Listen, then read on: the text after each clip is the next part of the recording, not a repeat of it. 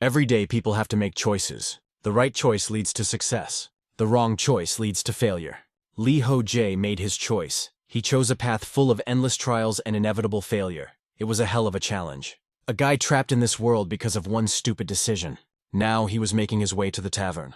Once inside, he took a seat at the bar and paid for a drink, which he gladly consumed. Then he used the community. A system window appeared, which began to slowly sink in. The guy realized that the next session was 10 minutes away. Very soon in the world of learning, new students would enter.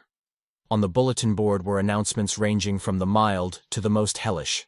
The start of a new session might bring someone new here.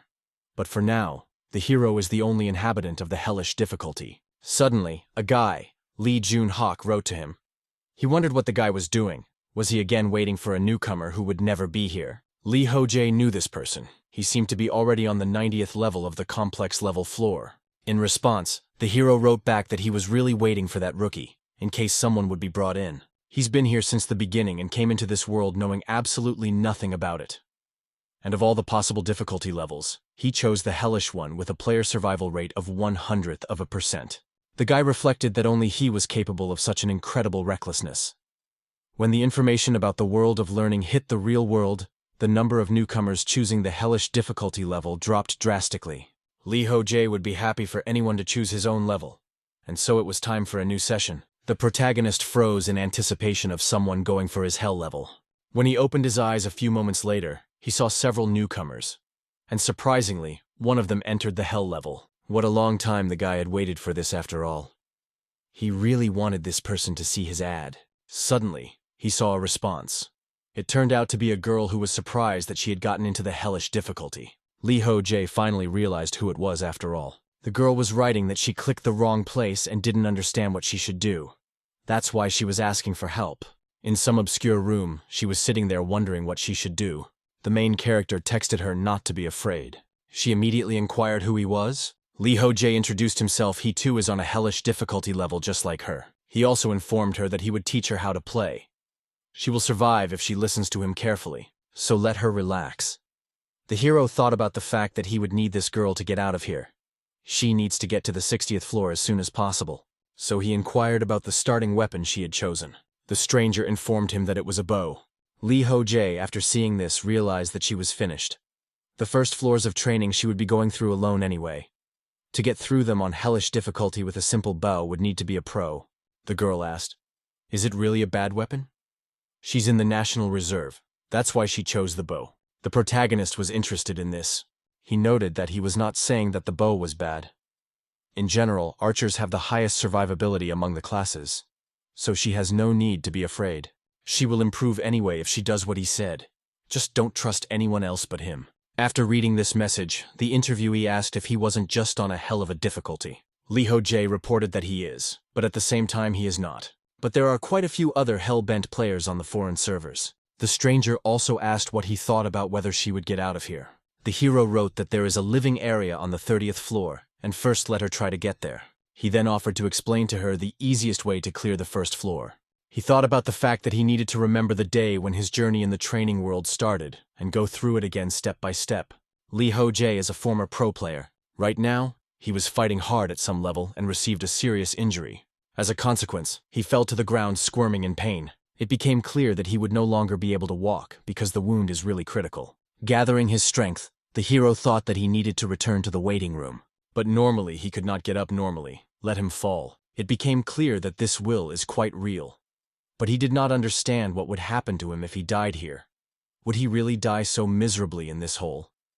The system was informing him that he had obtained a new level 1 pain resistance skill. Lee Ho-jae didn't want to just give up anyway. He began to think about where exactly things had gone wrong. The answer was obvious, though.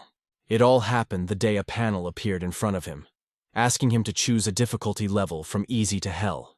He shouldn't have chosen the hell level option after all. The guy couldn't get rid of the intense pain after losing a limb, and the system kept telling him that he was gaining new levels of pain resistance skills. Eventually the hero thought, is this really the end? 2 years ago, he was living a normal life. He watched some shows on TV and called them boring and dumb. Everything was so boring to him that he didn't know what to do anymore. Lee Ho-jae ended his career as a pro player and opened a convenience store with his remaining savings. After that, He dumped all the work on his employees and just stayed at home. At this age, he is already a retired player in his own right. Previously, he was the greatest player among pro players. But their world is arranged too complicated. So with time, even he was dethroned from his throne. That's why he decided to quit video games completely. And now his life had become a bore. He was so bored. Suddenly, through a TV program, he heard a breaking news announcement. It was an announcement that caught his interest. It was reported that only 30 minutes earlier, many sinkholes like the one people could see on their screens had suddenly begun to appear all over the world. The government is already dealing with the consequences of this phenomenon, and experts recommend not to approach the zone of occurrence of funnels. Heroes could not understand what the hell is going on. Suddenly, a system notification popped up right in front of him, congratulating him for being invited to the world of learning. Lee Ho-jae, who had never seen anything like this before, was naturally confused, not realizing what the hell this was. He even jumped aside in surprise. Is this some kind of training? Is this some kind of game? Suddenly, the system asked if he agreed to enter the training world. Then the guy thought that he had just had a little too much to drink, and he was just imagining it all. But in the end, he still reached for the system screen and our room to continue. Then the system asked him to choose the difficulty level of the training from easy to hellish. Lee Ho-jae saw 4 options. He reflected on the fact that he had always been able to get through any games with ease. It turns out that he is unbeatable when it comes to games. Thus, he chose the hellish difficulty level. After that, there was darkness in front of the guy's eyes, until he opened his eyes and some strange person in front of him asked him to wake up. Lee Ho-jae was confused. He didn't realize where he woke up. That's why he asked the strange guys, who were they even? In addition, where was he actually? One of those present said that this is the waiting room of the first floor of the drill. The hero continued to grow nearby, asking, what other first floor of the training? What are they carrying? He was asked to calm down. Didn't he see those messages? They were panels of sorts. They talked about training and stuff. That's what he's talking about now. Lee Ho-jae noted that he had indeed seen them. But he was too drunk to change the whole point. Had they also been thrown in after those messages appeared here? The man nodded, confirming it. At this time, the hero turned his attention to the girls. Were they really here too? The interlocutor reported that they were as much in the dark as he was. If he knows anything, he asks to share the information with them. The hero reported that if you think about it that way, there have been stories on the news about some craters that have started appearing all over the world. So, it is possible that all of this could be the cause of this. Another guy took umbrage. What is he talking about? What funnels? Is he saying they were thrown here because of those holes? Let him stop making up nonsense. Lee Ho-jae objected. It was just his guess. The first man asked just to calm down a bit. He also noticed the guy doing something and asked, he has a pity. What's wrong? The hero explained. He was sure he was drunk just a few minutes ago. But now, for some reason, he feels completely sober. The man noted that if he was talking about it, it was likely that their bodies in this place were recovering faster than usual. This judgment by the guy was interesting, that they were recovering faster. But what did that mean? Suddenly, the interlocutor stated that he hadn't chosen his weapon after all. Seeing the guy's equally confused face, he said that he would get one soon. That's when Lee Ho-jae received a new system notification. One that asked him to choose a starting weapon. The hero somehow interacted with it and suddenly moved to some room. He was confused as to what was going on and where everyone went so quickly. This is, after all, the armory he arrived at. After gathering his thoughts a bit, the guy began to ponder and look at everything in here. So it's about the starter weapons. It's all clear to him now. This is the weapon given by the game at the beginning of the passage. It turns out that if this is really a game world, then the starting weapon can greatly affect its further development. Thus, it is necessary to choose this weapon wisely. But if you think about the game world, it becomes more interesting with the choice. But now it is necessary to understand what he actually choose. Thinking about the choice of weapons did not leave the guy for a long time. He realized that first he needs to decide with his style of play. In such games, there is usually a distribution on the heroes of defense, attack, as well as support. And among them, he needs to choose the states 1. This will affect his playstyle skills, and even his swing. He does not have much muscle mass, and magic is not sympathetic to him, by the way, in any way. So heavy weapons and staffs aren't going to work for him. Perhaps he needs weapons for ranged combat, but most likely they are quite difficult to use. Although this style is safer than other options, as a person can attack while maintaining a distance. But that's only on the condition that there is someone to defend him. Or at the very least, there should be a lot of space for free movement. Also, everything depends on one's opponent as well. But what if the guy has to fight not monsters, but the people he saw in the room. In that case, he thinks that a melee weapon would fit much better. He should have asked them about their weapon of choice before this. His head wasn't working as well as it usually did, and that was bad. They could find themselves both on the same team and become enemies in doing so. And in the latter scenario, close combat is the best option. The guy has no idea about this game, but one thing he is sure of for sure is that the difficulty will be hellish. Summing it all up, the best weapon for him, it's this weapon. The system reported that he took a dirty shield with defense 5. A leather belt is more effective than this shield. It's shabby. He also used a child's sword with a damage of 3 points. This sword is only suitable for children's training, and it is also shabby. It soon became clear to Lee Ho-jae that these were the worst items. But after looking at the rest, he realized that these weapons were also no better. The bow could break at any moment from the thrust is very old. The system asked the guy if he was sure he wanted to take this weapon. He was a little confused, but soon decided he would choose them. So hit the agree button to try them out. And after that, he immediately found himself in the newly visited room. Amazingly, here he was again. A new acquaintance congratulated him on his return, and immediately asked if he had decided on a weapon. In which case, he wanted to explain something else to him. Suddenly, he was interrupted by another guy. Let the old man stop this buffoonery. We should just leave this weakling alone. He's about to die of boredom. They can move forward on their own. Screw this asshole. The hero asked, "What's this all about?" The interlocutor immediately approached him. Does he have some kind of problem? Or perhaps he wants to feel his weapons on his skin. The old man unhooked them. Let them stop immediately. There are already only 4 of them, so they should keep an eye on each other. The bully retreated.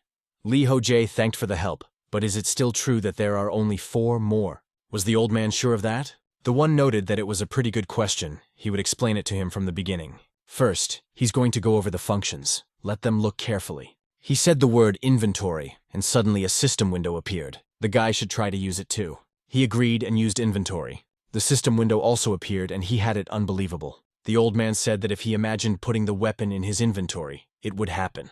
Lee Ho-jae was surprised again, but he used the function to place the weapon. After he said that, it instantly began to disappear. The guy thought it was something similar, just like in video games. The interlocutor suggested going over and looking at his status. To do that, you have to say status. The system window switched to a new tab. All the information about Lee Ho-jae appeared. His strength, agility, health, as well as intelligence were not the highest. Therefore, the hero realized that he was very weak. The old man informed that it was all because he was a beginner. Although his intelligence score was quite high if you looked at it. Lee Ho-jae realized that now that he had checked his status, it looked like he had picked the wrong weapon. Following that, the interlocutor suggested going to the community. It turned out to be a special window where a guy could correspond with other people from other rooms. Lee Ho-jae. Now it became clear that they were distributed according to the level of difficulty. It also says the number of people at different difficulty levels. And in the Hell Room, it turns out that there are only 4 people. The protagonist is confused. Is that really all there is? The interlocutor stated that this is the reason why they have to look out for each other. The protagonist confirmed this. The old man said the last tab was the clock. It would appear if the guy swiped his finger on the screen cursor. Lee Ho-jae immediately tried that. The screen popped up with the required stacking, reporting that he had used 1 attempt and 0 days. There were 70 hours and 43 minutes left until training. So it was clear that they still had 3 whole days to go. There's an inventory, a character window, and other features. It's all very much like an RPG game, and they can also even chat with other players. So that means that this game is an MMORPG, and all that means is that these people are his allies at the moment. In that case, he should get to know them better. But should he take the initiative to do so? The guy made up his mind after all and approached them.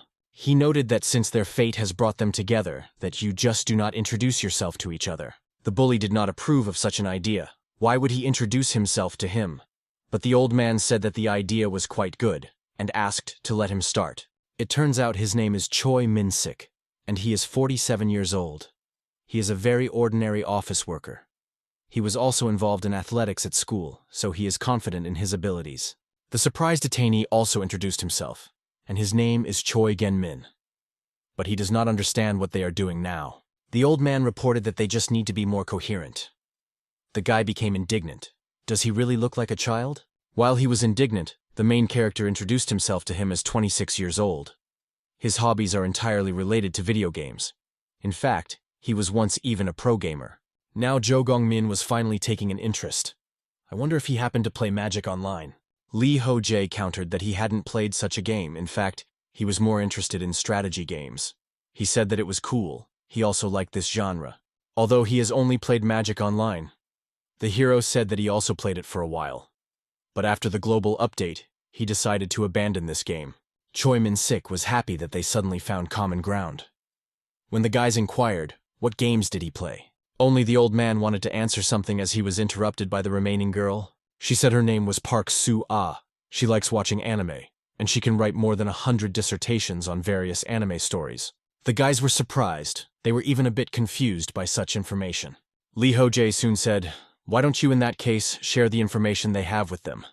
This game world is very similar to a normal RPG game. They were given starter weapons, and they can also check their status. Moreover, there are several of them here, so he is sure that this is a real MMORPG game. Gongmin confirmed that he had also thought about it earlier.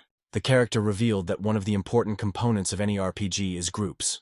Cooperative playthrough allows them to unlock the potential of each class as well as weapons. So why don't they show off their weapons and assign roles in their team? At that moment, he showed his shield as well as his sword. The old man agreed to this suggestion and showed his trident. Gongming supported them. He had a battle axe. In the protagonist's opinion, things were bad. Things were worse than he even thought, because they both chose to go into melee combat. And what about the last girl? What kind of choice did Ms. Soo-ah make? He had counted on her quite a bit, converging anything, whether it was a bow or a throwing weapon, it didn't matter. As long as it was designed for ranged combat and not melee combat. But unfortunately for the guy, the girl immediately pulled out a katana. Lee Ho-jae realized that the situation was really bad, for there was no absolute balance in this group. Everyone had chosen melee weapons, as only such an imbalanced group could be. The old man wondered what the training was all about, and why it would only start in 3 days. Gongming was surprised that the man wasn't in the know. Training is the stage where a person is told about all the features of the game. Soo-ah was disappointed they would have to wait 3 days, and she was so reluctant to do so. The guy was indignant. Why is she looking at him like that? Is there something wrong with him? Did the hero think about this period? A little brainstorming, he turned to the guys. There's still quite a bit of time left before school starts. In that case, why don't they assign roles and practice? Then he wondered why they needed training. Training would be the easiest thing to pass, after all. Lee Ho-jae explained that even though it was only a training phase, its difficulty could fluctuate greatly depending on the game. Therefore, sometimes you can even die at the very beginning of the game. Moreover, they have one major weakness. It lies in the fact that all their weapons are designed only for close combat. They will become an easy target if the opponents start attacking from a long distance. The others realized that this was indeed true. In any case, each weapon is unique in its own way. For example, the guy's sword is looking good for a frontline battle. It can take a hit, and at the same time hit back. And Gongmin can do a lot more damage with his axe. He will be the main attacker of their team. Together with him, they should be on the front lines. He would have the most important role. The guy agrees, so they should rely on him. Next is Mr. Min-sik. Among all their weapons, his trident has the largest attack radius. That's why he has to cover their rear.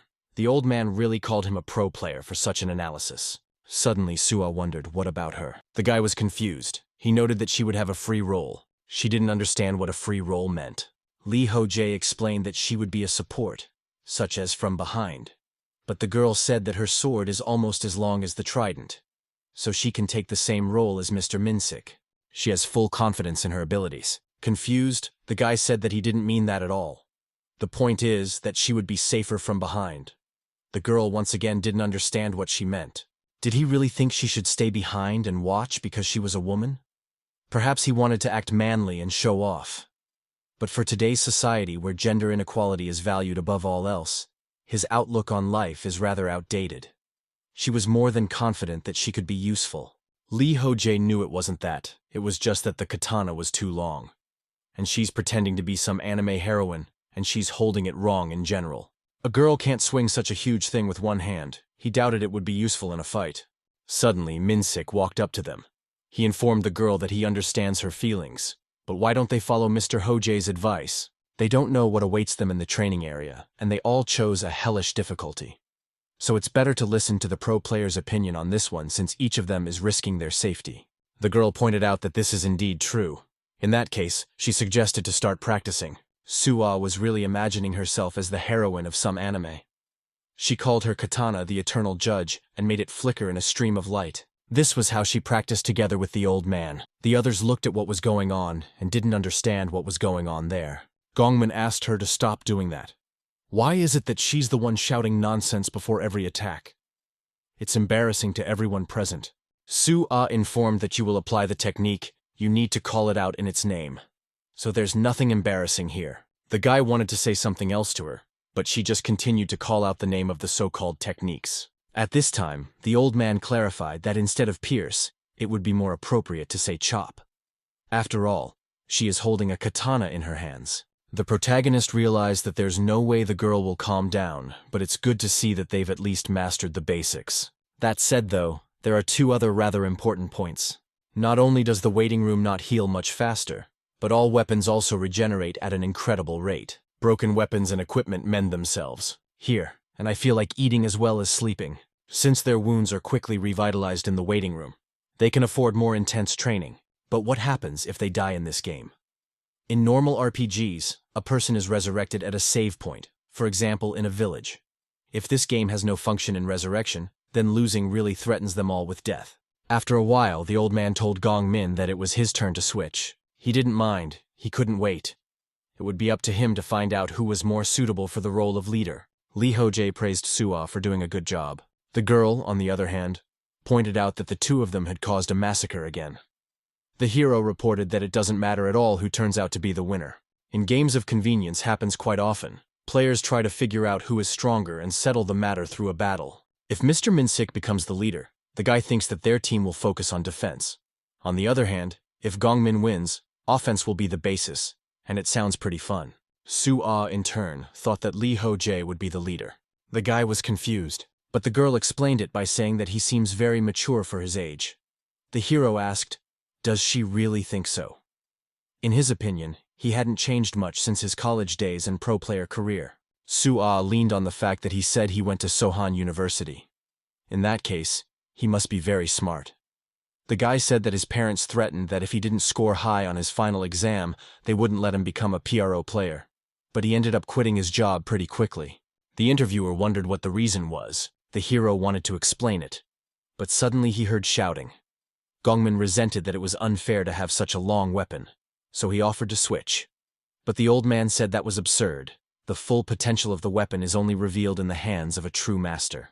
Lee Ho-jae realized that there was no way they would calm down. The girls in turn felt sorry that they didn't have popcorn and drinks right now.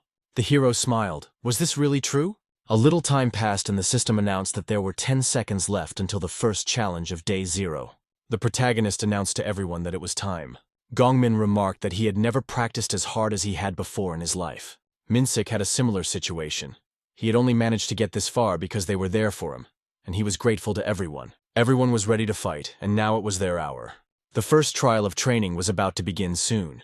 It was reported that a portal would appear in front of the participants, leading to the first floor of the training. And soon indeed a different portal appeared in front of each member of the group. Everyone was rubbing their faces and the hero thought, is this really what he thinks it is? It turns out that if there are 4 portals, it must be in the single-player walkthrough. The team members asked what they should do, they only practiced their roles. Is it really all for nothing in that case? Lee Ho-jae objected, the time spent practicing was clearly not wasted. Everyone quickly realized that he was indeed right.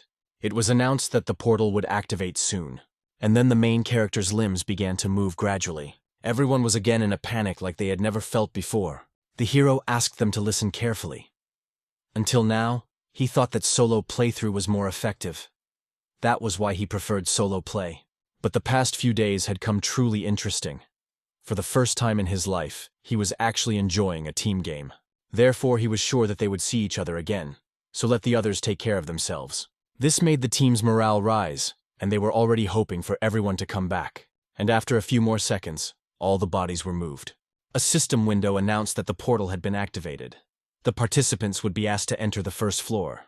Remaining time, 24 training stage, hell level first floor. The protagonist was transported to some strange room. There, the system welcomed him to the training level. Lee Ho-jae was even excited that it had finally started, but he didn't know what dangers this room promised him. The wind picked up, and the hero felt goosebumps running through his body. He realized that he had to calm down now. After that, nothing happened, and it became clear that the portal has not closed yet, and there was still a system notification hanging in it, asking about whether he wanted to move to the waiting room on the first floor. Lee Ho-jae wondered if he could come back at any moment, which is quite convenient. To see, he walked over to the portal and clicked agree to be moved. After that, in literally a split second, he moved to the waiting room.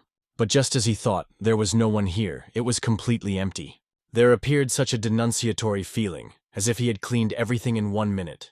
But he didn't. It's clear to him now that he can come back here at any time, though he doesn't realize what will happen when the countdown is over.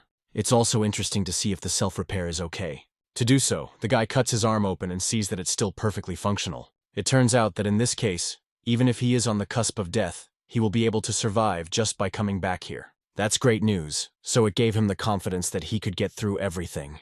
While he was thinking about it, he suddenly heard a portal moving. Turning around, he saw Suah flying towards him. Takihi girl was confused. They didn't expect to see each other, and so after the collision, Lee Ho-jae fell down. The partners stated that she didn't even know they could come back. They were both embarrassed from the situation. To make the situation less awkward, the hero decided to change the subject. He said that the self-recovery was still in effect, so if she was earlier, she would be able to return here at any time. Suah understood everything, but it would be great if her others knew about it. Perhaps they should wait for them. The hero agreed to this suggestion. Time leisurely that, but no one appeared. Therefore, the girl assumed that they wouldn't come back. Lee Ho-jae even thought about the fact that they had already been killed. Therefore, he looked at the community layouts to see if everyone was still alive. It was good to see that the number of people hadn't changed and they hadn't lost. So it meant that they hadn't lost. Suah suggested that in that case, they should also go take the trials. The hero once again agreed. But before leaving, the girl noted that she had a request. When they return, have him teach her how to play video games. She wants to play with him together. But there is also something else she wanted to do. Suah strongly approached the guy. It seemed as if she wanted to kiss him. But it didn't happen at the last moment. She just turned away. She only said that when they came back, she wanted to get to know him better. Then she said she was leaving. And on that note, they started moving to other rooms together. The protagonist soon found himself in the same place he had been recently. He gathered his thoughts and decided to take another look at his status. His stats hadn't changed. Strength was the lowest, and from intelligence the highest. The guy realized he still knew very little about this place. There was a portal and also a time limit. Worryingly, there are no pillars, health, or mana. But as long as he avoids mortal wounds, he thinks he'll be fine. After all, he can return to the waiting room at any time. In that case, everything is fine, and he wished he could start already. Just then, a strong wind blew in. The guy's status indicates that he is a human being. That means there are other races in this world, but he would easily be able to identify them all. Whoever his enemy was, he wished that he had already approached him. This was how Lee Ho-jae stood for 30 minutes. But nothing was happening. Was he doing something wrong? After 30 minutes, he still hadn't met a single enemy or something to interact with. Perhaps the creator of this game has made a mistake, and there is a bug. Then the hero thought that all this is not true. There is no need to let his guard down. Let him not be underestimated by his attentiveness about a player of a completely different level. Suddenly he was startled when a system notification with a status popped up right in front of his face. The guy was quite startled. Next, he noticed a few skills: combat concentration and level 1 willpower. It turns out that he had even gotten new skills. Lee Ho-jae decided to familiarize himself with them. Combat concentration states in that during battle, the guy's concentration increases, allowing him to stay focused for a longer period of time, and willpower increases a guy's willpower. Turns out these are two passive skills. In most RPG games, skills are divided into two categories, active and passive. Active skills must be engaged by the player themselves, while passive skills are active from the moment they are obtained. Now the guy tired more and more. Clear combat concentration and willpower are his skills. If certain conditions are met, he can gain the corresponding skills. Both of them are related to his current condition. If he is not mistaken, he should fulfill various conditions to get new skills, and the more of them the better. It was worth telling the others about it as well. Suddenly he wondered if he should write through this community. Just when he wanted to summon the community to do so, something happened. The wind picked up a few dozen more times. The guy didn't realize what was going on. What was that ominous atmosphere around him? It was coming from wherever he was going. A strange sound began to come through the silence, and the boy became wary. Suddenly, something ahead of him flashed very brightly. In just a split second, it collided with the guy's leg, injuring his limb very badly. Lee Ho-jae immediately fell to the ground, unbearable pain piercing his body. Through the agony, the guy tried to realize what it was. His leg was in a critical condition, and blood was gushing out of it. The first thing he thought was that it was necessary to go back to the room to wait. Suddenly, something landed right beside him at an incredible speed. Taking a closer look, it was clear that this arrow. Had he really been shot with a bow? Just then, another arrow flew into him, only from the other side. The guy surprisingly managed to get back from it, only getting a small scratch. His firing continued. The system reported that he had gained a level 1 pain resistance skill. The pain was very real, so the guy wondered what would happen if he died here. While he was lying under the hail of arrows, his skill, pain resistance, increased by level 2, and he also gained the blood loss resistance skill. These skills gradually increased their levels one after another, but the situation wasn't getting any better. Would he really die miserably in this hole? The guy really didn't want that. He only wanted to survive. Suddenly, another arrow flew straight into his body in the back. This pain was several times stronger from the previous ones. It was simply disconcerting. Following that arrow came the thoughts that the guy was finished. If this keeps up, he's definitely a dead man. He won't be able to handle it with the gunfire. He'd be better off just dying and starting over. Suddenly he realized that it really is possible to start over. You could just die and start over. At that moment, his comrades appeared before his eyes. Lee Ho-jae realized that this was not the way to do it. Together with his comrades, he had undergone difficult training and was glad of the time with them, so they must give up. Soon, he had another skill martial concentration. Lee Ho-jae decided that he would not give up. He must reach the room while waiting. Therefore, he immediately pulled out the arrow that was in his back. It hurt like hell.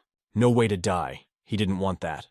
Skills at this time were gradually increasing their level. The protagonist got up and tried to run. He could get through this game. He believed in himself. The portal itself only had an inscription about whether he wanted to return. As he ran towards the portal that led him to the room, expectations of arrows constantly flew through him. So he finally made it to the portal, followed by several dozen arrows. At last, an additional skill appeared. A moment passed and the guy was already in the waiting room. Finally, he could breathe out calmly because he had saved himself. It felt like he had gotten out of the underworld. This training was too difficult, in his opinion. Suddenly he wondered, what about the others? To that end, he summoned the community, and it gradually clicked through. But what the protagonist saw there dumbfounded him. What the hell was this? The guy was very confused. He once again decided to reconsider whether he understood everything correctly. I could not believe what the hell it was at all. In the community, the protagonist saw that there was only one member left among the bulletin board on the infernal level. Does it turn out that it's just him? Did everyone else really die? Perhaps this is some kind of joke. The guy could not believe it. In front of his eyes appeared comrades with whom he had recently spoken. It simply cannot be that they all died. Because of despair, the protagonist walked around the room for a long time waiting. Soon, he was visited by the thought that if you think about it, it was pretty obvious. Those two didn't even know that they could return to the room while waiting, and thus didn't know that they could heal themselves. Sua, for his part, didn't have the stamina to survive a few hits, which means they really did die. But this was just awful. Lee Ho-jae was horrified. So why did they die? For a few more, which time he sat pondering what had happened and what he should do next. And so he decided to look at his status after all. His stats hadn't changed in any way, but there were quite a few skills added. Among them was an increased resistance to the status effect of pain. There was also increased resistance to the status effect of fainting and the status effect of bleeding. And if necessary, one of the skills lead to sense users. It has become clear that all of these skills are passive skills, and the remaining time of this round is 19 hours and 12 minutes. Lee Ho-jae was disappointed by these numbers. He knew that he needed to continue the trial. At least he should at least survive this whole situation. He swears that he will pass this training on his own. So without thinking long, he returned to the portal and moved to the place of the trial. He slowly walked down this strange corridor, realizing that the first arrow would appear at any moment. It turns out that the bloodstains in the corridor had disappeared. Then apparently the floor overloads every time he enters the waiting room. This all happens just like in the game. In that case, there must be a way to clear this level as well. We need to find out about the reset. Just as he thought about the arrow, it flashed and swiftly approached him. It became clear that this was the first arrow that had wounded him. It was necessary to dodge the first shot, and the hero did so. He knew very well that this attack was aimed at his right leg, so he was able to deal with it. Great, at least he could deal with it easily. Just as he thought, the trajectory of the first arrow didn't change at all. So the pattern didn't change at all each time. He immediately wondered where the next arrow was, and it was already right next to his shield. Fortunately, the protagonist successfully reacted and was able to get rid of it. As he remembers, the second arrow was aimed at his chest, so he knows the trajectory of the third one. It turns out that it was aimed at his head. Fortunately, he made it back successfully, but the number of arrows only increased. Lee Ho-jae reassured himself that it was all right. He would be able to block it. What he thought was success was not, for his shield could not withstand the onslaught and was destroyed. Too bad, his shield was destroyed, which meant he would no longer be able to use it to defend himself. This event caught the guy's attention, and he got confused and lost concentration, and another arrow slammed into his body. Too bad, he was wounded, so he needed to get back to the portal as soon as possible. Just when he thought of that, another arrow attacked his body and stabbed right into his shoulder. It's even worse than he thought. He needs to go back quickly to heal himself. But that wasn't all at once. Several arrows stabbed into his body. Lee Ho-jae saw a huge amount of blood oozing out of his body. The attacks didn't stop at all. Another arrow flew into his head. Only the thought that he was dying slipped through. Suddenly, a system window appeared, reporting a level increase. Dexterity was raised by 2, while health was raised by 1, and so was pain resistance. The protagonist was instantly brought to his senses. It turns out that he had leveled up. Next, he decided to fight and tried to repel the threatening arrow, and even successfully coped with it. To all of this, his shield recovered and the arrow in his chest simply disappeared.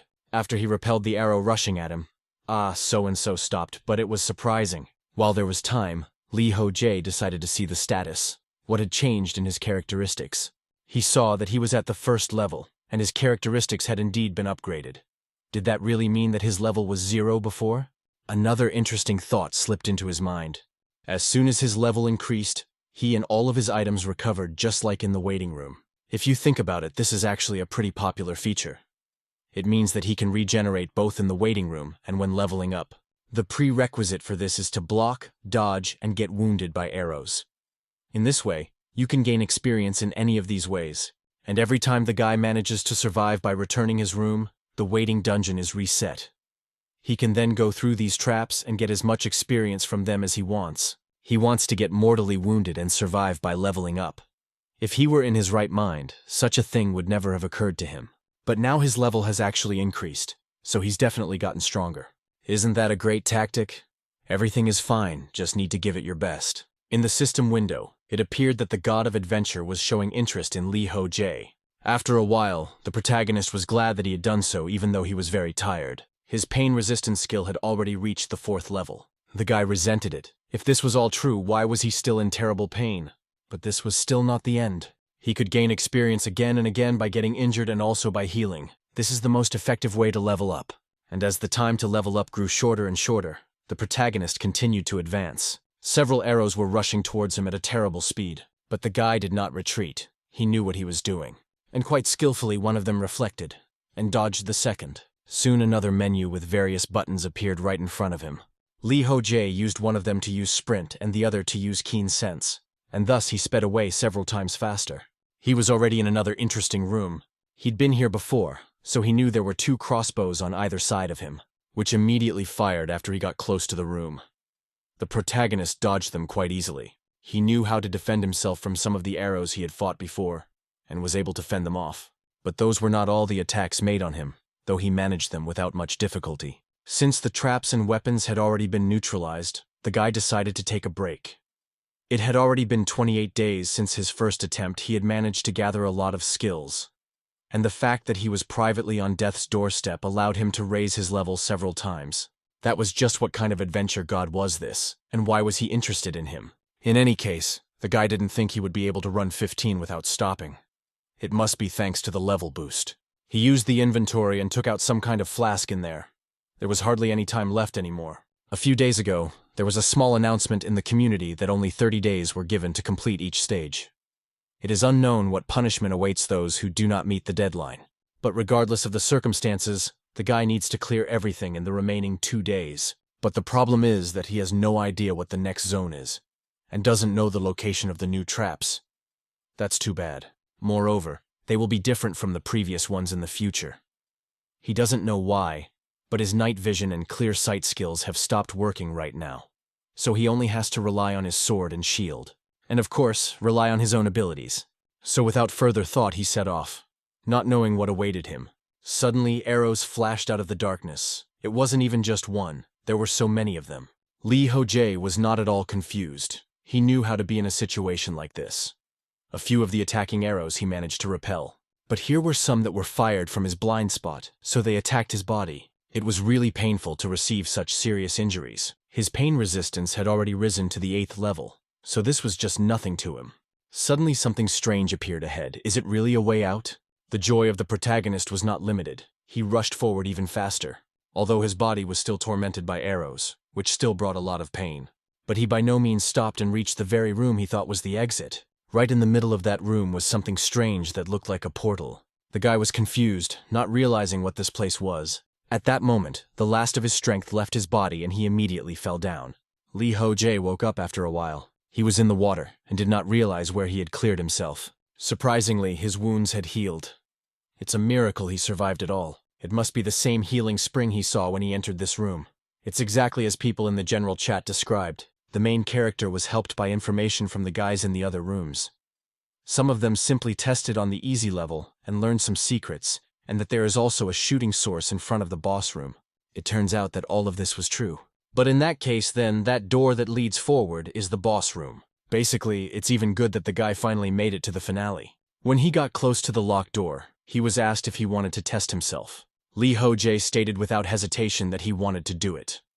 Why then did they think he had come this far? The door to the boss's room instantly swung open after his wish, and the protagonist found himself in an obscure place. It was semi-destroyed. So this is the boss's room after all. It looks so strange. Something first alerted him when he first entered.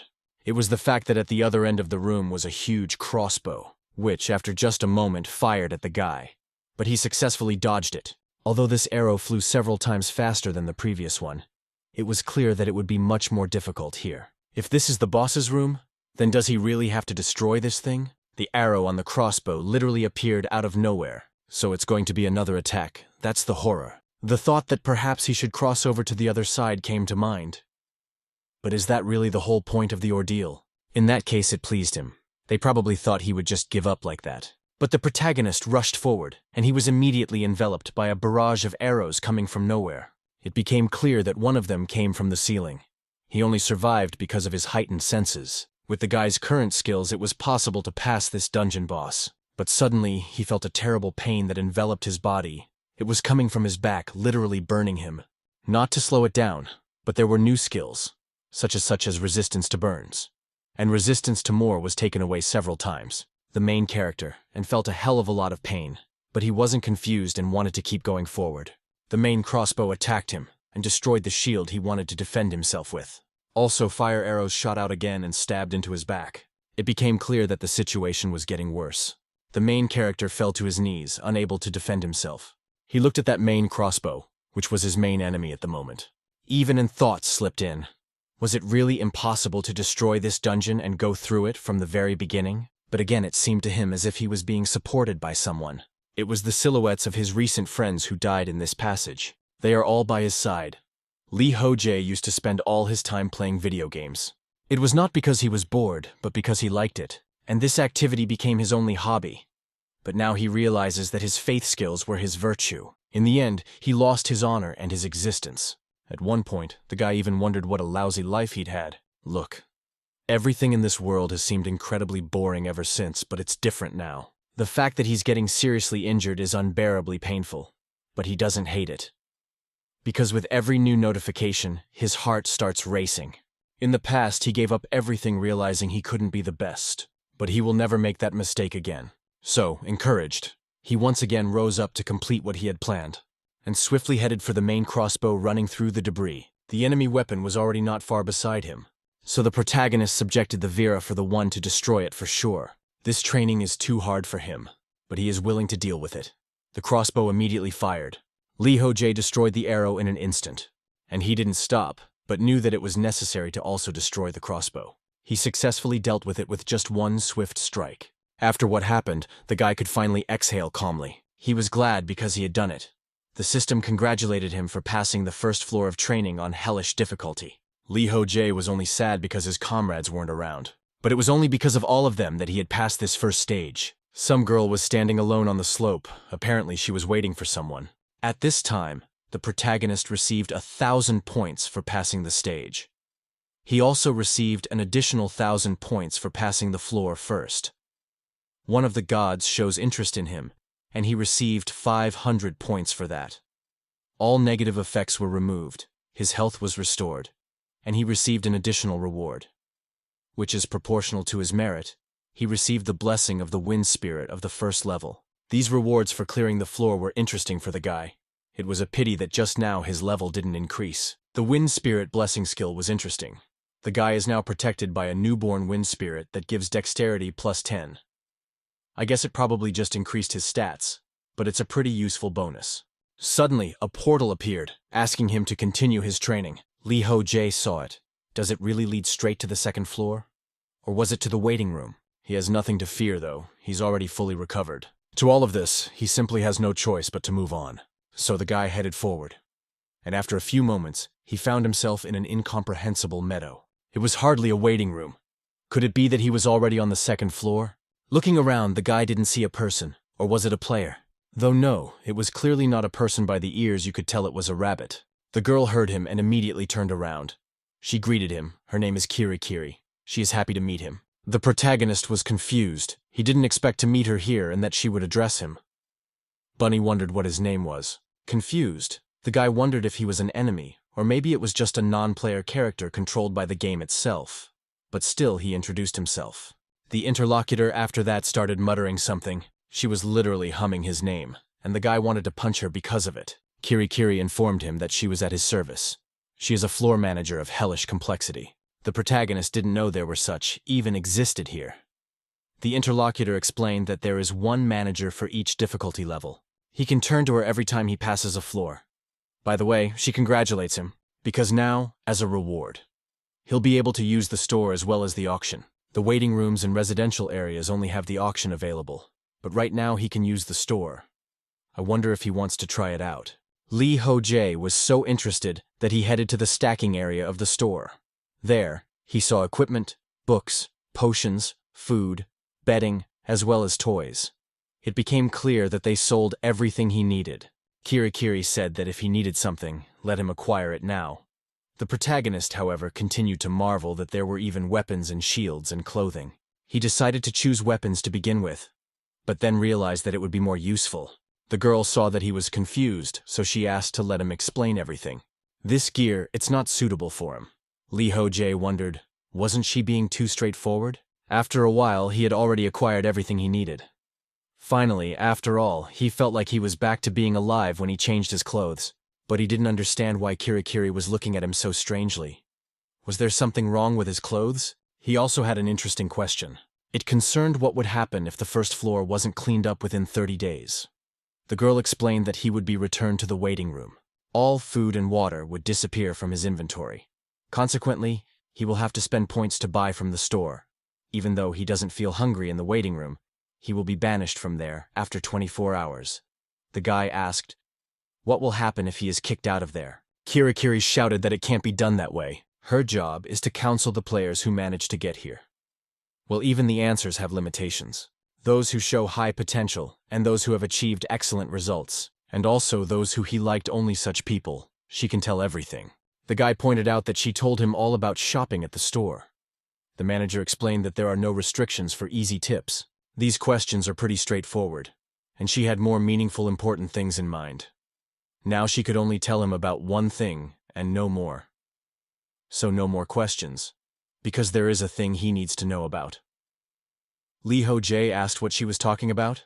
The girl told him to buy potions with status effects. A lot of potions were needed, and the more the better. The guy immediately thought about it. It seems like the topic of the second floor would be status effects and everything related to them. Soon he said he had one more question he would like to ask. Kiri shouted that no more could be asked. But the guy still asked what happened to those who died here. The interlocutor was confused. She didn't know what she should answer to that, so as not to disappoint him. Lee Ho-jae realized everything himself, so he said that everything was fine. He also thanked the rabbit for giving him advice. Now it was already time for him to go. The girl was glad that he wasn't disappointed, and was ready to fight further. When the protagonist approached the portal, she turned to him and said that they would see each other again, so don't let them dare die there. Lee Ho-jae smiled. What an interesting girl she was. But they would indeed see each other again. The portal brought the protagonist to the waiting room. There, the system welcomed him to the second-floor waiting room. This was test 1 of the 29th day. Lee Ho-jae hoped that this room had all the functions that the previous room had. His attention was caught by the system's question. Does he wish to enter the floor? So this is the second-level test, but does that mean he can perform even before the first one is over? Then, if he clears 2 or more trials in one term, Up will get the appropriate rewards. It might be worth a try. Though no, one should be more careful since he's not allowed to die. Better to ask Kirikiri after clearing the second floor. There was something else interesting that caught his attention. It was that a bed had appeared in the given waiting room. Not bad. That's quite a nice bonus. One can have a great time resting on this bed. Lee Ho-jae laid down on it, and it was very comfortable. So much so that he decided that it was necessary to take a nap just for a little bit. Only after a small group of period did he open his eyes in horror, not realizing how long he had been asleep. Turning his attention to the time, he saw that he had slept for 12 hours. He had never slept that much at a time before. How much had he already changed since he'd been here? It felt like it had been a very long time if he hadn't agreed to go into training back then. I wonder how his life would have turned out. Having spent time here, it feels like he's gone back to the days of his pro player career. Back then, he could train without sparing himself to win a single match, and was willing to put everything on the line to beat his opponent. Now he feels like he's back in the game. Even more, in one where he really puts on the line absolutely everything. With these thoughts, the guy sat for a day, which time? By the time he realized that there was no time for reflection. In between pondering, he decided to look at the status window and saw that he had gotten an active skill. It's called Level 7 Battle Concentration. Concentration is greatly increased during battle. Maintains a high level of concentration for long periods of time. For a moment, allows you to achieve delayed concentration. If the mental stability is strong enough, increases the time of inhibitive concentration. Requirements: combat concentration level 6 or higher, developed, mental steadiness, experience high concentration, unassisted skill. The protagonist knew that it was originally a passive skill it changed after clearing the first floor. It wouldn't even require mana to use it, which meant it could use the new one as long as its mind could handle it. Since that was the case, it was necessary to try everything. Therefore, Lee Ho-jae started practicing until he was exhausted and fell to the ground. With his mental strength at the moment, he could endure for about 5 minutes. It made his eyes darken. If he overdid it, he could lose consciousness. The consumption of mental power was more than he even thought. Therefore, he hoped that he could strengthen the mind under the mute level and perhaps continue to use it. The hero also noticed the auction tab. The auction window is a feature for those who have cleared the first floor. Players can sell and buy items from each other, regardless of the difficulty level they choose. Most of them are starter kits and unusable weapons. This was probably because they had only gone through one floor. Suddenly, the guy came across an interesting cat collar with a bell on it. It was written that cats do not like it when trying to put it on a cat. The cat may show aggression, even if he is its owner. The hero wondered, did anyone really get one of these? He wouldn't accept it as a gift either. Thinks that the blessing of the wind spirit can be considered a good reward.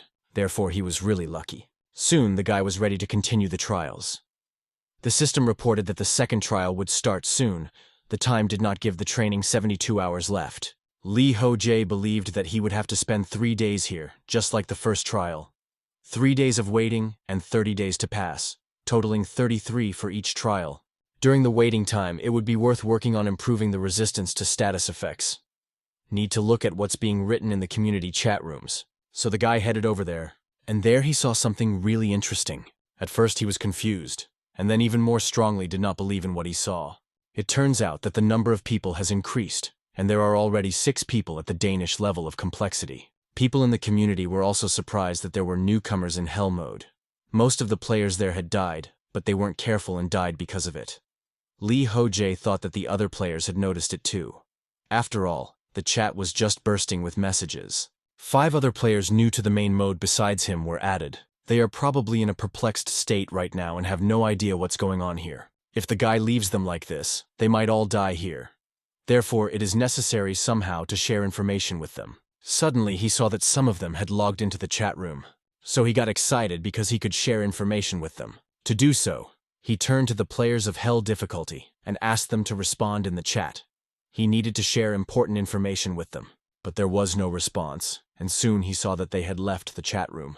Lee Ho-jae was puzzled, because they just walked out and didn't even write anything. In that case, he's just going to put up an announcement. He hoped that the others would read it. After all, one shouldn't underestimate training. And after a little more time had passed, he decided to check something out. And to do so, he plunged his sword right into his stomach. Nothing critical happened to his entire body, because the waiting room had instant regeneration.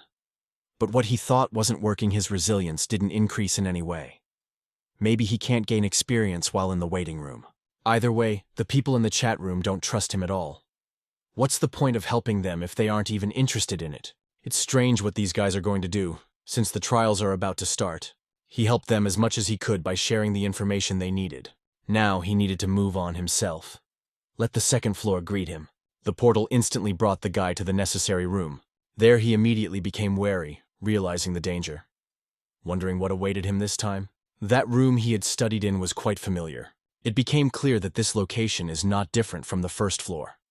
In principle, this kind of thing was quite common in games. In this case, he already knew what would happen next. As the guy did not think, in the distance flashed an arrow, but this time it was not one, but three. The guy dealt with these arrows quite easily because it was too predictable. But after a few more seconds, he heard some strange noise. Not like arrows. Something was flying towards him at an incredible speed. It was so fast that the guy didn't even realize what it was. Because of the surprise, he tried to protect himself with his shield, but it was destroyed in an instant. But that wasn't all the danger that beckoned him. Vitya flew into something in his leg. The boy took a closer look. Was it really what he thought it was? Yes, it was a poison needle. His assumption was confirmed a second later, for his mind became clouded, as if he had been poisoned. He felt a pain in his head, as well as in his stomach, plus a chill. So it was definitely poison that had entered his body. Right now, he could be extremely grateful to Kirikiri for offering to buy him an antidote and lots of it. Using the inventory, the guy took out the antidote, but suddenly thought about it. Should he use it right now? During this hellish month of passing the first floor, the hero eventually got one unusual ability. And it is that he has a sense of approaching death. This is not an in-game skill at all, but a special ability that only he possesses. His intuition tells him how dangerous the wounds are and whether he can die from them. It's like a skill from the god of death himself. Every time a guy is close to death, he senses it. He felt as if he had already swum across the floor of Styx, and was even able to communicate with his grandmother. That's how you can accurately determine whether he's a letter or not. So he'll only die if he crosses the entire river. But how bad is it this time?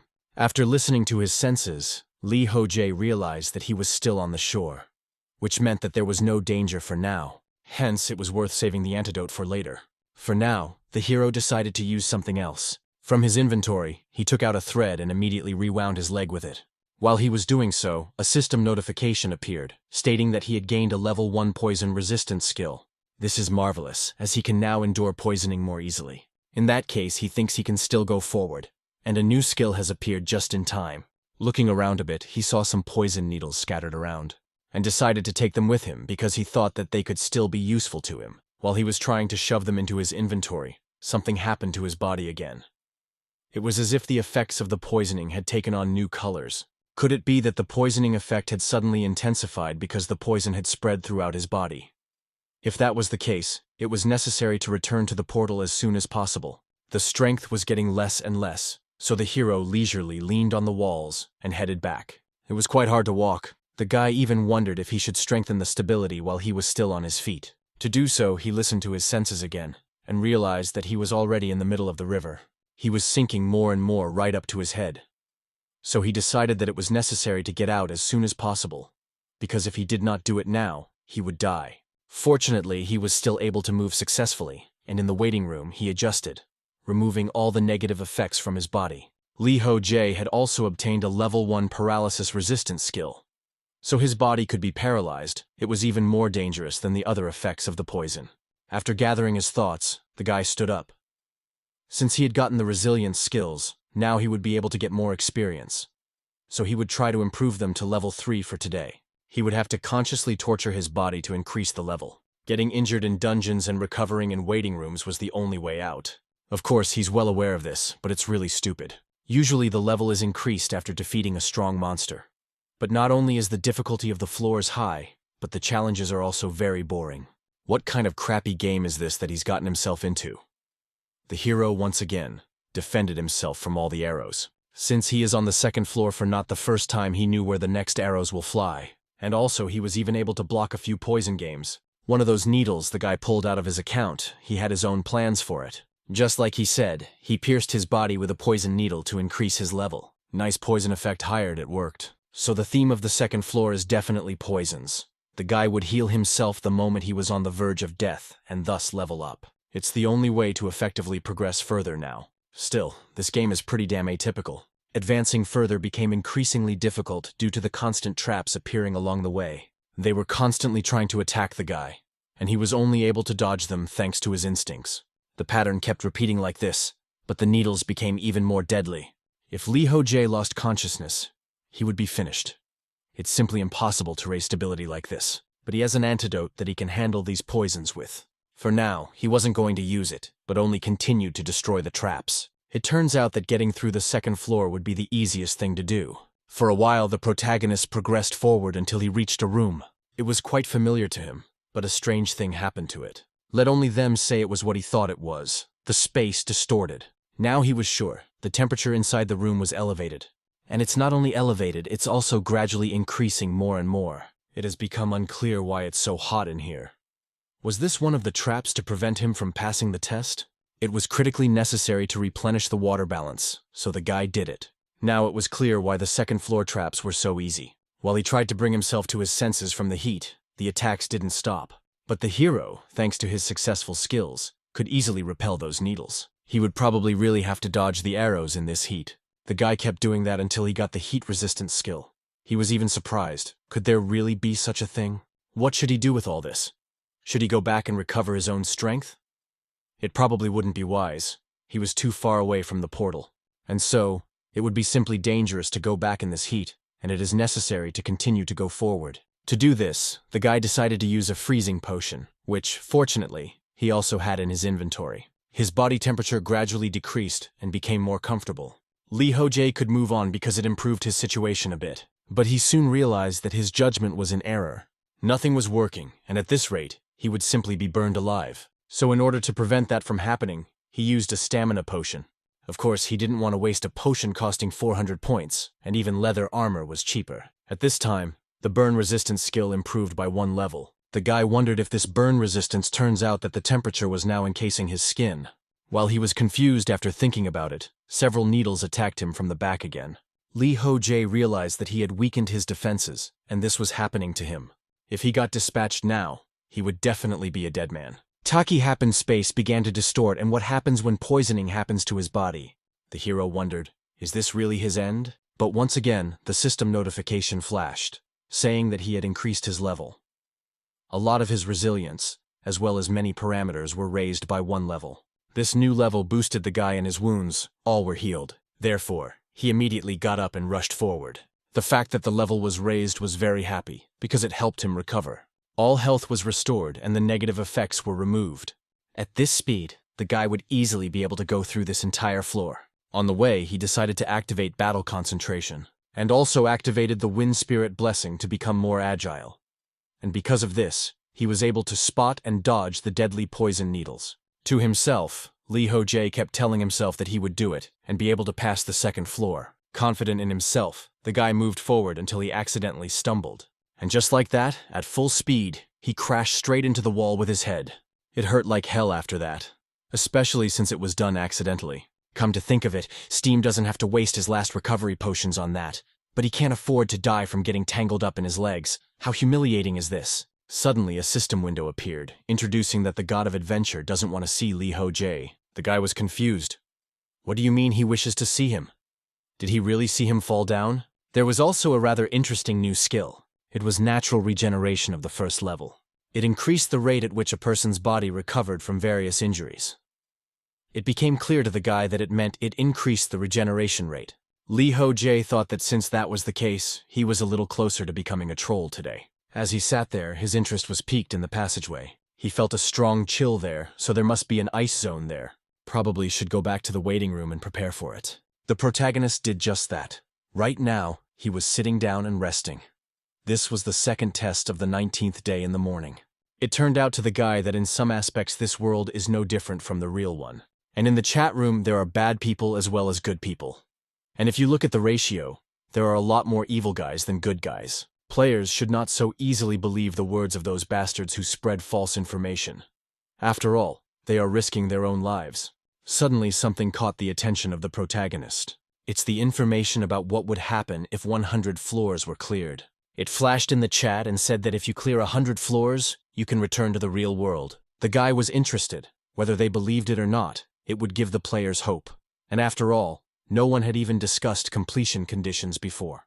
Anyway, he says there are 100 floors. Just thinking about it makes me shudder. But he thinks it will be able to reveal the veracity of those words by advancing through the floors. Right now, he needs to clear level 2, which he is going to do. To do so, he's armed himself with a special outfit. Since the start of the second trial, he couldn't buy items that could help him pass the floor. Therefore, he had no choice but to buy cloth and a sewing kit at the auction, if only to protect himself from the cold a little. But now it seemed as if he would freeze to death. But he ended up learning 2 new skills. It's an expanded field of vision and hard skin. His field of vision increased, and his skin became tougher because of these skills. So they're pretty damn useful. And at this rate, the guy can become superhuman. But lately, the resilience skills haven't improved. Is this really their limit? It's possible that there are level limits on this floor. The further the guy progresses, the colder it gets. The temperature here is around minus 50 degrees Celsius. It feels like his lungs are about to burst with every breath in there. And now it's time to already start moving forward. He used battle concentration. After which, he froze in anticipation, not realizing what would happen next. As usual, he was attacked by an arrow, but he dodged it quite easily. This level was already boring him. He needed to get through the damn second floor as quickly as possible. The guy's attempts were successful, and after a while, he found himself in a familiar room with a source. There he was glad that he had finally reached the boss's room. The door to it was on the same side as the first floor, and it was locked. Before entering it, Lee Ho-jae undressed and unlocked the door. Thanks to that, he found himself in an unfamiliar room. It wasn't like the one he had been in the first time. It seemed to him just unbelievable. Suddenly, he saw a system window that asked if he wished to return to the second floor waiting room. The protagonist didn't expect this, of course, so he didn't realize what was happening. What else does it mean to return to the second floor waiting room?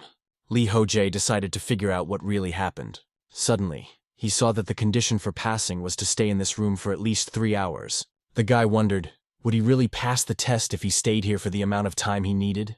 If you think about the traps he's fallen into before, this place should just be crawling with status effects. He is uneasy about this portal that is right in front of him. He was able to save a great many items, so there's no point in going back anymore. Therefore, he decided to give up on the idea of returning to the waiting room. Just then, it was announced that his ordeal was starting. Wary, the protagonist prepared himself. He was announced to endure the worst pain he had ever experienced.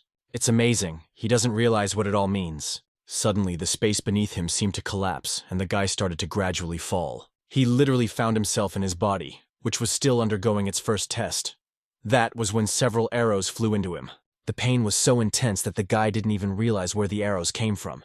He didn't even feel them coming.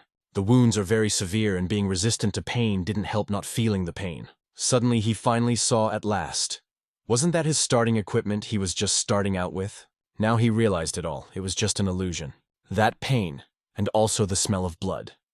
If he had been told it was real, he would have believed it. It turns out that he needs to stay in these illusions for 3 whole hours. While he was pondering this ordeal, Oh moved him to another area. It turned out that he was in a place that was familiar to him. It was, after all, the school in young him. Now young Lee Ho-jae was telling the girl that she was his destiny and offering to date. The person he loves most in the world is exactly her. The girl was confused and turned him down. Thinking back on this moment, the main characters thought it was the most shameful moment of his life. They could have just made him feel physical pain, so why make him watch it? It's just horrible. It was also said that the god of adventure wanted to see the guy again. Lee Ho-jae was horrified. He didn't realize how much time had even passed. He can't watch this. It was not even clear how much longer he would have to endure the given torment. Once again, the ordeal transported him to another area. Here he was in his room and, as usual, sitting at his computer. On the screen, his opponent was recognizing that he was indeed a great competitor. His pro player career is just fine, and his skills are top-notch. The character got angry. He knew perfectly well this point. Next, the man said that this was all before his debut. At the tournament itself, he would show the fruits of all his training and take the grand prize and defeat Lee Ho-jae. The guy resented enough of being tormented by these memories. Next, he was transported to the moment when he suffered a crushing defeat at the tournament. The former #1 player had been defeated in all rounds. Is this the birth of a new legend? That guy was also gloating. He was asking if perhaps it was time to give it up already? At that moment, just like now, the protagonist wished he would just shut up. It was really very painful to remember everything that had happened. Lee Ho-jae was cursing at the creators of this ordeal and didn't realize when it would all end. It hasn't even been an hour since the illusion started, although he won't die from it, but it's all very hard. After all, it's sheer hell to go through all these terrible memories from his life. The next event was even more tragic. The girl in the morning suit was talking about the guy that his father had died, and he died because of him. It was very hard for the main character to remember all these events. In order to somehow come to himself, he decided to mutilate himself. It helped, but not for long. This time, it was memories of his father. But when this would all be over, if it continued like this, he would just go insane. Now he was coming to his senses because of the pain. It's great that he managed to dispel the illusions, but he has to hurt himself again. It is necessary to simply accept all these memories.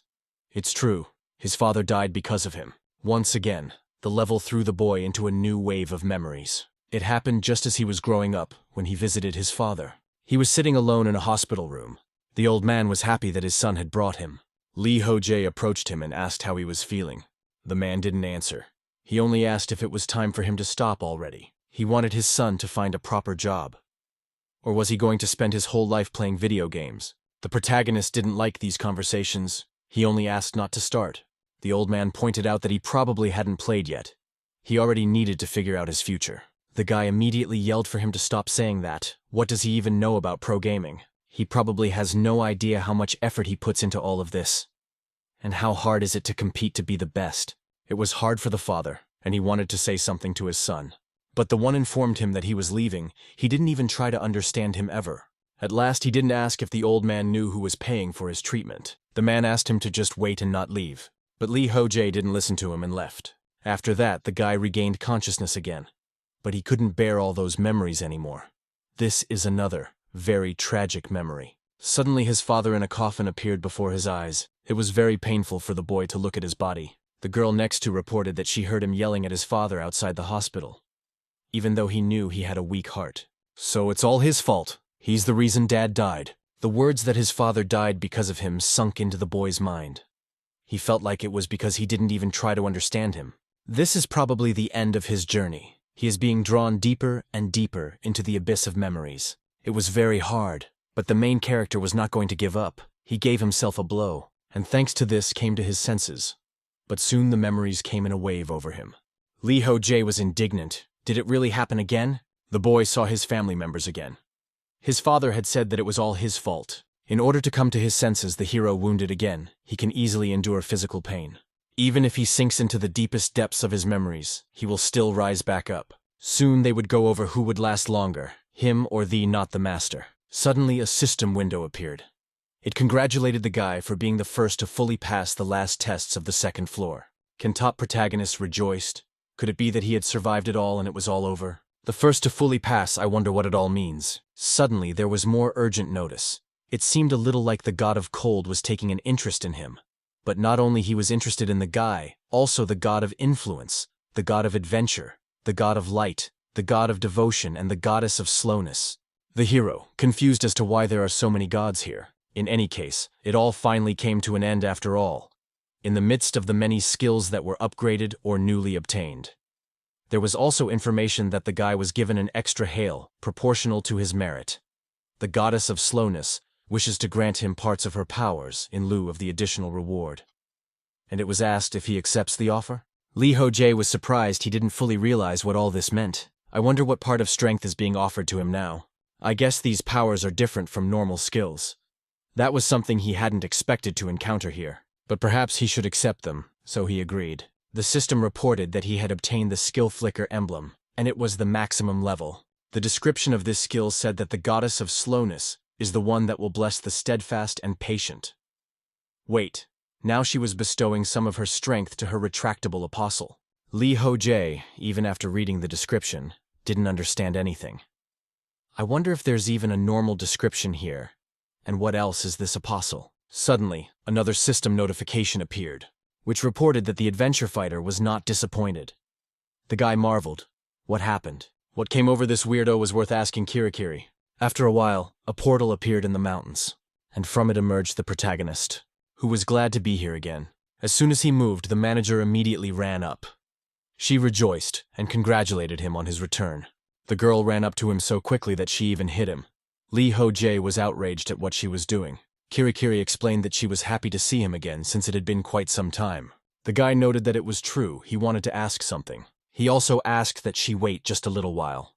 In order to accomplish what he had planned, he headed to the shopping menu. And it wasn't long before a small cake appeared in his hands. The manager didn't expect him to buy a cake for her, so she was dumbfounded. She asked, "Is it really for her, but why is he doing this?" Lee Ho-jae asked to be quiet for a while. She helped him a lot. He thanks her for her advice before the second trial, which helped him a lot. "And stop making that face. It's still the same, the face is different." The girl shouted that she was the best, and was happy that he gave her a sweet. Soon they were sitting and enjoying the cake. The protagonist asked if there were any tips for the third floor. The interlocutor noted that there were no tips. The guy, surprised, she did say that she had given him tips for the second floor, after all.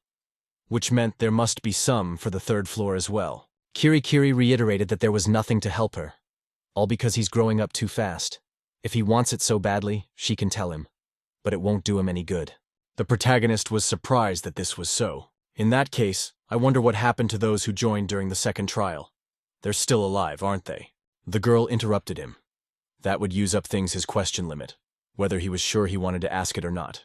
Limit again, the guy asked. Really, if he got an answer to this question that he couldn't get to the others already? She did say there was a certain number of questions, didn't she? Kirikiri said he got it right. It was clear to the protagonist then he would ask about something else. After thinking for a long time, he asked to tell him about the flicker emblem skill. Suddenly, she looked around and didn't realize where his interlocutor had disappeared to. She was in the distance, so he asked for answers to his questions before fooling around. Kirikiri agreed she supposed she would have to help him since he was so helpless. Flicker emblem, one of the goddess of slowness skills. Players who show outstanding performance on all floors can receive rewards from the gods. The boy inquired if it meant that the god liked him. In response, he heard that it must be so. Each god could only bestow a portion of their own powers once. To Lee Ho-jae, it seemed like this was not a bad thing. The goddess of slowness had spent her only opportunity for him. He really liked it. Anyway, he would like to know about the effects of the flicker emblem, and the more details the better it would be for him. The girl told him that he could look at them when he got back to the waiting room. He would figure it out for himself later. The hero agreed. Everything was clear to him now. To think that this girl is a floor manager of hellish complexity. At one glance, she doesn't seem strong at all. During the first trial, there was a player that tried to attack the manager. But at the end, he was easily twisted and was on the verge of death. Kirikiri must be pretty damn strong despite her own appearance. Soon, the guy noted that he wanted to ask something else. Who are the gods? What is their purpose, and what do they want from her? The girl told him that was something he would have to find out for himself. Seeing her reaction, the guy said he understood everything but was a little confused. She suddenly became very serious. It must be a taboo subject. He seems to have hit the main point of the game. He believes that the gods created this world and then called the players into it. And since Kirikiri is part of the game, she won't be able to answer that question. 2 of the 100 floors have already been passed by him. Next comes the 3rd and 4th floor. If he reaches the top, he will surely find the answers to all his questions regarding this world there. Therefore, he must do it. Before leaving, the guy said that he had one more question. The moment he passed the 2nd floor, it was said that he was the first to fully clear the last gate. I wondered what all that meant. The girl explained that it was a bug in the system. Lee Ho-jae didn't understand what she was talking about, but the girl she was talking to said that she couldn't say anything about it. The hero then asked who the managers were, and if he could return to his world if he cleared 100 floors. Kirikiri simply replied that she couldn't answer that. Lee Ho-jae was indignant. She wouldn't tell him anything at all. Suddenly the manager turned to him. She asked him to take this. It turned out to be a cape that the guy put on himself. The hero wondered if he could really take it. Kirikiri confirmed it. This cape was much better than his current one. The hero even wondered if he really did have such terrible taste. Soon he informed her that she could keep the cake for herself. The girl was pleased and thanked for such a gift. And after that, the protagonist said that he would buy her another one as soon as he returned, and they would see each other again. Following these words, they said goodbye together with her.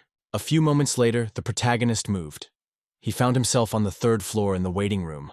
The first thing he thought was to take a look at his skills before starting. To do so, he used the status.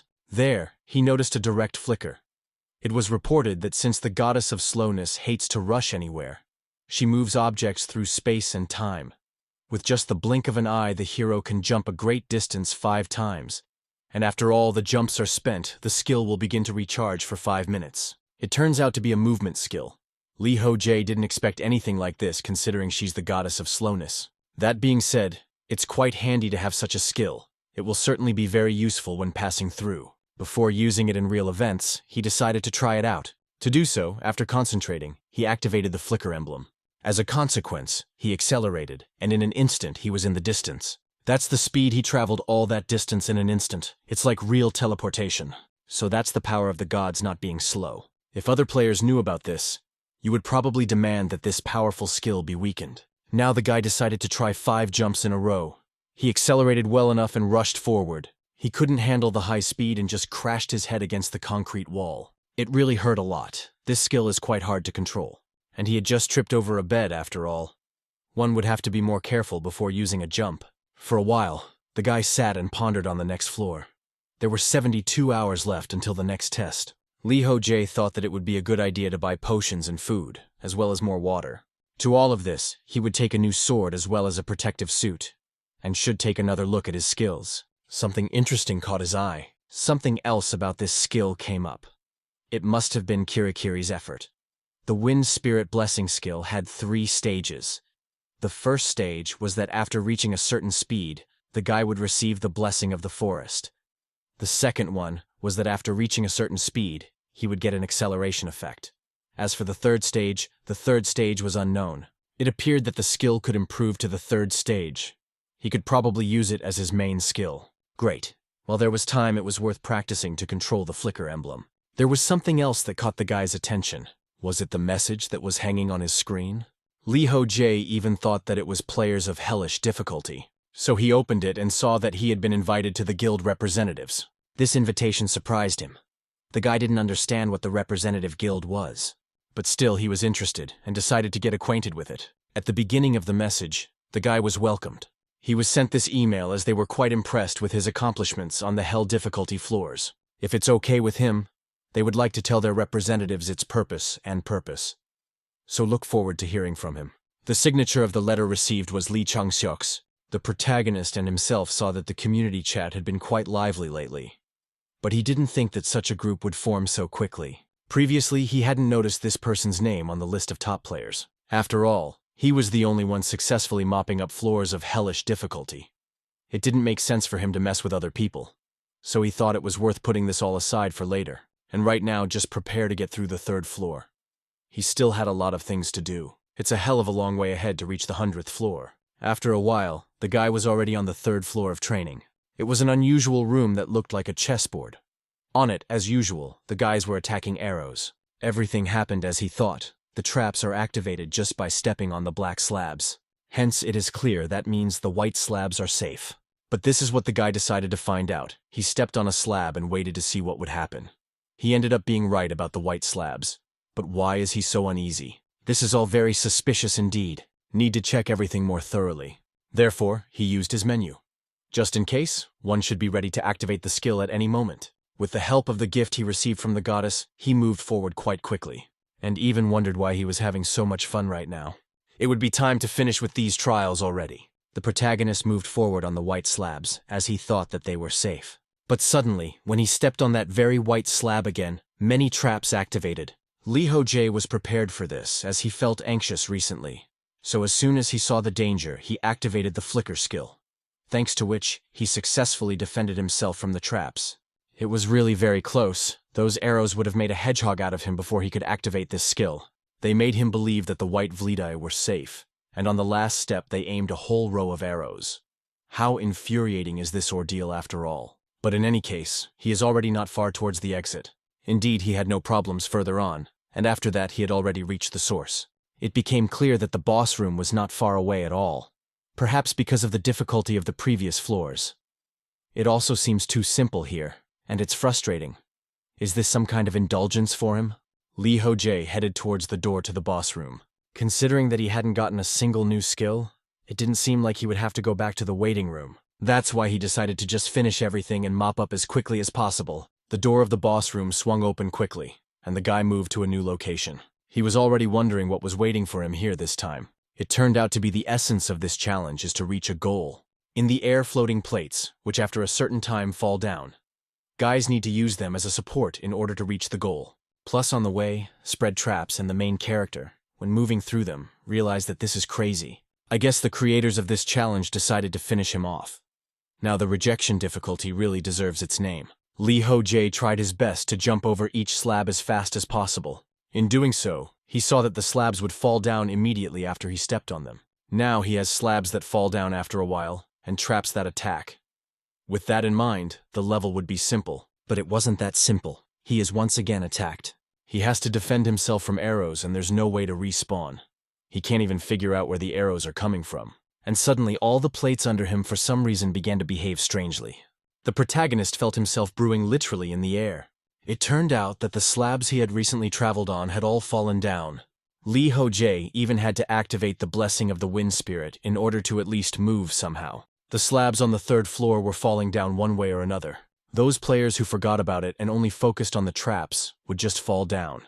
And even after falling, they had to avoid a new trap and reach the goal. The unchangeable condition is to pass the boss room, and it consists of an impassable path on the slabs. However, the protagonist knew how to deal with it.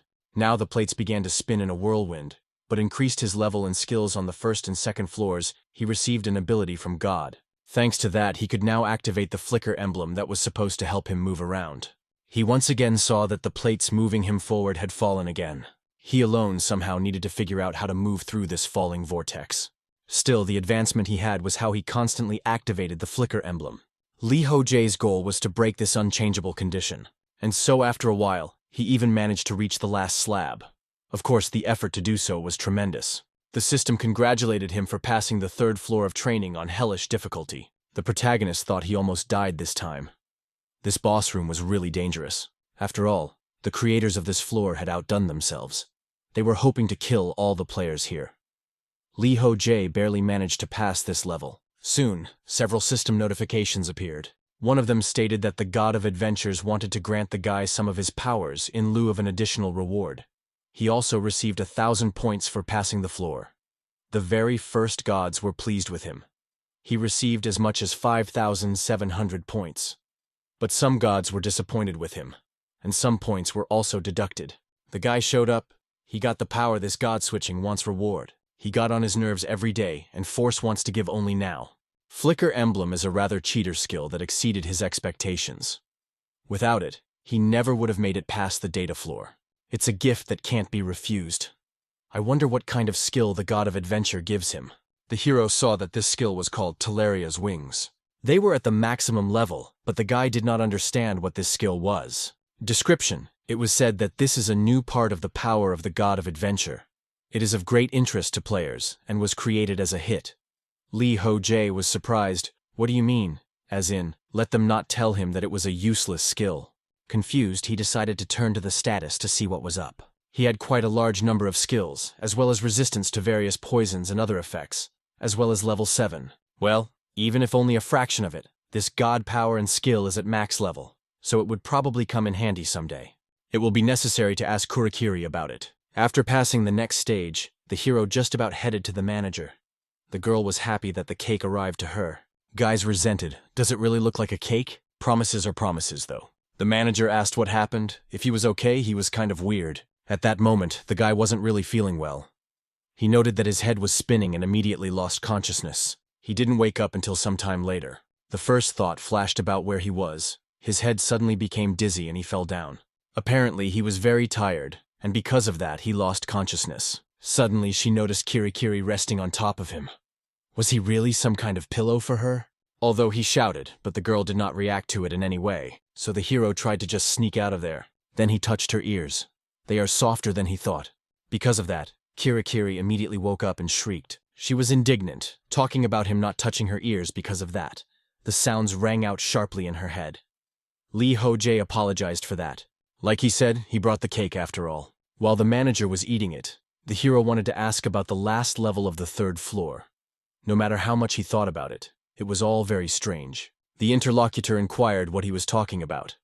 The guy explained that the difficulty of the level had increased, and he thought he would even die. Kirikiri realized that's what he was talking about. It was because he went through it very strangely.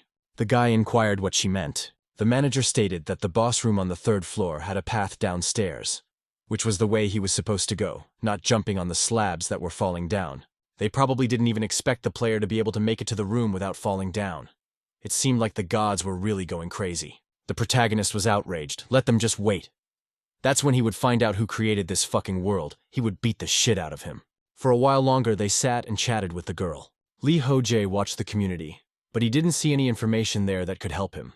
Most of the community was simple, as well as medium difficulty. But there was also something that still caught his attention. It was that some people were discussing that the guild representatives were suspicious. They were quite unpleasant, sitting in the waiting room for some reason and probably plotting something.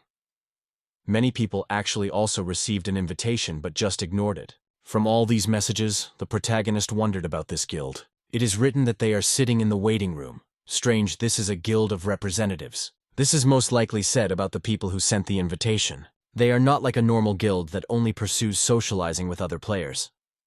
I wonder what their goal is. After completing a level, all the free food and water disappears. Their players need to spend points to buy sustenance. In addition, after 24 in the room, waiting for a person is kicked out. That's why it's unclear why they are there for so long. And how do they even support this guild? All these thoughts hung in the guy's head for a long time. Something is not right here. It might be worth asking the manager about it. At this time, she was enjoying a cake and did not pay attention to anyone. The hero thought that it wasn't worth wasting his limited questions on this after all. He wouldn't be able to help the players on the other difficulties anyway, and it wasn't worth getting involved. Better to focus on his own problems right now. He asked Kirikiri what he would need on the 4th floor. Have them recommend something. The interlocutor agreed to tell him he would need rope hooks and a spyglass to pass the next floor. She assumes that's all. But to the guy, even this amount of things seemed a lot. He also asked that she now tell him about Talaria's wings. The manager was surprised at such a question. It turns out that he had gotten another skill from God. That's incredible. He had gotten skills from 2 gods already. Soon, he skill's description appeared. Part of the god's power gifted to the guy when used, Talaria's wings appear on the player's back. The wings allow you to soar through the air, and they also have incredibly high magical defense. A power adventurer is used to activate them. It was a really good skill when activated summoned wings. And because of this, the main character can float in the air. Now he decided to test their actions and enjoyed landing. This is simply amazing. What a good skill, the adventure god is simply the best. But the girl explained that the wings allow him to hover, not fly. But that was already enough for the main character. After all, the main thing is how he uses them. He, in turn, can fly up, using the flicker emblem and thus increase the range of hovering. And the coolest part is that he has entire wings behind his back to have such a dream of every guy. Kirikiri looked at him skeptically at that moment.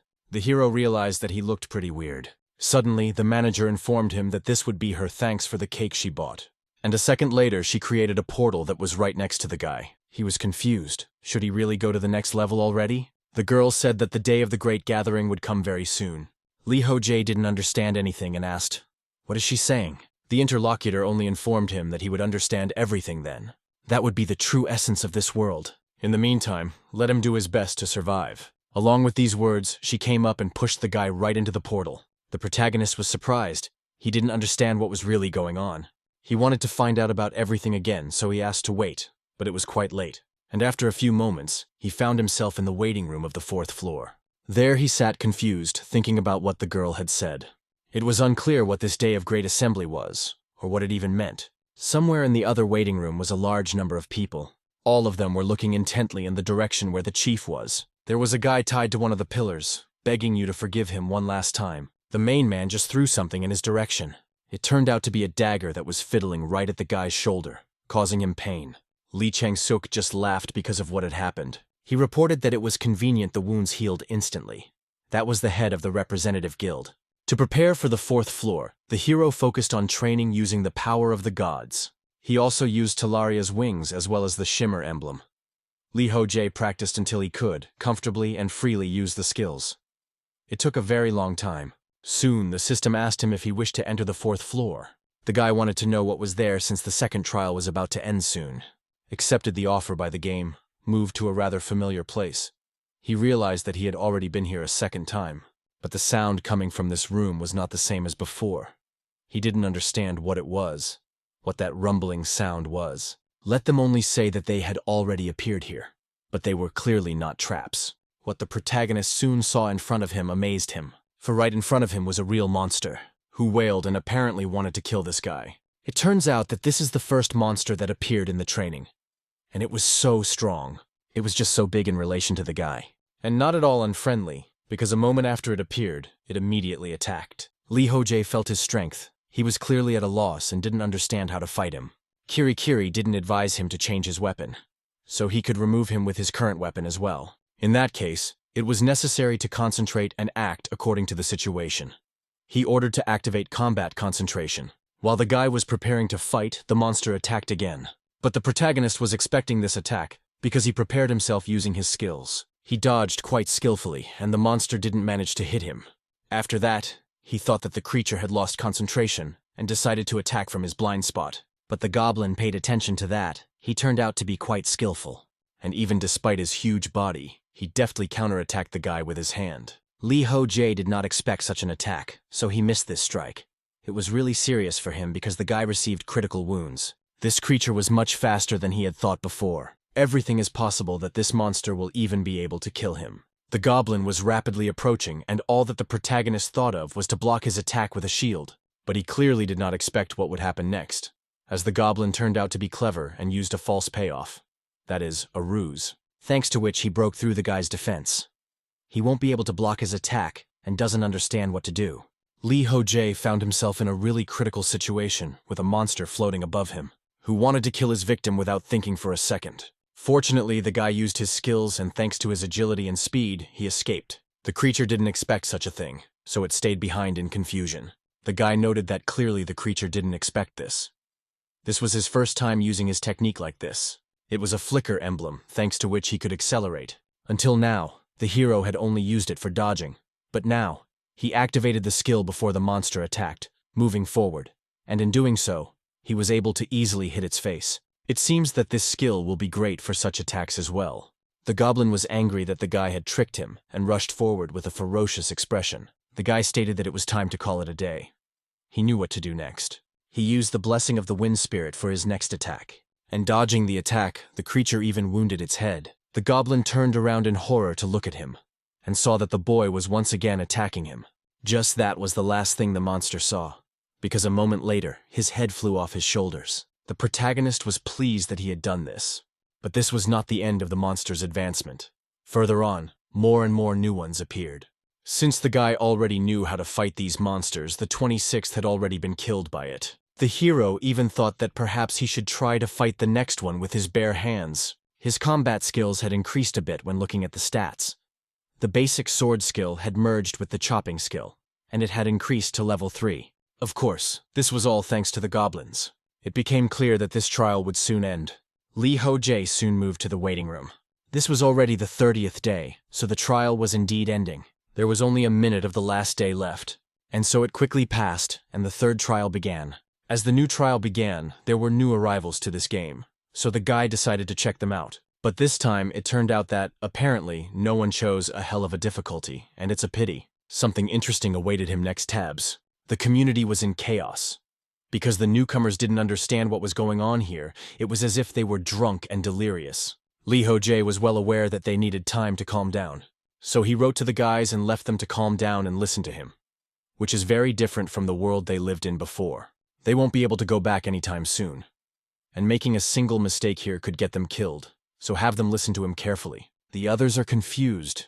What is he talking about? Some even suggested that he had died and this was hell, and some said that his leg was eaten by a monster, and everyone around him was killed. The hero asked them to calm down, but the monster made him curious about what they were talking about. Someone asked what kind of monsters they were talking about. He was pretty interested too. It was a player on a different difficulty level, and the hero had never seen it. The guys who were discussing the monster asked if he hadn't heard anything. At this point, they all find such villages realized. It is that their home, the one that was their world, has turned into a sheer hell. The protagonists, until the end, did not realize what had happened. It had all happened before. The monsters came out of a portal in the middle of the street and are moving towards a residential neighborhood. Portals appeared all over the planet, with countless monsters coming out of them. The army was completely helpless. Unknown portals appeared all over the planet, from which horrifying monsters came out, killing people. The military as well as some police officers were struggling to contain their attacks. Countries whose military strength was small were immediately destroyed. But the number of monsters did not decrease at all. The military could not stop them. And 2 weeks after these neighborhoods appeared, the number of victims was approaching the 90 million mark. Lee Ho-jae simply couldn't believe what was written there. The others also couldn't understand what these students were talking about. It sounded like some kind of nonsense. But the protagonist believed in those 90 million. He thought that the sacrifice had not happened to their planet. And how could this have happened? Suddenly he thought about his mom and also his sister. There were too many messages in the community. At the same time, he can't even make out where the newcomers are writing. Have monsters appeared on Earth, and is it all serious? He doesn't understand what's wrong with his family, or if they are unharmed. Some more information is needed. Suddenly someone wondered if perhaps they could save the people on Earth. This immediately caught the protagonist's attention, and he wondered. That's right. As long as he could easily handle these monsters, and when he passed the 100th floor that would be very strong. Much stronger than even now. It was as if he was locked in this world for no apparent reason, for nothing explained. There's no purpose, no reason, no method. But he doesn't deny that his training has made him stronger. In other words, they were transported here so that they could save the world. In the real world, it's been over a month since the portals appeared. And today is day 0 of Trial 3 in training. The hero finally understood the essence of this world called training. The day the newcomers told people about what happened in the real world, everyone changed. The first was that there was an increase in the number of players actively going through the floors. And there was also more determination from those players, whose families are now in the real world. Even if he didn't enter the raid, there were those who showed support to other players. The hero was also helping everyone's rump. He asked that they not aim their arrows at a random spot in the arm. Let them hit places with high nerve concentration to increase resistance faster. The attendees were afraid of these methods. They realized that it could increase their resistance, but it didn't seem right to them. The protagonist just kept on destroying the monsters. He dealt with them very easily, without any problems at that. But these creatures appeared more and more. And they, as before, were not restrained at all, attacking the man in front of them. Another time, the guy encountered a similar monster. He decided to attack it from his blind spot, and as before, he easily took off the head of this creature. With the next monster, the battle began with the fact that he blocked the blow. The goblin didn't understand how this could happen. While he was confused, the guy didn't expect anything and just killed. His blade that used to be a simple weapon was now a deadly threat. Lee Ho-jae did not spare the creatures in question, continuing to attack the parka without dying. Thanks to these attacks, the creatures were unable to resist, and only if or victims. The guy had honed his skills so much that he could fight them with his bare hands. After a while, he decided that 2 hours of sleep would be enough for him.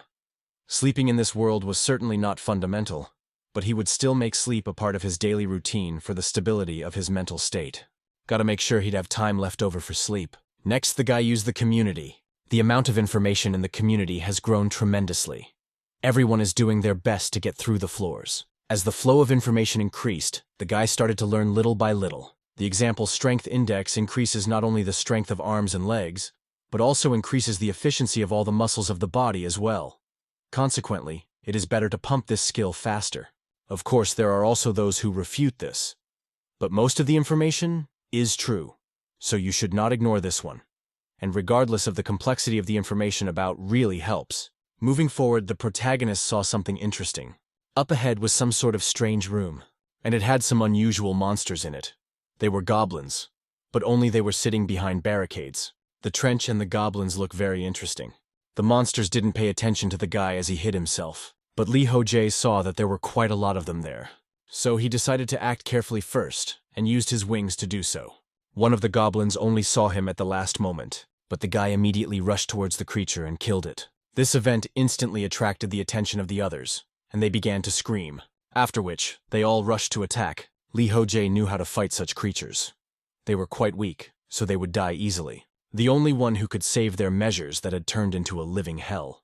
It's them themselves. Therefore, it is necessary to stop faster. as well as stronger each time. Now the main goal is to pass the data of the world. And the main character tried to do this as quickly and qualitatively as possible. And while he was fighting in one of the rooms, the expectation was something strange. People were begging to roast over them. If they took more sustenance, they would simply die. The head of the representative guild just walked up to this guy and kicked him with his foot. He laughed and said that everything was very good. This is the waiting room of the first floor. Easy difficulty level. And it belongs to him now. And there, the second floor is not far off. How dare a slave challenge him? Let the boys take care of the ones who had arranged to go upstairs with this scum. His subordinates obeyed him and immediately started killing. And the first guy begged them not to do that and stop. But the head of the Guild of Representatives just laughed. This world is really something. Very soon it would completely belong to him. Lee Ho-jae finished another sweep of the floor. He still couldn't get used to all of this. It had been a whole 10 days since he started hunting goblins. The goblin weren't just making trenches, and they were coming up with something new each time. They were setting up a wooden fence and putting someone on guard duty. They even developed weapons from magic staffs to crossbows. But these goblins posed no threat to him. Since he could repel magic and arrows with the wings of Teleria received from the god, he could approach these creatures in the air, covered by his own wings. Fighting was easy enough, as he took no damage from their attacks. His shield is in bad condition, need to repair it in the waiting room, but he can't go back there all the time. Also need to change weapons once he passes the 4th floor. Come out that both the shield and the sword need to be changed, and once he acquires new ones, it is necessary to remember to change it. The guy relied on the skills he had gotten from the gods, but after a few days of battles, he had acquired a bunch of different skills. Those skills that were previously inactive quickly swayed, which meant that it was better not to repeat the same actions, but to utilize his full combat potential. Basically now the guy is only dodging arrows. Most likely, his combat skills swayed once he fought a lot. Some of them were still at the first levels, and some had already surpassed the 10th level. Suddenly, Lee Ho-jae wondered what if the skills from the gods were interfering with his pumping. And while he was thinking about it, some strange shouting sounded behind his back. It turned out that there was a new monster. Not at all like the previous goblins. The boy wondered if it was the goblin sergeant. Although no, he looks different. They are similar in shape, but this one is obviously smaller. And this is his first one-on-one fight. Since his battle with Goblin Sarge, a monster without a second thought for a guy like this. In a short moment, the protagonist was able to notice that this creature moved exactly like the sergeant. The weapons of this monster turned out to be its fists, which at a certain moment glowed in red. Thanks to these hands, the monster attacked swiftly and broke through the guy's defenses, who didn't expect this attack to be so strong at all. Lee Ho-jae was thrown back quite a distance. He was confused that it was just his hand, as if it had teleported. And while the protagonist was thinking about it, the goblin was advancing further. It was already beside him. The protagonist immediately had to use combat concentration. It was only because of this that he saw the monster's hand teleporting towards him in slow motion. But even with the help of his skill and speed, he didn't have time to dodge. So once again he was attacked quite heavily and thrown aside. But in the air, the guy oriented himself and used the flicker emblem. Thanks to that, he was even able to counterattack quite skillfully. But he didn't seriously injure the creature, and the fight continued again. The guy was outraged that his enemy had dodged. Had he really planned it? If the guy gets hit with such a low level of defense, he's definitely dead. And so he noticed that the creature was actually about to attack him. So he immediately used his own wings to defend himself. It turned out that those wings, in turn, attacked the goblin. Lee Ho-jae resented this goblin, probably thinking that he was enjoying being his whipping toy. But surprisingly, he dodged again. Did he really read his movement? The guy even lost a few teeth in this battle. This creature's fist strikes when it glows red. As I look at this situation, it is definitely a skill. But the protagonist can't figure out which skill can be reused without any restrictions. He thinks so, even though he uses the skills himself, but he still thinks it's cheating. Suddenly, the guy saw that the monster was rushing towards him again. In order to increase the distance, the guy threw his weapon at the monster. Tom, of course, had to defend himself, but it was easy. But the protagonist knew that the guy would do that. It was planned by him. He immediately pulled out another weapon from his inventory and threw it again at the monster. The one, of course, dodged, because this attack was more dangerous than the previous one. The guy did this on purpose to shorten the distance. Although the monster is quite fast, but he will be quicker. The goblin considered his movement and immediately placed a block in front of his face. It was clear to the guy that he had closed in and there was no point in attacking head-on. But in such a case, he decided to act a little sophisticated. So after making a few false moves, he attacked his chest with his foot. After that, He also used the flicker emblem to increase his attack. Thanks to these actions, it even managed to break through the monster's defense, and that was excellent. But the joy was short-lived, as the monster quickly came to its senses and counter-attacked with its fist. And this attack, like the previous ones, was very deadly. The guy was confused, not understanding why his punch was as strong as it was even in this position. Lee Ho-jae flew off to the side after this punch, but he recovered quite quickly and even got to his feet. Here was the power of pain resistance and unconsciousness. Resistance worked perfectly. What couldn't be said about his opponent? While he couldn't regain consciousness, the hero decided to act. He immediately ran up to the monster and plunged his blade right into its head. Thanks to this, the creature was killed. After that, Lee Ho-jae received the Goroth stone. This stone was given by a great flame warlock to a sergeant from the Red-Eyed tribe. The boy realized that he had miraculously survived. But it's not fair to make him fight an enemy that uses a skill without limits. Goblins are mobs that are easy to fell. Isn't that how it should be? The hero also saw his level increase. In addition to leveling up, some skills also increased by 1 point. After a while, the guy made his way to the source near the boss room. He was wondering what to do next.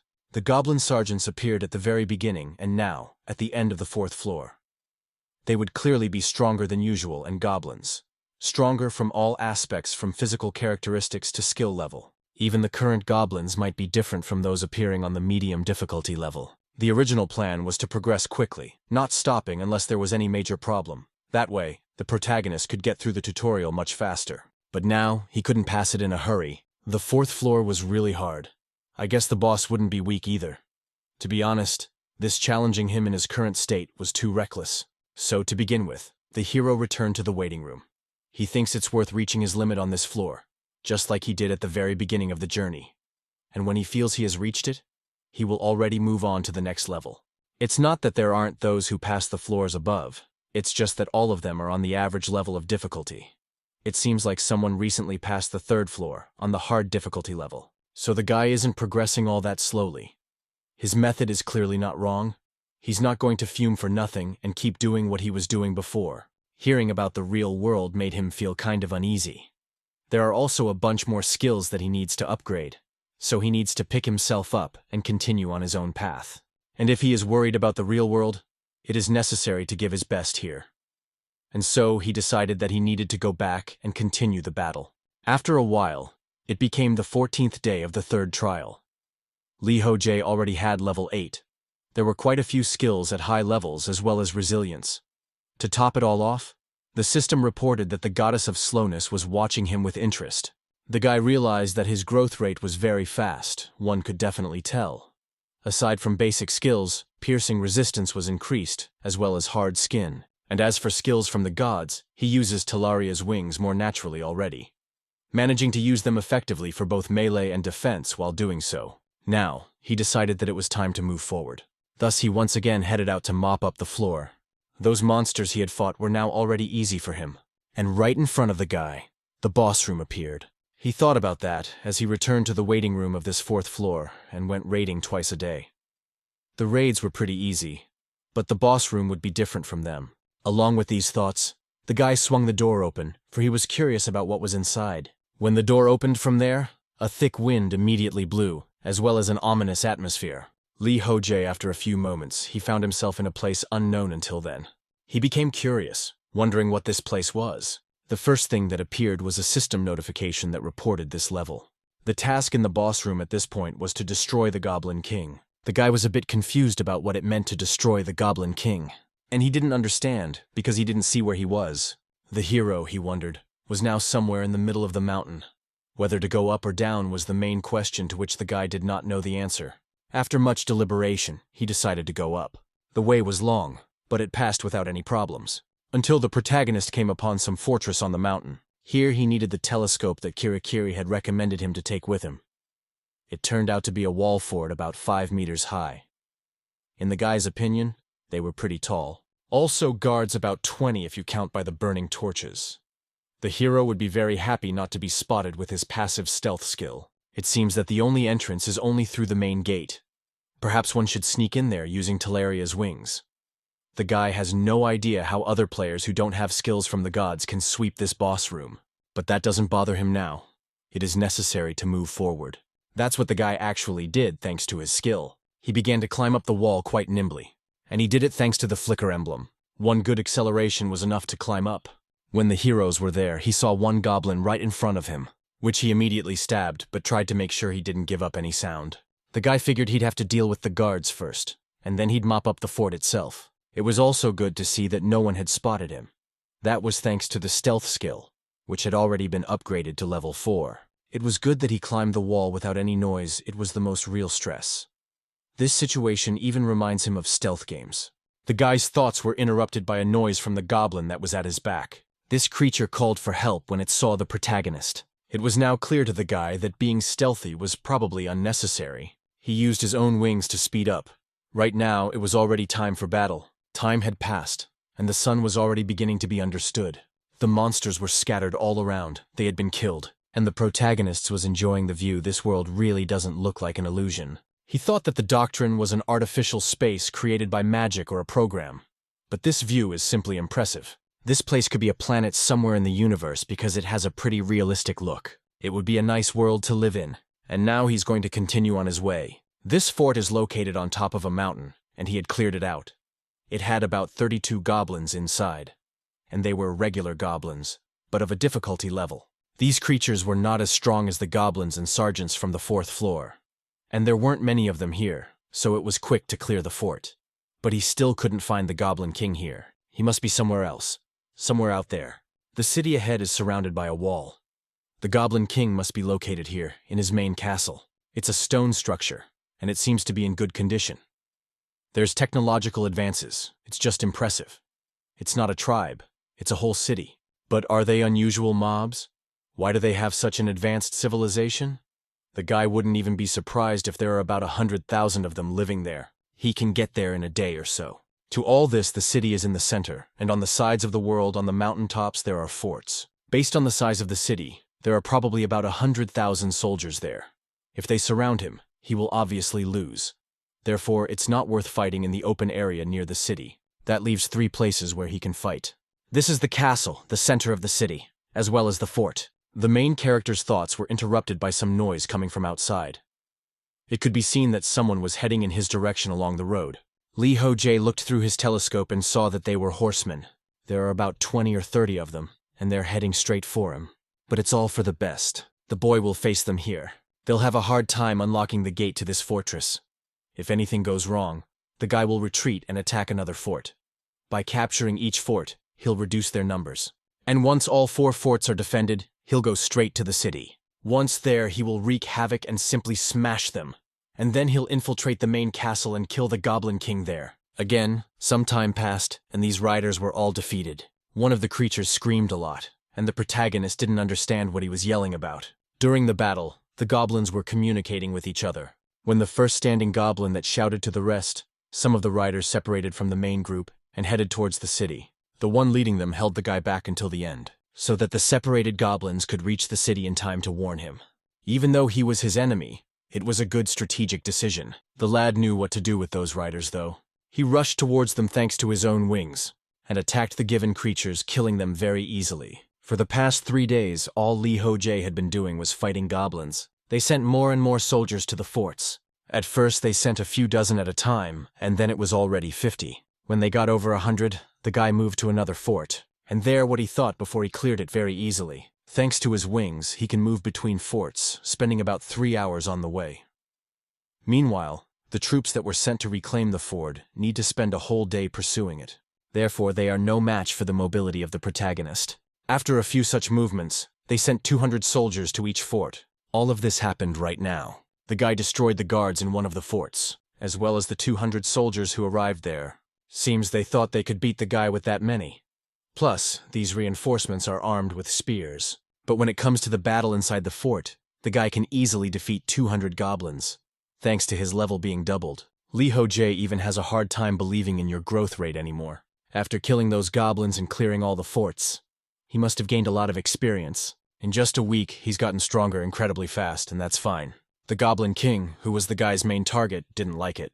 Lee Ho-jae once again used his telescope to look at his enemies. At this time, a huge crowd was approaching him.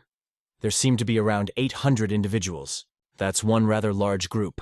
It must be a hastily assembled group because there aren't many soldiers in the city right now. Since the guy had only defeated goblins in the past week, their strength and numbers had noticeably decreased. The number of riders has dwindled, and the regular foot soldiers seem to be untrained civilians who were recruited in a hurry. Only 1 out of 5 is an experienced soldier. So it seems that they are sending all the men they can find, which means it's already time to visit the main castle and wreak havoc in their empty houses. Suddenly, the system reported that the dueling god was disappointed with the guy because of his method of fighting. The guy wondered, what should he do in such a case? Does he really want the guy to solve issues head-on and get killed? But suddenly, there was a notice of Chaos Headquarters, was pleased with his actions. Lee Ho-jae was happy that he found with himself, in which appreciates his hard work. Although the bad feeling he has right now is because he seems to be an evil god. But anyway, it's time to move forward. As before, to move quickly, the guy used his own wings. And after a few hours, he found himself in the outskirts of the city. Then he landed on the roof of the nearest building. Great, he's infiltrated and remained undetected. But the question becomes, what do we do now? Alternatively, you can go out in the open to fight the monsters. As soon as the guards arrive, he'll take off and move to another location. In terms of mobility like before, he has a big advantage. Starting fires in different places is also a good plan. If the whole city is engulfed in flames, these creatures won't even have time to put it out. Although if they have a storehouse with gunpowder, then you just have to blow it up. All it takes is to sow confusion amongst all those goblins. And it doesn't matter if the group that was sent to the fort comes back. He can easily get out of here and lurk somewhere in the city. And these goblins do not revive, as in various games. The guy sees that they don't have many troops left. The ones sent to the fort are probably the last ones. If he successfully riots in the city, he will be able to get into the castle and kill the Goblin King before the troops arrive. Suddenly, the guy turned his attention to the road. It turned out that there were several goblins walking along the street. They looked very much like humans in some ways. Could it be the goblin child and also his mom? The boy noticed that they were smiling. This situation made him wary. Therefore, he paid attention to the others who were in the city. Normal life was going on there. Lee Ho-jae couldn't believe it and was confused. In this city, goblins live the most ordinary life. They eat, laugh, and fall in love as if they were ordinary people. Perhaps this is an illusion. Is it true that this map was created for the player by the game system? We can assume that these are real existing places somewhere in the universe. In that case, for these creatures, it is the guy who is the monster. He's a horrible monster that just showed up and started mauling them, collect him left to right. I really wonder what that goblin said to him before he died when he tried to mount him. They all fought not for life but for death, and fought to the last man. They also looked at him with great hatred. He did not attack and was overwhelmed with anger as well as malice. They hugged the corpses of their dead comrades and wept over them.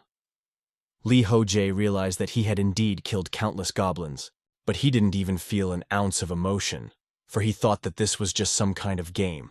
Because of this, he had a shitty feeling on his heart right now. He kept thinking that the goblins of this were just an illusion. They would be resurrected when he returned to the waiting room. No matter how many times he came back here, they would live exactly the same life as they do now. After all, that's what the system says. But is that really the case? Lee Ho-jae even thought about giving up. He is no longer going to wreak havoc in the city in question. He still has time before the troops that were sent to the fort arrive, so he will go to the castle and kill the king before they arrive. But the question arises, how to find him. I wonder where a powerful person could be, especially considering the structure of the fortress. What if she saw a structure that was boarded up? Could it really be there? Thinking briefly about the character, decided to delve into the place using her own wings. The creatures inside were indeed creatures that were immediately wary. They defended their lord with all means at their disposal. The protagonist turned his attention forward and saw that there was indeed a king, if you consider the crown on his head. The ruler has 4 bodyguards, must be they are strong, but the guy will quickly deal with them. He used his own wings to do so, as well as the flicker emblems. And as he thought, he dealt with all the bodyguards very easily. After that, he found himself not far from the ruler. As he thought, he wanted to destroy this king, who almost did not resist. But suddenly the guy heard some strange sound. Because of this, he became confused and immediately stopped. The enemy king he was trying to kill was saying something in his own language. The guy thought, did he really say he wouldn't fight back? He apologized for not understanding him. Looking at the eyes of the ruler in question, he saw a kind expression on his face. It was obvious that he had already accepted his fate and would approve of what the guy would do next. Lee Ho-jae didn't expect this. He was confused. After which he informed him that if he did not resist, he would organize a quick death for him, and thus killed the ruler in question. The other goblins in the room immediately fell into mourning. Suddenly the guy saw something else that caught his attention. There were goblin children hiding behind the columns. They crossed their gazes with the lad. The hero did not want them to run out to him. Let them stay where they are. He does not want to kill them. But these creatures did not listen to him. We did not choose and began to sob very loudly. The guy did not understand their language at all, but the meaning was obvious. Suddenly the system reported that he had passed the 4th floor of training on hellish difficulty. All the negative effects were removed and his health was restored. He had gotten quite a few points for passing the floor. Some gods were disappointed in him and deducted points because of it. And those who were interested gave him even more points. It was also said that the guy would be given an additional reward proportional to his merit. Many gods are willing to bestow some of their powers to him in lieu of an additional reward. Li Hojie wondered, are they really voting to grant him a skill? That's democratic enough. And so the votes were distributed, after which the guy was asked if he was going to accept the skill data. He agreed to the venture without a second thought. It turned out that he had received knowledge before Babylonian time of the 5th level. The guy did not understand what the skill in question meant, and suddenly he heard about the voice of the goblins, which, for some reason, he began to understand. It turned out that they called him a monster, and said that God would punish him. Now everything became clear to the guy, but he was not to blame for the situation. It was the training that instructed him to kill them all. He just had to do it. If it had been his will, he would never have been here. The memories of what had happened were making the guy angry. Data updated, hysterical, and cursing him for killing their esteemed father. Now it's unclear if it's really all spelled out. Suddenly it's all happening in real time, just in a different world. While the guy was pondering this, a message came that the god of adventure, Her, blinded him. The protagonist was confused. He did not understand what was happening. It also turned out that the goddess of slowness was furious. Li Hojie no longer understood what was happening. Space suddenly distorted, and he began to move somewhere. After a few moments, he found himself in a rather familiar place to himself. Therefore, the guy instantly started looking for Kirikiri. After looking around a bit, he actually saw her. As he turned to her, the girl glanced at him but ate her gaze was something strange. Li Hojie even wondered if she was avoiding him. The manager asked a strange question. Is he angry with her? The hero was surprised and said, at the camp, angry. But the girl continued to assert that she knew he was angry. It's all her fault. Li Hojie reiterated that he wasn't angry and didn't understand why she was asking like that. She probably shunned him because of that, though even he would shun someone who was completely covered in blood. Kirikiri reiterated that he was angry with her. The hero yelled out that he was starting to get angry if she kept calling him that. Let him wait a second, that's not the point at all. He can't figure out what's even going on until the end. After reading the notification about his eyes went dark and he was forcefully thrown here. The guy thought, can the gods really use their own powers on him? I wonder if such a thing could happen. Why would the god of adventure do such a thing? And why was the god of slowness furious? How to make sense of it all? The guy stated to the manager that he had so many questions, and he wasn't interested in what was going on. Considering he hadn't asked any questions about last time, he might as well ask her a decent amount now. The girl agreed. Then Yor asked her to tell him more about the gods, and to do it in as much detail as possible. The interlocutor thought about it, then reported that the gods are interested because they want to understand whether the guy is qualified enough to be their apostle. Getting the attention of the gods is difficult, and becoming an apostle, even more so. To do so, you have to fulfill conditions that no one really knows anything about. He is an unprecedented case, and one day he will have to make a choice. Li Hojie was immersed in pondering what a rare case meant and what choice he would make. Perhaps to decide whether or not to be an apostle. The girl informed him that she would tell him a bit about the god of slowness. The abilities of the god of slowness are not only to slow down the speed of objects and living things. She is so who floats on the endless flow of time without a single hesitation. Guy realizes that she is a goddess of more than just speed. But he didn't understand the meaning of the last part. So he wondered, what about the god of adventure? Kirikiri couldn't talk about it. He had reached the limit of questions. The hero thought she must have used up all the questions in 2 floors. I guess information about gods is expensive. All this made the guy think more and more. The manager asked if he understood everything. He didn't need to think too much. But Li Hojie wasn't calming down in any way.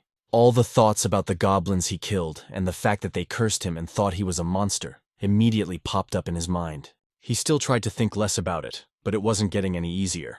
For some more time the guy was still in the given space. At this point, the manager along with the guy were picking out weapons.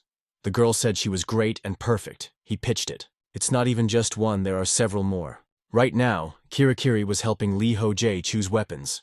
Thanks to her efforts, he bought more weapons than ever before. A gladius sword blessed by an unnamed god. The handle of this weapon would not slip out of his hand unless the player himself wished it to.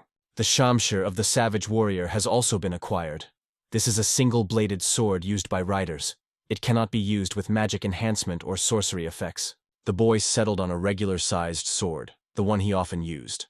The second blade, on the other hand, is twice his size. They are used in different circumstances and styles of combat. Therefore, the hero thinks that both of them will be useful to him in the near future. Another weapon that he now has is the Punisher's pistol. This gun shoots powerful charges that combine gunpowder as well as magic. But this weapon is destroyed after 5 shots. Kirikiri said that the gun is needed for the sweep of the 5th floor. So he bought it without hesitation, and because of that he had to buy a shield as well. It's a round steel shield, but it was shabby. The items are really good, but he spent quite a lot of all his points. That's why such rash purchases are scary. Already next time he will buy a better shield when he earns even more points. For that, he's grateful to his manager anyway.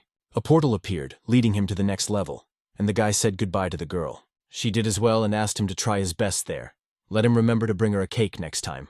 Lee Ho-jae smiled. He was wondering when she would mention it. Right after that, he moved to the waiting room of the 5th floor. There, the guy thought that he had already reached the 5th floor. Now he could no longer even remember the faces and names of those they had met in the waiting room back on the 1st floor. And that was really sad. It's worth clearing your mind before going on stage. It's okay to impulsively challenge is fine, but it's dangerous to fight your enemies without sorting out your own thoughts. The question he asked himself back on the 4th floor, were they real, goblins or not? They were different from the stinking goblins he had imagined. They had their own society and their own families as well. In addition, they all had emotions. Morality, mastery of basic technology, and even ranks they didn't assign to each other. The only difference between them and humans was their rather ugly and outward appearance. If all this was not prescribed by training, then all the actions of the guy on the 4th floor can be called simply murder. He killed them of his own volition. You can't blame the training for his own acts. But the question arises, why did he kill them? Was it because they attacked him, or is that not the case at all? He already realizes this is not true. The goblins had always defended themselves. They only occasionally threw themselves at him to drive him away. In hindsight, it's safe to say that the goblins he encountered only focused on defense. Even in the room with the boss, they were only baking for the defense of the city. It turns out that the one who started and ended the battles was him. Lee Ho-jae had killed them in order to receive training because they stood in his way. Just killed because he needed to move forward. Even if he encountered the goblins again, he would do the same thing. Kill them and move on. Because this place is not a game. He had heard that in his real world, monsters killed countless people. If he becomes stronger here, then he can save all those people when he comes back with. Not that it's a noble goal to save all of humanity. He has family and friends, the ones he cares about, and that's why he cares about them. And the only way he will be able to return home is if he completes his training. As long as he has a valid reason, he will continue to kill his enemies without hesitation and beyond. He and the goblins are enemies. Indeed, he attacked them first, but there was no hint of negotiation either. If you think about it, the winner is the one who gets what he wants, just like when he was a pro player. If my difference is his life is on the line now, he or the enemy will die the one who loses. Now is not the time to hesitate. He must do it or else die. Must kill his slaves, unwavering. But he will try not to forget the fallen as well. These doubts will not go away. They will only accumulate, and this problem will not be solved so easily. Recently, even Kirikiri was worried about him. It was not a question that would have an easy answer, nor was it something that could be ignored. But the hero is not going to give up and will not forget about it. He's just advocating this question for the future. Thinks he'll ask himself this question from time to time so the doubts don't start to overwhelm him. Right now, he still has a full plate of time. At this time, the other waiting room was full of people. A few girls were sitting apart from the crowd. One of them was telling the other not to do that, because something might happen if they were caught. But the girl she was telling this to wasn't going to give up. She used her system to accomplish what she had planned. In order to ensure that no one would catch her, she had to look around. What this girl had planned was to buy some jerky. She took it out of the inventory. then informed her partner to hide it with her clothes and eat it in pieces. Good thing the wardens didn't see anything. Otherwise, they would have been beaten up if they found out she was opening the menu without permission. These people took everything they could get their hands on. They are endowed with superhuman strength that cannot be explained. All the players who resisted them were beaten to a pulp. The only difference between them, this wave of recruitment, those from the first wave, they from the second. It turns out they've already gained some power through training. That's probably why they won't let anyone out of the waiting room. They shouldn't have let them take away their own weapons so easily. The menu screen that appears in front of their eyes, portals leading to different worlds. The inventory with weapons and status all look like they are in some novel. But even so, it's all just useless. Is there this game you are? They should have been given a lot more information. Because what kind of world it is and where they are now. Also, is there any way to defend yourself against them? What to do to become as strong as them? The girl thought about the information she needed right now. Suddenly, a warden approached them. Who was it that gave her permission to open the menu? The girls were wary and immediately looked at him. The warden approached them and started beating them up. The guild leader, the representative, cheered. There are always people like that. They are lying people who don't realize their position. He asked if he should take the chance to teach her doom. Previously, this guy had been in training like everyone else. He was having a hard time with it. But luckily, he even managed to get to the source that was at the entrance to the dungeon boss's room. But all of this was very difficult for him, and since he didn't know what he was getting at, he headed straight to the boss. Suddenly, right before the door itself, a system notification appeared. It reported that the first test had been completed, and he had failed to clear the first floor. The guy was indignant. What do you mean, failed? How is that even possible? While he was confused and not realizing what was even happening, suddenly he was moved to the waiting room. Looking around, the man realized that he was not the only one who had failed to clear the first floor. This information, he was really glad. And sometime after the second trial began, new players entered the waiting room. Lee Chang-seok knew that they were no different from him who had failed the first trial. These new participants were at a loss because no one would explain to them what to do next. So looking at them, a brilliant idea came to the guy's mind. He decided to become a king in order to rule in this world. The Guild of Representatives started sweeping the second floor after subduing the first floor waiting room. They took away the food from the newcomers and taught a lesson to those who wanted to pass the floor on their own, while making them an example to others. Dying in the waiting room is indeed very difficult, but it is quite possible. Even if the time to pass the waiting room is over, yes, you can return after the second challenge. Before heading to the boss room, for 29 days, you will have to survive on your own. But in the end, Lee Chang-seok will reap the sweet fruits of his labors. After all, he is the king here. His slaves are novice cowards who don't have the courage to continue their training under his leadership. If these slaves are retried, his India will have unlimited food. This is how stability will be achieved. The power and sustenance of food will constantly be there. The guy is going to be at the power of the guild representatives because of these two criteria. He can dominate the waiting rooms of the first floors of any difficulty.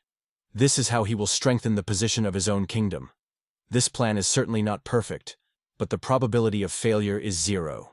Of course, there will be those who will want to destroy them, since slaves can send messages of help to higher-ranked players. But in this case, Lee Chang-seok has his own plan. He rejoiced that everything is really hers perfectly. The messages arrived time after time. In the meantime, the girl who had offended continued to be beaten up. The head of the representative guild was pleased with himself. He rejoiced as he thought about how this world was simply the best. At this time, the protagonist continued to be on the 5th floor in the waiting room. He kept an eye on his own characteristics. Beside them, a message appeared for the slowness genius to watch him with interest. Lee Ho-jae found out that on the 4th floor, his level had increased by as much as 2 units. His growth rate is simply incredible because of this. His skills while doing so also shook quite nicely. It was a pity, of course, that the stability skills remained unchanged. I guess they could have been pumped up if he had lost on purpose and didn't try again. Also, the guy got a message that the goddess of slowness is furious. But it doesn't show that here. Instead, it says to have the goddess of slowness watching him with interest. Perhaps in that case, she is no longer angry with him. Suddenly, the guy's musings were interrupted by an interesting message. It appeared to be private, but it was unclear who might have sent it. The person who sent the message signed himself as Kim Min-hyuk. Lee Ho-jae was interested but didn't know who this person was. Although he thinks he had seen him in the community before, he wondered what, exactly, this was all about. The interest overcame him, and the guy opened this message. The person who wrote to him stated that he was incredible to hold reached the 5th floor. The hero noted that he had only just arrived here. but the interlocutor again called him incredible. Others can't even pass the second level of the hellish difficulty. Oh, and the ones on the difficulty are in difficulty on the third floor as well. Lee Ho-jae's explanation was that he was just lucky. If he didn't have the willpower skill, it would have been very difficult to get to the fifth floor. For the sake of the community tab, he thinks that people don't know then to us skills. Yes, and he used to keep quiet about it. Kim Min-hyuk asked what the guy knows about the guild representatives. The hero thought that he must be talking about those guys who sent him an invitation earlier. Everything looks quite suspicious. This was confirmed by the interlocutor. He thinks to stand and bastards take away from the newcomers in the food. Stuff, thought the protagonist. These guys are just nuts. Turns out they've been trying to recruit high-ranked players to join them lately. Lee Ho-jae asked why they needed them. The interlocutor said he wasn't sure right now, so he would find out further. The guy offered his help.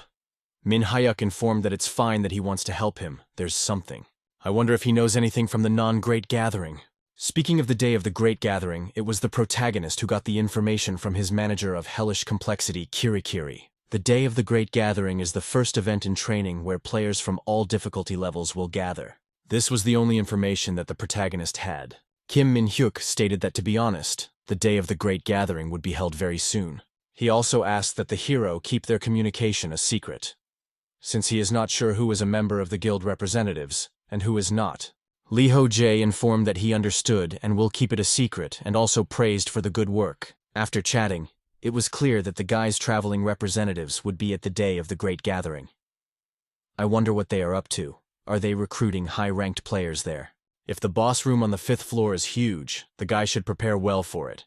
He's not going to lose to anyone who stands in his way. Be it monsters or even humans, the day of the Great Assembly is approaching, and you need to be ready for anything. After a while, the protagonist found himself on a floor sweep. And there he saw a new monster, with which he naturally had to fight. But this guy managed well enough, although these lizards fought at the moment too. While the guy was dealing with the second monster, the first one attacked. But the hero used his God-given wings and easily repelled the attack even at this speed. Though the lizard fell down after the collision, it still somehow tried to attack. But the protagonist used battle concentration instantly. As a consequence, he easily deflected the blow. After that, to counterattack, he immediately used the flicker emblem and very quickly approached the enemy. The lizard did not expect such a great speed, so missed this blow and was killed. The hero was glad that there was no problem with them. He reflected that he also could not get used to them to Shamshir and needed a mentor. It was probably all because of his condition right now. He had been on the fifth floor for about 2 days now. The monsters on this level appeared to be humanoid lizards as well as geckos. They were much more aggressive than the goblins were. These creatures did not use any defenses, but compared to the goblins, the lizards are more hostile and stronger, so they were not easy to deal with. It seems that he had a relatively easy time because of his level up on the fourth floor. By the way, he passed the third and fourth floor boss rooms without any losses. Therefore, the fifth floor was relatively easy. The hero thinks that it is not bad to use this time to get used to the new weapon. Before moving on to the next floor, he has to get used to Shamshir. And for today, perhaps enough fighting. It is necessary to prepare for the day of the Great Assembly. Thus, the protagonist found himself in the waiting room. It was a bit of a surprise to him. But among all the resilience skills, the easiest to apply was burn resistance. It's hard to get into an environment where you can apply resistance to heat, or you can apply resistance to cold. And it's not easy to increase the level of resistance to paralysis either. The skill level, pain resistance, is already high, and frostbite resistance requires an item level increase, and it's quite troublesome. Frostbite resistance level can be increased by using a heated seat. This is the most effective way to sit and kill time. There is utter chaos going on in the community at the moment. A huge number of comments are flashed so quickly that you can't even have time to read them. And the guild and the representatives is quiet at the moment. The people writing comments are agitated, and apparently they have nothing to do with the guild representatives. A few hours ago, a high ranker posted about the day of the Great Gathering in the community. This news set off some chain reactions within the community itself. Now those who have been communicating through the community tab without knowing each other will be able to meet up. For those on the brink of life and death, this is the most peaceful event. For those risking their lives, this news is like rain in time of drought. But the protagonist still doubts that this event will be peaceful, though looking forward to meeting people in such a pleasant atmosphere. A little more time passed, and an announcement came that the day of the Great Gathering had arrived. It appeared that one great meeting would last 24 hours, and it was suggested that one enter there. The lad showed up, not expecting to see such information. To all of this, it was reported that the forced move would be in 5 hours. It seemed to Lee Ho-jae that they even thought of those who might be fighting right now. Even after a few minutes, time had shifted. It looked like time had stopped for the duration of the event. So the creators don't want to waste the time allotted for mopping up monsters. Soon, a portal appeared right in front of the guy. The protagonist was not opposed in order to enter there, so that's what he did. This time the teleportation was different from the ones before, and so a little time passed, and he found himself in the right place. The first thing the system said was that the time remaining was just under 24 hours. They were happy to welcome the guy to the day of the Great Gathering. All attacks would have limits, and all injuries and wounds of the players would be healed. Lee Ho-jae noticed that he was meeting Kirikiri at this place. Therefore, he even speculated that she might be in charge here, but he doesn't see her. Surprisingly, looking around the sides, one could see that a lot of people had come. The guy just looked around and walked forward. Along the way, it did seem like the place was quite lively. It had been a long time since so many people had gathered in one place. The atmosphere here is quite pleasant, with everyone laughing and having fun. It is shown, this is what the day of the Great Assembly is like. Suddenly, the protagonist from the back heard a request for his autograph. Alarmed, the guy turned around to see who it was. It turned out to be the mid-level difficulty player Kim Min-hyuk, whom Lee Ho-jae had been corresponding with recently. The guy is a big fan of the main character, from back when he was a pro player. Lee Ho-jae found out that this was the person who had been chatting with him. The interlocutor said that he should grow up earlier to tell everyone that he is a pro player. Then a lot of people wouldn't be so miffed. But the protagonist countered that he has been retired for a long time. I wonder what about those creeps from the Rep Guild. Kim Min-hyuk pointed out that they aren't there yet. They're discussing finding new victims with high-ranked players. Thinks they'll arrive a little later. Lee Ho-jae didn't understand anything. Everyone should be free as the time in the waiting room of the third trial had expired. The victims and attackers are separated, but why aren't there any? The interlocutor said that there are a lot of those guild creeps on the second floor. When the third trial ends, they will return to the waiting room on the first or second floor. The character said that meant it would be hard to avoid meeting players from the guild representatives. While the guys were chatting, someone started to approach them. The hero immediately turned his attention to them and asked if it was them. It turned out that they were high-ranked guys. Kim Min-hyuk asked to be careful. I'm sure the representative guild has informants among the high-ranking ones. But before jumping to conclusions, it's necessary to find out for sure. I wonder how strong he is compared to them. The guy pondered for a moment, after which the community is pretty damn strong. The day of the Great Gathering is the first event where all the players will gather in one place. Guy was looking for those who spread false rumors, namely the guild representatives. The hero asked his new comrade if he thought there were any members of the Representatives Guild among those players. Kim Min-hyuk replied that there aren't. He highly doubted it. Are there any members of the Representative Guild among those who pass the upper floors? Then it will become a problem. Lee Ho-jae at this point just decided to give time to talk to each other. When he got here, there was a warning about not attacking other players. But an interesting question arises. Is it possible to injure yourself? To check this, the protagonist took out a sword from the inventory and cut his hand. Well, something strange happened. The blade just slipped. Something must be protecting the body from being maimed, though he can see that a small wound appeared on his arm. But still, instant healing is inherent to sword attacks here, so it's useless here. In that case, he decided to test a little different way and hit himself, but he didn't feel any difference. It didn't hurt at all. Only a small sensation remained, as if you had hit something against you. I wonder what if you do it like this. The guy reached for his own neck and squeezed hard with his hands to deprive you of oxygen. But in an instant, something stopped him and just threw his hand away. After that, the choking sensation instantly disappeared. If that's the reaction now, then it's something similar. It turns out that there is some kind of player safety threshold, after which the system starts to repel the hand. While the protagonist was distracted, Kim Min-hyuk came up to him and offered to talk. Lee Ho-jae was confused and asked who he was. The new comrade was indignant. Had he already forgotten him? Min-hyuk turned out to be a really good guy. He helps the others without any benefit to himself. And despite his responsiveness to the world and constantly forgetting his name, he has too much of a bland appearance. The atmosphere in the area continued to be quite good. At this time, the protagonist was chatting with Min-hyuk. He offered to just tell everything about the community, what the guild representatives were up to, but the interlocutor objected. You can't do that. After all, they would definitely jeopardize the informant. The informant is the player who told Min Hyuk that he was being held back by the guild and bullied. He also turns out to have been imprisoned and victimized by this guild. The passage will continue, and they better find a way to stop the people in question. The hero stated that it's not just the possibilities of players of different difficulty levels interfering in limited. Min Hyuk objected because the representative guild gathers players from all difficulty levels. There are about 10 people at the medium level too. He thinks there will be some on the hard level too. The hero pointed out that he was right, that there would be more and more of them. And this is really already bad. Lee Chang-seok is in charge. Either he can control them all, or he'll be killed by his own associates when the time comes. There are probably a lot of people who would want to be in power. The guy realized that he was much stronger than all those gathered here. That could only be realized by looking at all of them.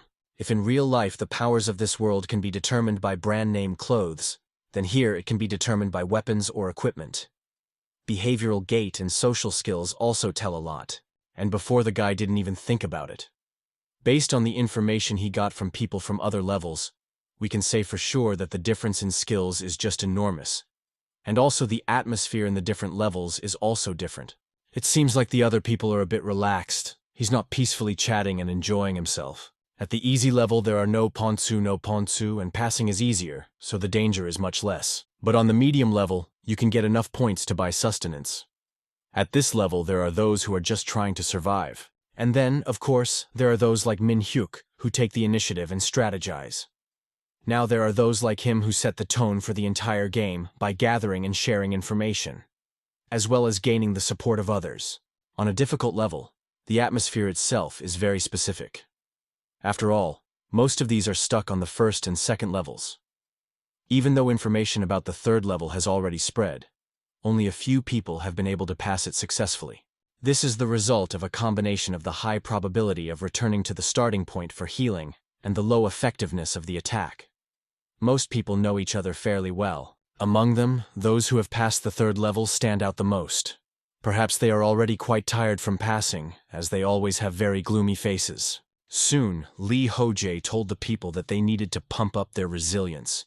He too had once gone through such a trap where it was hellishly hot, but people didn't understand how to pump it. They would just die there. The hero objected. He doesn't just have to get back to the waiting room in time. Then he was asked how to raise the burn resistance skill. But the levels don't have trials involving fire, so why would that be necessary? The guy replied, to raise the resistance level you just need to touch something hot and endure. That's what he's showing right now. The participants only stared dazedly but interestedly. They must have started to panic if he was hot and needed help. Lee Ho-jae reported that he was fine. Health is automatically restored here as it is. So why make such a fuss? That's how they'll be able to increase their burn resistance skill. Kim Min-hyuk asked, what is his resistance level now? The hero replied that he had the same level 4 for heat and cold and level 7 for fire. The guys were aghast. How could it be possible to upgrade to such a level of fire resistance? He must be an absolute monster. Lee Ho-jae then thought that it wasn't worth saying that his pain resistance was at level 11. Suddenly, his new comrade turned his attention in a different direction. There was a contented guy approaching them who was different from everyone else, and along with him was quite a large number of people. The protagonist immediately realized that they were most likely the guild representatives. Kim Min-hyuk took the initiative and approached the head of the representative guild. After a moment, they found themselves very close to each other. Lee Chang-seok asked if he had any business with him. The guy introduced himself and stated that he had something to say. There are rumors that their guild is taking food and water from other players. And that's not all. They are obstructing the walkthrough and also attacking. The interlocutor spoofed at him and asked if there was any proof. Before saying anything, he should provide him with confirmation of his own words. Min Hyuk reported that it was talked about in the chat room. Lee Chan-seok was indignant, so he means he's accusing people based on just rumors. It's disappointing. While he was chatting, so another guy who called him senior approached him. Lee Ho-jae realized that the guild had gathered a lot of people with high rankings. They, on the other hand, only have a few high-ranked middle-level people, and him.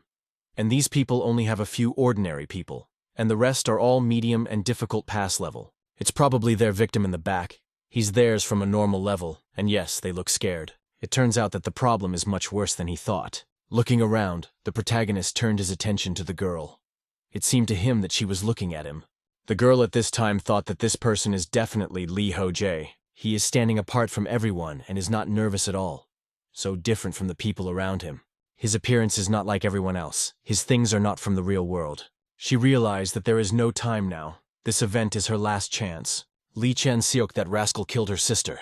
Before she died, her sister had given her all the information she could get her hands on.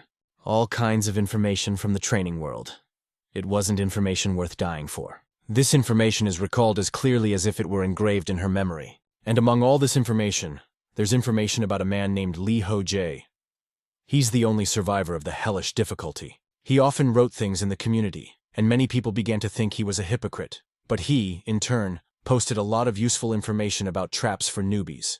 Right now he's teaming up with normal difficulty level players. Most of the people who treated him as a hypocrite were exactly normal level. The girl doesn't know why he teamed up with them on. These people seem to deserve his trust. Just as she thought, no one but him deserved attention. Suddenly, she noticed him looking at her. It's possible that he knows about her being an informant. Either way, the situation would not be resolved until he took action. To catch these rascals threatening everyone, she needs Lee Ho-jae's help. Right now, she doesn't have time to think through a plan carefully. She needs to join him first. So without thinking long, the girl immediately rushed him forward. Lee Chang-seok took notice and tried to stop her. But the protagonist saw that she was in danger from the head of the representative guild. So he instantly used the shimmer emblem and helped the girl. She was surprised but happy that he helped her. Since a long time ago, when the protagonist solves problems in plain sight, people's situations only become more complicated. If he interferes, the problem gets worse and makes others uncomfortable. Therefore, as a professional player, he did not aspire to be the captain of the team. But in this world, he can't stay on the sidelines. Therefore, after saving the girl, he asked what she was doing. Lee Chan-seok at this time started coughing heavily. He called the guy a bastard and asked what he did. The main characters only hit him once while moving around. Lee Chan-seok asked, how dare he just hit people like that? And even in front of everyone is wrong. This stupid scumbag needs to be taught a lesson. Lee Ho-jae realized that a fight was brewing, so he used his own wings, and said that it was not to try to attack if they were not afraid. Seeing his wings, the people present were confused. They didn't know what it was. The guy informed that it was nothing, so they shouldn't be surprised. The head of the representative guild panicked. Let him wait for a second. There seemed to be a misunderstanding between them, and he would explain everything now. 10 minutes were needed, or if he would give him 5 minutes, he would tell him everything. The hero steps up and agrees to break up the misunderstanding. He might be a little sore, but he shouldn't worry. In this area you can't do much damage. Let him consider it an increase in tolerance for more and try to stand his ground. The head of the representative guild was startled. He turned to his subordinates, asking what they were just standing around for. Let them deal with him quickly. One of his subordinates obeyed him and rushed to attack the guy. But since his skills were at a low level, the hero destroyed him very easily. Just thanks to a small use of strength, the guy smoked the man's arm. After that happened, he realized that his system's defense function had turned on. But since the first enemy was finished with, the hero just kept on walking forward. The next opponent seemed similar in build to the instructor's goblin. Only his posture is ridiculous. The guy easily managed to attack him while in the air. Even if the system softened the blows, they still did a good amount of damage. It would be enough to catch one ugly pig. I wonder what about this kind of attack? The blow this time reached, as well as the back of the enemy. Thanks to these two simple techniques, the new opponent was immobilized. The others saw how strong the protagonist was as well. The guy at this time found out that the player's defense system was flawed. On the arm's internal organs, as well as the neck, the blow passes. In this case, the system neutralizes the attack and distributes in the force of the blow. Due to the limitations of the system, cannot often use strikes to the bones or strangulation techniques. But if you aim at a vital point and deliver an instantaneous blow, the system will not react. In other words, despite the instant healing effect, one would still experience pain in that area. It could be seen that Kim Min-hyuk had already gathered his men and came at these guys from the rear. So there's nowhere for them to run to now. He's got a fast reaction time. No matter how many of them run away, the protagonist will catch them all. Suddenly, the protagonist heard an unfamiliar voice informing him that he was moving well. I wonder what kind of skill that was. Lee Ho-jae was confused. He didn't realize what kind of player it was. A comrade shouted out that it was Myung-jin Chan. The name gave a lot of information. He has level 6 and normal difficulty. The enemy reported that he was shy of the only one with skills. Lee Ho-jae noted that if he had already finished his training, let him try to hit him. He was even going to give him a head start on this. Jinchong didn't mind. He actually prepared to attack. The protagonist, while doing so, was wondering what kind of skill he had. It might be an enhanced series. If so, he might have an instant acceleration effect like Goblin Instructor. So he reiterated again for the one to attack since he had finished fancying himself. So why stall if he had a unique skill as he claimed? The enemy attacked, and it became clear to the guy that he was speeding up the spear the moment it hit, but that was no hindrance to him. The guy accelerated and knocked the spear off his hands. The opponent did not expect such speed, so he missed the blow. Just as he thought, main character slashing attacks also counted as strikes, and he disarmed this man so easily. Is he really going into the top 5 of the player rankings? Now it was time to turn his attention to the guild leader of the representative guild. Perhaps it was already time for him to take care of their upbringing. The guild leader of the representative guild realized that they were in trouble. After a while, the protagonist was lying peacefully on the grass. He felt a cool breeze, and also his mood wasn't so lousy. This was the best place for an afternoon nap. It would still be perfect if he didn't hear the sounds of pig fights at all. A notification on the system also appeared, reporting that his sword mastery had increased to level 7. His opponent was weak, so it was possible to experiment a bit even weaker than the goblin. The guy's new sword proficiency had developed passively until now, with the purpose of avoiding the attacks of even strong enemies. He blocked everything with his shield, chose his moment, aimed at a vital point and hit it at high speed. But this time, the opponents were too weak, so he was able to try out various sword attacks on them. He would like to practice some more, but they were afraid to even approach all of him. As soon as he started to deal with them, Kim Min Hyok immediately started to help. He didn't fight, but just stood at the ready with a rope, catching and tying up the players he had beaten up. New comrade Taki, he was also in favor of forceful solutions to the conflict. After they were completely sorted out, the question arose as to what to do with them next. And that's when she came on the scene like before. This girl's name was Park Young-ah. She was also the one who was hurt by the guild representatives like many others. She was the one who gave information to Kim Min Hyok. She also suggested a plan on how to neutralize the activities of the rep guild. The best option would be to send the guild members from the first floor to the second floor, and to warn everyone about possible retaliation from them, and to prevent this from happening again as a punishment to instruct the newcomers, using the guild students as a punching bag. In addition, by training the victims to get rid of their fear of the guild, they would unite and learn how to fight. After finishing the discussion, Park Young-ah gathered everyone together. She told everyone about all the dark deeds of the guild, the representatives, and all the people who had suffered at their hands. She also asked everyone to show understanding, including those who had not directly encountered the guild. She called for support for those affected, and it was appropriate to punish the perpetrators. Through her speech, she was able to convince the victims to be more courageous and unite. Kim Min Hyuk. The other players stepped back, giving Park Jong-ah the opportunity to take matters into her own hands. With this act, they showed everyone that they supported the girl, and everyone decided to act according to her plan. So now everyone scattered and started practicing, using the members of the guild representatives as a simulator. The rankers are helping them with this. Of course, there was some discontent about the ethics of their plan, but there was no better idea, so that's how it ended. There's no more work for the guy in this plan, so he's not doing anything now. There are still about 13 more to go before the completion of this event. The hero was pouting that perhaps it is realistic to use this time to advantage and just sleep. But suddenly he heard that a girl approached him, and he looked at her, after which he reported that she had done a good job. It was Park Young-ah. The girl sat down beside him, and they were silent for a while, so Lee Ho-jae felt awkward. Suddenly Jong-ah thanked him after a while. She wants to thank him again on behalf of her sister and the other victims. The hero was surprised that she had a sister. I wonder if she has friends or at least someone she gets along with. The interlocutor went on to say that it was a bit undignified, but there was something else she would like to tell him. The protagonist was interested. Park Jong-ah started her story. She told about everything up until today. Then what was even before the tutorial and how she survived, and also about the terrible day when her sister died. After that, the story, she asked for the guy to lend her his power. The guy didn't understand what she was talking about, and the person she was talking to kept saying that she knew she had no shame or conscience to ask for such a thing in this one. But she is definitely going to repay him for it. Lee Ho-jae informs her that that's not the case at all. When he talks about strength, what she means is perhaps to train it. The female interlocutor objected, if perhaps she would like to get the power right now. Protagonists.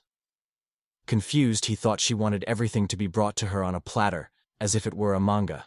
But suddenly he got a good idea. He remembered what he had in his inventory, so he handed the girl a gun. It's a magic pistol that shoots bursting bullets at a short distance. Here all again, the bullets on it have no restrictions on its use. Plus it's quite powerful. Jong-ah was interested in how powerful it is. Lee Ho-jae replied that they don't know that, because he hadn't used it before. Let her try to shoot it. The girl agreed. She promises that she will live her life for others, and also will fight to protect people. This is how she will return the favor. Lee Ho-jae informs that about the debt, it's not to him, and he's wondering where she's going. In response, he heard that she wanted to test this weapon. At this time, the grief of the human representatives was not good. He continued to be beaten by the newcomers in order to repay him. They rejoiced these blows had really become powerful and such a pleasure to beat him. The guy himself resented it. Let them go to hell. They'll see. He's sure to pay them back for this. Suddenly he lifted his head up and right in front of him he saw a girl with a gun. Not understanding what was going on, he asked what she was doing. The main character was also wondering what Park Jong-ah was up to. He wasn't going to do anything but just froze, waiting to see what would happen. The girl used her inventory and pulled something out from there. The guy thought it was lube, wondering where she got it. Jong-ah applied this substance on her finger and reached for the head of the guild representatives. The guy was scared. He shouted for her to stay away. But the girl didn't hear him. She reached for his eye. And immediately, with all her might, she sank it right into his eyeball. It hurt like hell, so much so that the man screamed violently. But the girl was unfazed. She kept at it, until she shoved the gun into his eye socket. Another moment passed and a gunshot rang out. Thus, this head of the representative guild died. The dumbfounded protagonist realized that it was an instant death. She had shot his head through his eye, so the system's healing effects didn't have time to work. So, there is also such a way to kill a person. Next, the guy turned his attention to the girl. She was covered in blood and reported that this weapon was quite usable. Lee Ho-jae thought she was more crazy than he was. After Park Jong-ah's revenge was accomplished, there was no emotion on her face. There was no joy or sadness. She indifferently pointed her gun at the sky and made an announcement. This was how the group watching over the security of the Korean server came into existence. A security squad. It was the 28th day of the third trial. 2 days had passed since the signing of the agreement. Originally, the protagonist was going to resume the attack on the 5th floor after the end of the event, but he postponed that plan to help with the creation of server guards. Many victims became members of this squad. Some of them even decided to team up with Park Jong-ah even before the agreement was signed. Of course, not everyone was thrilled with the actions of the girl in question, but many normal and difficult level players still joined the squad under the influence of her courage. Kim Min-hyuk even suggested that this girl is like Jeanne d'Arc. But in the main character's opinion, she was more like a demon washing blood. Of course, the guards who helped to deal with the guild representatives, including Lee Ho-jae and Kim Min-hyuk, were also harmed. The guards wanted to establish such orders to guarantee minimal protection and ensure the safety of all the players. It was necessary to take care of the weak, low-level players, rather than focusing on the aggressive attacking groups. Therefore, they made a list of elementary rules. The first was to not use violence towards other players. The second was not to harass other players. The third rule was not to steal. And the fourth was to respect the will of other players. Some people objected to the type of punishment for rule violations, but they still went ahead and made up the internal order of the guards. This was how the present story ended. 3 more central members of the guild, the representatives, were executed. It was decided to keep an eye on the rest in the future. The gun executions and one-sided violence had left a strong mark on their psychological state. The protagonist thought they wouldn't even think of retaliation.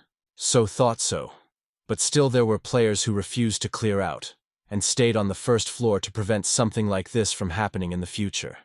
It was finally clear to everyone that newcomers needed a briefing and explanation of the rules. Kim Min-hyuk decided to do that. He will post the necessary information and materials in the game's community. That's how it ended on the night of the second day. Lee Ho-jae felt a headache, so thought he would die. This kind of thing is clearly not his. This is the most suitable place for him. And it is right here where he can fight. Right now he's on the 5th floor outside the boss's room. Now that he's used to the one-handed sword, it's time to finish this level.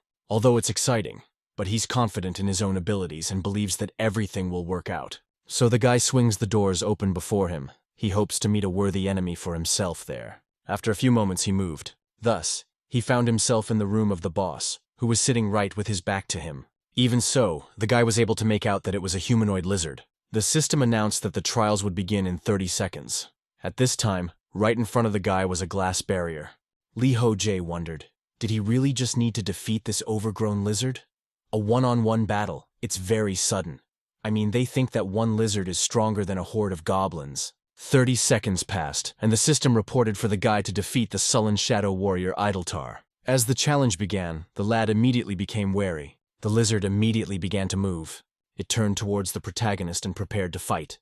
The guy didn't quite understand what that meant. His name is the sullen shadow warrior.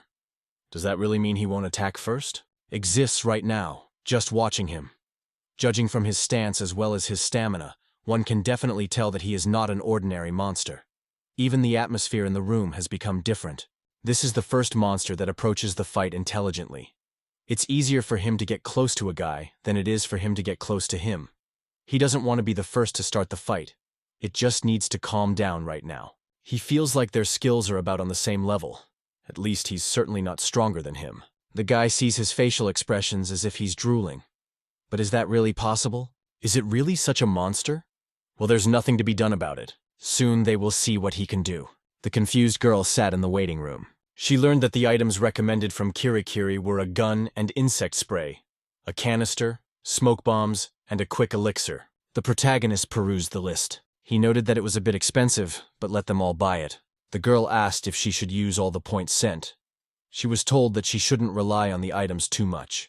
Lee Ho-jae replied that it was true, but the fifth-floor boss was very strong. Much stronger than he thought at the time. The battle between the protagonist with this creature was about to begin. The guy could clearly see the expression on that lizard's face.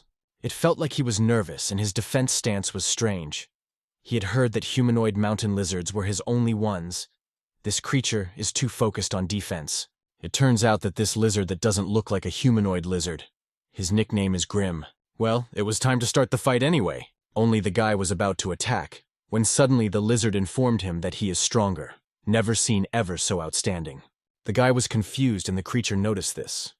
He is so surprised that he even started to hesitate. This is clearly the effect of the Tower of Babel knowledge skill. That is a skill obtained from the gods. Apparently it is not limited to understanding the language of monsters. The enemy said that strength is only expressed through calmness as well as fighting spirit. He would be honored to fight this guy, and he wouldn't be sorry if he died in a fight with him. Lee Ho-jae soon noticed that the man is smiling. He pretends like he doesn't care, but the guy can see all of his emotions thanks to his skills. As he came up with the knowledge of the Tower of Babel not only provides translation from the monster's language. Grim was surprised that the man understands him. Turns out he is pretty strong too. Too bad he was born human. It's been a long time since he's seen such strong opponents like that one. So to show his respect, he will let him attack him first, 3 times. The hero in question smiled. He is grateful for such an opportunity. It's the first time he sees someone give a head start in a fight to him. In any case, the counterattack defense is much more important than the attack itself, so there won't be much of a plus. But that's not a bad thing. He's going to show the consequences of his choice to the creature in question. Therefore, he immediately used his own wings. It was a deadly combination of Talaria's electric wings. The attack swiftly headed towards the Grim. But it failed because something happened. The protagonist wondered what had happened. If he had deliberately set himself up to be hit. He was able to see his electric attack, react, even dodge it. I guess he also has the ability to speed up his thinking and concentration in battle. At that moment, the protagonist was attacked by the creature's spear. As a consequence, he had to put distance between them. So this lizard is keeping its distance. Looks like he didn't lie about being able to attack 3 times. Lee Ho-jae was really confused. Previously, he hadn't come across any enemies that Talaria's electric wings didn't work on.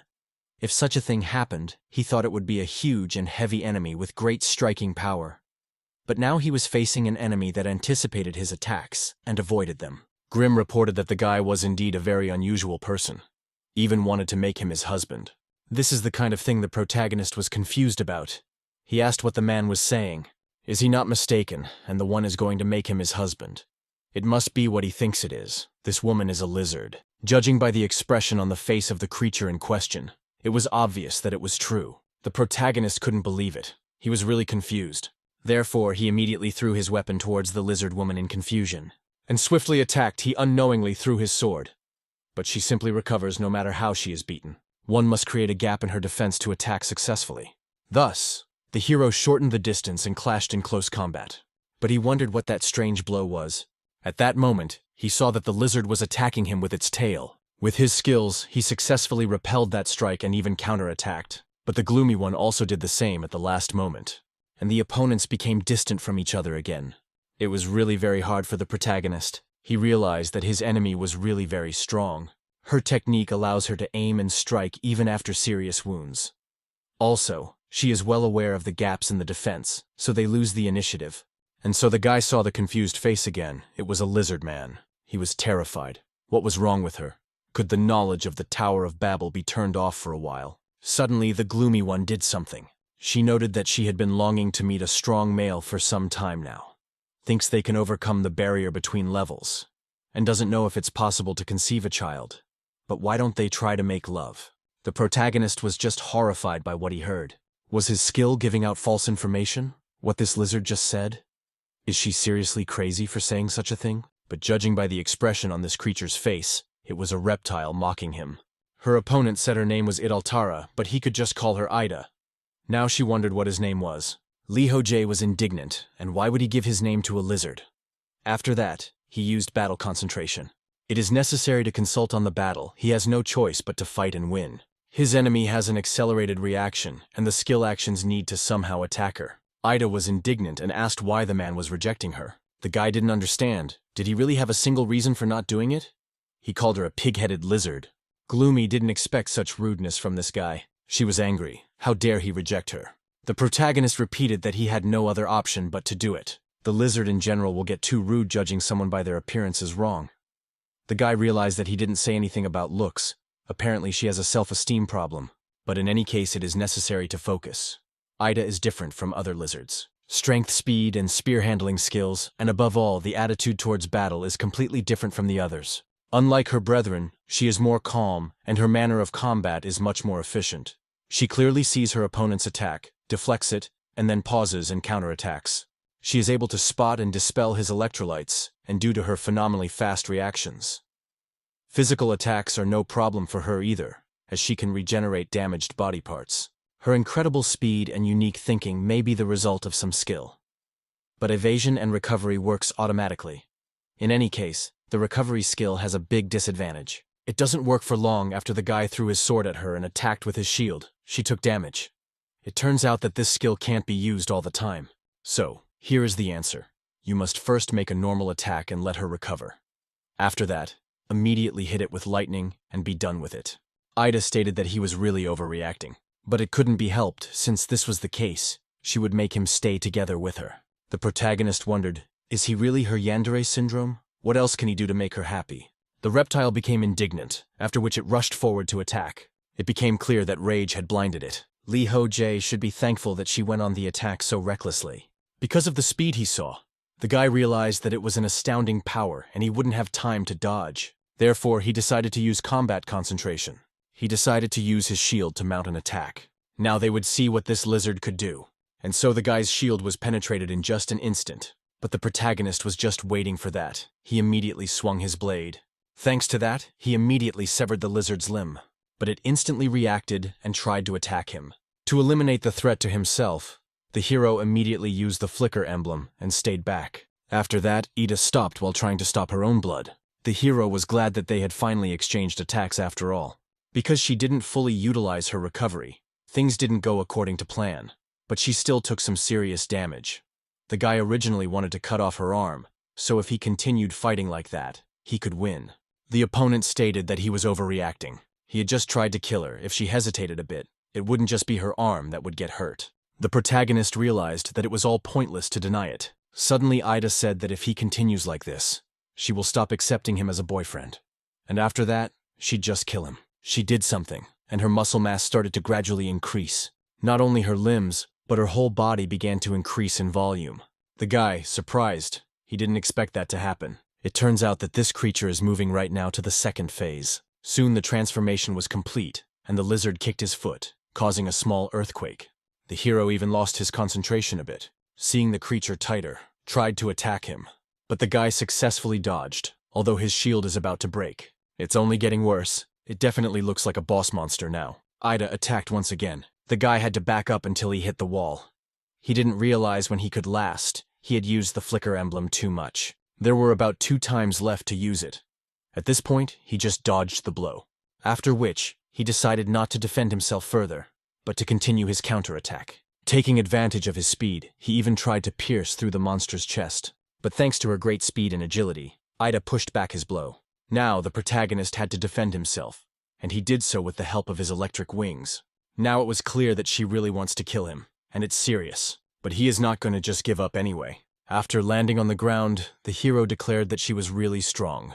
The lizard asked, "What is he saying? Did he really change his mind now?" Lee Ho-jae only stated that she was just giving him time.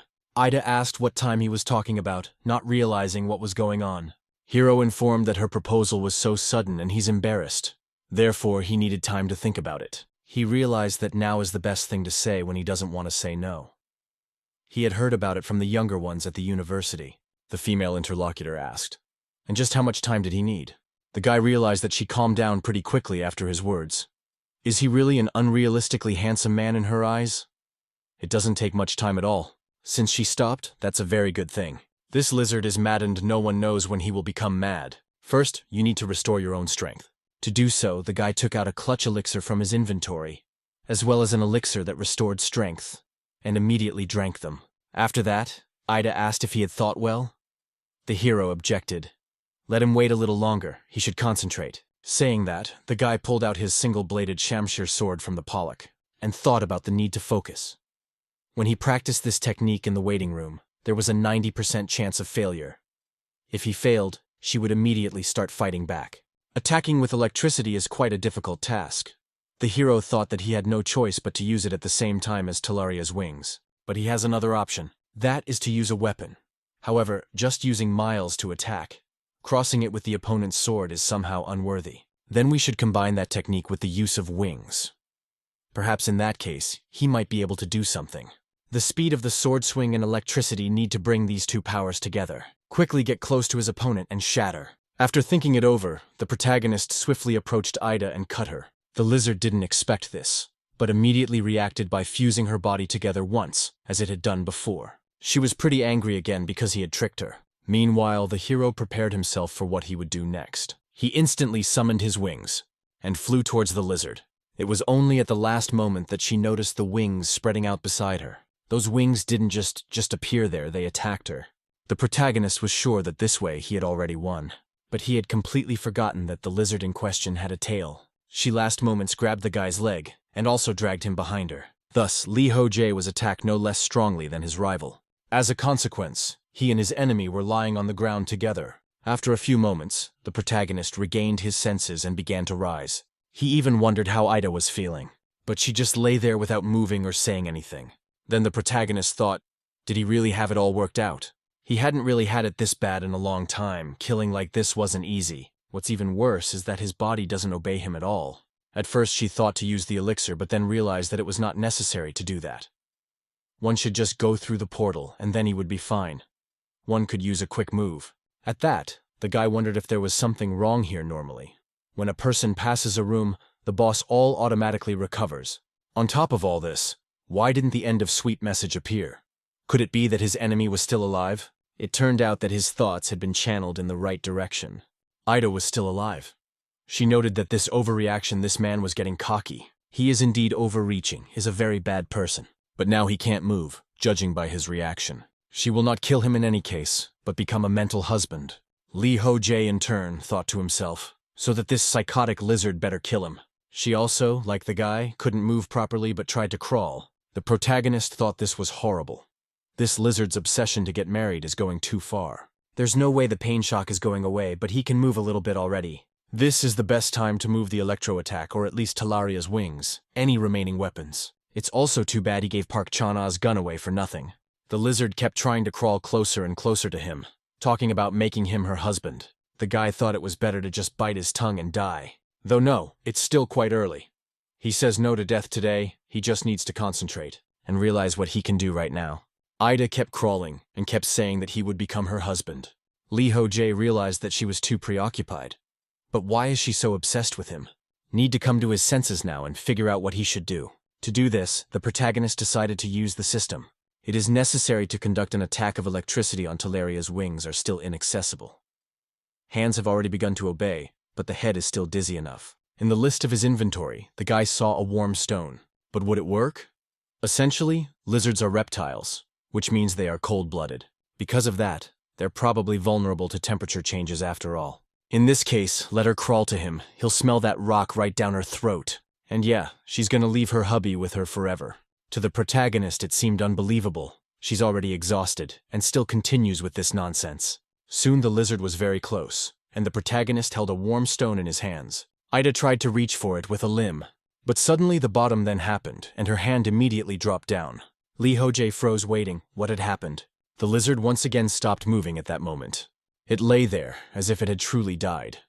The hero was glad that she had finally stopped at last, and assumed that she had run out of strength. Turns out Ida was still alive. She had, after all, told him that he was the strong one. Even if scared, and even if called a coward, would not become a servant of the devil. She recognized him as her spouse. This low man is cowardly but very strong, so she is going to definitely marry him to herself. This was the last thing this particular lizard said. Lee Ho-jae thought that this time she was definitely dead, even now making him squirm. The guy wondered if she was being bullied by her comrades. She used a different defense tactic than normal humanoid lizards with their abilities. It was kind of grim. She had gotten so excited at his compliments that she even felt a little sorry for him. But regardless of the circumstances, they were destined to kill each other, though he apologized to her. And after that, she closed her eyes to the water of disrespect. That was how the lizard Ida died with a smile on her face. Immediately, a system notification appeared, stating that the 5th floor of hellish training difficulty had passed. All injuries had been healed, and the damage received had been nullified.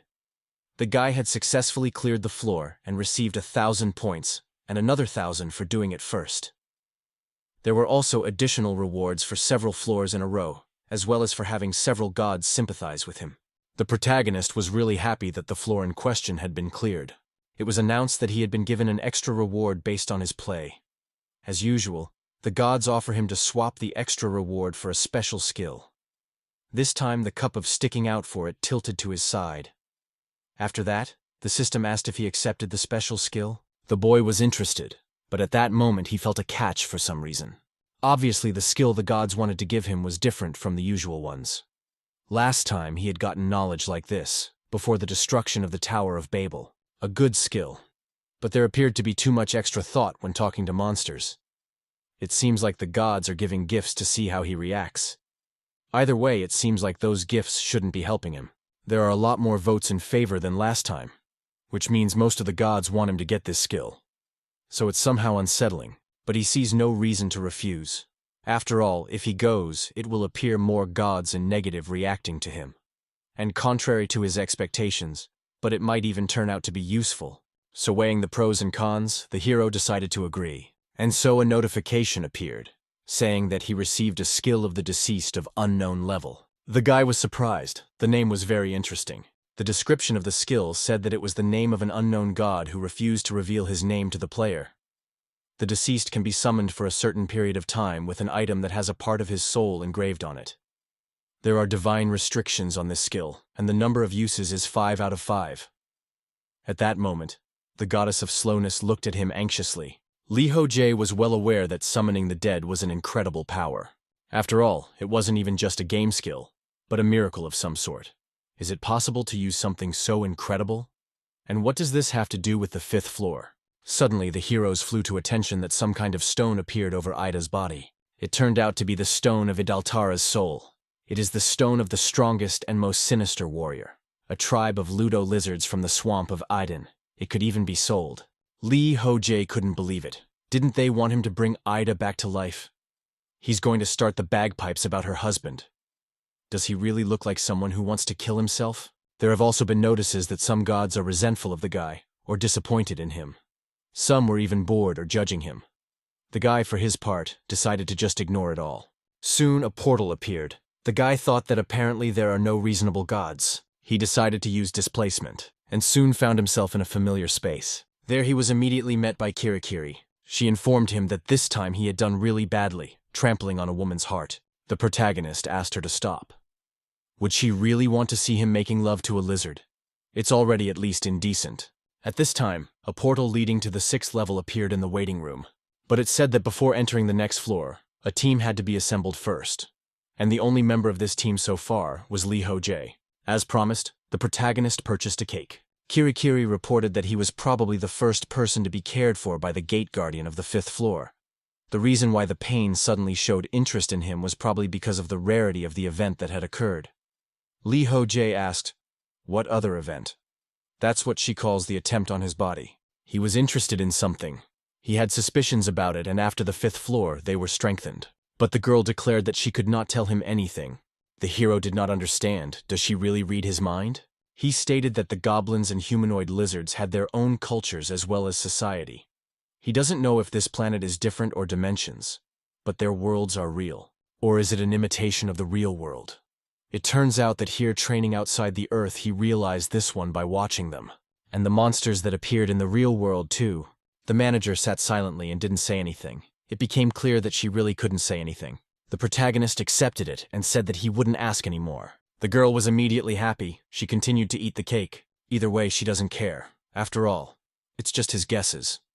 However, if he keeps trying to find out the answers by watching her reaction, she will get angry. Lee Ho-jae states that he realized that it's becoming clear to him that history is repeating itself. Then Kirikiri gave it all away to him with her facial expression. It was most likely out of courtesy to him. This girl is always giving him important information and trying to help him. So there's no need to brazenly take advantage of this child's good intentions. He even apologized to her. After a while, the guy was about to leave. And the girl asked if perhaps he would think about it some more. The hero was surprised. Is she really serious now? The interlocutor said that Altara could become a reliable ally. It depends on how he asks for it. Lee Ho-jae repeated what he had said more than once, that he has no desire to persuade her. She is simply being abnormal, that is all. He's leaving. He won't buy anything this time. After all, he wants to accumulate points. The guy was going to change his shield for something more effective, but he lost too many points.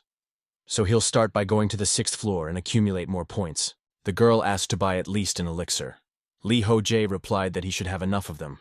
The manager was surprised, since they are quite few. Then the protagonist thought that the 6th floor would probably need a lot of elixirs. As a result, he spent all of his remaining packs on elixirs. Because he never once regretted what he had bought on Kirikiri's advice. In parting, as usual, the girl asked him to be careful. Also, let him come back soon, even if he couldn't win. Let him come back faster anyway. The protagonist asked if the 6th floor was really that difficult, but he never heard an answer. Still, there's no other way but to check for himself. So he used the teleporter to move to the waiting room. But what he saw there dumbfounded him. Namely the inscription that in order to pass the 6th floor, he had to first assemble a team. Is this team a game? It came out of nowhere. To all of this, needing a team of 5 people is just crazy. The kind of players who can team up with him just aren't there because he's alone so far on hellish difficulty. The implication is that he can't team up with players on other difficulty levels. His partners have to be on town level too, just like him. Thus, he has to do this if there is no one else who chose that level besides him. This is too much even for unconscionable. The creators were hoping that there would be more than 5 insane people who could make it to the 6th floor. So this is a clear oversight by the developers. Must be those gods who are constantly watching it and are the developers. They are turned perverts, watching others and flirting with players. What else would you expect from them? Suddenly he wondered what if Idaltara was resurrected. Though he soon decided he couldn't do that. He'd rather not revive her. Literally immediately, a notice popped up stating that the god of adventure was disappointed. The guy is outraged. This evil something is watching him all the time. He gives a tooth that it's a white, lecherous old man. The adventure god was shocked and confused by his thoughts. Lee Ho-jae repeated that this exact image appeared in his mind. But what is he going to do to him? He's such a fool that he chose the hellish difficulty level without even thinking. Something came to mind. A group game appeared on the 6th floor of the normal level, and it became a topic of discussion in the community. The fact that there was a group game had a lot of impact. There were those who wanted to go it alone, and those who discussed such weapons, cooking, and what skills to develop for it. And all hell-level players were wiped out on the 1st floor, let alone the 6th floor. So group play in the here and now is just nonsense. To all this menu fun question, does the guy want in? Upon seeing this, the protagonist suggested that we could try fighting alone. It's a good thing they left that option in the settings. It turns out that he just has to do everything for 5 people. But that sounds like a no-brainer. It's easy to say it can be accomplished. From the looks of it, what is in there can only be handled by 5 people of hellish difficulty level. So the main wondered if he could do it by himself alone. If there were more players here, how strong would he be in the middle of them? He's thinking to be above average because he's confident in himself. Kirikiri said that due to the uniqueness of the duration gods, he was able to get his strength skill. If not for that, he might not have gotten the given power at all. And if he was wrong, then the god of adventure only gave him the power, because the god of slowness gave him the power. Since he was used to attacking and blocking blows, he didn't feel any lack of skills. Judgment, resourcefulness, concentration, adaptability, speed, reactions, patience, and predilection. In all of these skills, he was unrivaled at the moment. But will he overcome the 6th floor alone when it is designed for a group of 5 people? That's something to ponder. In any case, it was time to test himself, and so the guy accepted the offer of the system to pass this test alone. As a consequence of his decision, he traveled to an area unknown to him. There he was welcomed on the 6th floor of hellish complexity. Wary after appearing, the protagonist looked around. He saw no one around him, but there was also another portal directly in front of him. Most likely, one lead to the waiting room, but the other was unknown. In this portal, an inscription appeared. Is the guy ready to pass the gate trials? Lee Ho-jae had read a community about such floors. It said that the entire floor consisted of just one gate. This is the so-called fire room, and this is where team members can gather and discuss passing strategy and backtracking. The magic bonfire and having a safe place attracted a lot of attention. This bonfire got a bunch of players interested because it doesn't spread or go out. Surprisingly, there isn't even any smoke from it. The protagonist heard that if you have products on it, you can even cook food on it. Found, of course, those who wanted to settle in the tail room. Fellows thought that perhaps he should try frying something first. He didn't have time to do any better right now, though. Next time would do it. He went to the very portal leading him to the level, and there he accepted the offer to go through the trials alone. As a consequence, he shifted again, materializing in another room. The wariness had not disappeared. The boy looked around carefully. This place looked like something. Was it really the 6th floor? It looked a lot like the corridor of the 1st floor for some reason. Only instead of portals there is a stone gate. The guy approached it and was informed that he couldn't enter. This surprised the protagonist. Perhaps these doors are an exit. Something interesting caught his attention. He saw that the 6th floor test was about to begin. But what was written there surprised him. It must be a trial and should be looked at more closely. In the description, it said that for 50 years now, the Pantheon has been haunted by the priests of the cursed Church of Bahar. It is a cult whose followers raise the dead and turn their souls into demons. 16 priests, including a high priest named Caesar, managed to escape from the Pantheon and reach the center of the White Mountains. This place is called the New World. It's, according to legend, where the gods came from. The priests of Bahar are going to unleash nightmares on the entire continent, using the particles of divinity left in the White Mountains after the gods. The heroes are the only ones who can hold them back until the Pantheon paladins arrive. The boy was surprised they were called heroes. It's a strange, some manner of troop. There were a few conditions for successfully completing a level. The first rule said that you should not let the army of the dead go beyond the White City of the arrival of the paladin troops. And the second one was to destroy the entire army of the dead and defeat the 16 priests. The guy realized that, to put it simply, one should prevent the army of the dead from going beyond this gate. Or just destroy the entire army, as well as those priests. So he'd have to fight an army of dead men. Depends on combat power and numbers, of course. But it looks like it will be an endurance fight. Teleria's wings would be problematic to use due to the low ceiling. But in a narrow corridor, it is convenient to fight several opponents at once. The first condition of passage is to hold out until the paladins arrive. But the question arises, how long do you have to wait for them? The guy does not think that they will hurry to him. Well, in that case, it is necessary to start a battle with the army of the dead. And so it's 4 hours later. Moving along the corridor, the protagonist felt some kind of hesitation. Because of this, even the ceiling began to gradually crumble. Lee Ho-jae instantly turned around and saw a huge number of skeletons. This amount made him quite confused. What was even going on? Did the sound of their footsteps grow too fast? Although from the looks of it, these skeletons didn't look particularly strong. If one uses the advantage of the narrow corridor to the fullest, they will not be a threat to him. The main problem just now is the sheer number of them. If you look down the corridor, there is no end to them. There could be tens of thousands of them. If you use necromancy, then it means that they can still create them. In the event that the protagonist is right, then you need to destroy them faster than they don't appear. In that case, he now understands Kirikiri's words about not getting out of here anytime soon. Obviously, this floor is beyond his capabilities at the moment. Stamina as well as annihilation speed is very important here. Of course, it's impossible to pass the third series in less than 2 hours. What if he couldn't last until the fifth?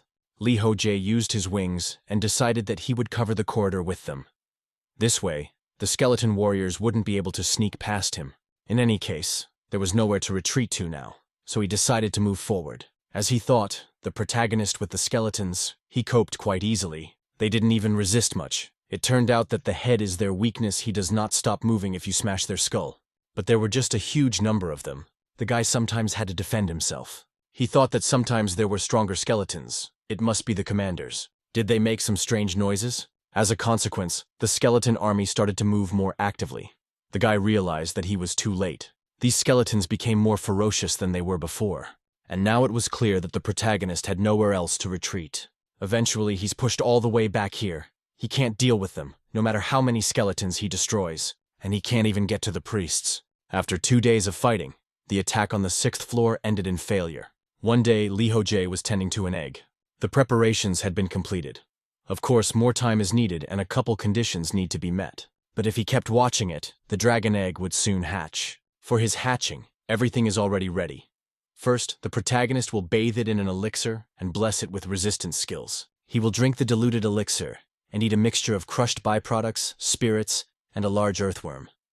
In order to prepare all of this, the guy mastered a giant blender. Any chunks turn out too big, then he will feed the larvae to the fairies. He's studied some magic in case suddenly the newborn dragonborn doesn't follow him. And even made a dragon heart, so if its appearance embarrassed him, he could put up with it. Thanks to her, the guy now had a good knowledge of reptiles. Suddenly, he saw someone approaching him, so the guy inquired as to what had happened. It turned out that it was his comrade Kim Min-hyuk. The guy noted that he wanted to say goodbye before he came out. The protagonist thought the guy would be stuck here for a long time, but he was finally leaving. The comrade informs him that he just wants to go out and live in peace. Lee Ho-jae is almost certain that he will. If a monster suddenly appears on the ground, he doesn't think he'll want to fight it. After all, he's one of the people who's been in charge of the Korean server since the beginning, and he has the most awakenings on it. Won't he get a huge compensation if he stays in Korea as a national hero? I mean, he probably won't let politics influence him to live his life quietly. It would be a pity, of course, if it was the day of the assembly if that one wouldn't see him in person. Min-hyuk objected. He's not ready for such a thing. He's already annoyed by days like this. The hero was surprised. If you don't count the first meeting, it was not a bad event overall. The comrade reported that for him, it might have been, since he was always sitting out. And they had it rough. Lee Ho-jae countered that he had worked hard too. The person he was talking to thought it was funny. He was just sitting in the corner and improving his pain resistance skill by hurting himself. The guy agrees though. He's helping, even sitting there doing nothing. The hero stated that the meeting day was coming up soon anyway. It was even a bit of a pity. The comrade asked when it would be he would happen. The comrade was surprised that he didn't know. After all, it hadn't been that long since he started working as a vigilante. Min-hyuk asked if Jeon-ah knew about it. Lee Ho-jae pointed out that she should know about it, and the comrade explained that in that case, there would be no meeting. Meetings are only held when there is a serious problem in training. If the day of the meeting was publicized, the vigilantes would have already known. That's because Jeon-ah will stop problems at the root. The protagonist said that perhaps the next meeting will be held when they are done with training and move on to reality. Trailing off, the comrade inquired about their relationship with Jeon-ah. Lee Ho-jae was embarrassed by him in no way before, but wondered what he was asking so suddenly. Min-hyuk meant that it's already time to move towards unification little by little. The main characters didn't realize that he would apologize if he didn't make up. For now, he's stuck here and there's nothing. The comrade informed that if he leaves, that comrade will be the only person Jeon-ah can talk to calmly, so let him help her. Lee Ho-jae wondered if he'd said everything, how he still had time to worry about others. The interlocutor asked him not to reject the offer and to think hard. It looked like Jeon-ah still had feelings for him after all. The main character was surprised. Next, he asked Min Hyuk if he liked Jong-ah. The comrade noted that he never did. Lee Ho-jae sent him a message and asked him to check. Comrade was dumbfounded. There is one profanity in the chat. It is necessary to hold his hands. He has no decency. He is just fucked up. He must be laughing. Let him take his pills already. The hero said that his resistance level is so high that the pills won't help him anymore. In the end, the guy even agreed to talk to Jeon-ah later.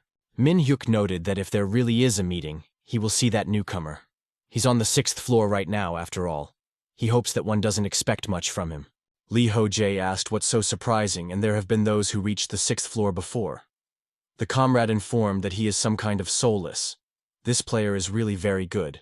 The protagonist turned out to be not as good as he is. He was not able to pass the given 6th floor even from the 3rd time. It was really astonishing for Kim Min-hyuk because this guy is a monster. Still, the rookie looks quite talented, even if he doesn't think so.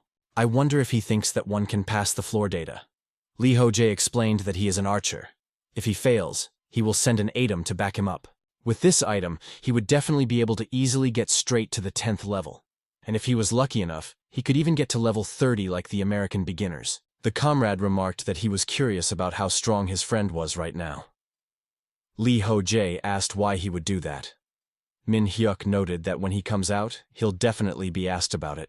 If you compare him to a G-class monster, what kind of strength does he have? In the real world, all monsters were categorized into classes based on their strength. First from A to F, then S was added, and then the G-class appeared. Monsters of this class are considered a national threat. There are currently 4 monsters of this high class on Earth. This class usually take over a territory and stay in it. A monster of this class, Oakler, settled in New York City, leading to an open clash with the U.S. forces. At that time, the best players were mobilized, as well as the army. As a result, Oakler was defeated, but the damage was enormous. More than half of the top players were killed. The protagonist heard all of this in the community from the newcomer. Since he had been in training since the beginning, he had never seen these monsters. However, based on the information he has, of course, he is much stronger than these monsters. There's no point in even thinking about it. The comrade reported that he had heard such an unceremonious answer somewhere, but he was grateful even for it. Thus, their conversation gradually drifted to matters of the past. They reminisced about their first meeting, about the bad as well as the good moments. The main character had only met Kim Min-hyuk leave a few times at meetings, but it became a fond memory for him because he had no others. And after all, he was alone on the hell level. It became a friend and even a family he never had. When they go out into the real world, they will never be able to meet, and messaging will also be unavailable. Kim Min-hyuk revealed that he will leave first, and they will see each other outside. The main character asked to say hi to the people outside. For some reason, he felt like it was more like saying goodbye. Lee Ho-jae realized that it was time for him to get out too. But why did he continue to hesitate? It was worth it to get into the real world as soon as possible. There was a note on the table with a message to say hello to Kirikiri. After failing the attack on the 6th floor, the protagonist found himself in a room waiting. This was his first defeat. It turned out that the guys never managed to pass the 6th floor. All 3 attempts ended the same way. This was the 4th attempt. The protagonist decided to try again, but still the probability that he could clear the floor is very low. He had almost died many times starting from the 1st floor, but he's never been so shattered. I wonder if there's even a chance of him being able to do a sweep of these skeletons at all. Like when he'd almost decided to step away. He got discouraged, lost his strength, moved on and fell so far behind that he lost to an unknown newcomer. But the moment he came into this world, Jong Song-ki's body recovered. The bent back, inflamed wrist, and slow reaction. Everything had returned to the old days. Lee Ho-jae was swinging like crazy and raising his level, almost becoming a superhuman. But now it was all very sad. And while the protagonist was staying, he, and not a newcomer to training, broke the news. He said that Chuncheon province in Korea had been completely destroyed, and this news shocked everyone. The main character couldn't believe it. All the players were very surprised by the news told by the newcomer. Nevertheless, the military strategy in Korea was well developed. The other areas were safe. It seems that measures had been taken to prevent the monsters from spreading by setting up a containment line in the north and south of the Chungcheong district. Of course, this did little to reassure everyone. But the situation was no better in other countries, so the damage to Korea was not that extensive. There was unrest in training as well. As soon as the 4th event began, Park Jong-ah started a war against the former members of the guild representatives. The pretext was that they returned to the affairs of the past. The protagonist doesn't think that the people who suffered during the event where the alliance was formed would have a different opinion. Plus, they dare to act right in front of the vigilantes. It was over quickly enough. As far as the guy knew, at least 8 people were subjected to reprisals. On one of the instigators, Park Jong-ah blew his head off with her gun. Now everyone is wondering if the girl should continue to lead the union. It doesn't go without saying that people split into 2 camps, into those who were in favor and those who were against. Lee Ho-jae himself doesn't know what the right thing to do is. Will she become a brutal murderer and live for revenge? Or will she choose the path of a fair judge and devote herself to a fair trial between good and evil? The guy won't interfere as long as everything stays within the norm. If the problem gets out of hand, the union will hold a meeting. If the meeting does take place, he will behave as before and maintain the same stance. Meanwhile, Kim Min-hyuk has been very busy. He wrote and published a training guide in the community so that newcomers would adapt faster. On the insider trading platform, he launched an auction-based trading system. The rules of such are that items bid for 7 and 77 points. They are reserved for a specific person, so it is not possible to participate in their redemption. It turned out to be a simple but quite working system. In this way, it is possible to help newcomers and provide an exchange between players. Until now, the auction window was only used to sell cheap items that were no longer needed by ranked players. The bidding volume was low, and most bidders were short on points. Therefore, there wasn't much choice but to set the auction price low. While Park Jong-ah is raising your trust people about crime, Kim Min-hyuk is working hard to create a comfortable socializing environment, saying that he wants to create a socium as well as culture inside the training and make the place acceptable for people to live. Instead of the 100th floor, which not everyone will be able to reach, it is better to focus on the low floors where many people can live. Lee Ho-jae thought that his words were reasonable. In the future, the number of losers would only increase, creating an environment for a large number of weak players. This was Kim Min-hyuk's main objective. The protagonist wasn't sitting idle either. For the past few days, he had something to do. He had rookies entering on a hell of a difficulty with the start of the 4th round. One made the wrong choice because he was drunk. The other took it as a joke and just picked at random. The protagonist thought that they were just idiots. If you think about it that way, his comrades, who he met on the 1st round, chose the hellish difficulty because they wanted to, and even if the guy survived alone among all of them. In any case, he was kind to the newcomers and tried to explain as much as possible about what you needed to know on the hell difficulty level. Tom including tips on defense as well as fast growth. He advised to tackle the first trap before starting, and to contact him immediately upon returning to the waiting room. So he thinks he'll get a text soon. One of the guys texted that he can't, the arrows are too fast and he's not making it in time. Literally can't see them at all. Lee Ho-jae realized that things are really bad. The man also said that he accidentally fell down and it saved his life. But how is it even possible for this to pass? In the end, among these newcomers, one didn't come back and the other just went crazy. Everything happened just as the guy thought. He had taught them so painstakingly, but all to no avail. What should be done so that those who chose the infernal level of difficulty survived? It remains an incomprehensible question. The character wrote to have the one who went insane just sit in the waiting room. Once the treatment is over, let him try to hold out at the portal. He will send him provisions. To the survivor, he stated that he didn't try this one. He doesn't know if it is the right decision on a human mentally weak creature. He is to survive 30 days before the portal, eating only dried meat and water. After that, a couple days in the waiting room and 30 days again at the portal. He may have to live like this for a very long time, but it can't be helped. On other difficulty levels, the losers Kim Min-hyuk takes care of and helps them up. But on the hellish difficulty level, you can't do that. That's all Lee Ho-jae can do at this point. He just has to go on his way. After a while, he was sitting by the fire and didn't understand how he could get past the fucking 6th floor. He had the birthstone of Goblin Gractus, as well as the birthstone of Goblin Gross in his possession.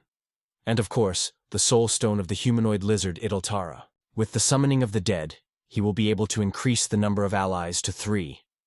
He doesn't know if they will be good allies, but if he talks them into it, something will work. If these 3 join him, then we can split into teams. They will split into 3 teams and take turns attacking. This will help to conserve forces, and also give the opportunity to connect the reserve in case of a critical situation. When the commander appears, the reserve will become a quick reaction group and go on the attack. Alone, the protagonist will not be able to simultaneously attack the commander and fight off the advancing skeletons. Or, you could try to fight your way through 4 at a time. Given the width of the corridor, it's quite possible. As thought, the main character summons the dead, a very useful skill. So much so that he begins to think that the fight, and specifically gave him this skillet to pass the 6th floor. But he is confused by the phrase "a certain amount of time" in the skill description. It's unclear how long that certain amount of time will last and what will happen. Will the summon disappear? Obviously, group floors will appear in the future. Further, is there a guy here to handle using summon then? Who knows when he will bump into a wall?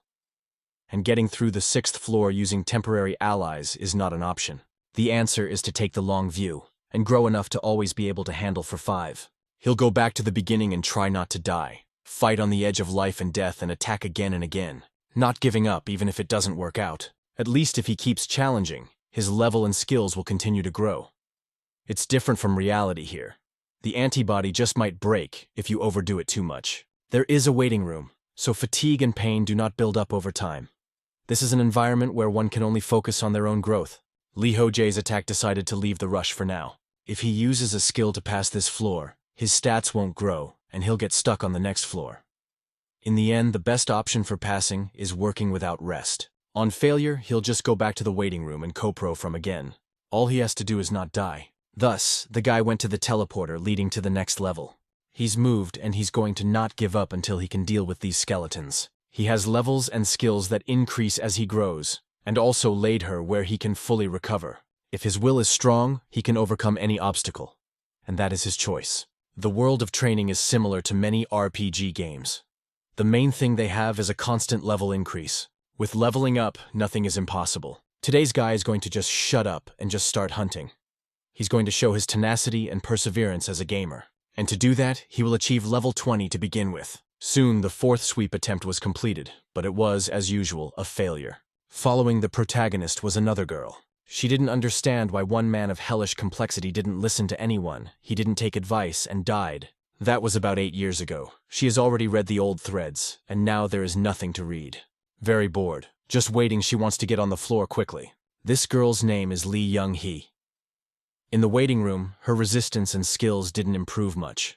The elder didn't say that it was necessary. She is also like the main character on the 6th difficulty level.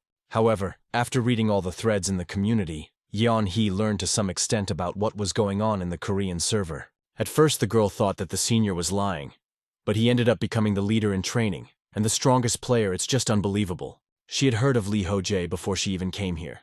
He's the only Korean server player on the Hell difficulty level and the strongest player. He is also very unknown in the real world. Lee Ho-jae is a former pro gamer. There were a lot of TV programs about him and his background. The girl knew him long before that. She saw a handsome face on the screen when her sister was watching TV. Her sister told her that the man was a pro gamer. Then she said that instead of being a gamer, he could have been a celebrity with that face, and just forgot about it. This guy is now her darling senior. When she mistakenly chose the Hell level, he was the one who gave her back hope. That is, her support. If it wasn't for him, she would have died long ago. He even supported her in every possible way when attacking her. The girl rejoiced, calling him her support. Suddenly, she was confused and wondered what she was even thinking. A message had just come to her asking if she was done with her preparations. It turned out to be Park Jung-ah, and the girl was confused. She said she was done and asked what happened. Jung-ah reported that nothing much happened. The senior asked her to walk her out. This was something Yeon-hee didn't expect. Talking about this person, she must be referring to Lee Ho-jae the first time she heard him called that. The community communicates with each other informally, and even swears profanely. She never once ripped the guy. That's how she felt from the beginning. Jung-ah reports that he went to the 61st floor to collect glasses. I wonder if she remembers what needs to be said to the curator. The girl replied that she remembered. At the same time, she realized that the interlocutor was rude even today.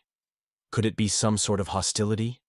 Could it be that she's calling Lee Ho-jae that on purpose too? It's unclear why she's bothering her and what she's done wrong. But I'm done thinking about it. After all, it would be time to go on the attack to mop up the floor. Right now, Yeon-hee was on the 6th floor of the Hell difficulty level, and she was greeted there. The elder didn't reveal much about this floor. He gave basic information about enough information to not die, and told the rest to search on her own. But the girl was in agreement with him. On the 6th floor, there are endless soldiers, skeletons, and the priests who create them. Therefore, it is necessary to find a way to hold out until the paladins come. After all, she won't be able to handle the constant heating of the warrior skeletons. In that case, it is fine and must be tried. Gathering her thoughts, the girl rushed forward. On this floor, speed is life. She used a top-level magic stone and a magic concentrate potion. Using a portal along the way, she placed it near the entrance. So far so good. Next, she decided to use Sophria. Thanks to that, she accelerated even more. From now on, it's better to move with magic, and leaves traps from time to time. Moving forward, Yan-He finally reached the right room. At this fork, she decided to leave an explosive magic circle. And now the detection skill can be used. That's fine. The skeletons are still far away. From here, we need to move on. Take the 3rd turn left and the 2nd right, followed by a 6th left turn. She has memorized this route very well. And so moving forward, the girl saw something. This something was in front of her in very large numbers. And it was, of course, those skeleton warriors. After seeing them, Yan-He decided that it was necessary to use Amitar Date Spilkion magic. It is a spiritual magic with the ability to fly as well as invisibility. At this point, it is necessary to advance near the ceiling. After all, the way there is absolutely free, and ahead were those who were controlling the given skeletons. It was a few priests, who were even something like people. Having reached the given room, the girl decided to hide behind a column. She turned her attention to the 16 priests. If these creatures sensed her, they would immediately attack. She should be sustained longer than 6 seconds as her limit. After gathering her thoughts, she stepped out into the open or used a bow. Thanks to that, she successfully attacked one of the priests. All the others immediately paid attention to her and began to say that in their own language. The girl realized that she was going to be attacked, so she used combat concentration, due to which her attacks only increased. She could fire 2 shots at once. As a consequence, several victims were hit and everything was going very well. That was until a certain point, until one of these priests entered the fray. He immediately used his own necromancy, summoning skeletons. Yan-He realized she couldn't handle them, so she used a portal. And because of that, her body materialized, and it appeared right at the beginning where the girl put the first portal. Thanks to the magic of the portal, you can immediately return to the designated place. But she used too much higher magic and in a short time. Still, her magic power and level are fickle. Still, it worked out pretty well this time. She's going to continue surviving on the hellish difficulty level. And now the powers have already left. The protagonist was also given this level very hard. He was once again welcomed to the 6th floor. The 6th floor trial would soon begin. Li Hojie advanced down the corridor. He knew that it was about 2 hours more to go to the skeleton soldiers. It was a waste of time traveling after all. Perhaps he should look into improving his resistance skills. Although he's not sure if he'll be able to recover in time before the battle. He can't drink elixirs all the time. In that case, it's possible to just practice. This, in fact, the protagonist began to do, but it turned out to be even more difficult than he thought. It seems that he too often neglected to exercise because his body has long since overcome human limits. Doing basic exercises was most effective in growing tax resistance. The guy kept moving until he came upon the skeletons. There they were. It was time to get some work in. Without thinking for a second, Li Hojie attacked the skeleton. In this fight, his level had increased. Strength and magic power increased by 1 point. Health, on the other hand, was increased by 3. Also, basic shield proficiency increased, and melee was increased. But once again, the guy failed, and failed the tests of this floor. From this, he was outraged. Someone once asked a question to the best player of a popular role-playing game. Wasn't he tired of hunting all day long? That player informed me that he would ask the question back, am I bored of living? After all, life is an endless repetition. He does his favorite activity every day. He is not bored with it. Li Hojie thought that was a good answer. He became a professional player not because he liked a particular game. It was because he liked to win, so he became a professional in one single game. That's why he never got bored of playing the same game over and over again. Now, however, he now goes to run up to the man who was in first place and ask him to teach him not to get bored when doing the same thing day in and day out. It's only after a row outside that these skeletons are getting steamy enough to make him sick already. Also, the sounds they made were horrible. The same sword movements and the feeling of pain from being cut by a rusty knife. The main character was angry. It pisses him off that he has no strength, but he has to do it. Besides, there is also an upside to this as well. The movements of swinging the sword became native to his body, and immediately, he swung the weapon with the same technique. And because of this, he has found the attack that suits him, and that he mainly uses. Because of this, he has grown considerably as a swordsman. His basic sword proficiency was now at level 10, and his basic shield proficiency was at level 7. But the 6th floor was still not something he could conquer. He kept failing it. Lee Ho-jae had increased his combat concentration level, so when he fought, his intelligence level increased. His combat concentration had surpassed the 13th level. Until now, it seemed to him that the targets were moving quite slowly. But now, they had become so slow that it was as if they were standing still. Right now, the guy couldn't use concentration for more than a minute at most. One should pay attention to this in the future. After all, he could grow even more. His some skills were improving, and he was even acquiring new ones. But time after time, the guy failed the tests of the floor in question. This angered him, but he also acquired the 2nd level Battlecry skill. Battlecry is a kind of buff, as a rule. In the game it is owned by tank characters. Its effect is a small increase in security. The exact number of the hero, unfortunately, does not know. He got it when he got really angry and started yelling at the skeletons in response. Thanks to them, his throat remains intact. But as before, the test was failed. After a while, the hero reached the room with the priests. There he was met by the Death Knight Asdius. He informed that here the guy will meet his doom. He will give him peace. Lee Ho-jae advanced quite far and met a mid-level boss. The first times he thought that he was the final boss. Therefore, the guy desperately started to fight him, but as before, simply failed this challenge. At some point, the corridor ended and a fork appeared, stopping his progress for a while. After that, other forks began to appear. So, if the hero went through one tunnel, the soldiers from the other went to the stone gate and opened it. Therefore, the guy did not understand how to be. Refused to attack and wait for the arrival of knights and communication option. Once he managed to stand for a whole 13 days, but the help never showed up. He ran out of potions and couldn't try any further. The guy thought it was all about the limit of his stamina, not a lack of strength. Of course, there is a way to clear the road after the breakthrough before the skeleton soldiers from the fork get here. It's a very attractive way, but the difficulty is no joke. In any case, you need to keep pumping yourself up to pass this floor. You just need to concentrate on growth. The guy's resistances also grew very well. The paralysis resistance grew a lot, and Bora resistance no longer increases with simple injuries. Finally, the protagonist managed to defeat the Death Knight Asdius. His level was immediately increased, as well as some skills. He also acquired the skill magic chain of the 1st level. Thanks to this skill, he could now utilize the magic slumbering his body. It was difficult to understand how the magic circulated in his body. Through hard work, he was able to put magic into his hands, but the flow was very weak at first. His magic circuit had already exceeded the 4th level. The magic spread throughout his body and his physical abilities improved. Lee Ho-jae speculated if one channeled the magic muscles, they would be able to manifest explosive power. For that, he needed more practice. The guy was used to using magic. He even learned how to put magic power into his sword. Since he couldn't use magic indefinitely, he had to find ways to extend the time he could use it. Advancing further up the 6th floor, the protagonist finally did make it to the boss, who reported to the false god Syllable to see the power of the great abyss. There is only one absolute good in this world, and he is going to save the absurd world. He is a courageous man, but he has simply lost his way. He is like Caesar leading him to his death. But the protagonist was not going to die so easily. He attacked this boss. Of course, he failed to win, and he ended up in the waiting room. After failing once again the test, after a while the guy sat and used the meditation skill. Unfortunately, this skill has nothing to do with increasing mana. It is a simple meditation. It might seem useless, but thanks to it, the guy was able to focus on using the magic chain. He was also able to look back on the past, on what he had gone through in all of his training. If you think about it that way, nothing good had happened during that time. The more he thought about it, the heavier it became on his heart.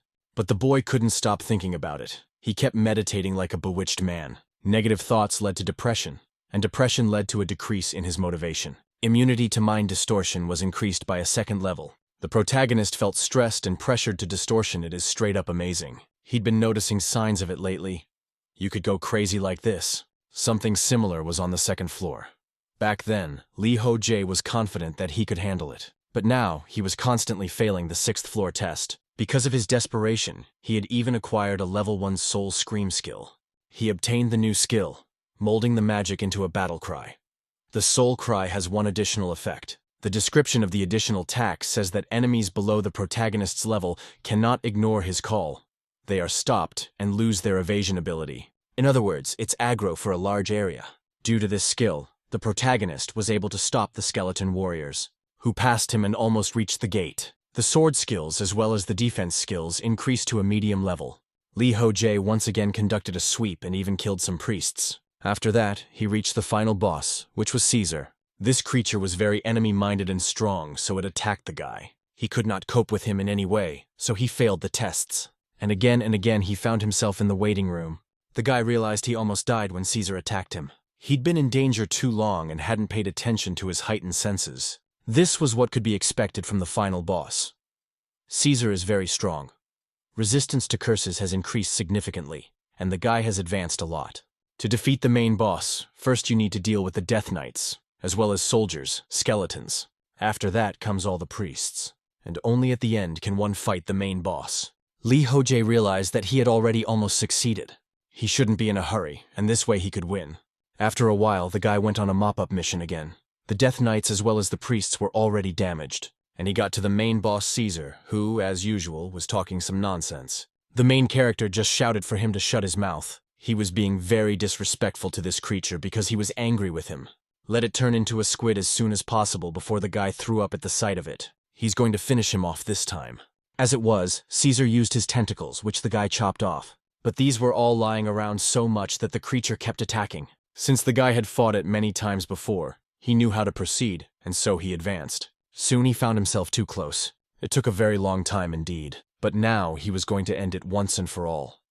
So he was able to deliver a devastating blow. Thanks to that, his main enemy at the moment had been crushed. Lee Ho-jae had a really hard time with all of this. Even after winning, he no longer had any strength left. And so the long-awaited notification appeared. The system congratulated the guy for passing the 6th floor of the hellish difficulty level. As usual, all injuries and curses were healed. The hero received 1,000 points for passing the floor, and another 1,000 for passing the floor first. Most of the gods liked this passage, and he received almost 10 points for it. Only a few didn't like it, and because of that, some points were taken away. The guy could finally breathe out a sigh of relief after all. He turned his attention back to the emerging rock on the system. He was to receive an additional reward proportional to his merit. And as before, the gods were offering to trade him the extra reward for a special skill. The guy was interested, realizing that this tax could be very useful. This time only one god was against giving him this skill.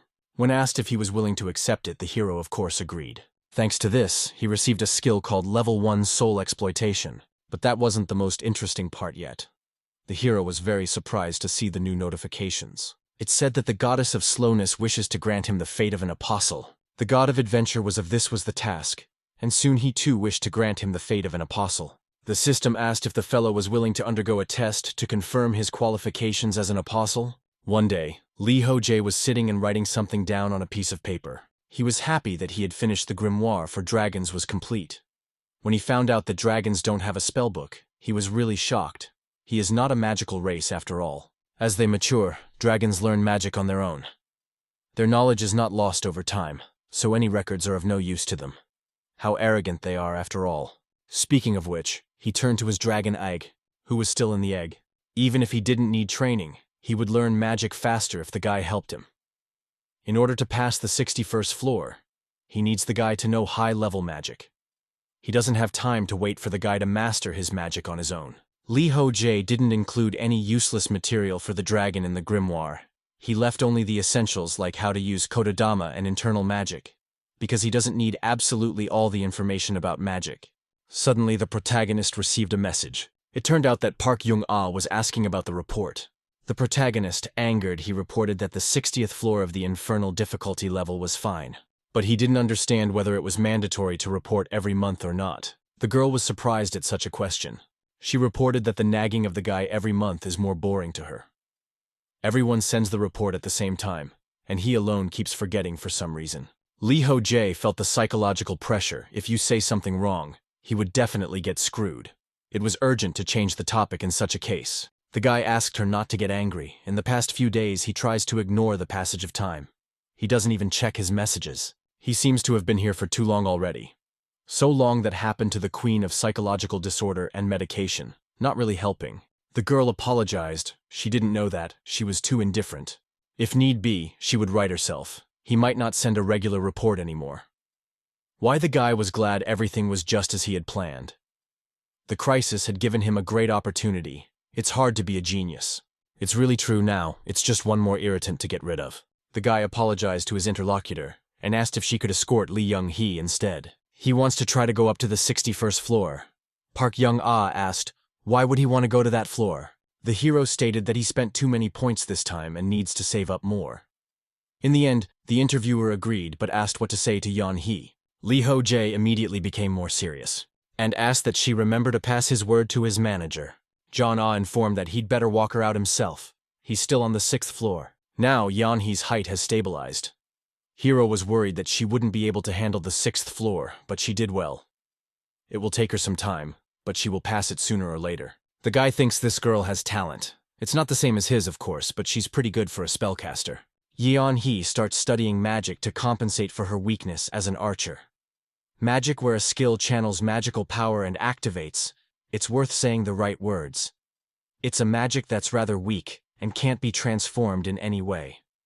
On the speed and ease of use allows you to completely cover the spell in the area of action. It is really very easy to master. So many people specialize in it. Because of this, there are almost no masters of traditional magic left. This once again proves that the combination of archer not caster is very strong. That was why the guy agreed to it and supported it. He had heard that some sort of event was going to open soon. The interlocutor said that he was right, there was talk about it, but there was no exact information yet. It would be good if it was a regular general meeting, but if not, it would be a hassle. If it's a general meeting, it won't be a downer for anyone, and the vigilantes have been getting a little rowdy lately. Lee Ho-jae said that it's her own fault, because she's been harassing them to death. They'll complain to him, of course, and not to anyone else. Young-ah was surprised and asked who it was that was complaining. The guy had to give some names. He was embarrassed, but he wants to apologize because he just wants to live. Anyway, Kim Min-hyuk announced that he is leaving. Now Park Young-ah will have to play the role of a mother. She stated that she doesn't know how to do that. Lee Ho-jae was well aware that it wouldn't be possible to find someone to replace Kim Min-hyuk right away. First of all, because Park Young-ah doesn't trust anyone. If his comrade was gone, he would be the only one left. Therefore, it was necessary to stop him as soon as he decided to get a divorce. The interviewee noted that who knew he would leave right after the divorce. Viroy noted that he talked about his dating and love affairs every day. Indeed, who knew he was about to divorce and leave? There was still a lot of uncharted territory in the world after all, since he had finished with the Dragon Grimoire. Now they would look at the attribute of the Dragonborn. I wonder if the color is gold or Black River, he likes red. The boy has asked the Dragonkin to watch the house, and Daddy goes off to work. He's worried, but on the 6th-10th floor, it's just him and Young-yeon. But still, you can't just leave like that, you need a babysitter. The hero used magic to fulfill his plan. It was an unusual magic, but a summoning magic, and someone instantly began to appear. It was a man dressed in the same clothes, Lee Ho-jae, and the most interesting thing was that he was one and the same as the main character. After appearing, that person became indignant. The protagonist informed that he was still the same sharp tongue. Let him watch the house and also the egg. Now the clone was indignant. I mean, he knows this isn't his home. Does he have dementia when he just let him have his body? Lee Ho-jae says that will never happen because he's an asshole. This clone is the guy's alter ego. It's made in his image, but it turns out to be surprisingly weak and amazingly rude. To top it all off, they can read each other's minds. If anything were to happen to the egg, it would immediately move here from anywhere. In other words, it's highly effective alert magic. The clone is outraged. Let him not underestimate it. The protagonist created this clone to mop up the 61st floor, but unfortunately, it was completely useless. But at least he could be used as a babysitter. The clone said that if he continued to belittle him, he would go on strike. Lee Ho-jae said that can't be done. He went to earn points, and let the other one keep a close eye on the egg as well as the house. The interlocutor said that he understood everything. Let him leave and may never come back. He will only be happy if this happens. After a while, the protagonist found himself on the 61st floor training. He was resting quietly to himself on a huge piece of ice. There he pondered the whole situation. No matter how many times he looked at it, it still looked like a too big throne. The former master said it was a throne, so it would be a throne. It would be better for his psychological health not to look into it. The guy is not going to look back on his actions in the past. Until now, even if it was hard to find an answer, he thought about it in his own way. But the answer never appeared, no matter how much time passed. The character doesn't even know if the answer exists, so he decides not to look for it further. This way of thinking is a kind of habit he has developed, when he couldn't get past the 61st floor and got stuck on the 60th. So that, unfortunately, did not corrode his brain. It was done. And it's cool enough here, something reminiscent of Kiri Kiri Field. If you think about it that way, it's been quite a while since the guy has seen her. It saddened him to think about it, but it was necessary to come to his senses. He came here to clear his thoughts, but instead, one negativity is coming into his head. Suddenly she saw that he had a text message. It turned out to be Jong-ah. She said that she just saw Yeon-hee off. The hero thanked her for that and praised her. The girl asked if she told him that it would have been better to walk her out herself. The guy replied that he's very busy. He thinks she's still worried about it. Jong-ah told him not to ask her to do that again. Lee Ho-jae wondered, did something really happen? The girl replied that she thinks Yeon-hee hates her. The hero reported that she was some kind of amazing. Did she really think that she would be liked by everyone in training? Jong-ah asked not to talk nonsense. Maybe she's just too sensitive? Lee Ho-jae was confused. He didn't know what to say to safely let the topic go. There were too many different pitfalls. He said that she herself was the leader of the vigil, not anyone else. Directly sent her a message, so she must have been nervous. Who wouldn't be afraid to get a private message from an Iron Blood Witch? The girl stated for him not to ask her for anything like that again anyway. Courtesy it wasn't hers. The hero wondered, what other kind of courtesy is there? Rather, this is the reason. According to psychology, and when a person suddenly shows a previously unfamiliar attitude, the other person perceives it as aggression, since the player who was a psychiatrist has recently entered the real world. Now inside the training in the higher authority of psychology is now Lee Ho-jae, who suffers from mental illness. Others have guesses. I need to draw attention. Next, Jeon-ah mentioned about the event they talked about earlier. As soon as there is information about it, the girl will immediately contact him, so let him not ignore her messages and wait. The hero agreed to this. He thought about the fact that he needed to see if he could send the clone to another difficulty level. Since his clone is rated by the system as a summoned soul and not a player, it might be possible to send it to another difficulty level by passing it on to someone.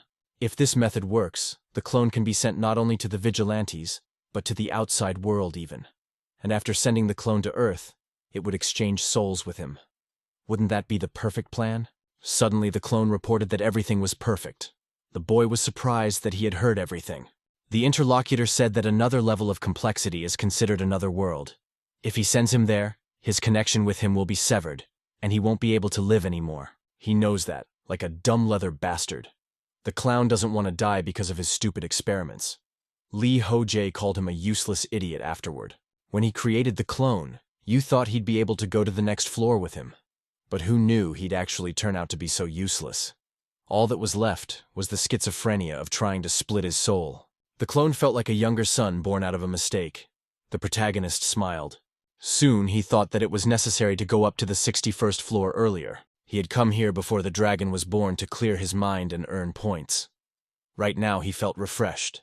In that case, it was necessary to move forward. The guy went to the second location, the 61st floor. It was a desert on which the guy moved in the air. On this floor, you need to attack 2 locations at the same time. You can only enter the main boss room of this level if you attack the boss rooms on both locations. Since the clone is considered a recognized creature, it is not a separate player. This is why the main character is stuck on this floor, and it is also why he is trying to raise a dragon.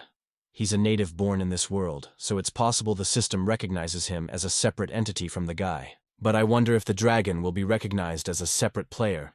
The probability of that is still low. Either way, it has to be tried, literally, as always. After a while, the guy made his way to the flaming craters. He reached the place he needed, where a huge old man was sitting.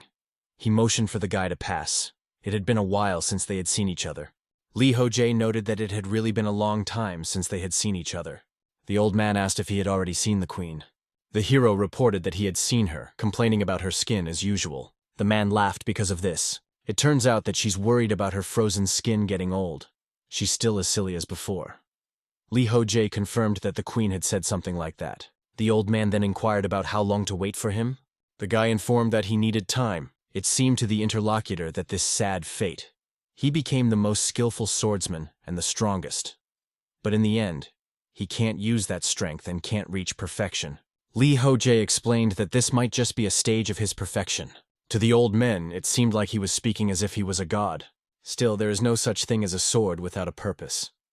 I wonder what he plans to accomplish with this power. The protagonist said that there was no need for random questions right now, and no need for answers. As soon as the hardening is over, and then he will decide how to use this power.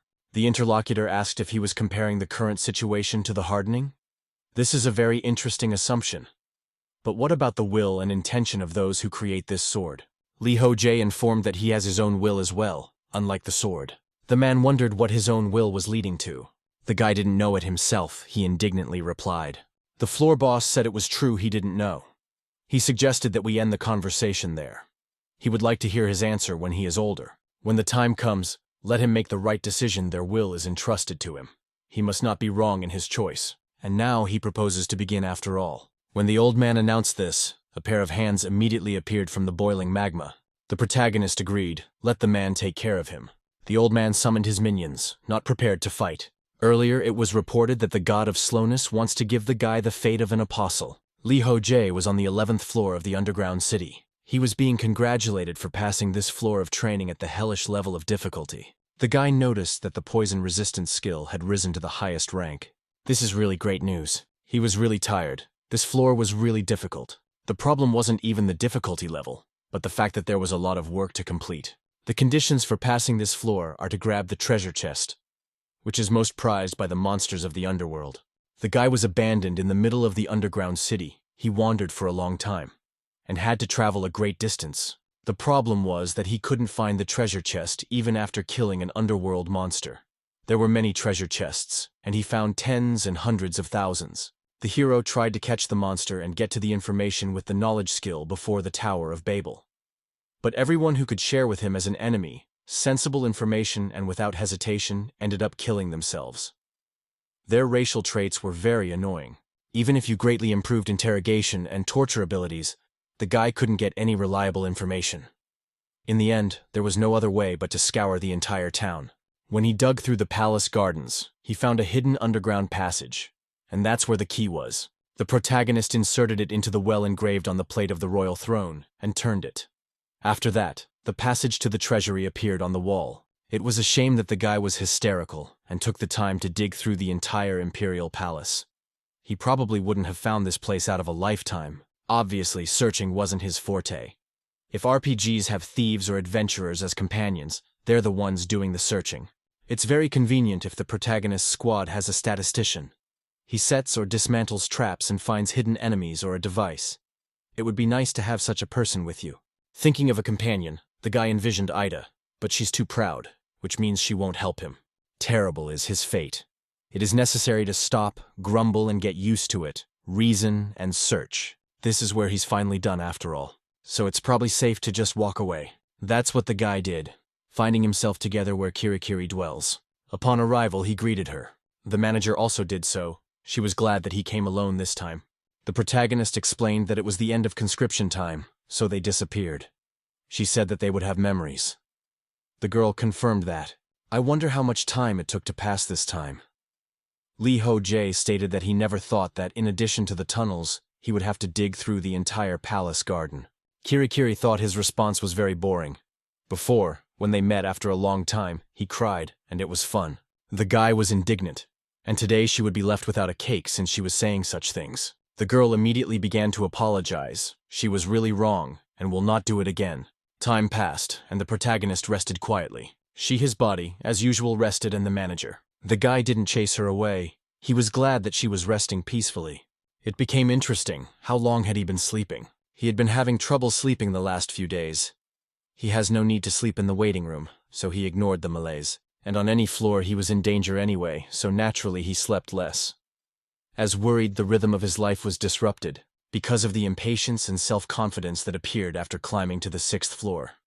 He would at times forget to eat, rest, and sleep, and would just rush to attack. Thanks to the restorative effect of the waiting rooms, he was able to cure his physical ailments. But because of his shattered psyche, he couldn't sleep, so his health was shaken. Thus, when he comes here, he falls into sleep to compensate for the deficiency. He always sleeps very well here. And Kirikiri is really cute, like a little kid. In middle school, his classmate had a pet rabbit. She used to say that they liked being touched on their nose, or maybe they didn't. Even if it didn't apply to her, he was the one with so many questions for her. Finally, at last, he'd be able to ask the questions he'd been saving up since the 6th floor. He even contemplated clearing the floor in question. It really was hell after all. He doesn't want to go through that experience again. Blocking attacks due to lack of ability. He had worked so hard to become stronger. Even pushed his brain to the limit. If he had cleared the floor later, he would have definitely gone insane. And the message from the deity he received then. Testing Apostle's suggestion from the god of adventure and the god of slowness. The boy didn't realize what he should do. He was worried that the other god might retaliate if he chose someone hastily. Judging from past experience, the gods have the ability to cancel vision and move the player to another place. If they have that power, then killing him would be easy. In that case, the guy should be careful anyway. When he passed that ill-fated floor, he went back to Kirikiri. And that's when he really cried. I think about that and now he was really ashamed of it. Need to forget it, and do it once and for all. After that, he asked the girl about his proposal. But she never answered him anything. This was because the information about the gods is very valuable. He kept asking questions until he heard the answer. The manager said she would answer when he passed the 11th floor. He still hadn't answered the gods either. They, in turn, don't call for an instant answer. But sometimes reports pop up that the god of adventure is impatient. It's good that the protagonist was able to delay his decision until he got some good information. It is still necessary to check things out first. Can he accept the offer of both gods, for example? And will there be a penalty for doing so? Or could he accept one and reject the other offer? Would there be any penalties or benefits in that case? Finally, if she had to choose, which one would she prefer? Such questions, the boy wished he could ask Kirikiri. He would like her to wake up, but he himself can't wake her up. Suddenly, the protagonist noticed a message. It turned out to be from Kim Min Hyok. The guy was a little wary. Was something wrong? What he saw in the message stunned him. It turned out that the day of the meeting was very soon. The comrade confirmed it again. It will reopen soon. He thinks it will take place before the end of this session, so it works out that it opens about once a session. If the event opens, it means something bad is happening again. Min Hyuk didn't understand at all why it's opening this time. There is no even a guess, and that is the biggest problem right now. Lee Ho-jae realized that it was truly a problem, but he couldn't do anything to help. Since they have different difficulty levels, he can't help by finding and solving the problem. It's better to assign it to someone else, and he will do what he can already on the day of the meeting. The guy also asked what about Park Young-ah. The comrade said that she's busy. She's going to punish a vigilante who can't catch criminals in her neighborhood. The hero thought about the fact that it's not right. If there is conflict within the vigilantes now, the organization could be disbanded. In this world, the vigilantes play the role of law enforcement, but their authority is very shaky. Their backbone is the strength of the players, shown on the first day of the last meeting. And of course, the charisma of Park Jong-ah, who punished the guild representatives. Objectively, it can be said that they are keeping people in fear through force. It can't be shown that there's something wrong within the vigilante squad. Are there people don't recognize the vigilantes? They will be nothing more than an armed group that enforces the rules. There's nothing they can do if they lose the trust of the players. The comrade informs me that the girl knows this herself. She's doing this because she's upset. Not just doing what she should be doing right now. The hero said to watch her anyway so she doesn't make a mess of things. Let her do her best there. He sat there for a while thinking about it. He didn't know if he should intervene in such a situation. Besides, it was time for Kirikiri to get up. But she was sleeping peacefully and had no intention of getting up at all. So the guy just pushed her down and she woke up immediately. After a while, they didn't talk. The guy was surprised that she said no matter which god he chooses. The trials of goddess, slowness, or god of adventure, he could choose any. Lee Ho-jae was indignant. Why is she only saying this now? The manager explained that he was only going to make a decision after hearing all the information. The protagonist was really angry.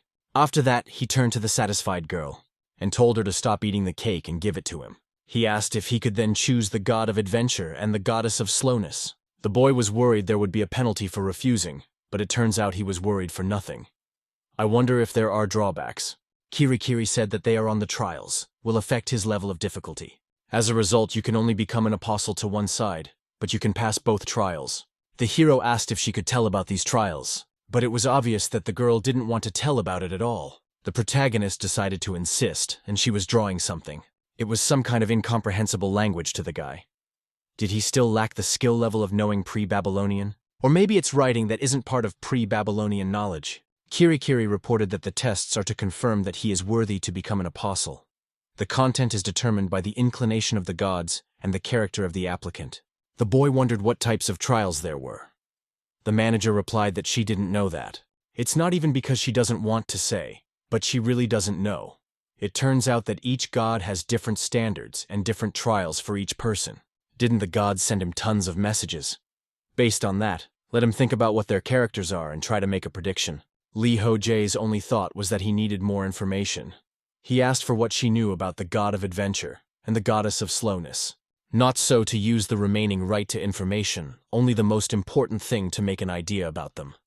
The girl said she would do it now. About the goddess of duration she told him last time. While she was thinking, the hero informed her that if she strayed from the topic again, he would not buy any more cake. Eventually, the manager informed him that the god of adventure is a god who loves to fight against difficulties and adversity, and also likes to make wish dreams come true at the end of adventures. Plus, she talked about the goddess of slowness earlier. The biggest difference between the two is how they overcome adversity. The god of adventure goes through everything with people, while the goddess of slowness likes to follow the path of life alone. In short, the god of adventure prefers group play, and the goddess of slowness prefers solitary. Now it's clear to the protagonist. The god of adventure always reacts when he does not give up when in a desperate situation. The first impression of his name reminded him of the word adventure. It felt like he was from some Japanese role-playing game. Love and friendship blossoming into adventure. A perfect theory of justice in an effort to save the weak. The god of adventure was the first to take notice of the guy. Looking at his reaction when the guy refused to revive Adeltara, his typical behavior becomes clear. All of these are rather hypotheses and assumptions. If this is the concept that the god of adventure is pursuing, the bottom line is that both sides want the same thing from the apostle. Given the current situation on the infernal level, complexity would be a better choice for the goddess of slowness.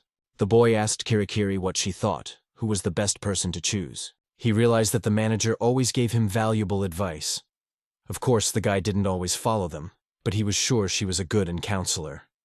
He used most of the right to information, but it's worth it. And so the manager informed him that she was recommending the god of adventure to him. The goddess of slowness would suit those who are often alone. Honestly, the role of apostle of the goddess of slowness is not something the average person can do. Guy found this review rather surprising. There is cause for concern, but she said it herself. To me, slowness is not a bad choice. Yes, and the god of adventure in principle is also suitable for him. After thinking for a while, the hero decided everything. Since he didn't voice anything, the adventure god was worried. Lee Ho-jae wondered what was bothering this uncle so much. Though it wasn't surprising considering the way he had been acting all this time. There was cause for concern after all. The girl wondered what he was going to do. She was getting really curious. Who will he choose, the goddess of slowness or the god of adventure after all? The protagonist smiled and said that he would choose both of them. He is going to go through all these trials on his own. Someday he will have to become an apostle of one of them. He will make the final decision when he gets more information. The severity of the trials won't be a problem for him if it helps him become stronger. Several reports appeared that the goddess of slowness was sorry, and the god of adventure exhaled in relief. It looks like they both thought he would choose the goddess of duration as well. The protagonist finally discounted one problem that had been haunting him since the 6th floor. Suddenly, several more system windows appeared. One of them announced that the god of adventure had given the guy starting the trial a new skill. And the second one said to me, the newsbear did the same thing, gifted him a new skill. Lee Ho-jae, he expected this, and each of them gifted him a different skill. He made the right decision after all. Now his skills, Talaria wings as well as the flicker mark, became almost chitons. But there was also something that surprised the boy. He wondered what was this skillet that it said. There was a new window, now you could see the percentage of realization. To all this, the progress has increased a lot. The guy is why there are so many trials from the god of adventure. It is 20 times more than the goddess of slowness. Interestingly, the beginning of the main reward. One of the skills was called resilience. It was a skill obtained by a guy from the god of adventure. It gave him strength when fighting became hard.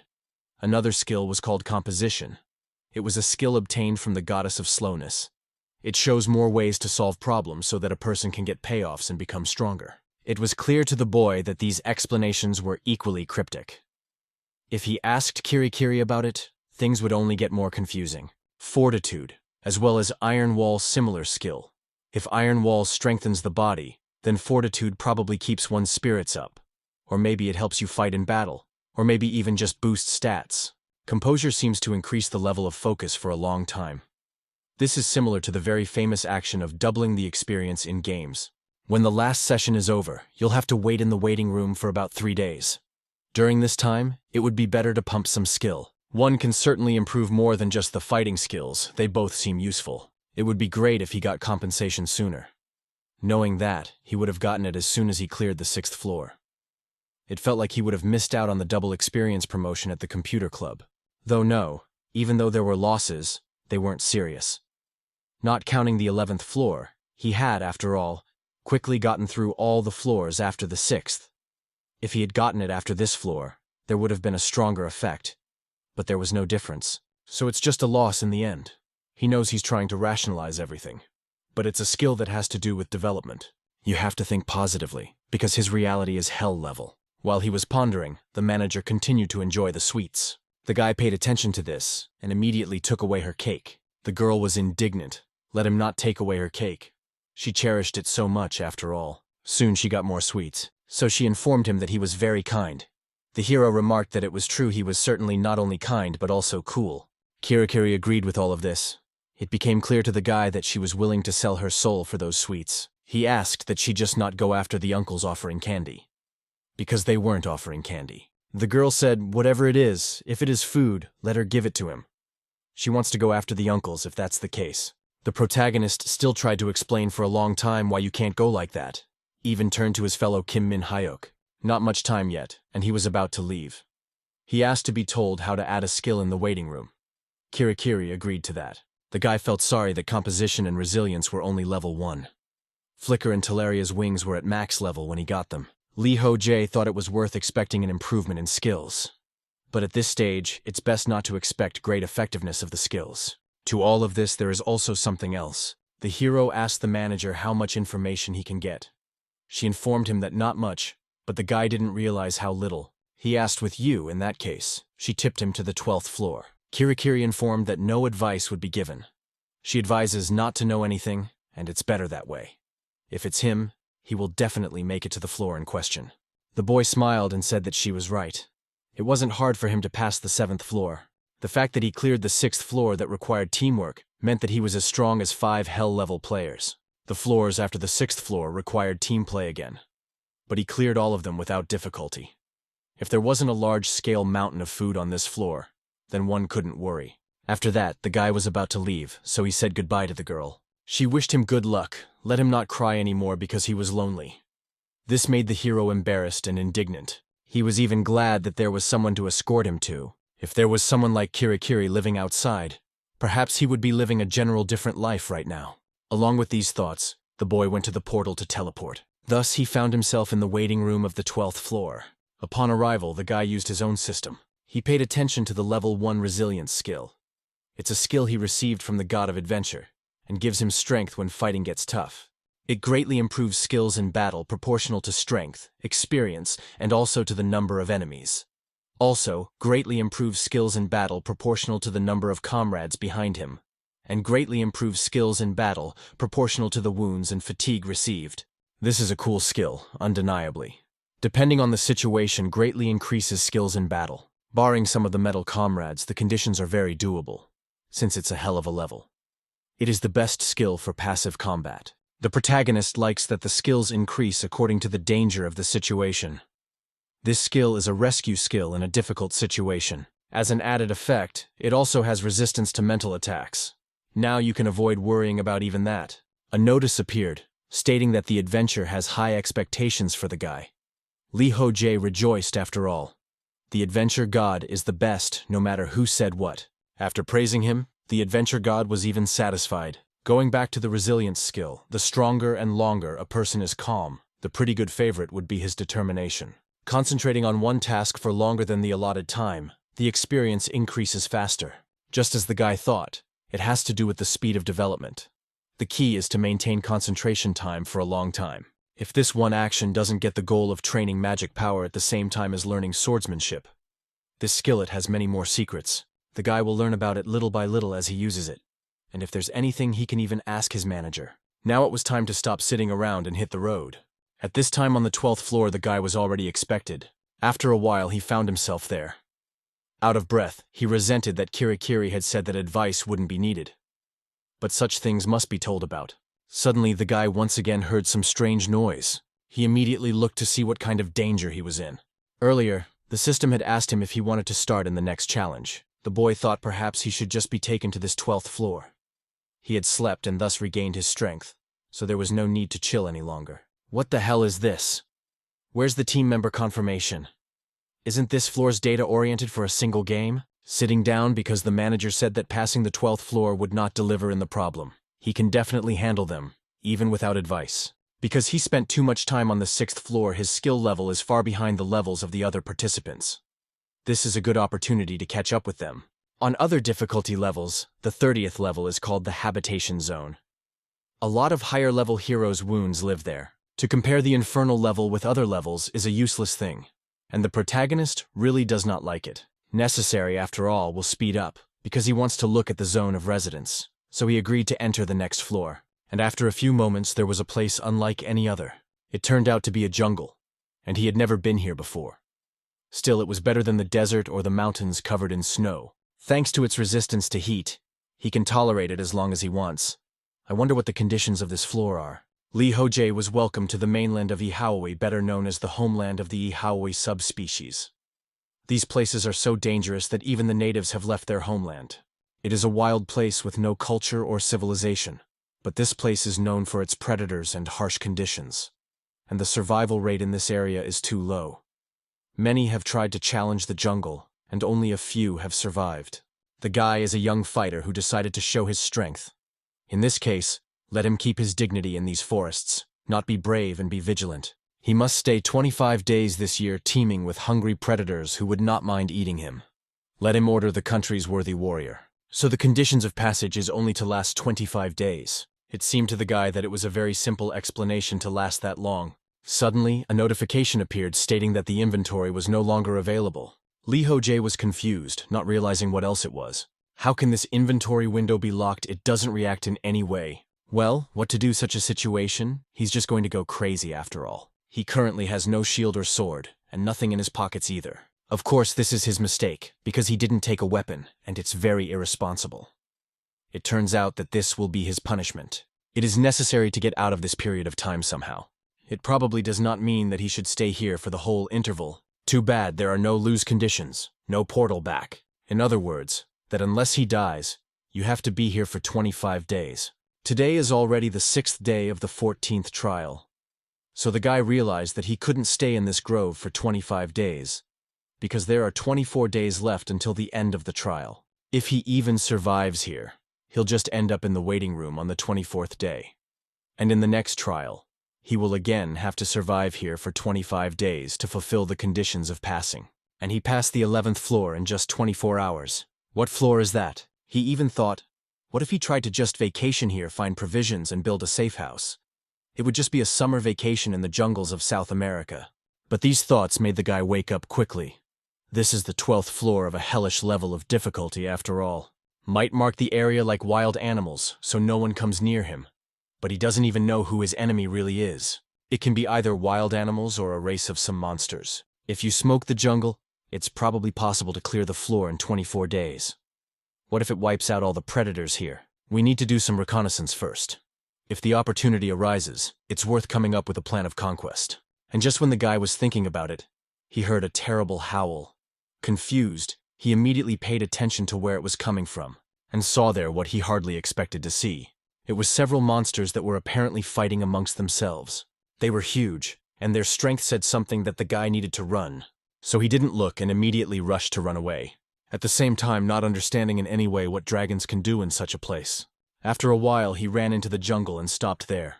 If he had been able to use his inventory, things would have been different. Would have given at least some kind of knife to him. Now the guy doesn't even have any water on him. He needs to resupply now, but the fruit here can be poisonous. So there's danger at every turn. and there's no medicine. He could get poisoned because of that. I wonder what about that dragon meat. Although it's very dangerous to go back there. Even if one of them died, the other one is definitely still alive. It would be dangerous to go out there so rashly. Besides, there might be someone who will hunt him down too. So we have to go somewhere right now. There was no time to fool around right now. So Lee Ho-jae set off. He used an ingenious method to make his way through the dense thickets, but he didn't like going through it anyway. After a while, a message came from Mr. Yi Hun-jin. The guy was glad that it had come successfully, even though it would be a bit of a rest. Choosing a cooler spot, he sat down to look at the message. The interlocutor wondered if he was busy by any chance. The hero replied that he wasn't busy yet, but would be soon. Hyunjin saw that he was on the 12th floor and wondered how the situation was.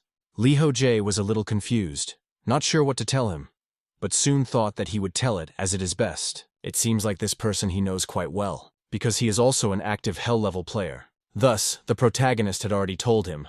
The guy was surprised that you can't use inventory. That's a pretty shitty situation.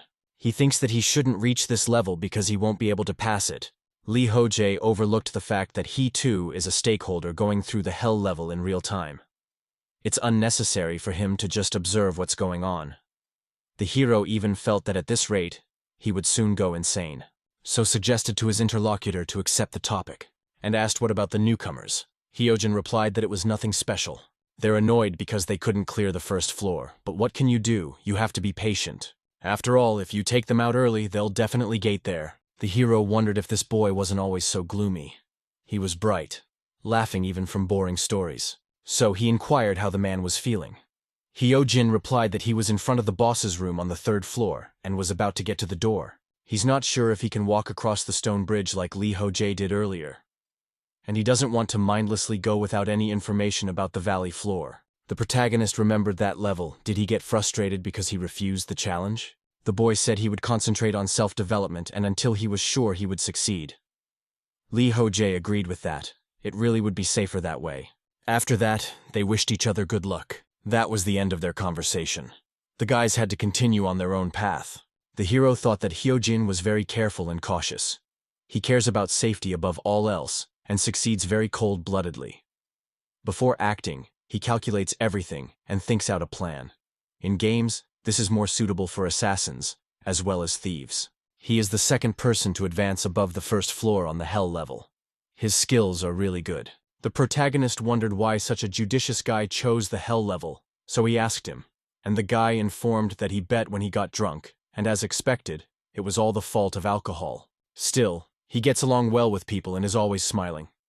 With a judicious yet caring nature, he counsels newcomers at their level. Hyojin is better at talking than the protagonist, so this job suits him better. In contrast, the latter explains by adjusting to who he's talking to. The guy is better at psychological counseling than the protagonist. Yes, and he himself has something to learn from him, so he respects him. But his moodiness bothers Lee Ho-jae for some reason. He said there will be another meeting at the end of this session. Perhaps we should tell everything calmly then. Lee Ho-jae asks to tell Kim Min-hyuk as well. To be honest, he's not sure if he can calm anyone down with his talk. So for the moment, he decides it's best to go back to thinking about the 12th floor. The first order of business would be to find a hearth. Survival is a prerequisite for a successful passage, so it is important to find a safe place now. There are options near the river, in a cave, or in a tree. So far, it is only so. Now it is necessary to expand the area of action. There's a good chance that near the river will gather predators, and there are no caves in the vicinity. That just leaves the tree. So it is necessary to find a large tree on which to build a tent. In this case, can go further and scout the area. But the trees in this case are too dense, and the view is very narrow because of this. It is best to observe from a height, but it is not clear how to take off. The protagonist's musings were interrupted by something. He felt footsteps, and it was clearly not insects. But it was unclear where the culprit of this alarm was. Looking around, the guy did not convince anyone, but he clearly could not be wrong. So let's scout the situation better. He used battle concentration. Thanks to this, his sense of strength sharpened, and he began to feel everything much better. And soon really found what he was looking for. This was the first time he was fighting while hiding himself. Lee Ho-jae even prepared himself to attack whoever was approaching him. After waiting for the necessary moment, the guy attacked the creature that was at his back. This creature turned out to be something more like an orangutan. The protagonist was surprised that he was able to do this, because he used the invisibility skill, At the same time, the creature he attacked was not killed with a single strike. It seemed to Li Ho-jae that the setup was similar to the Jurassic period, but there were still mammals here. This particular animal's hands are more like sickles. It's not even a praying mantis. Rather, it looks more like a relative of the orangutan, so for now, the hero will call it an orangutan. Seeing the strange reaction of this creature, the guy was surprised. Does this one really understand what he is talking about? In that case, he suggests he talk to him. The guy asked him a question. Does the orangutan understand him? A reaction immediately followed. The guy started shouting something. Li Ho-jae asked him to calm down. He would let him go if they agreed. Then the creature started shouting even more violently. It became clear to the guys that he doesn't understand him. He gets even more nervous when the guy speaks. Although perhaps he just pretends not to understand him. Next, the hero decided to try to approach him, but immediately followed a reaction, which he slightly did not expect. This orangutan considered him a threat and rushed to attack. Even though the guy was a bit confused, he was able to attack and even chopped off a limb. A magical arm could serve as a sword after all, or it could serve as a shield. Of course, it couldn't be compared to a magical weapon. Thinking about it, the hero continued to attack the creature, thanks to which he managed to throw it away to a great distance. Knocking the orangutan off its feet, the guy approached him and stepped on his chest. There pondered that the creature in question used the invisibility skill. Most likely, he does not know how to do anything else. Therefore now the hero sees him clearly, and the one does not cause any more problems. From the last strength, the orangutan tried to attack him with his remaining limb, but it was also cut off by the guy. Now this monster couldn't attack in any way and just lay there. Li Ho-jae asked if he was in pain, and he should have listened to him earlier. If he answered his questions, this wound could be healed. Although he soon realized that it wasn't, he wouldn't be able to get the antidote, and it turns out that this monster would now die. In that case, at least let it say something before it dies. The orangutan actually did. He started drinking it, as if to summon his kin. It also became clear to the protagonist what he had done. And it was really very bad indeed. The roaring sound probably had a special purpose. The guy immediately looked around and saw countless eyes. They were the same orangutan he had killed, and there were a lot of them. Li Ho-jae, that things are really bad. It's getting too dangerous here. And that creep who summoned his kin just died. Things are clearly not going according to plan. Right now, the guy doesn't know anything. Neither the number of enemies, nor their strength, nor the given terrain. So, the situation is worse than ever. All that remains to do now is to run, because it is very dangerous. That's what the guy didn't do, trying to sneak out of there as soon as possible. Unbelievably, he knew something like this would happen. Nothing is given for nothing on a hell of a level, and these creeps knew what to do to him. Orangutans chased the guy from all sides and attacked him. But with these creatures, the protagonist coped easily enough. Right in front of him, he saw two thick bushes, and realized that there was no way to get through here. Even if he slew all of them, they would just summon others with their cry. It became clear that some wouldn't attack after learning of his power. But if he turned his back on them for even a second, they would immediately attack. That's how it happened right now. The guy had to kill another creature trying to destroy him. They're trying to attack from different directions. Don't they have an instinct for self-preservation? Li Ho-jae has already been running all day from these creatures and they keep chasing him. You can kill them one by one, but it's not that easy. This corresponds to the 12th floor of the hell level. These orangutans are agile and fast, and they have sickles instead of hands. To top it all off, they're also pretty smart, slowly surrounding the guy like he's their prey. The protagonists can be escaped by flying away on Talaria's wings, or just using a flicker. But impossible. There are other monsters dwelling there. So he would be better off avoiding danger. Come to think of it, they aren't as dangerous as dragons. There are just a lot of them, and they are intelligent at that. Again, these creatures start to surround the guy. They calculate his movements and block his path. It would be much better if they attacked him all mind. In that case, it may be a wounded man's job to get them to do it. Also, each of them has a unique ability. One wonders how many more surprises this jungle has in store for him. He had already seen dragons that used flames for defense. That was their ability. They attack skills that the participants of this game received when they got into the training still. The first orangutan had the invisibility skill. The other regeneration and wind spirit blessing. Li Ho-jae doesn't know how the next one will attack. That's why it's even harder for him. But think about it. The guy continued his way forward and once again there were new enemies attacking him. Li Ho-jae resented them. How annoying they were already to him. He had to attack these monsters once more.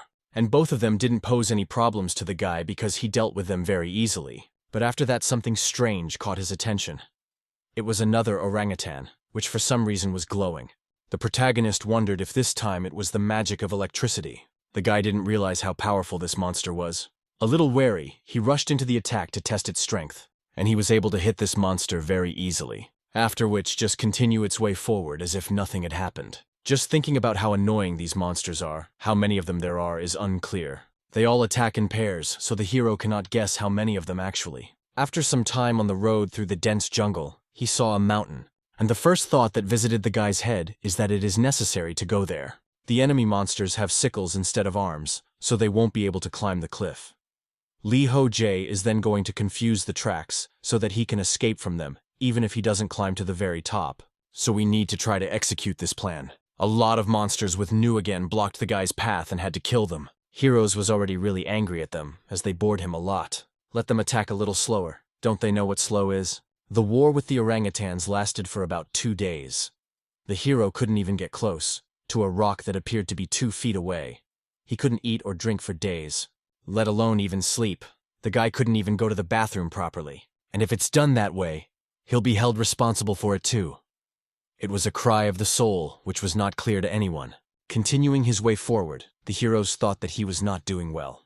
The last time he used this skill, he had summoned aggression and destroyed everything outside the skill's range. It was unclear how much intelligence this creature had. They utilized their surroundings to attack, such as timing, traps, and summoning aggression.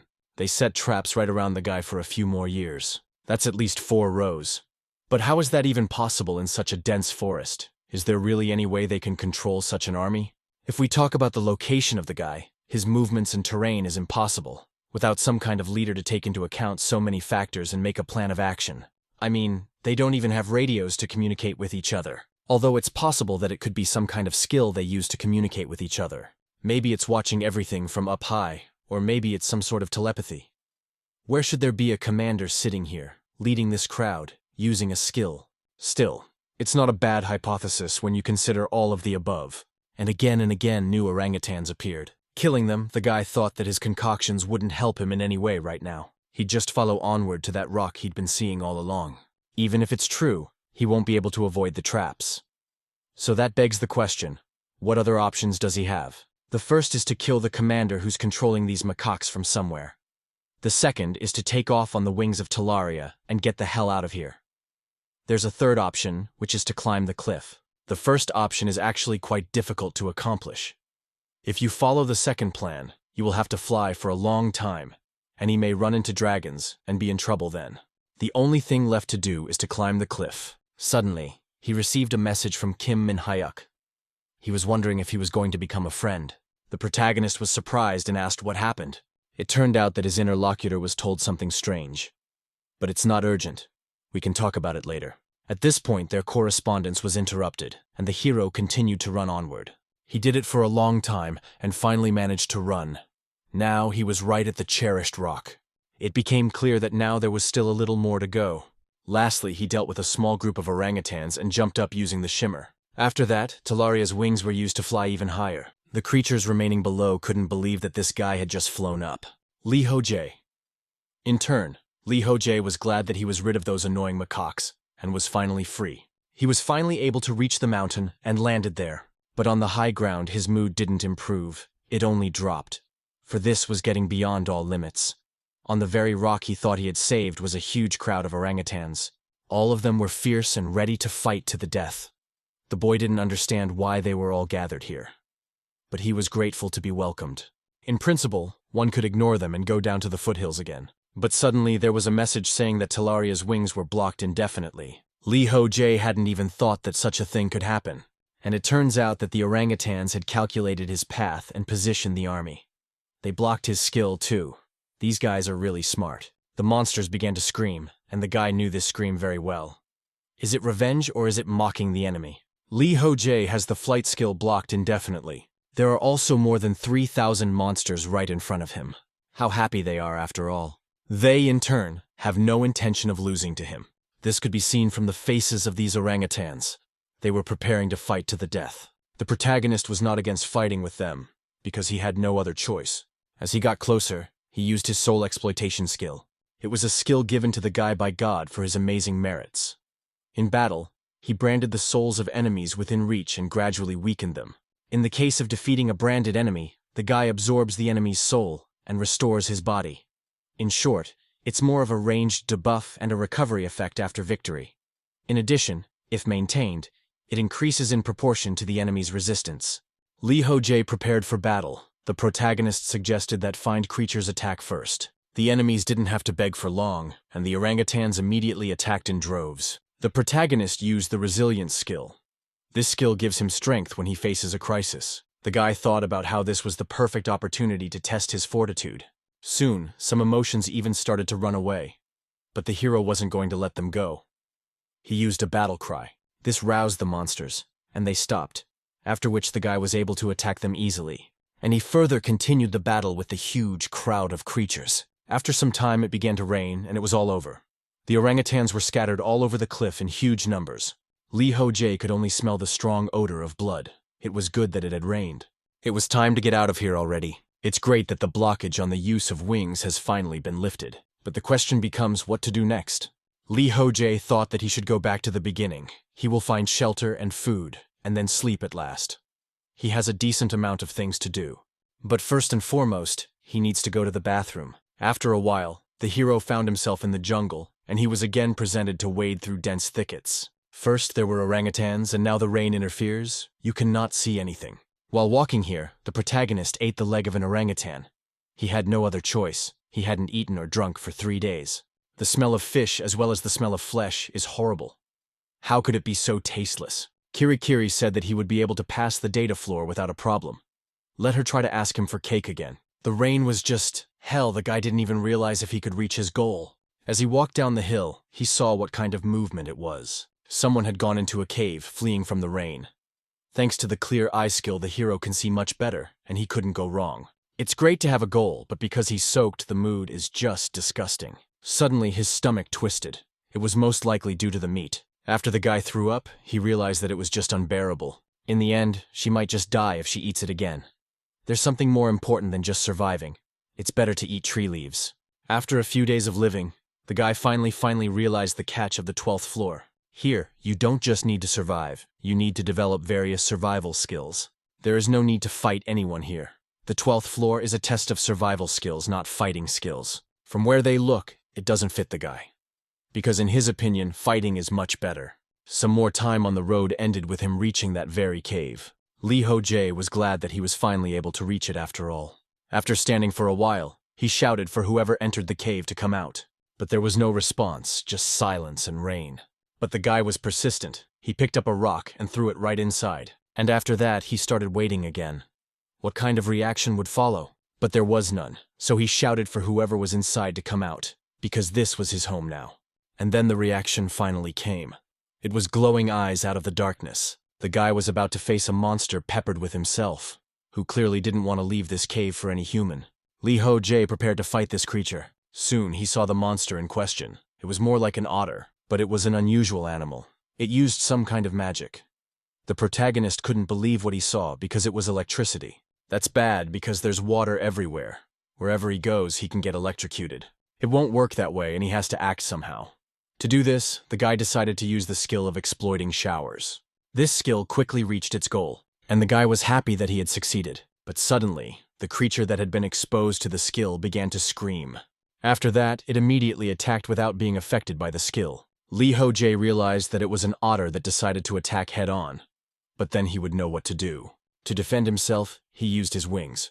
And by doing so, he was able to fend off this creature's strike. His Talaria wings have high resistance magic, with voice, so they don't contact his body directly, so he won't get electrocuted. The creature started with electricity magic, so one had to strike while he was close. Of course, it would be good to find out what its true punching power was. The guy might die after all if he started to test this judgment now. So he decided to just attack, and to do so, he got close to the creature by hitting it with his fist. At that moment, the flicker mark was used to enhance the attack.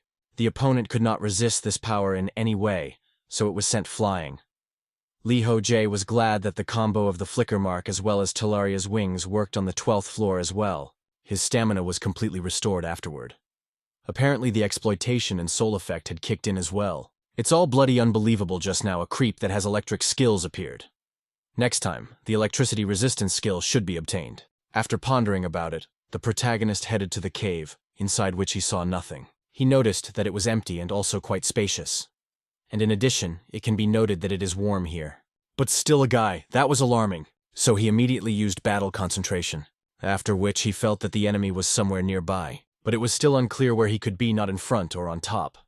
Probably someone is using the invisibility skill again, and the guy can't determine where his enemy is yet. Therefore, it was decided to also use heightened sense. As a consequence, the guy finally did find him. He had just passed by. Lee Ho-jae froze, waiting to see what that creature would do, and it soon attacked. Using his skills, the protagonist quickly reacted and grabbed it. As a consequence, he literally killed it in an instant. This creature was something more like that ferret, and it's still very young, but it's still dangerous, because it's early in its life. The fauna here are very annoying, and no one knows how to defend against them. But this wound was shallow and quickly healed. The guy realized that such wounds could be cured with herbal medicine in less than a minute. It was good that there were other ways to recover besides potions. They increased the guy's chances of survival and speed it up quite nicely. It takes too much energy to recover. In this case, one cannot worry about it for now. After all, he has become physically stronger, and the potions haven't gone anywhere. It was hard to recover when his strength was at 0. He hadn't exhausted himself like that in a long time. He could lie down in peace, because there were no enemies in the vicinity. He still had so much to do, but first he needed to rest. And so a little time flew by. The guy continued to rest in the cave, which he had recently conquered. And finally he woke up. Then he stood up and turned his attention to the entrance. Idiltara was sitting there guarding the cave. She sensed movement and noticed that the protagonist woke up. The lizard called him her husband and said she had prepared a meal. The guy immediately became indignant and threw a rock at her. He had, after all, told her earlier not to call him that. He soon calmed down and asked how long he had slept. The girl replied that it had only been 3 hours, and that was very little for a general. Lee Ho-jae in turn had the feeling that he had slept for much more than that. If he hadn't summoned her, he wouldn't have even been able to close his eyes for 10 minutes. Right now, he was grateful to have her here. Summoning the deceased is a pretty cool skill.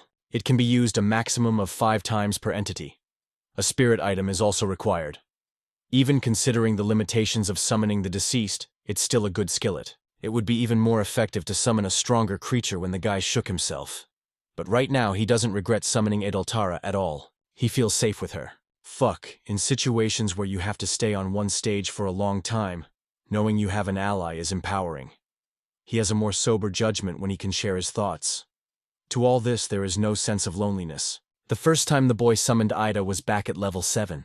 He did it just to distract the enemy, but realized that she has much more potential. Not only was she a strong killer, but she was also cold-blooded and attentive to detail, which is not common for humanoid lizards. But at level 5, she's fired up at the idea of making him her husband. It turns out that lizards have a tendency to choose the strongest as a mate, and she began to fiercely pursue him to make him choose her. He was very tired after that battle, and decided not to dwell on it. According to the peculiarities of her species, she accepted his rejection, and he, in turn, taught her to understand human behavior. And now they got along well enough. Ida just informed the general that she had prepared everything. The protagonist asked, "What kind of food is this?" The girl replied that it was lamber meat. It's raw, but the guy has a resistance to poison, so he won't get poisoned. Let him think like he's going to eat sashimi. Lee Ho-jae thought she was talking about that ferret he killed the other day. Tried it, rolled the insert with it better than the orangutan. Soon the guy asked the lizard what she knew about the area. It seemed to be called Aihaoi. The interlocutor said she didn't know anything. Lee Ho-jae really had a lot of questions for Ida when they started working together. What role did she play in the training? How did she even get here, and what did she do before that? Most of the questions she didn't know the answer to, of course. She says her head goes blank and nothing comes to mind when he asks her anything. It feels like her memory has been erased. Ida gets upset when she doesn't remember anything, so he doesn't try to dig into her past. What Ida can tell him about is skills, but the training she doesn't remember anything. Even though she knows the name of the animal, she has no idea of its purpose. Suddenly the girl asks the general, "What will they do now?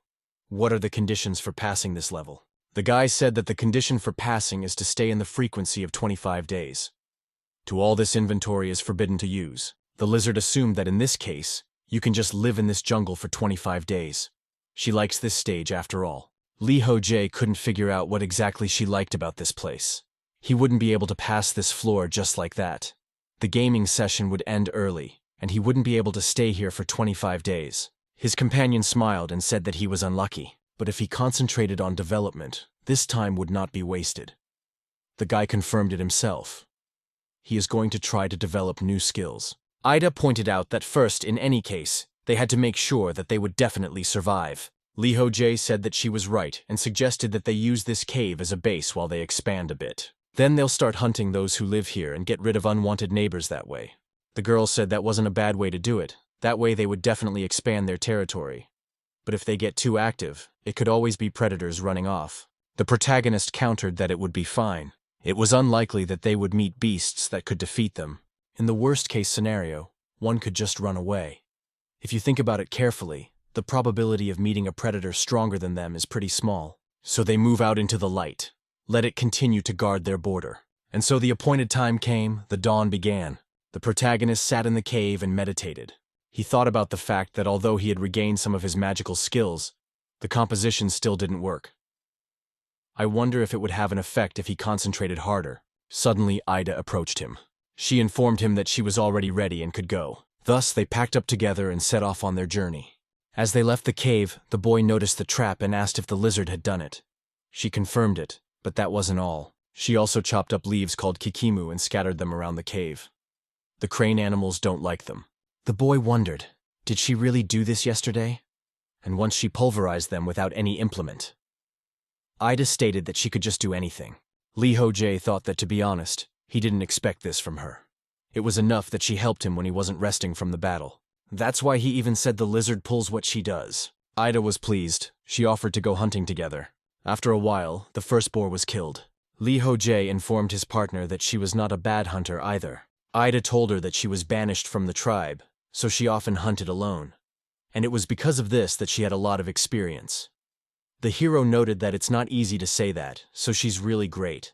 After that, he proposed to go further. The female interlocutor wondered, does he really want to continue? Lee Ho-jae confirmed, that's because there's a need to catch all the animals in the vicinity. He also suggested leaving this boar here. The other animals will smell the blood and gather here. It will be convenient. He is going to look for game and asked if the girl could fight further. She returned, wouldn't it be better to do the opposite? Lee Ho-jae told her that it might be, but he wanted a skill related to chasing or searching. He didn't realize something when the orangutans chased him. They found him like ghosts, even if he crossed rivers and mountains. That's why he thinks they had the skills of trackers. If that's the case, it's a very useful skill, and the protagonist wants to learn it too. If he were to meet an enemy with the invisibility skill right now, he would not react in any way and die. Perhaps his composition would come back to him while he gains this skill.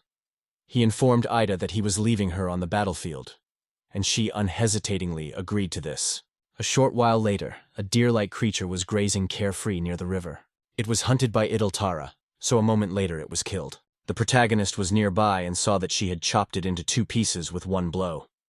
The skills of this lizard, though, are top-notch. Ida, in turn, offered the general to follow her. He would teach him how to hunt. The protagonist, along with his companion, was on the 12th floor. She taught him how to hide. In doing so, she explained the best places to hunt and how to track prey. She also taught him how to sneak up on his prey. She showed him that magic can also be useful in hunting.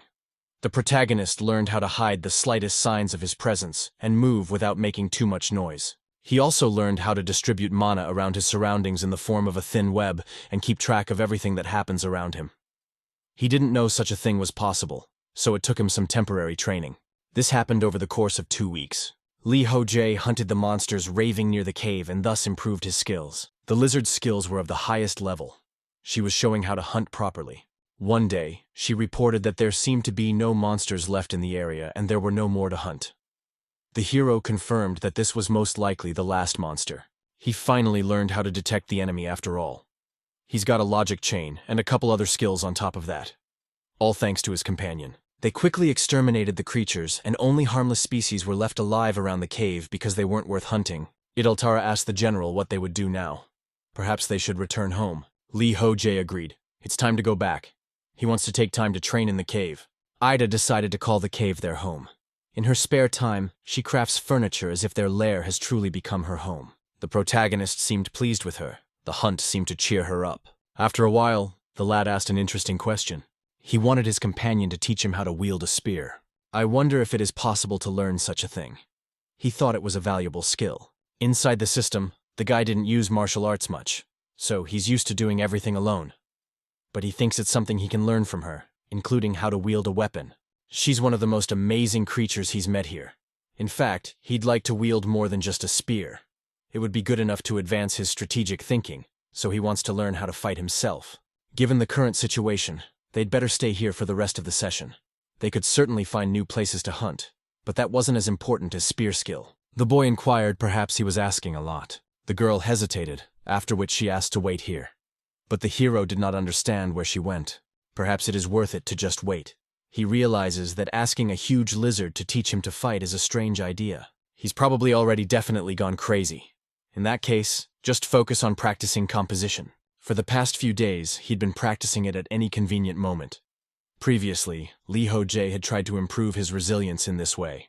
Even if he does everything right, it still wouldn't make him do enough to maintain his composition. As he found out, he needs at least 8 hours to activate the composition skill. 8 hours is the minimum. After spending that amount of time meditating, and Guy can activate this ability.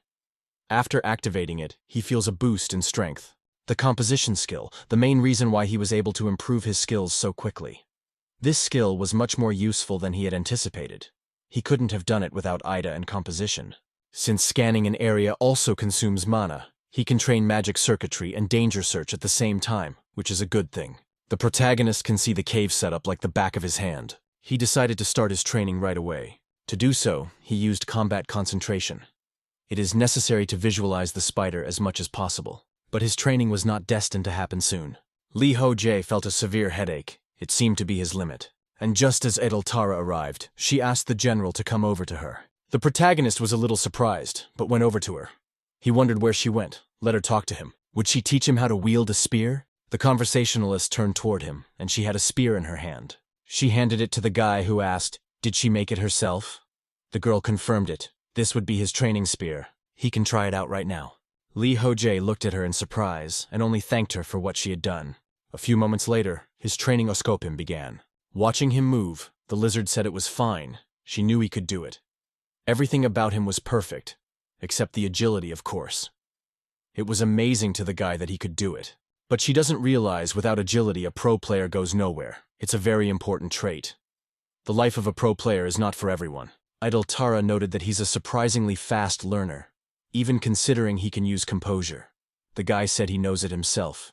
He's aware that without talent, he's just a walking piece of meat. The girl even stated afterward that sometimes his words make her lose her appetite. Lee Ho-jae realized, although he was learning by fighting with the spear, his sword-wielding and hand-to-hand combat were also improving. He knew that Ida was the perfect mentor. Her physical abilities surpass human ones by many times, so she's a great trainer. That was how the guy continued to train for a long time more. Another period of time passed, and the meeting began. The guy was invited to go there, or he would be moved after some time. The hero asked his partner if she wanted to go with him. Although he could tell right away that there would be nothing fun there, Ida was a little confused, but said that she would gladly go. Along with his partner, the protagonists soon arrived at the day of the meeting. Those present turned their attention to them. Some didn't know who he was, and the way to go with him, this lizard. Park Jong-ah was also present at this meeting. The girl scolded the other participants for doing something. Someone had created a drug production. Whoever committed such a sin would be punished accordingly and without regrets. Hearing these cries, Edeltara revealed that she didn't know that people had such a harsh side. The protagonist said that this was only a rebellious proceeding, but it was the girl who needed to be more humble. He suggested that his interlocutor should move on. It's boring, though, because she can only understand what he says. The guy is just going to go and check things out. While he was chatting at him, Park Jong-ah and the others turned their attention to him. Upon seeing him, the girl greeted him by bowing. In response, the hero did the same. He was worried that their gazes met, though he wanted to go unnoticed. After a while, together with his partner, he found himself somewhere aside. There, the guy noticed that no one was here. It was the perfect place for the realization of his future desire, and for that he used the inventory. How happy he was to see his other stuff here. He was even worried about how he wouldn't go long without putting it on. And so after a bit of time digging around, he pulled out what he needed. It was something more like a cover, which the hero tossed aside and ordered to be gathered. As a consequence, a huge tent magically formed right in front of them. Lee Ho-jae declared that it was now ready, and they could go inside. The two travelers did so. The guy reported that he had gotten this tent back on the 9th floor of passing the hellish difficulty. Still, they should have gotten it on the 12th floor. They should remember to take it next time. Suddenly, someone else entered the tent. It was Kim Min-hyuk. He hadn't expected anything less from his tent. The comrade greeted the protagonist. Lee Ho-jae also did so in response. Min-hyuk also greeted the lizard friend. She also came over, and he's glad. This place is quite spacious after all. Glasses are a useful gizmo. The protagonist objected. He didn't buy this tent. The comrade informed that it didn't matter after all. I wonder why he's sitting his pants down here. The other guards are just making light of the situation. The protagonist felt he didn't belong there, so he got out of there. Doesn't Park Jong-ah seem a little over the top? Min-hyuk explained that they need her strictness now more than ever. At the moment, she's not only keeping an eye on others, but also on herself. It's not like anyone complained about her, so everything seems fine. But the main character thought she was taking things too far. It looks like she's developing a glaring mental disorder. She is prone to anxiety because of a past full of regret, and a future frightening of mastering certainty. This girl takes too much on herself. Therefore, she sets too high standards not only for herself, but also for those around her. The main problem is that people are inherently imperfect. When will it come to her that not everyone can reach her standards, not even 2 of her standards? Any normal person would have long ago spit and moved on. But we're talking about normal. And this girl is clearly not. She will smoke herself for flaws and fight with herself, and it will torment her forever. A man breaks, as if Solomon, as when something like this happens to him. And then it can no longer be repaired. The guy reported that his comrade didn't look after her anyway because there was no one else besides him. Min-hyuk resented him for always giving him difficult tasks. Near the tent, someone's voices were heard. Lee Ho-jae asked in surprise if it was a comrade who called out. The one replied that he had found a player with the lightning skill, just like the guy wanted them.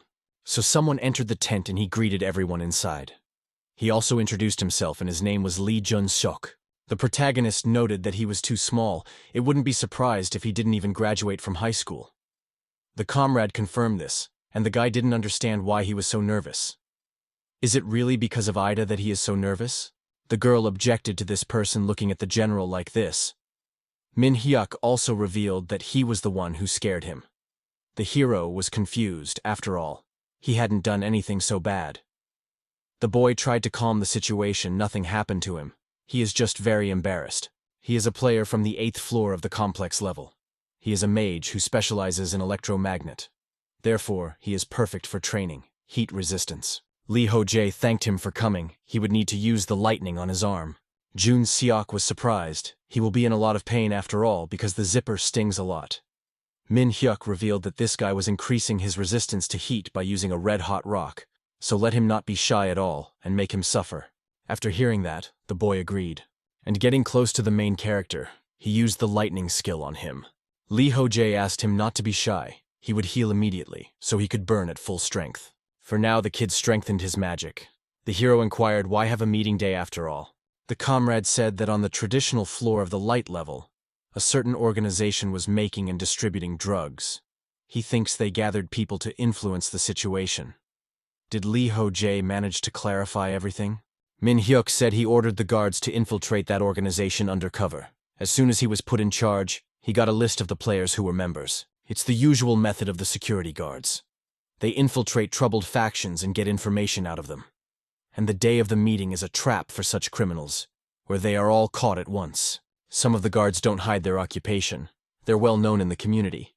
But the identities of the spies are kept secret. The protagonist noted that his comrade is the only one who knows what is really going on here. The guy replied that, to be honest, he's not privy to the details either. They're operating in small groups. But there are more of them than they thought. Lee Ho-jae is now clear. It's coming out. It's going to end with the training world becoming a collection of spies. Min-hyuk said that if that happens, then the point of spies will also fall away. Because then everyone will be looked after by their neighbor, and everyone will become responsible and keep order. But all this sounds like some kind of utopia. The hero asked. Does he really think that such a thing is even possible? And so while he was distracted, he felt a severe pain from the lightning bolt that ran through his body. Jun Seok apologized. Was everything all right? The guy noted that he was in one piece. Looks like he could still increase his resistance to the heat. Suddenly, someone else entered the shack. It was the guy who noted that they were chilling here.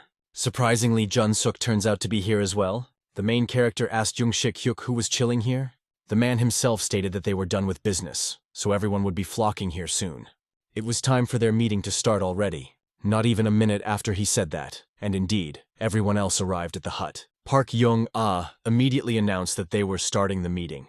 The first thing everyone discussed was the incident with the drug dealers. Specifically, ways to stop the drug trade. Then they listened to the reports from each level of complexity. At this point, the protagonist realized that no one had voiced anything that couldn't be discussed in the community chat room. Suddenly, Min-hyuk stated that there were two rather important details left to be stipulated. And this information will be about a person named Jang Yong-hyun. He was at an easy difficulty level and had already cleared the 89th floor. The people present marveled that the 100th floor was within reach, and that was fine. Min Hyuk said that they will continue to support Young-hyun. That means that they can't slack off in both mining resources and gathering information for him. The others said that they would do their best to do so. Jang Yong-hyun had set a goal to go through all the floors since they found out that the real world was in danger. His motivation was to be able to return to his own family. John Ah reported that the first person to clear the 100th floor of the training world and return to reality will be an important symbol for both worlds. He will be able to tell that the missing people in the training world are not dead. He will also let the world know that they just have to wait and they will all come back. Min-hyun said that before Young-hyun clears the 100th floor and returns to the real world, they need to determine what information they will send along with him. Shik-hyuk stated that the people in the real world don't know what's wrong with them. And because of the monsters that appeared on the ground, they don't have time to figure it out. The first thing to do is to make a list of players. They will write a message for their family and friends. This will be the priority. Then the governments should also be notified of their existence and forced to recognize their power. Those present did not understand what authority they were talking about. Jong-ah reported that they would demand that the government recognize the guards. The right to introduce and enforce the training of the law into the world and punish those who violate it. The protagonist realized that it was unlikely that the government would so easily allow them to single-handedly rule the world. The guards may be the ones dictating the rules for the time being, but would the government officially recognize their authority just because they were in charge? Kim Min-hyuk said that would be easier said than done. Everyone understood that very well. Lee Ho-jae reasoned that it was likely that the government would try to make them some sort of government organization, if they even recognized their existence. Jong-ah reported that absolutely anyone in the real world could get into the training, be it a preschooler or an elderly person, a politician or a president. Everyone without any exception can get in, and when a person gets there, they have to obey the laws that they set up. In case of their violation, they will punish the president as well as any other person. The hero thought about the fact that the guards do have their own rules. Whoever tries to make their own rules will be punished. Anyone who tries to create or join an organization inconvenienced by the rebels and made up of more than 10 people will also face punishment. Considering these laws and what Park Jong-ah is talking about, doesn't present a good picture. If they don't really recognize their authority and try to establish their own laws, their actions will be seen as violating the laws of the guards. In that case, they will be punished. And punishment here is most often carried out by execution. It turns out that if a representative of power from the real world gets into the world of learning, he will be immediately executed. And that's where it gets really dangerous. Jung-ah's ideas are too radical. The people at the top won't like them. That's why the protagonist suggested to postpone this topic until the next meeting. Shik-hyuk also brought it up. He suggested that they should talk about the choice of starting weapons. Lee Ho-jae was glad that he had someone to support him. The survival of the players depends directly on the starting weapons, and it's obviously important not to miscalculate. Min-hyuk also said that they needed healers, at least one per floor, because they were sorely lacking. The hero realized that it wasn't surprising given the number of people choosing a magic wand as a starting weapon. At first glance, it looked no different from an ordinary wooden stick. Hanging it on the wall of the community information wall of his starting weapon would be a bad option, since the wall is opened already after the selection. And so, it is very important to inform the real-world healers are worth their weight in gold. Shik-hyuk said that plus it is necessary to inform that choosing a healer on hard and hell difficulty levels is not worth it. And in general, Warn newcomers not to choose hell difficulty. After the warning, only some crazy people will choose hell difficulty. Hyunjin and this guy are the only survivors, and they didn't even make it to the 14th floor. Tell them not to choose the hell difficulty, because it's very hard. Lee Ho-jae said that he had to say difficulty healer and didn't need one. He considered the idea of taking the command training, but came to the conclusion that other people on hell difficulty would only be a hindrance. Kim Min-hyuk wasn't sure if that was a good decision in the long run. Who knows what trials awaited them in the future. But the main character, he objected, is a living witness to the hellish difficulty. Getting through and staying alive is very hard, even if you parse a flawless strategy. And that's why newcomers can die just for nothing. The comrades stated that they would also discuss this topic a bit later. And so after their massive discussions, 2 hours passed. The fellow reported that they had already discussed everything at this point. Shik-hyuk to listen to him. There is still something else. It was brought to his attention here that there was another event awaiting them. Someone asked if the gathering is pretty soon if that's the case. But the guy countered that it's not a meeting at all. The details are still unknown. So let them keep gathering information and they'll find out what then. It seemed to Lee Ho-jae that this was another trouble on his sore head. He's thankful to God that he's not involved in all this information gathering yet. Young-ah announced that this is the end of the meeting for him and today. She thanks everyone for their attention. Everyone started to slowly leave, and the girl said she was leaving too. But she was asked to wait for a minute. She inquired what had happened. The hero was wary. Is this really the same? There was still one rather important moment left. Unfortunately, he would have to stay here to participate in the conversation. Shik-hyuk had asked Min-hyuk to say it all to him. Lee Ho-jae had a familiar feeling. No one has such a command of words as his comrade. Kim Min-hyuk was also confused. He informed that there was nothing wrong here. It's just something about her, and also Lee Ho-jae. The girl was surprised at what they wanted to ask her. The interlocutor said that it wasn't really serious. They just wanted to talk about her attitude towards her subordinates. The protagonist thought about how Jeon-ah treats people very coldly, as if they were machines. She often reprimands in The Purged, but without being cruel. And in fact, most of the rebels approve of her behavior. But there is only one problem. Min-hyuk and the others seem to be having a little trouble, with her treating General Lee Ho-jae as if he was above her in status. The girl was really rubbing herself. The guy said that they understand that she's grateful to him for saving her at the first meeting and all. But didn't they agree to treat people equally regardless of their status and age? So they're just asking her to treat him as an equal. Jeon-ah said that she already treats everyone as an equal and doesn't hide it. In the world of training, age and position in society don't play a role anyway. Here, all people are equal to each other. The only exceptions are the guards who enact laws and punish non-compliance. Shik-hyuk asked that she address him by his name in that case. Immediately, an awkward pause hung and the girl became very embarrassed. She stuttered and called the guy General Lee Ho-jae. The people present understood immediately, and everyone else was also embarrassed. She was asked if she could call him by his first name. Ideltara watched carefully with what was going on. Young-ah tried to do so, but again she was embarrassed and couldn't say anything sensible. The main character even found her very cute in the moment. He doesn't understand why. Who would have thought that the cold and aloof Park Jong-ah could do that? But the fact that she really puts him above herself could be a problem in the future. Even if there is a reason for it.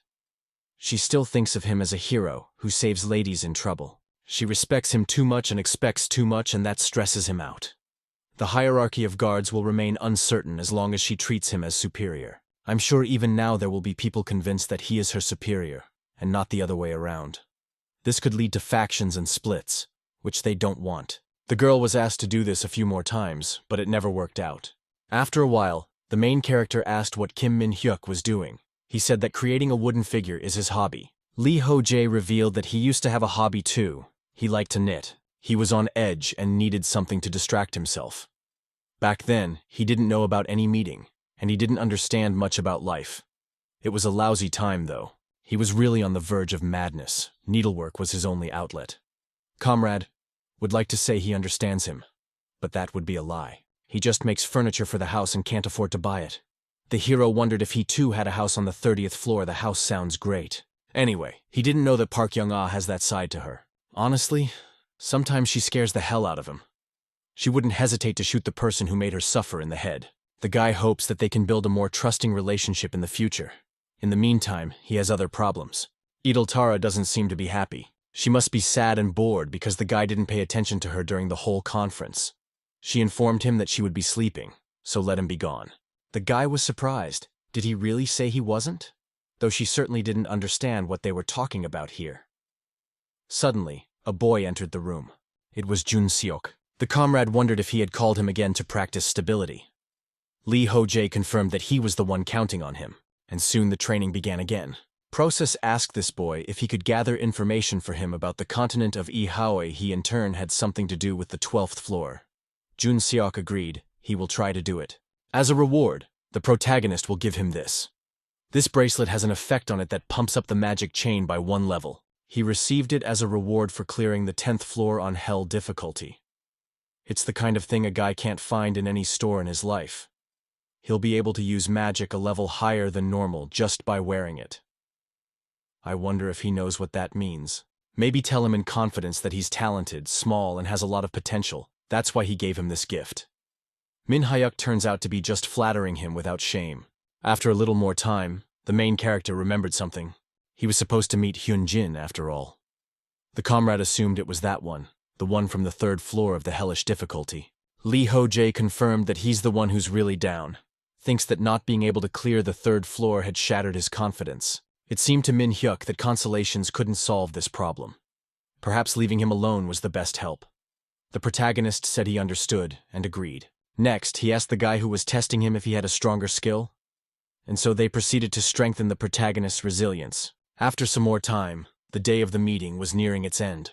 The 14th passing session had also already come to an end. The main character, who was with his partner in the cave, reported that it was time to say goodbye to her. For a while it became a great home for him, and for her. The girl also confirmed this. It was a good home. The guy was a little surprised by this. Idaltara explained that she had never lived with her kin in the settlement. It turned out that she was homeless and alone. Every night she slept in a new place, and she couldn't remember any of her parking lots. The 5th floor was not a home to her, but rather a dungeon.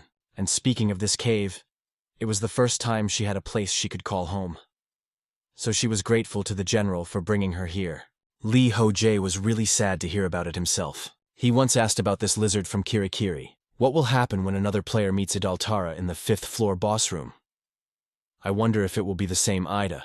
The girl answered that it will be the same creature, but she will have a different essence. That Idaltara that someone else would meet on that floor would be the Idaltara he had summoned.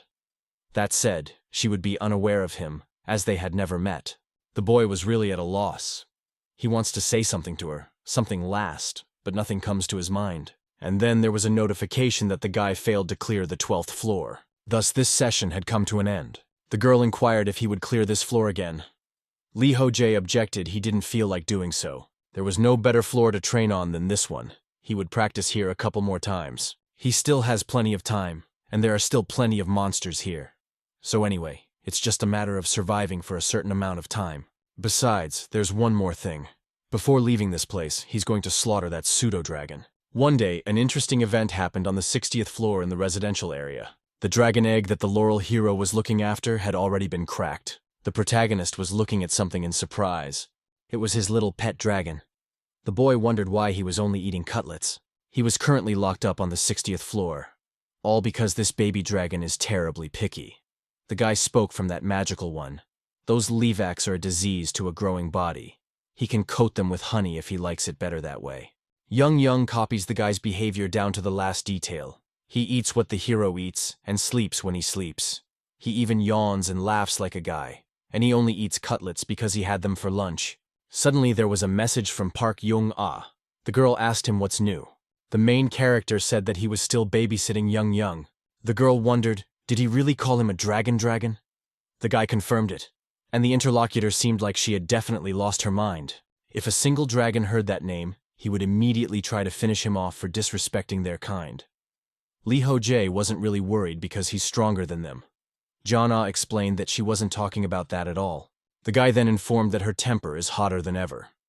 She's so violent, but maybe that's what people like about her. The girl asked not to make up too much. I wonder if the cub already hated the name or not. The boy asked his dragon about it, but he waved a refusal. Can't you see that he's vehemently showing disapproval? Young-ah says she'd rather give him a better name. He says it's a silver dragon probably. His name is Scream. Lee Ho-jae informs him that he hasn't screamed yet. But he's talking, by the way, he's whispering. The kid inquired if he whispers. This was a surprise to him. After a long thought, the girl said that a good name didn't come to mind, so she'd better ask the others. Let the competition for the right to name the Dragonborn begin. And there is one elixir. The first one was a variant of the name Li Xin. The dragon didn't like it, it's too simple. The second name was Guri. But this name didn't fit either. The baby didn't want a name that was too cute.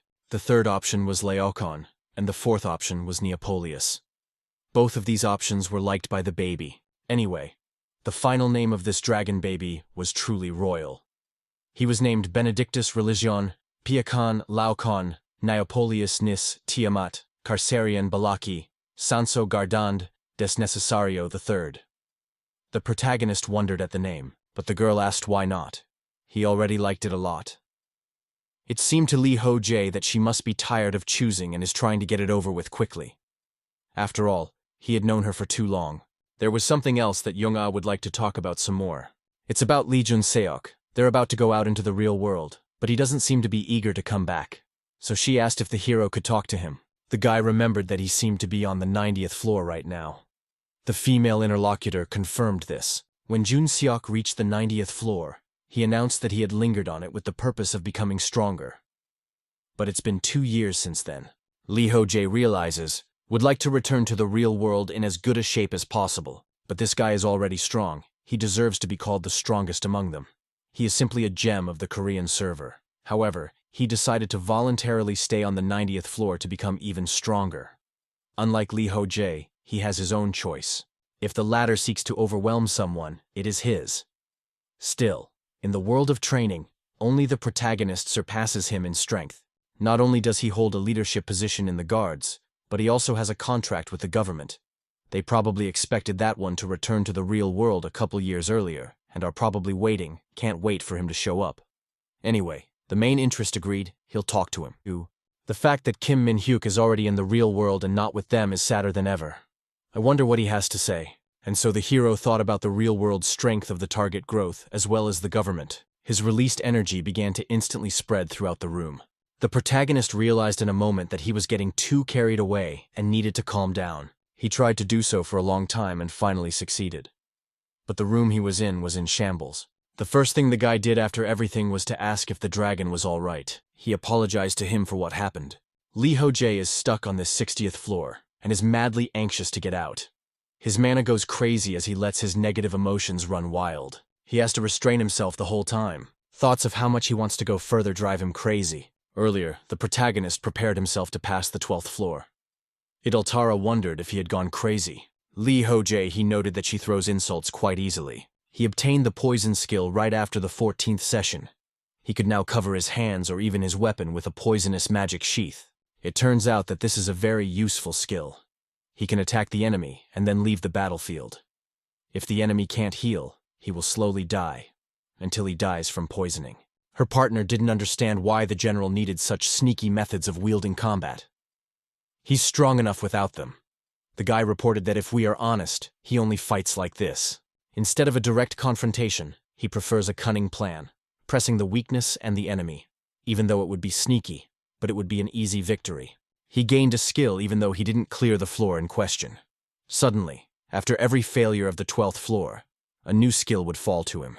This floor is really perfect for practicing. And he also likes having Ida around. The girl asked him not to forget that the deceased's summoning time is limited. Lee Ho-jae realized that this was true. The partner will be gone after the end of the summoning period. Without her, the time he would spend on the 12th floor would not be as pleasant.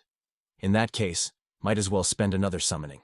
Idoltara informed him that would be fine. The 12th floor was their home. The hero objected the cave, updated the gray was gone, and now there is a den of monsters there again. But the girl stated that she would just furnish it anew. Lee Ho-jae seemed like she really liked living there. Suddenly, a few system notifications appeared. Poisonousness had been improved to level 4, and sneaker resistance to level 3. The guy really liked it. Now it's even easier to train, we'll need to try out the new skill. The lizard suggested that his first test subjects would be forest monsters. But the protagonist objected. He's going to test it on his own body. He's going to increase his resistance because of one of the venom's tortures indeed. It will be two birds with one stone. Tara was wary. What happens if something goes wrong and he dies? Lee Ho-jae said he wouldn't die. It wouldn't be the first time he mutilated himself for the sake of stability. Some more time passed, and the guy found himself in the epicenter of the dragon battle on the 12th floor. He, along with his partner, watched carefully to see what was going on. The lizard noted, "Was this really the black dragon he was talking about? I wonder how he's going to deal with it." Thus, another attempt to sweep the 12th floor had begun. Lee Ho-jae said it was fine. They would deal with them in the next game session. Ida asked, "Does he really mean that they're risking their lives in the next game session?" The guy countered, "If anything goes wrong, he's not just going to run away. Now he's just suggesting they go home." The female interlocutor happily agreed to this. So began the second attempt to mop up the 12th floor. First, the protagonist tried out poisonousness on himself. Having injured himself with a poison blade, he experienced a cardinal new sensation. The effect was immediately felt. He feels so-so. But the spreading speed was really lame. Gradually, it became harder and harder for him to breathe, yet a very bad headache, and the place of the cut became numb. It seemed to be quite good. However, even so, it was not lethal. There is no way to kill with this poison. According to the guy's personal experience in this field, neurotoxins are the best. After testing the efficacy of the poison, he went hunting. The main character's goal was to increase his level. His partner at this time was rebuilding the house, so she was not bored either. But when the house was finished, the poisonousness was already at level 5. And it had become deadly. Lee Ho-jae needed to hunt down poisoned victims. Therefore, he focused on mastering basic tracking. He even suggested setting fires in the jungle. The guy let his victims loose several times and methodically stalked them. Lada had improved his survival skills tremendously. He also began to feel more confident in the jungle. He spent his days training and hunting to increase his level. Soon, new traces of monsters stopped appearing around the cave. The hero informed his partner, "For what tomorrow is going to go further?" The girl suggested that she would head deeper into the jungle. He confirmed, "It expects to go straight through to here." Ida wondered if it was too far away. The journey to that point would take at least about 4 days. The boy was well aware of that, but he had to go there anyway. He plans to have a big hunt in the present. What is the magic of the fantasy world? Isn't it that here you can make the wildest dreams come true? A rider, riding through the skies on the back of a winged horse. This is a pretty common fantasy because almost all people dream of learning to fly. When Lee Ho-jae was still a teenager, he read fantasy novels, and also dreamed of conquering the skies like the main character. It was time to realize this dream. In truth, he first visited the place of the winged horse himself. Ida saddled him and traveled on his back. He never thought that he would become the first humanoid lizard to ride a human. Lee Ho-jae said that he didn't think so either, but what a strange expression. It all sounds kind of unnatural. All of a sudden, the girl pointed out that if the general wanted to, he could saddle her at any time. The guy thought it was a rather vulgar joke. He informed her that she would pay for it now, and sped off. "I wonder which ones are fun now or not." The lizard was shocked. She reported that she wasn't having much fun. Right now she was literally going to throw up. After a while, the girl apologized for what happened. Lee Ho-jae realized his guilt himself, so he apologized as well. The girl asked him if he was mad at her, and he informed her that he was really fine. In fact, it wasn't just that they had decided to carelessly fly around the area without fearing anything. The fact is that Lee Jun-seok had unearthed information about the Ihaoi continent and shared it with the protagonist. Because of the jungle, there are few species that can fly. In addition, during the second sweep, the protagonist had gotten a good look at the local fauna. There are no monsters on this floor that could potentially take them down. Ida informs the general that they've been flying for a long time. I wondered if he wanted to take a break. The hero was perfectly fine with that. After a while, he gobbled up some delicious food and said it was good. He thought that humanoid lizards eat raw meat, not the same as reptiles. Even monkeys don't fry food. The girl said he shouldn't think with prejudice in a world populated by many intelligent species besides humans. If he said such things out loud, someone might take offense. The boy reported that he understood, and his interlocutor went on to say that the other races mostly appeared to him as enemies to be killed, but that wouldn't always be the case. Lee Ho-jae understood that very well himself. He should keep it in his mind. Who else but his partner would give him such perfect advice? The first time they met, he didn't even realize that he would spend so much time with her. They'd fought then, and then she'd claimed him to be her husband. And this is what came out of it. Now this lizard is his only ally and friend. She is his good counselor, as well as his support, and in some ways his mentor. He could even say that she is now his family. She may not be much help in battle, but he wants to call on her and always be together. He feels more at ease when she's around. The guy is really tired of being alone. A notification appeared that the adventure god is looking at the guy with approval. Also, the degree of fulfillment of the adventure god increased. There were already 39 completed tasks out of 224. A little more time passed, and finally the partners arrived. The hero reported that they were at the easternmost point of the floor. Just like Lee Jun-seok said, there was a transparent barrier. It hasn't rained in a while, so it's completely dry. In that case, he proposes to start what he had planned. It wasn't long before the entire nearby area was covered in flames. The hero, along with the girl, floated in the air and watched what was happening. Lee Ho-jae was surprised. He threw just a couple of sincere effects surpassing all expectations. The forest is so dry that even a cigarette bowl could turn this jungle would increase. Soon, there was even a notification that he had obtained a new level. Some of his skills, as well as some stats, increased by a few units. It became clear to the guy that his informant hadn't fooled him here either. He could gain experience by killing enemies in a set fire, at least 4 times less afterward than from killing them himself, but that's fine. Told him not to play with matches for nothing. He listened to his elders. He told Idaltara he wanted to give it a whirl, throw a few more sparks. Let his experience points continue to burn. The massive fire spread throughout the jungle, and some of the animals tried to run away from it. The clever creatures even tried to put out the fire in their own strength, but it wasn't good enough. To all this from above, they were attacked by Idaltara, destroying them one by one. The protagonist, who watched everything from above, was happy that everything was going perfectly. At this rate, he would burn the floor in question to hell. He could avoid it if he wanted to, but he doesn't want to.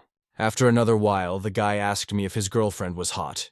She informed me that it was hot. She wasn't really cut out for that. She really isn't having any fun. She is afraid of forest fires because the forest is her habitat. The boyfriend asked her not to worry, specifically this forest is not her habitat. But the lizard informed that if they don't put out the fire, it will reach their house. Lee Ho-jae didn't really understand what difference it made. They would still have to leave this house once it cleared the floor in question. Soon, a huge dragon appeared right in front of them. He was very angry because of the fire the protagonist was setting. Ida reported that the dragon was finally here. He seems to be able to create barriers. He's probably trying to protect that part of the forest from the fire with a barrier. Is the general really going to actually kill it? The guy asked to stop asking obvious questions. Let him just take out his sword from his bag. Thus, he soon had his next blade in his hand. The protagonists head swiftly towards the dragon, trying to protect the forest. He would circle near it without flying too close. Surely they would soon have an opportunity for it to attack him. Also, while not too far away, the guy applied the soul exploitation skill. The power was able to reach the creature, and it became angry when it felt its use. The lizard shouted that screaming wouldn't help him. He would never catch them. She had already told the guy, but to repeat herself again, she knew no nimbler than him. Suddenly, the dragon that had been watching them all this time just turned its head the other way. The girl wondered if the protagonist saw this. The creature in question is distracted by the incoming fire. Lee Ho-jae asked Ida to get ready. They will launch an attack right away. To do so, he got close to the creature that appeared to be his target. They both attacked the monster in question, but the barrier protected it from a strong strike. The guy was outraged because this monster repelled the attack with his barrier, and he is quite fast. But that was far from all the surprises this monster had in store for them. Because it turned around and attacked them with its tail. The guy along with his partner had to lower themselves closer to the fire. The girl wondered what they should do now. The hero noted that the sled plant would not, after which he headed upward again.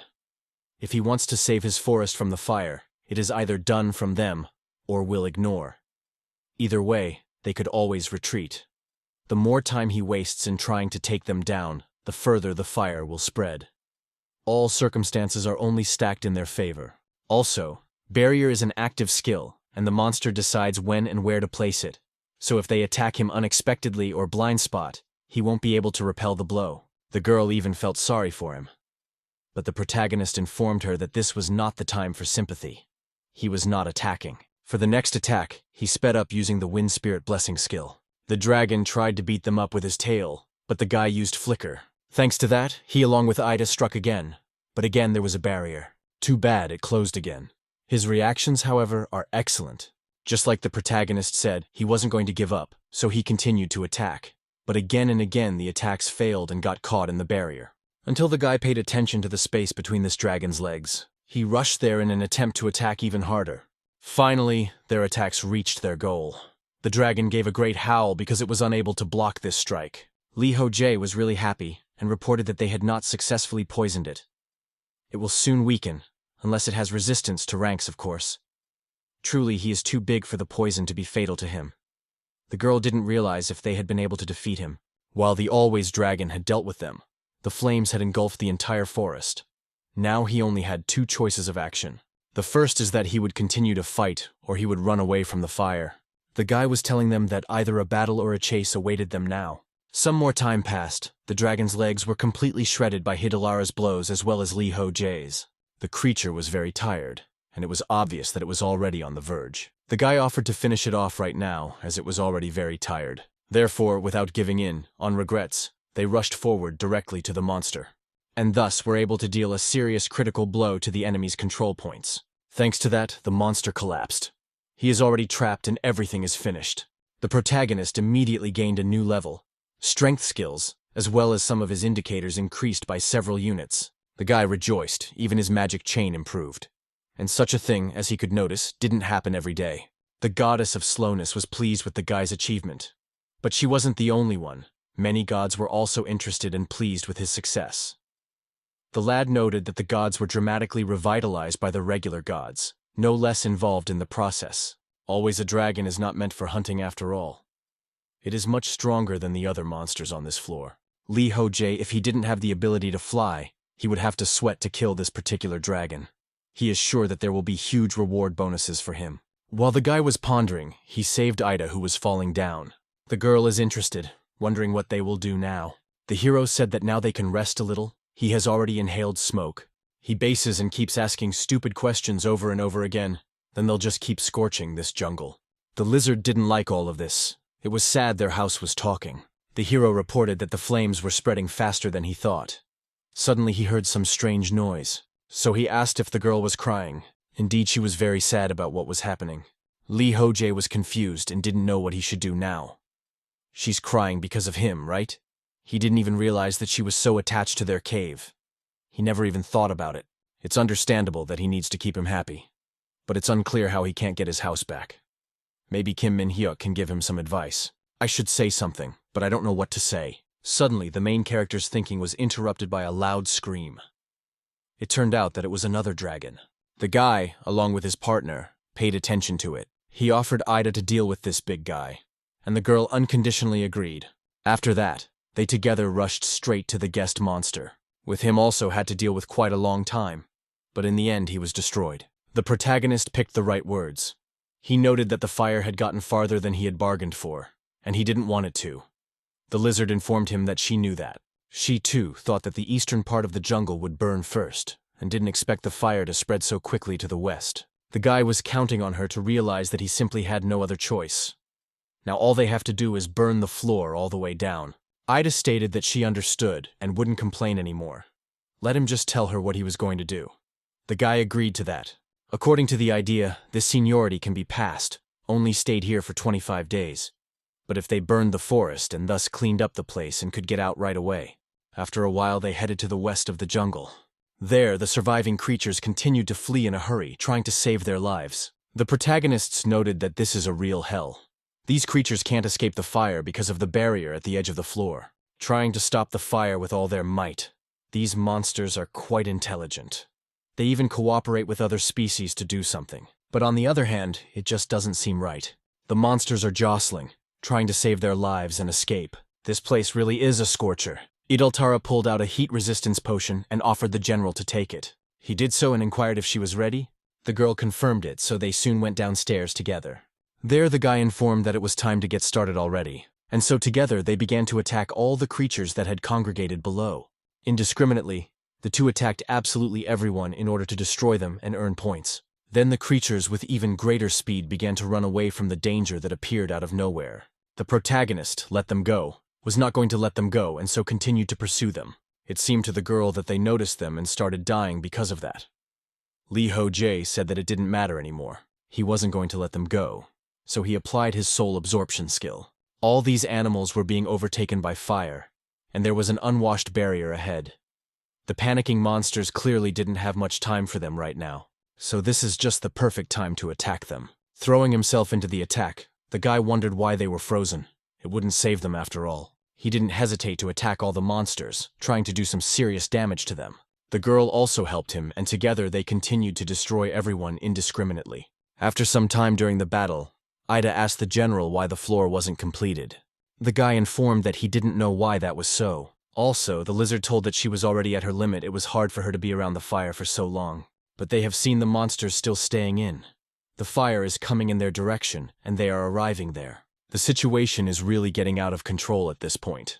It's not just the arch-monster themselves that are in danger now. The guy shouted that they needed to retreat, and they did so by flying away. More time passed after that, and the fire finally did go out, taking all the animals in the jungle with it. The main character watched what happened. He asked the girl how she was feeling. She informed him that she was not feeling well somehow. Then the guy suggested resting in a tent. The inside maintained a comfortable temperature.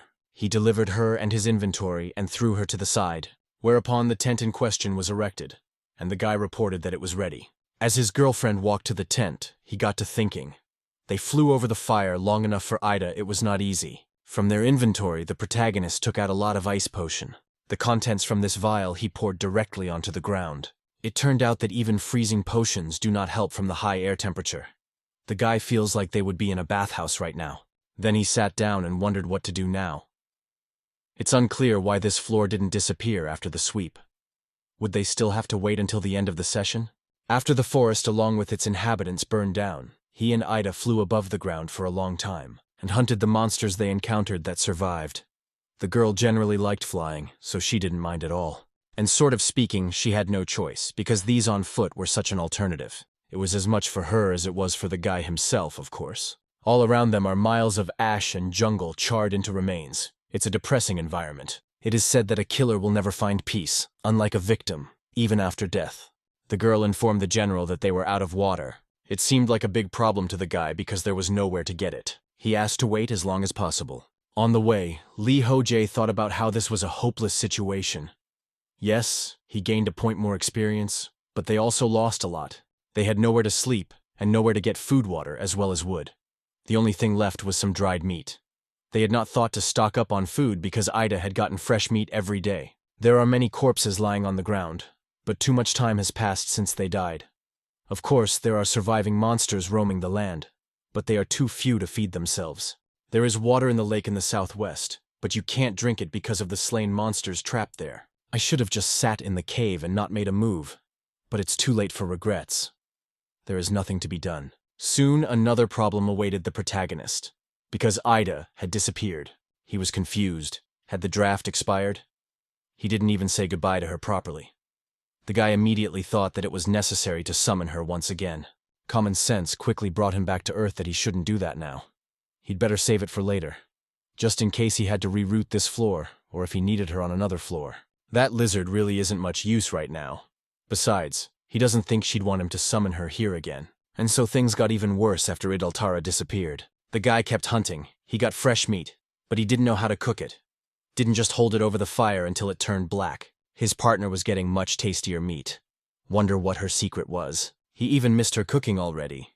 He'd had enough jerky before. Then another serious problem arose. It wasn't a good time for an upset stomach. He didn't even have anything to groom himself with. All the leaves had been burned in the fire. Maybe there was something left in the bag. Rummaging around in there, the boy found something that dumbfounded him beyond belief. He saw that there was a gororong in there. It was a scarf he had tied in the waiting room of another second floor. It had once saved him from a nervous breakdown, and it was a memorabilia for him. The protagonist thought that it would be very difficult for him to use it for such needs. The guy could not make up his mind, so he turned to his comrade. He noted that if he had to choose between preserving memories and dignity, that he would prefer. But the fellow just heartlessly replied that he was busy. Lee Ho-jae realized that he wouldn't last much longer, and something had to be decided. After a while, he was still in the training world at the infernal difficulty level of the 12th floor, next to the place where Gororong was resting. And so the system congratulated the guy for being the first to clear the 12th floor on the infernal difficulty level. Lee Ho-jae was surprised when he saw this information. He had just buried his memory, but also the thing wouldn't have happened if this stupid notification had appeared 10 minutes ago. It was bad, of course, but there was nothing to be done about it anymore. He was glad that he was finally able to clear this long-suffering floor after all. The system window with congratulations continued to hang for a long time, but the guy still didn't understand. Couldn't she have shown up a little earlier? Despite the forest being completely burned down, some monsters still survived. Such specimens either had resistance to heat or could fly. It was because of them that it was so difficult to complete the sweep. The guy had to kill every monster he encountered. The last survivors seemed to be finished, though not all of them died by his hand. The jungle ecosystem has been completely destroyed by the fire. He was sure that everything had been burned. Getting food was difficult, and cooking it was even more difficult. If it wasn't for the final alert, this guy would have starved to death for sure. But there was also a major casualty of the whole event. Many system windows appeared. Some were congratulating that sustainability had increased by several levels. All the negative effects had been removed. Many gods were pleased with the guy, and he received extra and points for it. And also many more things. The protagonist decided to deal with it. It seems he was only given points this time. Last time, he got the skill even though he couldn't even clear the floor. Still, he was even satisfied. It was better than sticking around for another couple weeks. The guy suspected this was going to happen. It looked like his real reward for this floor was resistance to fire. Come to think of it, he had gotten immunity to mind distortion back on the second floor. It was his first resistance skill. The description of the fire resistance skill said that he had developed resistance to the element. The guy was surprised to see it unclear why the description was so short. This is resistance to the element of fire. This skill is not limited to burns and heat. Resistance applies to the entire element, which means it's a pretty good improvement. When he got improved resistance to poisons, his resistance to level 4 poisons transformed into better resistance to level 2 poisons. But why did he get a level 1 skill when his resistance to burns was level 12, and his resistance to heat was only level 6? Still, one should try it out and practice it out. There were also many more notifications that all the deities of the White Temple were watching the guy. The other deities were also interested or watching with disapproval. Some were intrigued by the guy and some were just alarmed. Lee Ho-jae was even a bit confused after seeing everything that was written there. He had never gotten so much reaction from the gods after passing the floor before. There seemed to be over 100 of them here. But why wasn't there such a reaction on the 6th floor? The guy even counted them, and it was really 100. He even assumed that there were so many gods in this world, but he soon realized that everything is not so complicated. It is not worth trying to reason, based only on the messages of the gods. I should ask Kirikiri about it, but information about the boon is too expensive. Seems like it's time for a chance to see her again.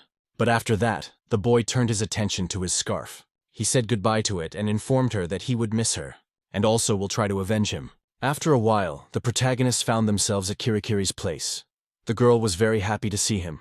They had not seen each other for a long time. So much time has passed. She does not understand why he is so sullen. Probably wants to cry, when let him do it if he wants to. The guy thought it was obvious from the look of him that he wasn't the most welcoming person.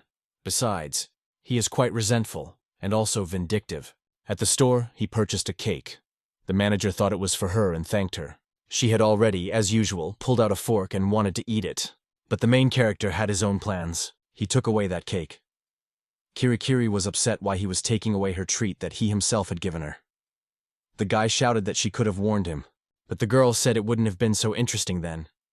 She begged the guy not to fly away, but he wouldn't listen to her, and soon he just left her to herself. Naturally, a little time passed and the girl got the cake after all. The guy asked her if she had learned her lesson. She said she wouldn't do it again. The hero had no choice but to trust her. Next time, she tells him everything, and don't dare withhold information for her own amusement. It seemed to the guy that she was probably joking when she said she kept silent for fun. Even though she seems frivolous at first glance, she is always serious when it comes to information. The manager asked if he remembered that he had warned her not to accept sweets from strangers. Boy, resented he is not a stranger after all. After some more time, the guy gave some information about magic. He seemed to have figured something out. Those skills used by the monsters on the 12th floor were nothing but magic. Some of them were able to throw fireballs, and some of them could reproduce ice walls. It was more like magic than anything else. It didn't seem like you were acutely aware that they were using magic. Their mastery of these abilities was rather intuitive. Anyway, the guy wanted to ask her about magic. The manager didn't think he could master magic. All the skills were intertwined with each other, and it was too complicated a system. Even if she tried to teach him magic, it still wouldn't work out. Lee Ho-jae asked if there was any magic book. He would even learn it himself. Receiving, he heard that there were certainly books, but it would be difficult to learn, just like she said. The boy wondered how to get them. He had never once come across such a book. Then the girl showed the section that was needed. Spell books counted as weapons and could only be purchased through the system store. Kirikiri helped him buy a couple of such books. One was the basics of magic, and another book about barriers and sealing spells. The protagonist chose this particular topic because the leader of the monster orangutan had sealing skills. Thinks explaining why he needs the ability to seal an enemy's skill during combat is unnecessary. Blocking at least one skill could determine the course of the entire battle. The girl was sure that he would learn how to create barriers, but sealing magic is much more complicated. Basically, magic in general is not particularly given to humans. He wouldn't be able to use sealings unless he became an apostle of the god of seals and got permission. Heard the hero say in this one that seals are more complicated than they seem. Turns out he can read it thanks to his knowledge before Babylonian times. Only she's not sure if he'll even understand it. Lee Ho-jae said he won't know until he tries it. I wonder if she's heard anything about the upcoming event. And if so, could she tell him more about it? He wondered if she could tell him about it. The girl hesitated. She had been told she wasn't allowed to divulge that information. But since he had brought a cake for her, she would tell him everything. Let him continue to do so. Lee Ho-jae wondered, does she really think he doesn't realize what she's getting at? But anyway, he would try to bring her more sweets. The female companion was very happy to hear that. She said that there was not much information, so let him listen carefully. She only said the phrase second stranger, and that was all. The protagonist, surprised, he didn't understand what the special was talking about. After a while, the guy was looking around his warehouse. The girl noted that he had a whole warehouse of toilet paper. Is he really going to trade in it? Lee Ho-jae explained that she just has no idea what it's like when he doesn't have toilet paper. It counts as a combat item like a potion, so it can't be bought in the waiting room. The main character fills in the words of the girl, well, she events you. These words of the second stranger do not tell him anything. But in any case, it is necessary to consult with Kim Min Hyuk about it. The guy bought a pretty good spear, and also stocked up on canned goods. He was already ready to go to the next level. At last, he only informed the manager that he would definitely come back. The girl asked him to be careful, and let him bring more cakes with him. It was the 15th session of the 18th day. The protagonist was in the waiting room and thought that his comrade must be sleeping. So it would be better to spend his time with a book. He took it out of his inventory and started scrutinizing it. On the first page was the question, what ingredient is needed to change the lifespan? And there was a request to find the answer. The boy realized that there was only one sentence on the first page. Wondering what was on the second. Flipping the page, he was surprised because he saw it was blank. Well, what the hell is this? Except for the first page, the book was completely empty. What it said, there was only one question. He's a gradient that is needed to change time. The guy doesn't understand how he knows it. I guess I'll have to use my brain after all. After all, it's likely that if he finds it, the text will return to the page. Because this is a magical book after all. Suddenly there was a message from someone that startled the protagonist. It was Hyunjin. The guy greeted him and asked how he was. The interlocutor reported that he had finally cleared the 3rd floor. All the floors he had passed through were full of sophisticated traps, poisoned arrows, extreme temperatures. All this made things very difficult. But the guy made it through. The protagonist congratulated him for succeeding. He really did well. Thanks to the shimmer ball, Lee Ho-jae passed the 3rd level without much effort. So he didn't get to experience the full range of passing sensations. This guy did it on his own. So he suggested that we strategize together and post it on the community. Hyunjin agreed. Afterward, he asked what about the 4th floor. The protagonist recalled that there was a goblin instructor on that floor. His interlocutor looks like an outlaw or a killer. So on this floor, it will be really hard for them. The guy even wondered if he could get some good advice. After a while, Lee Ho-jae moved on. After all, his recent interlocutor had lifted his spirits. He too wanted to progress. We should clear the 13th floor as soon as possible. He just left the previous floor and he couldn't sit still. The 12th floor was a real hot mess, so he'd have to get ready. Let the mopping up of the next 13th floor begin. After moving through the enclosure, the protagonist found himself in a new room. The first thing he noticed was that it was very dark. Immediately, several notifications popped up right in front of him.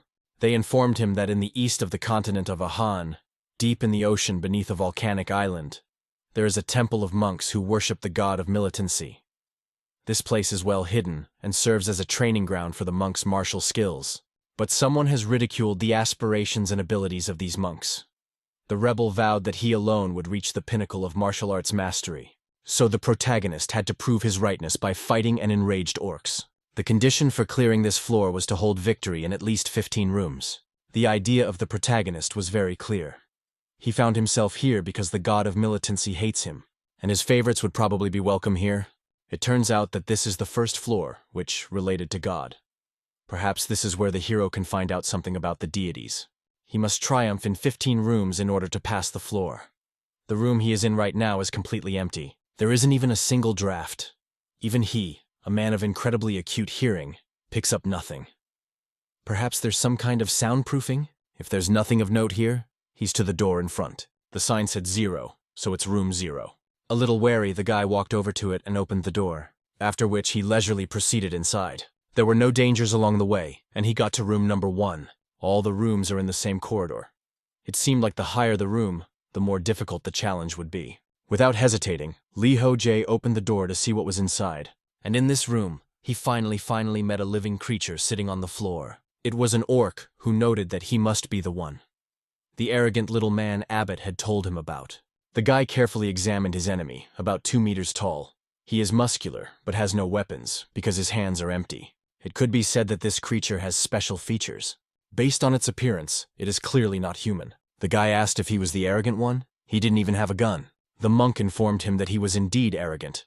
After all, why would a monk who had deserted the pinnacle of martial arts need weapons or armor? The extraneous items they use can only get in the way. After all, weapons are nothing against true strength. The boy found this nonsense curious. Does he know what the end is for him? And the end before him is this victory. The interlocutor informed him that he just doesn't understand anything. Victory is only part of the end. Orc is fed up. He is not going to continue to listen to his reasoning. Let him just pull out his fine weapon, and it was time for the challenge to begin. The monk prepared himself for the fact that you will fight this guy. The protagonist was curious, but he didn't do anything about it. He inquired about the trial. What exactly is it about?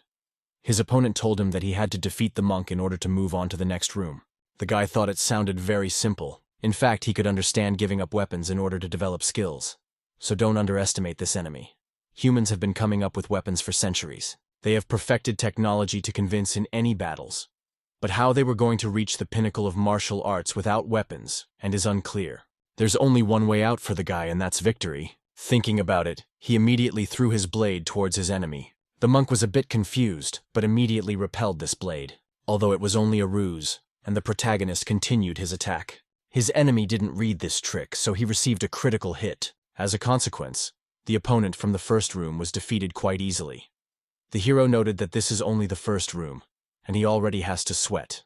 He hopes that the next room will be much more interesting. Lee Ho-jae went there, but the enemy was also not very strong and was defeated. Thus, there were no problems in the first 3 rooms.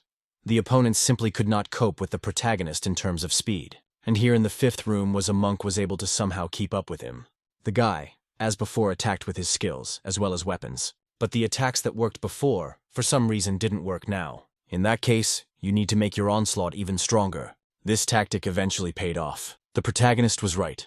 This monk's skin was very hard, like iron. Such a body couldn't be achieved by training if one had to be born with it. Lee Ho-jae didn't notice it right away as he attacked him with magic.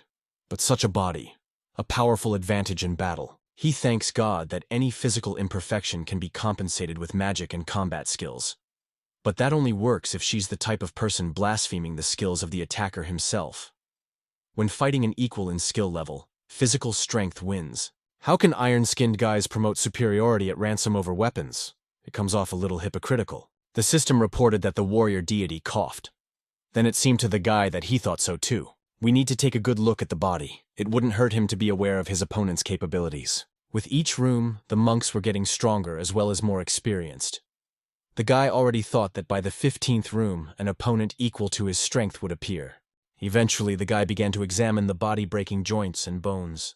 The deity of belligerence was not happy with what was happening. Also, the deity of slowness was angry. The protagonist resented them for making so much noise. Let them just not distract him from his work. Also, Kim Min-hyuk wrote to him soon after, asking if he was busy. It turned out that he had learned something about the upcoming event. The main character was a little surprised that the information came out so quickly. He too was going to share what he had learned. In the end, the comrade only called out 2 words to the second stranger. Lee Ho-jae was puzzled and asked if that was it. The comrade pointed out that he had already unafraid a long time ago, learned everything and just want to with you, the one filled in the gaps. Turns out that information about the event has already appeared on the community bulletin board, so we should pay attention to it, as we have time. The hero was surprised that the person had already posted it. He would read it during snack time. For snack time, the guy had milk heated with a rock. It had a sprinkle of cocoa powder. It was a treat for the lad. After Ida's cooking, he can no longer enjoy just jerky alone. This problem of all culinary skills. The next time he summoned Ida, he would have to ask her to teach him how to cook. Now the guy decided to take a look at the information that had already appeared on the bulletin board. It was information about an upcoming event called a competition. Lee Ho-jae was interested in this. The name was quite interesting. It would begin before the end of the 15th game session. Everyone who passes the training will become a participant. One can, of course, choose not to participate or give up. It looks like the winner will receive a skill as a reward. The guards did a good job of gathering information, but it seems they didn't learn anything about the rules of the competition. Although they'll find out about it before the end of the session anyway. There's already a lot of discussion going on in the community. Someone asked whether it will be a fight to the death. If anything, you can always surrender and participation is not necessary. And there are many more questions. It seemed to the hero that everyone was enthusiastic about this news. It's probably because they think the guards won't allow cheating. The atmosphere is the same as if they were like a bunch of kids going on a camping trip on the day of the meeting. More details soon surfaced. It appeared that the participants would fight each other either in teams or alone. Trailing off, someone asked who everyone thought would win. Most agreed that of course Lee Ho-jae would win because there's no one else. But some said that he had no chance against the one from the upper floors of the difficult level. That was probably true. After all, he couldn't even get to the 20th floor yet. Many people were wondering what other difficult level. Did they know how strong Lee Ho-jae was? The main character had a strange feeling after seeing this. He didn't understand why they were all arguing over who would win. In any case, he decided to leave it for later. The victory would surely be his. Gathering his thoughts, he continued on his way, and here he destroyed the next enemy. The system reported that he had already cleared the 13th floor of the training on the infernal level of difficulty, and also asked if he wished to continue the journey. The guy fulfilled the conditions of the sweep by going through the first 15 rooms, just as the actual mission stated. Apparently, he is asked if he wants to go through the other rooms, and he certainly wants to do that. The guy didn't know how many rooms there were in total, but he would try to go as far as possible. If it's possible, he'll make it to the end. While he was trying to make it to the 13th floor, Kim Min-hyuk sent him some new information about the competition. It turns out that the events will affect several floors. If they combine the new information with what they managed to find out, it turns out that a stranger will be found on the 2nd floor. They already know that the participants of the training are from different countries and continents, so this is quite possible. The protagonists realize that the answer to the most important question has finally been found. He had always wondered why he had never met any foreigners. They all speak Korean. If the world of learning exists in other countries, then there must be foreign players as well.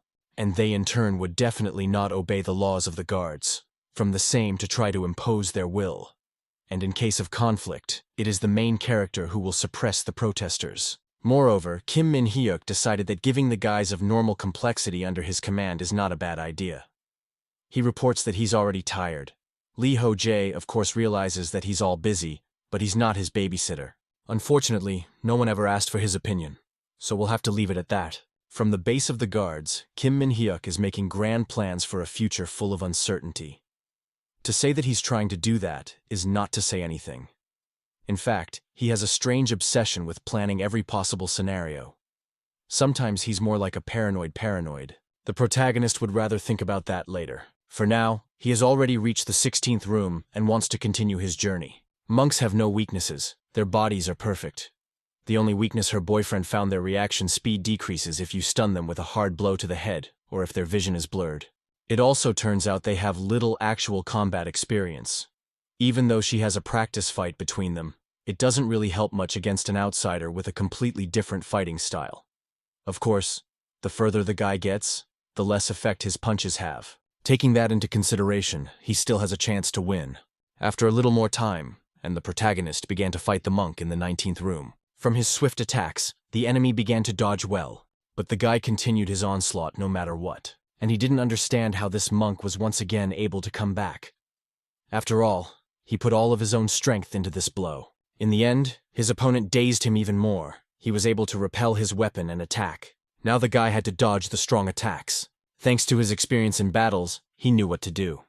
From his inventory, he pulled out his sword and repelled the blow. After that, he decided to take a little breather, and so he increased the distance. The guy was pissed off by his enemy's behavior, but he could easily send him to the other world if he approached the task correctly. After the 15th room, the difficulty increased noticeably, and the monks are now really strong. It's not just about physical strength, and combat skills have also improved a lot. They also don't have any weaknesses that a guy could latch onto. Their movements are fast and precise, and their punches are always solid and swift. In such a case, it might be worth taking a sword as well as a shield. In situations like this, the guy always favored this pair. With the shield, he would use it to block his blows, while simultaneously attacking with the sword. He's faster than him, so this strategy is his last chance. The enemy wondered, did the stranger really think this would save him? The guy realized that of course it wouldn't. Does he really think that if he himself does not realize that he loses to him in speed and no weapon will compensate for it? And why is he so calm? And that pisses the guy off a lot. Orc said that he would have to try and let him not dare to defame their duel with his pride. The hero stated that his interlocutor is very talkative.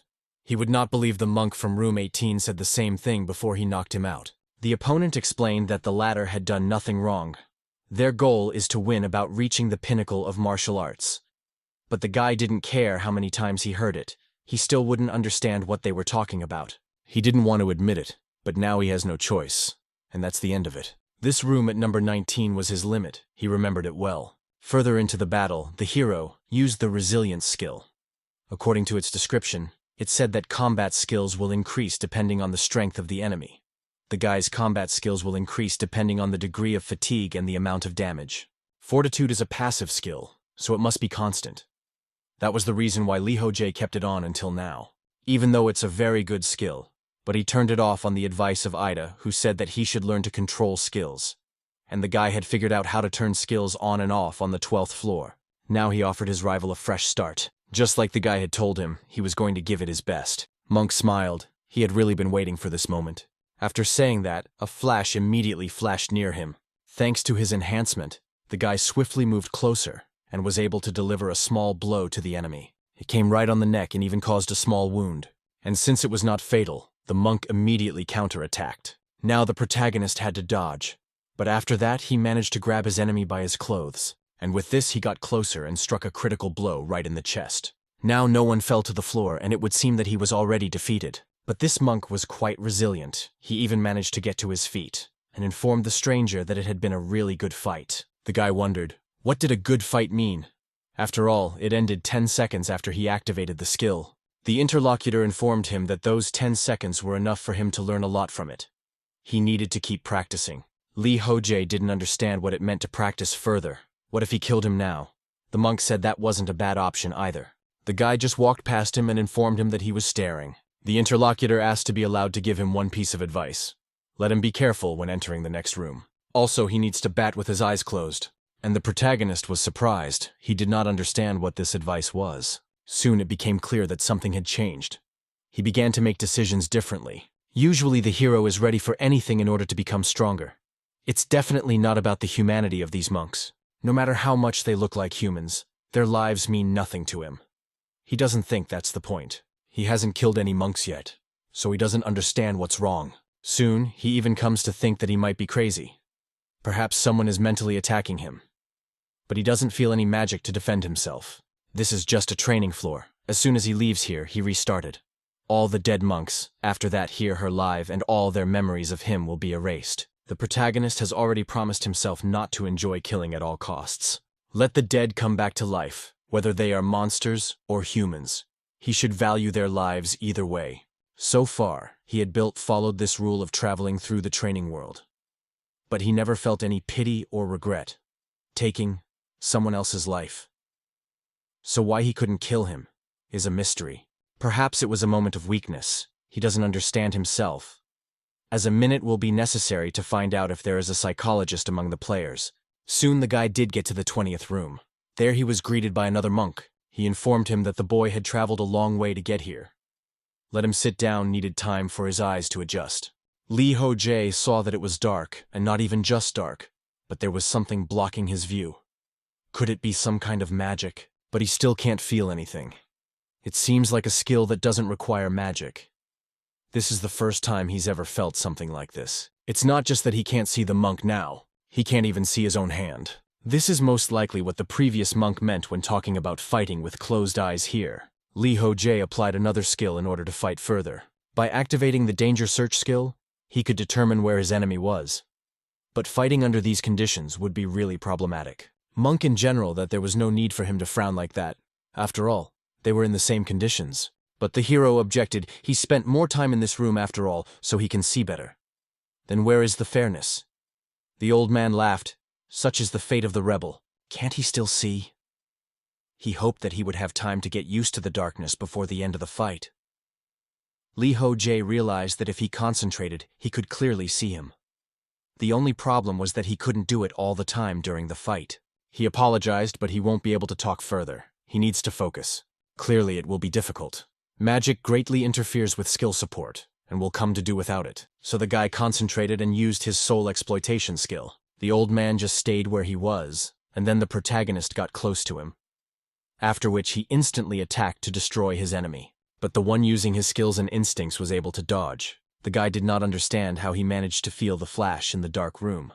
Although now it is not so important, it is necessary to concentrate quickly. Saw the old man's attack, it became clear that he would hit in the forehead, and there's no way to dodge the guy. In the end it happened. The old man broke through his defense and even made a crushing blow sent the guy into flight. The distance between the opponents grew after this attack. In order to get closer to the monk, the hero used Talaria's wings along with a flare. The enemy also counterattacked, and together they did not strike each other serious blows. After which from these blows immediately differed on the sides. But the protagonist was the first to gather his thoughts, and threw his dagger. The enemy, who should have still been lying down, immediately got up and repelled this blow. But that wasn't the only onslaught that Lee Ho-jae decided to make.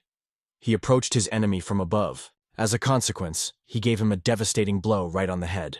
And he was happy that he was able to make a good attack. But the monk did not give up. He immediately counterattacked. The guy realized that it was bad. He did not have time to follow his movements.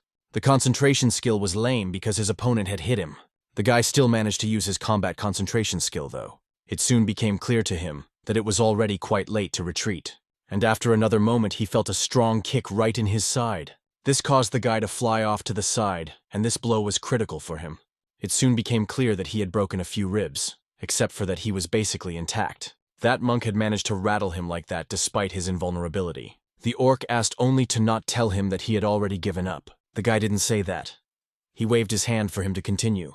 The monk rejoiced, immediately rushing to attack. Lee Ho-jae thought that he had already almost won. Now it was only necessary to finish what he had started. He took out his blade from his inventory to block the strike. But soon he felt the man's fist stop right at his head.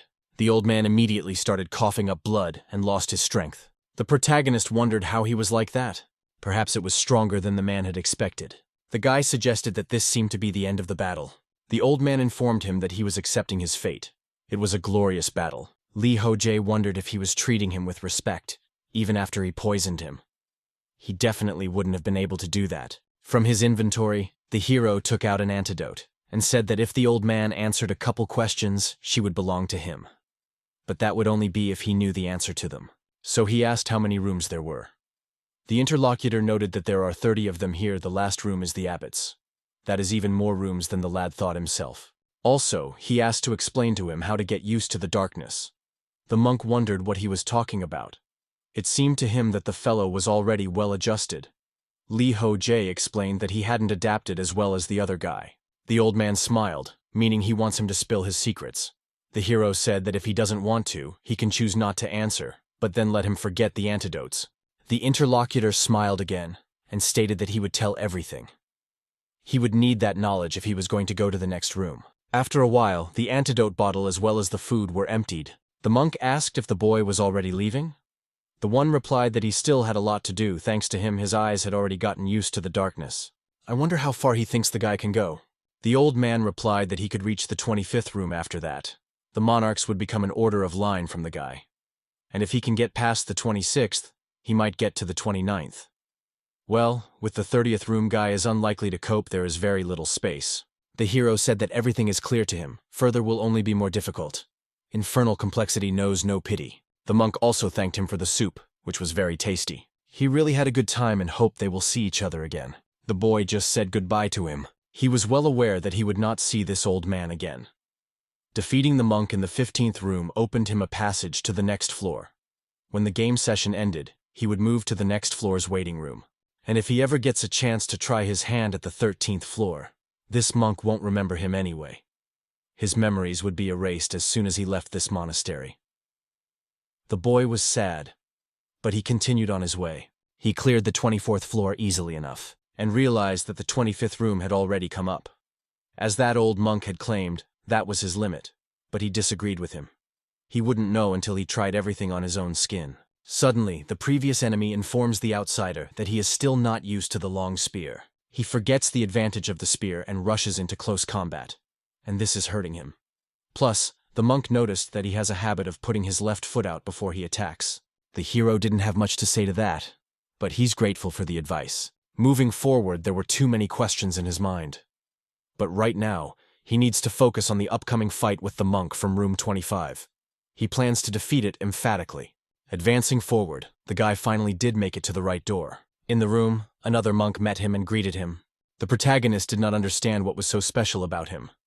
That's why he offered to get right down to business. The interlocutor was surprised. It seems that his eyes had already gotten used to the darkness. The guy confirmed it. The light disappeared as early as the 20th room, so anyone would have gotten used to it by now. The monk reported that it was usually difficult for outsiders to adjust to the conditions of their monastery. Once they cross the threshold of this room, they are immediately out. They have to start all over again to get a little used to the lack of light. Lee Ho-jae was surprised that this orc talked about other outsiders. Apparently he's talking about the time when he served the oneness deity in the actual temple, not the training floor. I wonder what history the walls of this monastery hold. How do its inhabitants live and what do they dream of? And also then strangers come here and challenge them. The guy didn't understand why he was even thinking about it. Need to focus right now on the battle. Monk was surprised to see his facial expression. He's kind of weird. That's why the guy was uncomfortable with what he was doing. And now he's realizing all this? It's happening because he's lonely. He realized that he was the problem. He didn't think he would be let down in his mind. Lee Ho-jae enjoyed socializing with the people around him because it helps him get rid of his loneliness. That's why when he sees Ida, Kirikiri, and the rest of his comrades, he is overjoyed. He laughs and smiles as he hangs around with them. On his loneliness makes him curious about his opponents and try to befriend them. He didn't think that was even possible. So stupid to be setting himself up right now. If the monks hadn't been friendly to outsiders from the start, he'd be dead by now, and even more than once. The monk asked if he was all right. He might as well sit down to rest. But the boy immediately objected. He was going to finish the duel first, and they would talk when they were done. The interlocutor smiled. He can see that he is confident in his victory. But he promises it won't be that easy for him. Soon the opponents were both ready to fight. A message appeared that most of the adventurers, as well as the deity of slowness, are watching the guy. These two are always present with the protagonist at fights. Wondering what they both want from him, he can't find out. But now he's going to keep fighting. And for that, he used the soul exploitation skill. His energy rushed towards the enemy, and the enemy didn't resist. He just swung his fist. As a consequence, he simply pushed away the spreading soul exploitation skill. The protagonist couldn't believe it. How was this even possible? Not only did it repel his skill, but it also attacked rapidly, so the guy had to run away. Looking around, the hero was confused. What was that? It was a gust of wind or a shockwave. The monks had warned him about the 25th room.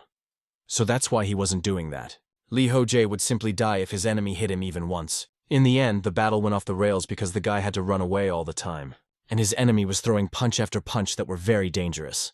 And so from another such strong blow, the main character had to come back. He thought that he should try to fight without Flash.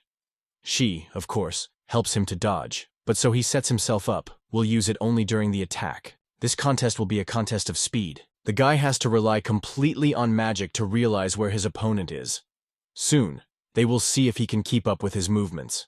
Thus, Li Hojie continued to wind circles around his enemy. At a certain point, the monk picked up the timing and was able to strike. But thanks to his speed as well as skill, the guy was able to avoid it again. Now he was moving in zigzags to avoid getting caught up in the instant attack. Soon the lad found time to attack, and the two did not converge. The force of the blow that clashed between his fist as well as his weapon was incredible. The guy couldn't withstand the onslaught, and he even had to step back. But that wasn't all. He was going to attack again. And for this, he rushed forward again, jumped up, and while already in flight, he used the combat concentration skill to see how his opponent would attack. After that, he picked the right moment again and was able to strike a good blow, but it came right into his fist. But that wasn't the whole idea the guy wanted to realize. He used a flash and got behind his back. As a consequence, he struck a blow from the blind spot of his enemy, who failed to defend himself. But of course, this wound was not critical, and the monk was soon back in the stream. The protagonist noted that he reflexively turned sideways towards him to minimize the damage from the attack. Yeah, he's a real monster if that's the case. The opponent wondered if it was the poison spreading through his body. The guy confirmed that he would kill anyone in 5 minutes, although he might not die from it, but it would paralyze him for sure. The enemy was curious. He hadn't fought under such conditions before. If he couldn't defeat him here as the imposed time limit, he would automatically lose. And that's very interesting. Li Hojie said that other monks told him the same thing. The monk said that since there was not much time, he suggested to proceed straight to the point.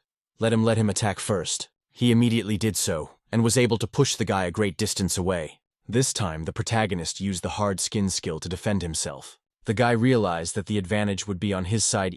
Any would turn out to be close range. But if he let him move farther away, the guy would start slugging again. Then the guy would likely be set up before the poison had a chance to take effect.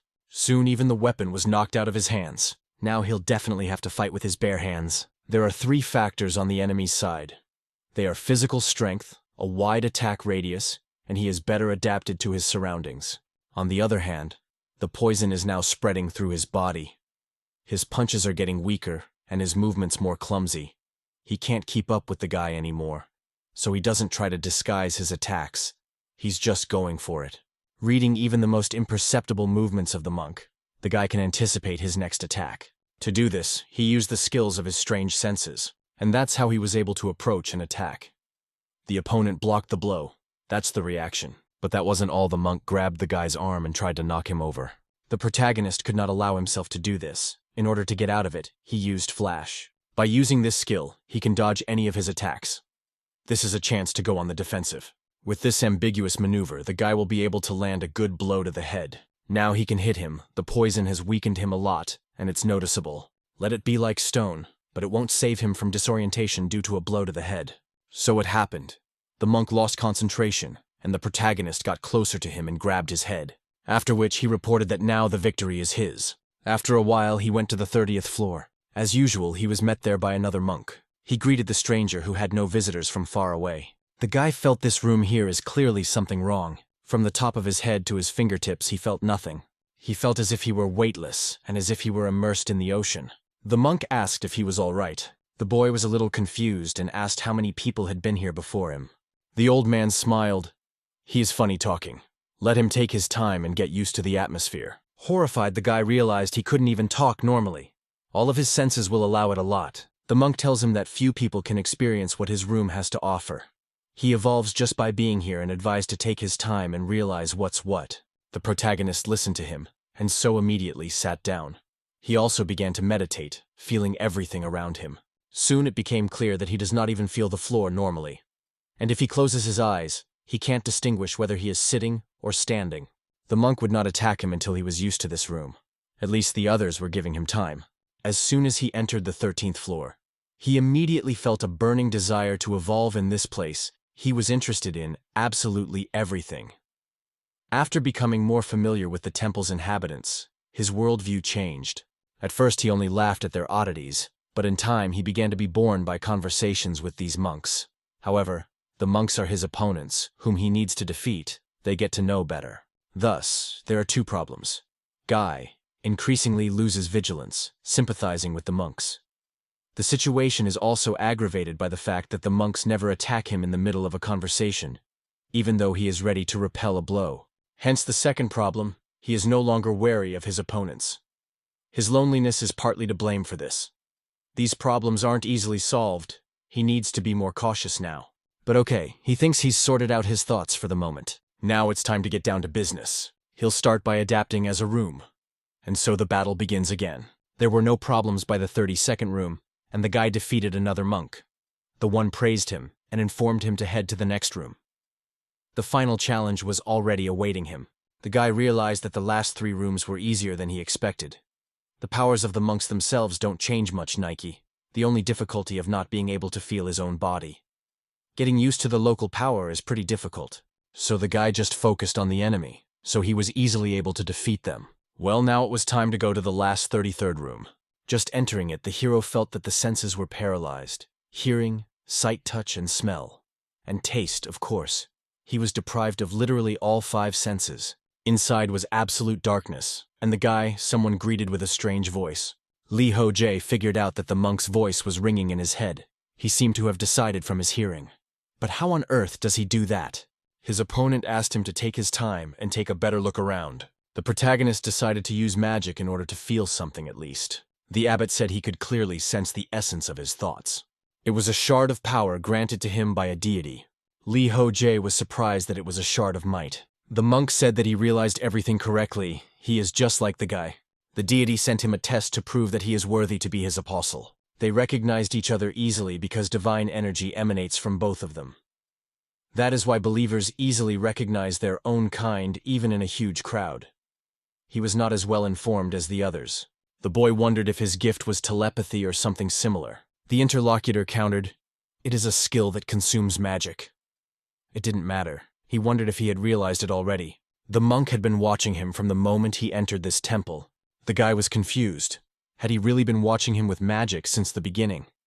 Turns out it's pretty damn complicated magic, and he's a real monster. Now here's where the protagonist really risks his own life. Monk noted that she talks about him being a monster, but is not rudely influenced by him. Doesn't he think he is? The guy says it's his own fault since he's reading his mind without permission. He's already figured it out almost completely. The interlocutor said that if that was the case, then let him talk about his ordeal. The system had just about told him that the final trial was about to begin. The description said for him to prove to Ahmut, the monk blessed by the deity of martiality, that his words made any sense. There was only one condition to clear the floor in question. One must pass Ahmut's 2 tests and earn his approval. The monk informed him that the first test was to survive in this room for 24 hours, and the second was to survive fighting him for at least 10 minutes. It was clear to the boy that the hellish level of difficulty would not let him get bored. He is alarmed by the nature of the first challenge, but his senses don't work here anyway, and they are completely replaced by magic. So that won't be a problem. What worries him is the amount of magic needed for this. What he has left is enough for about 4 hours, and once the magic runs out, he'll be left in complete darkness. Lee Ho-jae will be forced to sit there without being able to see or feel anything. In addition to all of this, he will be facing an opponent who is favored by the deity himself. In the end, the protagonist decided that he would waste magic to a minimum. Now he feels his own body, and that should be enough. As long as he doesn't need the vision, the monk won't touch him anyway. However, the second test is much more difficult than the previous one. The protagonist will have to survive a 10-minute battle with the master of the room. And this monk is definitely quite strong. The guy decided to anticipate the outcome of the battle, will have to swallow his pride and try with all his might to hold out. Friend opponent asked if it was not time for them to start the first test. The protagonist asked to wait, let the first trial last twice as long, but he would get a small reward for it. If he could last for 48 hours, Ahmut would teach him how to communicate telepathically. Thanks to a divine gift, the monk is able to read other people's minds. A special skill allows him to broadcast messages to other people's heads. The guy thinks that he will be able to study it. Interference should not arise. Such a skill will obviously come in handy for him. Ahmut thought for a while, and then said he agreed. And Lee Ho-jae asked lastly to let him take another pill. The interlocutor wondered what kind of pill it was. If it's meant to speed up Mom's recovery, he can't allow it. The guy objected. Thanks to her, he wouldn't want to go to the bathroom. That was a little strange, but the monk agreed. He said that the guy could take her, not even that. He was just asking her to take her. The first test was to go without all 5 senses for 24 hours. Starting the trial, the first couple hours went by quietly. The protagonist killed time by meditating, using magic to track the changes in his body. The most attention he paid was, of course, to the distribution of magic.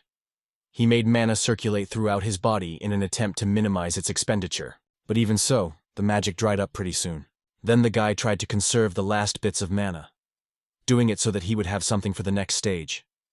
That's when the first trial began in earnest. In the full me, the only thing left for the guy to feel was the ability to think. His body seemed to disappear, and his soul, left without a receptacle, descended into a wandering through the vastness of the universe. It was as if he didn't exist at all. Lee Ho-jae even thought for a moment that he would soon go insane like this. After a while, a thought flashed through his mind. Is he already dead? Though no, he's absolutely alive. He's still thinking, which means he exists, and he's going to continue living anyway. Suddenly the monk asked how he was doing. It seems the one finally woke up to his voice after all. Most of the people who come here react the same way he does. This monk's job is to monitor his progress, and to address him when he's about to reach the point of no return. The boy wondered if there had ever been a case of someone not coming back like that. In the end, it turned out that many before him had failed to do so. Lee Ho-jae was amazed and asked why he didn't move them outside the room door then. The interlocutor pointed out that it wasn't as easy as it seemed at first result. It is almost impossible to return consciousness to someone whose spirit has almost completely left the body. If it is not possible to return by oneself, someone else can try to pull the person out. But with such a task, is not able to cope only with an entity that is closest to the deities. The protagonist was confused at the thought of this. He apologized and said that this is the end of their conversation. He is thinking with such a thing that he realized right now, so he has to go back to meditation. The abbot of this temple remarked that this is very interesting. In such cases, his own voice seems to him like a breeze blowing somewhere in the distance. So let me tell him something about it. It's about feeling insignificant. Some more time passed, and the protagonist continued to sit meditating. To him, it would seem that 48 hours had long passed. To the monk objected, that time had not yet passed. The boy became indignant. He had thought he would be able to count time, and it seemed he had been mistaken.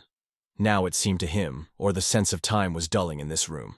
The interlocutor called him smart afterward. Thus Lee Ho-jae realized that his previous judgment was correct.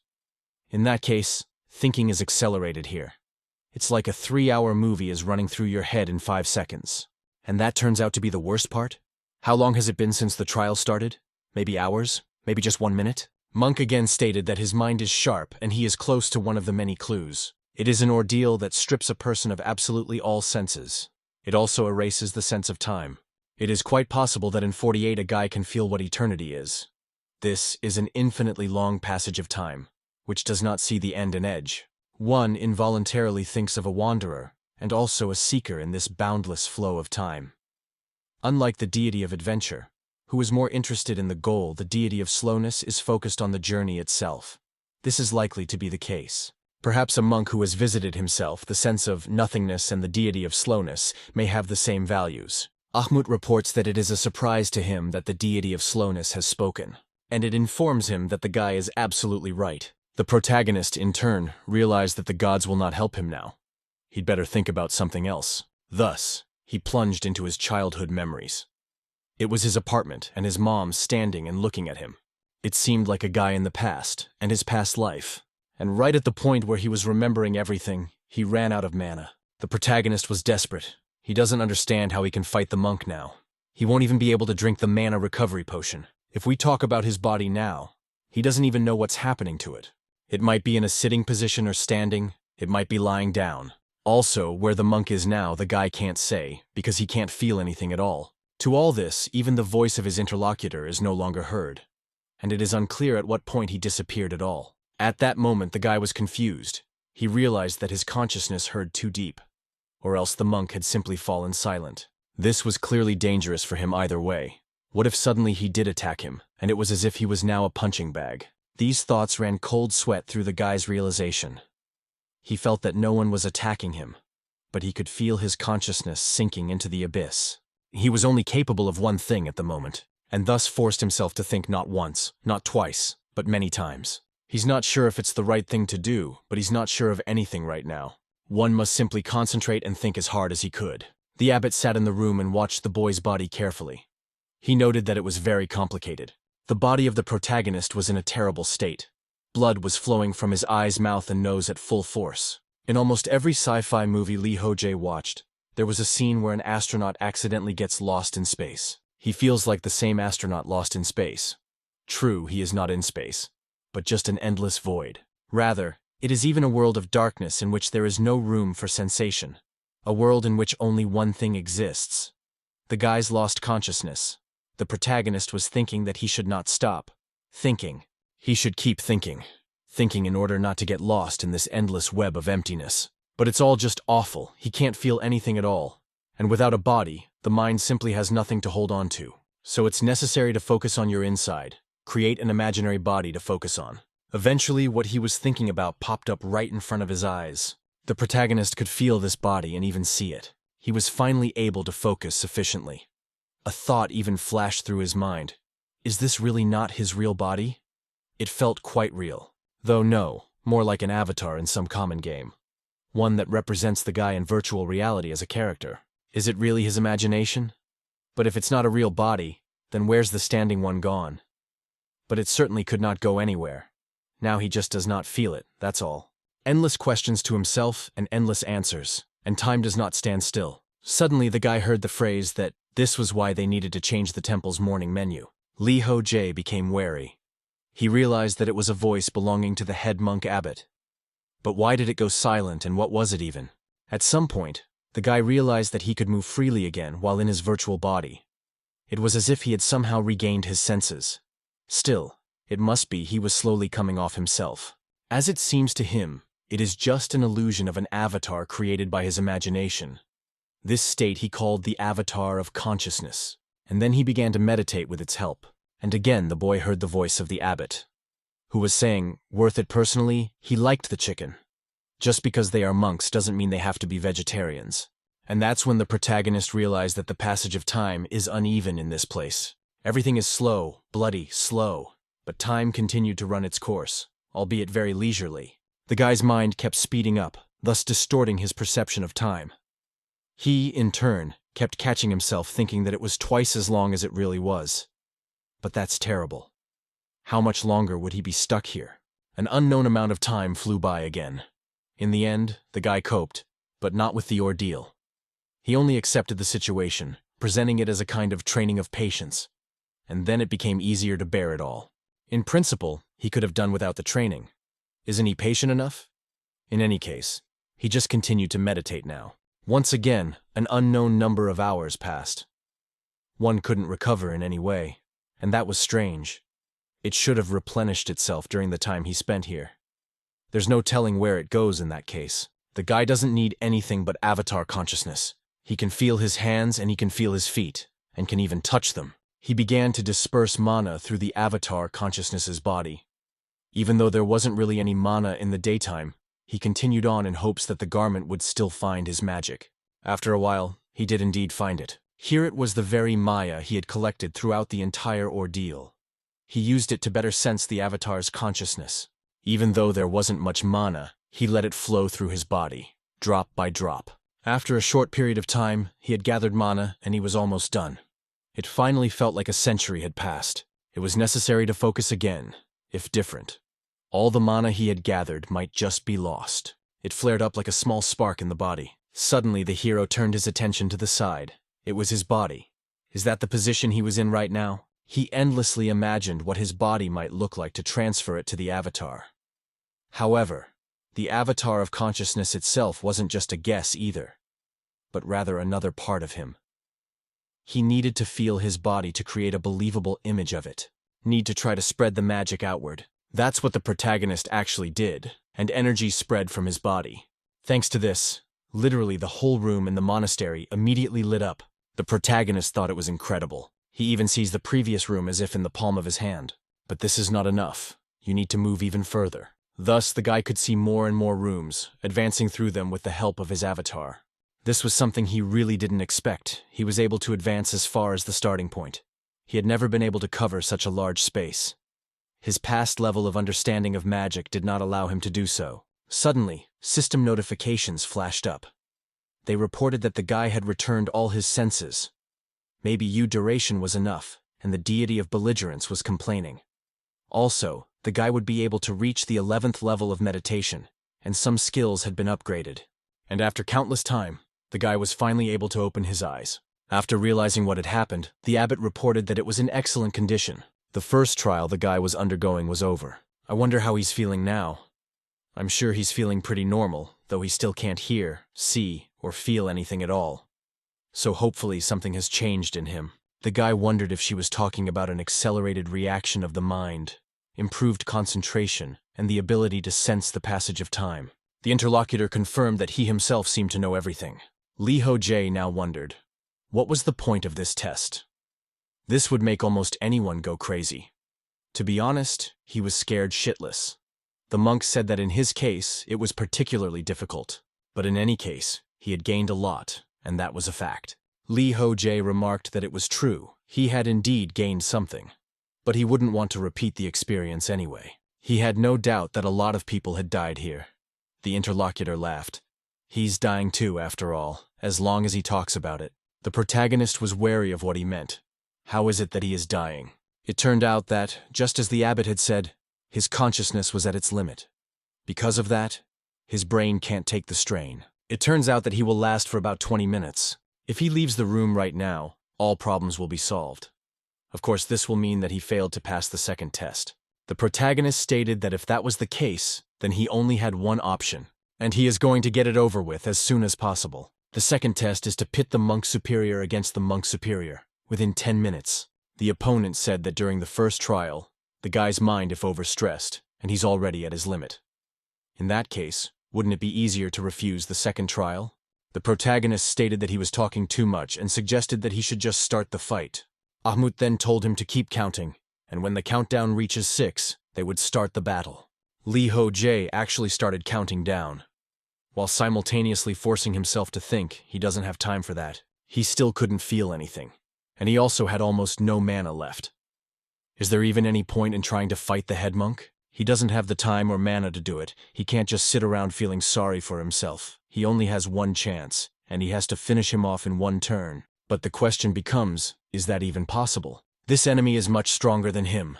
The last monks were just monsters, and this one is surely superior to them. However, it's not enough for the pair to last only 10 minutes. Defeating him is clearly not necessary. During the first trial, he was able to see all the previous rooms. If only there was ever another opportunity like this. Perhaps then he would see something useful for himself. For now, the situation needed to be analyzed. He's cornered, and trying to find himself on the brink of despair. The count was already rapidly reaching 5. Lee Ho-jae realized that he couldn't delay, so he used battle concentration, as well as a heightened sense skill so that he could spot the enemy. And so when the countdown had already reached 6 lastly, the guy used the soul exploitation skill. The abbot continued to stand still. The guy realized that if he tried to replace his sight and hearing with magic, he would quickly run out of mana. Distributing it around him, he couldn't do that either. Just send as much mana as possible to his brain to speed up his thinking process. This will allow his concentration and attentiveness to reach unimaginable heights. One must be as calm as possible and stay focused. While he was senseless, his mind was at its peak. To achieve the same result, one must recreate the conditions of the first test. He only has to concentrate a little harder, and right now. The guy is literally killing himself by torturing his overworked brain. However, the heightened senses should help with focus and reaction speed. It soon becomes clear that it's working just fine. It's the magic that's supposed to hurt him. It was at this time that the abbot finally did attack. The protagonist let him get as close to him as possible, and lo and behold, at least he felt the blow, which he dodged thanks to his heightened senses. As a consequence, the distance increased. The boy was glad he saw it. It was a direct blow from the monk, and it had worked. But he can't say for sure, because he still can't see anything. He doesn't even have a chance to check the condition of his own body. A moment later, another attack followed. As before, the guy dodged it easily enough. It became clear that he could feel everything, the last drop of mana that was left in him. They allow him to detect his attacks even in a completely dark room. However, without the senses, the guy can't be sure that he can successfully dodge them. To all this, the head monk is much weaker than the guy thought he was. But that's more of a misnomer. He's not as strong as the guy expected. Therefore, it turns out that he has every chance in order to survive.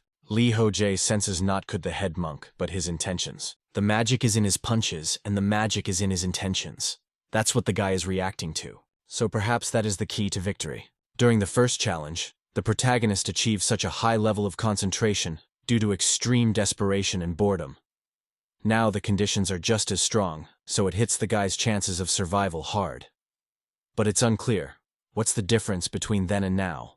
That's right, the level of magic is different. Li Hojie can sense the head monk's intentions through his magic. The first and second exist inseparably. Intentions are necessary in order to use magic. Suddenly, the system informed the guy that he had reached the 6th level of aura sensitivity. The guy's strength instantly awakened after that. He began to feel his own body perfectly, because of having reached advanced aura sensitivity. Li Hojie could now clearly see how his enemy was attacking. It became clear that he wasn't seeing all of this with his vision, and observing the enemy, his aura sensitivity allows him to do so. Because of the extreme concentration and everything happens very slowly, the monk seems to have no doubt that the guy won't counterattack. And he has let his guard down for the moment. In that case, the guy would just teach him a lesson. He crouched down and decided to use Talaria's wings, thus defeating his enemy once and for all. Li Hojie instantly rushed towards the monk. The skill with the wings as well as the flash is an absolute combo, with which the guy is good at attacking.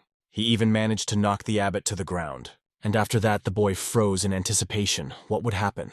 Suddenly he heard Ahmud's voice again, who wondered if the guy was cruel and wanted him to die. Li Hojie just apologized to him for that. The monk pointed out that, to be honest, he had just almost and truly died. His organs had been destroyed and his forearm bone had cracked.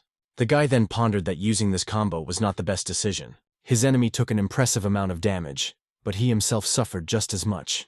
His body wasn't ready for such a shakeup. Suddenly, Ahmud said that time was up.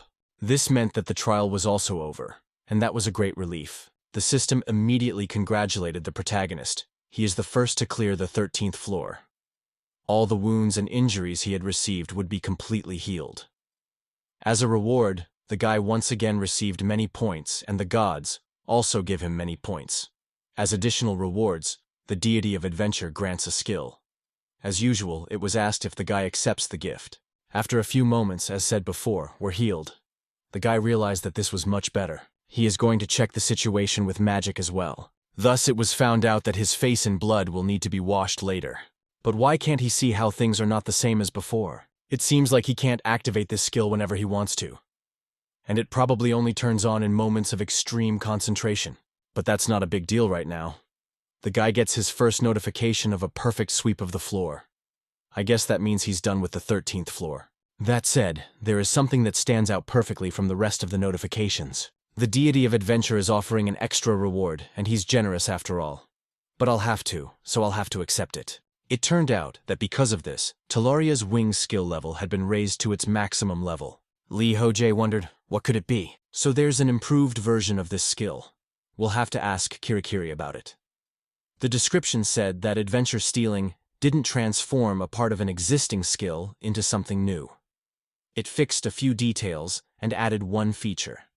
In the process of creating a new skill, the deity of adventure and gained the new title of unoriginal. Then the guy shifted his attention. He almost forgot something. Would this monk keep his promise? The interlocutor noted that, of course, she was teaching him how to establish a mental connection using magic. After that, the monk spent about 15 minutes teaching the guy a new skill. It wasn't a simple skill at all, so it would be a while before he could fully utilize it. In addition, there was also something else as well. The abbot informed him that she was glad for the successful completion of his trials. He asked to be allowed to give him this elixir. The hero was interested in this, but did not understand what it was. The interlocutor said that after taking it, it will always strengthen the guy's body and increase his mana reserves. And if he agrees to donate to the temple the pills he took before the first trial, the abbot will give him a more powerful elixir? I wonder what he would say to that. The boy was surprised at first, then realized he was talking about the ones that made him not want to go to the bathroom. Of course, he wouldn't mind such a deal, but I wonder why he needed them. Urge told him that every year, the monks from their temple try to pass the first already familiar test. Li Hojie made it all clear without even hearing the continuation. Looks like someone is getting their pants dirty every year. It turned out to be true. In the end, the guy handed over the pills. This is a small payment for a unique elixir that no money can buy. The interlocutor was glad that now they could not worry about anything for the next few years. But something else seemed to worry him. The hero asked if something was wrong. Ahmud informed him that it was simply the first time. The deity of belligerence ordered that the lad be given the most potent elixirs. The guy noted that, to be honest, they are at odds with him. Is she really trying to take the first step towards reconciliation? The abbot did not answer anything to this, only wished him good luck. Thus, they said goodbye to the protagonist, and he went to the teleporter, and after a little while he found himself in the place where Kirikiri dwells. And there he was finally able to open his eyes and feel everything as it is. To meet the guy happily ran away manager. He hoped that he was not angry. I wonder if he brought a cake for her. Lee Ho-jae in turn coldly told her to wait. He didn't realize that he was the one who couldn't help but get the feeling that something was wrong here. After leaving the 33rd room, the guy should have regained all 5 senses, but he didn't understand why he felt so strange. What's the matter? In order to understand the situation a little, he decided to sit down to meditate a little, and after a short period of time, he realized everything. He had advanced a lot in using magic to analyze his surroundings. In addition to his 5 senses, he also had the ability to gather information from outside with the help of mana. But he can't rely on magic for everything. A guy still wants to see the beauty of the world with his own eyes, to catch the delicious aromas with his nose, to taste the food in his mouth. That's the joy of life. Some things are impossible to understand without experiencing them on your own skin. The world remains the same no matter what you experience it with. Lee Ho-jae has been interacting with the world around him through magic for so long that he has stopped noticing it. He'll get used to it in time and hopes that the feeling will soon pass. It may be more convenient to feel everything with magic, but he's still not going to part with his 5 senses. The girl didn't touch him for a while, and then asked how he was feeling. The hero replied that he was fine, as if he was looking at the world from a different perspective. He feels like he could take off right now.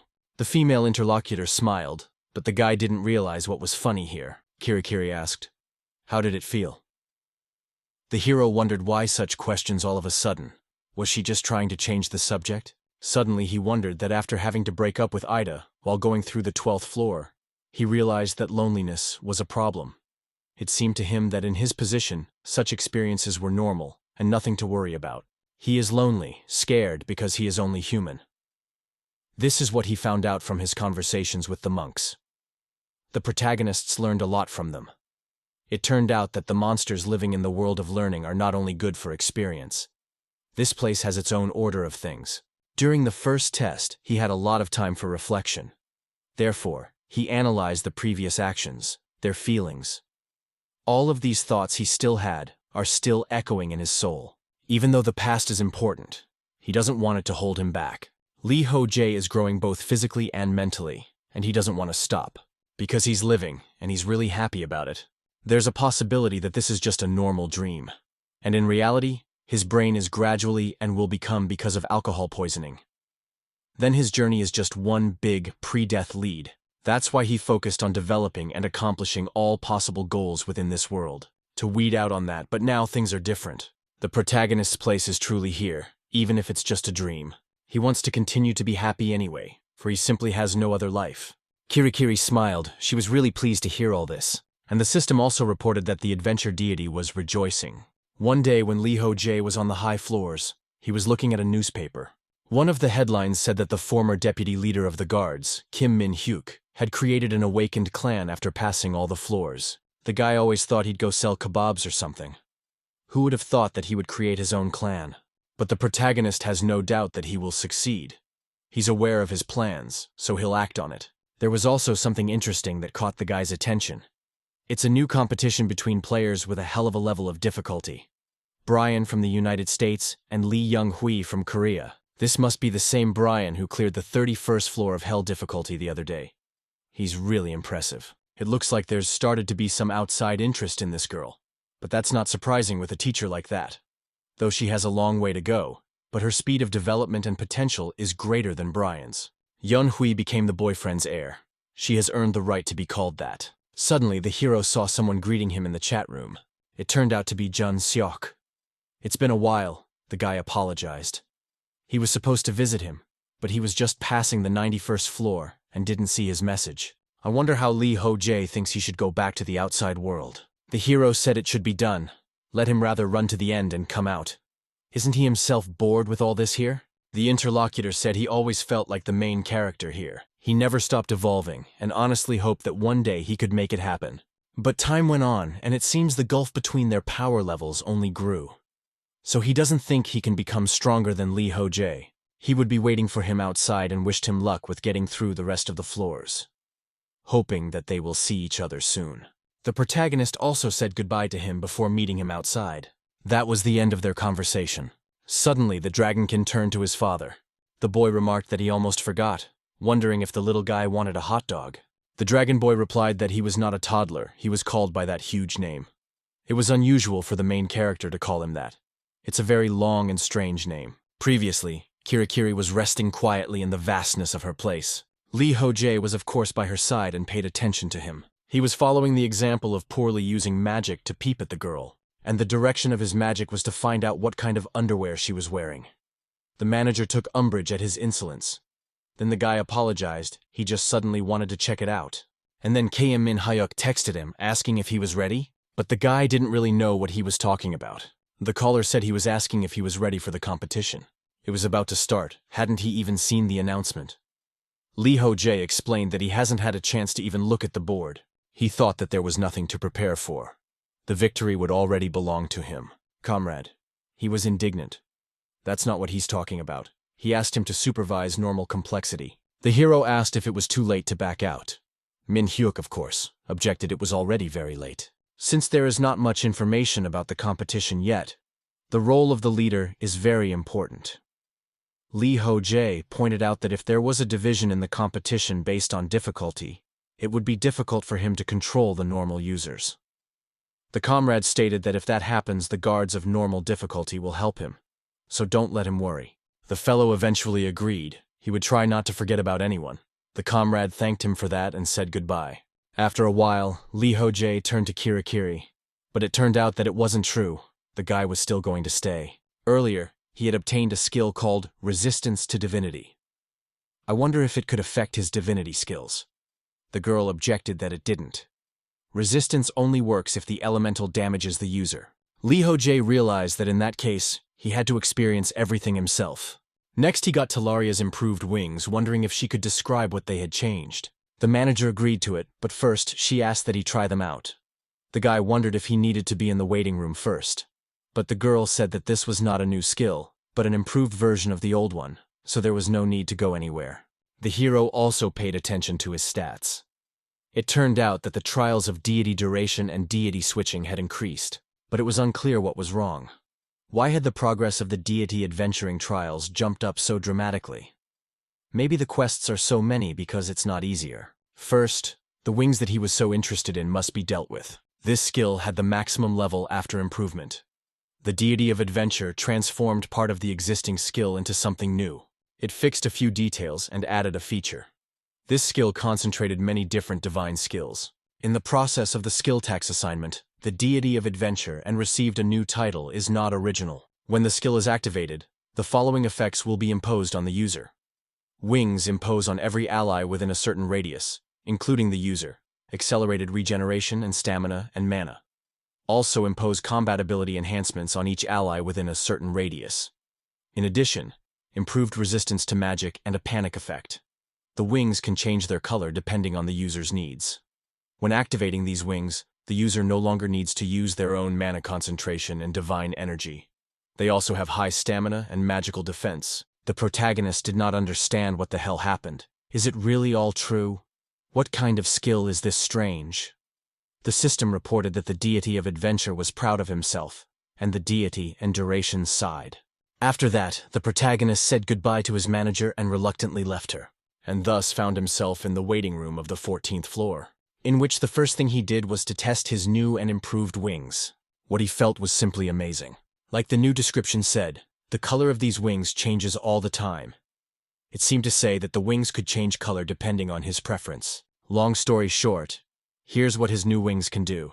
It's accelerated mana and stamina regeneration, as well as enhanced combat skills, improved resistance to magic, weakened enemies, and greater strength. Suddenly, it was reported that the deity of slowness was gratuitously telling off someone, and thus the guy was titled as a potential and consistent original deity.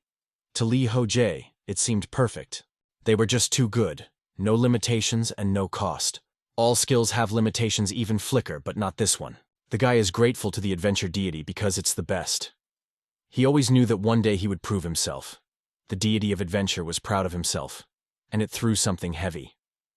Is the Slowness Society yelling at someone with demands to get lost? Lee Ho-jae, for his part, couldn't wait to try out his new wings in action. Too bad there aren't any enemies nearby to watch the panic action. Quickly you get the chance. He won't be able to sleep until he sees everything with his own eyes. For the next 100 years, he tested his new wings, even though the description said that they enhanced combat skills. But it didn't specify how much they enhanced, and how much they depended on the guy's condition. The stronger he was, the greater it was. Basically, the strength of the wing's effect depends on the user's skill. It turns out that these wings will grow with him. In that case, it's just awesome. And while the fed-up guy was having his new skills, Park Chung-ah continued to sweep the floor. The girl finally did sweep the 42nd floor on the easy difficulty level. With that, the competition began. In the waiting room, she thanked the others for their efforts in clearing the 42nd floor. The competition was coming up, so she suggested they take a short break. The others relaxed, but it seemed they wouldn't be resting for long. The girl was glad to be carried along. If she was even a little late, she wouldn't be able to finish in time. After that, she could also relax and pulled out a table and chair from her inventory. She also decided that she needed to get on with her work. Such diligence was not peculiar to her. Suddenly, a girl came up to her and apologized for being distracting. But she wondered whether to make tea for her. Park Young-ah objected she will make it herself later. This girl's name is Lee Yoo-jun. She's 2 years older than Jong-ah and has been by her side since the beginning of the guards. In this world, it takes a girl to be the closest. In public, she tries not to show everyone that she is friends with any of the guards. Yoo-jun doesn't quite understand why, and she doesn't really want to explain it to her. Such politeness, rare in their times. Suddenly, her friend says she has to report something to her. A player from the 24th level of normal difficulty, Kim Chol-min, had died. Young-ah asked, "What about his companions?" The female companion replied that they were the targets. The girl realized that more of this had happened. The more things pile up, the harder it is for her to keep her sanity. She would try to calmly deal with everything. So she said she'll report to Vice Captain Kim Min-hyuk now. Don't forget to send her the autopsy results as well. When the guy got the information, he said he was going to die. Young-ah wondered what was wrong with him. The interviewer didn't reply. He just said he was serious about it. Then the girl seemed like he was just a whiner. It was already easier for him to only have to keep track of his difficulty level. It's unclear why she thought about it. He's also having to agonize over mopping up floors. Suddenly she asked her friend, "Who is the backup tank in Squad 3? She replied that Park Seo-hyun from the 22nd floor is normal difficulty. Young-ah asked that after the competition was over, she should give him Adrian's shield. She wished she could provide him with better equipment. Yoo-jun objected. They don't have points for that after all. Young-ah knows that, so let him with what he has for now. The guy who died was the main tank of the 3rd squad and was a member of the Assault Guard Battalion. Stormtroopers are a unit of guards they are involved in and about mopping up floors. Situations like the shadow of a great gathering where anything can happen, they take the brunt of it and solve problems. Of course, this does not happen often, but the risk cannot be avoided. Careful preparation for all possible events, a matter of life as well as death. The guard's existence, as well as her life, is proof of that. She still moves only because of him. This is the guy who used his overwhelming power against the guild representatives and destroys anyone who gets in his way. His belief in himself and his goals is simply unwavering. Thinking about it, the girl was embarrassed again. She remembered how she couldn't pronounce his name. Even a preschooler is better at expressing his thoughts.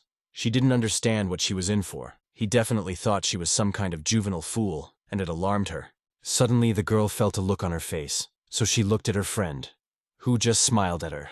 But all of this only made Jong-ah more embarrassed. His after this event was 4. Many people were tired, so they were already resting in their seats. Yoo-jun brought her friend some tea. Jong-ah thanked her. She saw that the others had already fallen asleep. But she wasn't the least bit surprised. They had worked hard for 4 whole days. Otherwise, she was reading everyone for not doing enough work. But right now, they deserved a rest. Let their health be restored automatically upon entering the waiting room, but fatigue still accumulates. Rumor has it that there is a drowsiness spell cast on the waiting room. Personally, she believes that such a thing can be easily overcome with discipline. There was no point in waking anyone up now, and she would just keep working. An account of a threatening personality caught her eye. She wondered if they couldn't have come up with an even weirder name. The most surprising thing was that it came up blank. It was unclear who had written it. It was written by Lee Ho-jae. The guards are compiling a dossier on potential dangerous users, to keep a check on their behavior as well as notice all their actions. Those whose personal profile has more than one offense are punished or recognized as criminals, so they change authors frequently and update the lists as often as possible. The girl knows that this is completely wrong. After all, they often keep an eye on people who haven't done anything yet, but they only keep an eye on them and no more. The guards don't pry into the personal lives of their charges. So she soothes her conscience, but deep down she realizes that all this is really wrong. They keep order and punish crime. I wonder what Lee Ho-jae suggested as retaliation, and the retaliation was to follow Kim Min-hyuk's orders. The girl understood everything. I'm sure he had his reasons. We'll have to ask him why he wrote like that. After a while, and she has already put her work aside because she is very tired. The folder she held in her hands contained the crimes recorded in the world of learning. Even though it's all in the past, it's important to keep records. This book is indeed very shabby. A duplicate will need to be made. It is very important to remember the past, so that terrible things never happen twice. Therefore, it is necessary to keep a memory of all past events. The cause of the incident, the characterization of the perpetrator and his motives, as well as the outcome and consequences, are all very important. Leafing through this book Young-ah happened upon. There was a file of the former guild leader of the guild representatives. Immediately all the memories of him surfaced in her mind, as well as anger at this man. As time expired, the protagonist received a message that the competition was starting. There was less than 5 minutes left before the forced summoning. Lee Ho-jae was happy that it had finally started and it was the 16th session. Still, he wished he could stay here longer. There are too many uneducated chips of new wings, and he also had tons of paperwork to do. But honestly, this is a competition he's been looking forward to for a long time.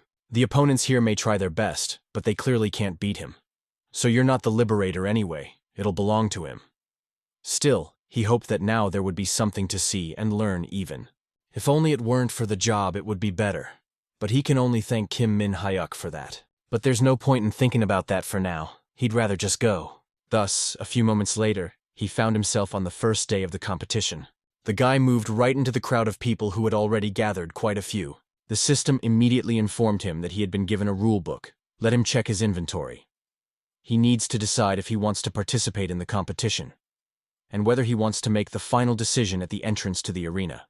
The hero noticed that there was a whole crowd gathered together for the summoning. So it's better to get out of here before it gets even bigger. And suddenly the guy was approached by someone calling him a newcomer. He has a request not to go anywhere. But soon this stranger realized who he had stopped. So he apologized and said he didn't notice who it was. Apologizing let him follow where he wanted to go. Lee Ho-jae was a little confused, and soon he saw his comrade next to the guy with the loudspeaker. That's how they met.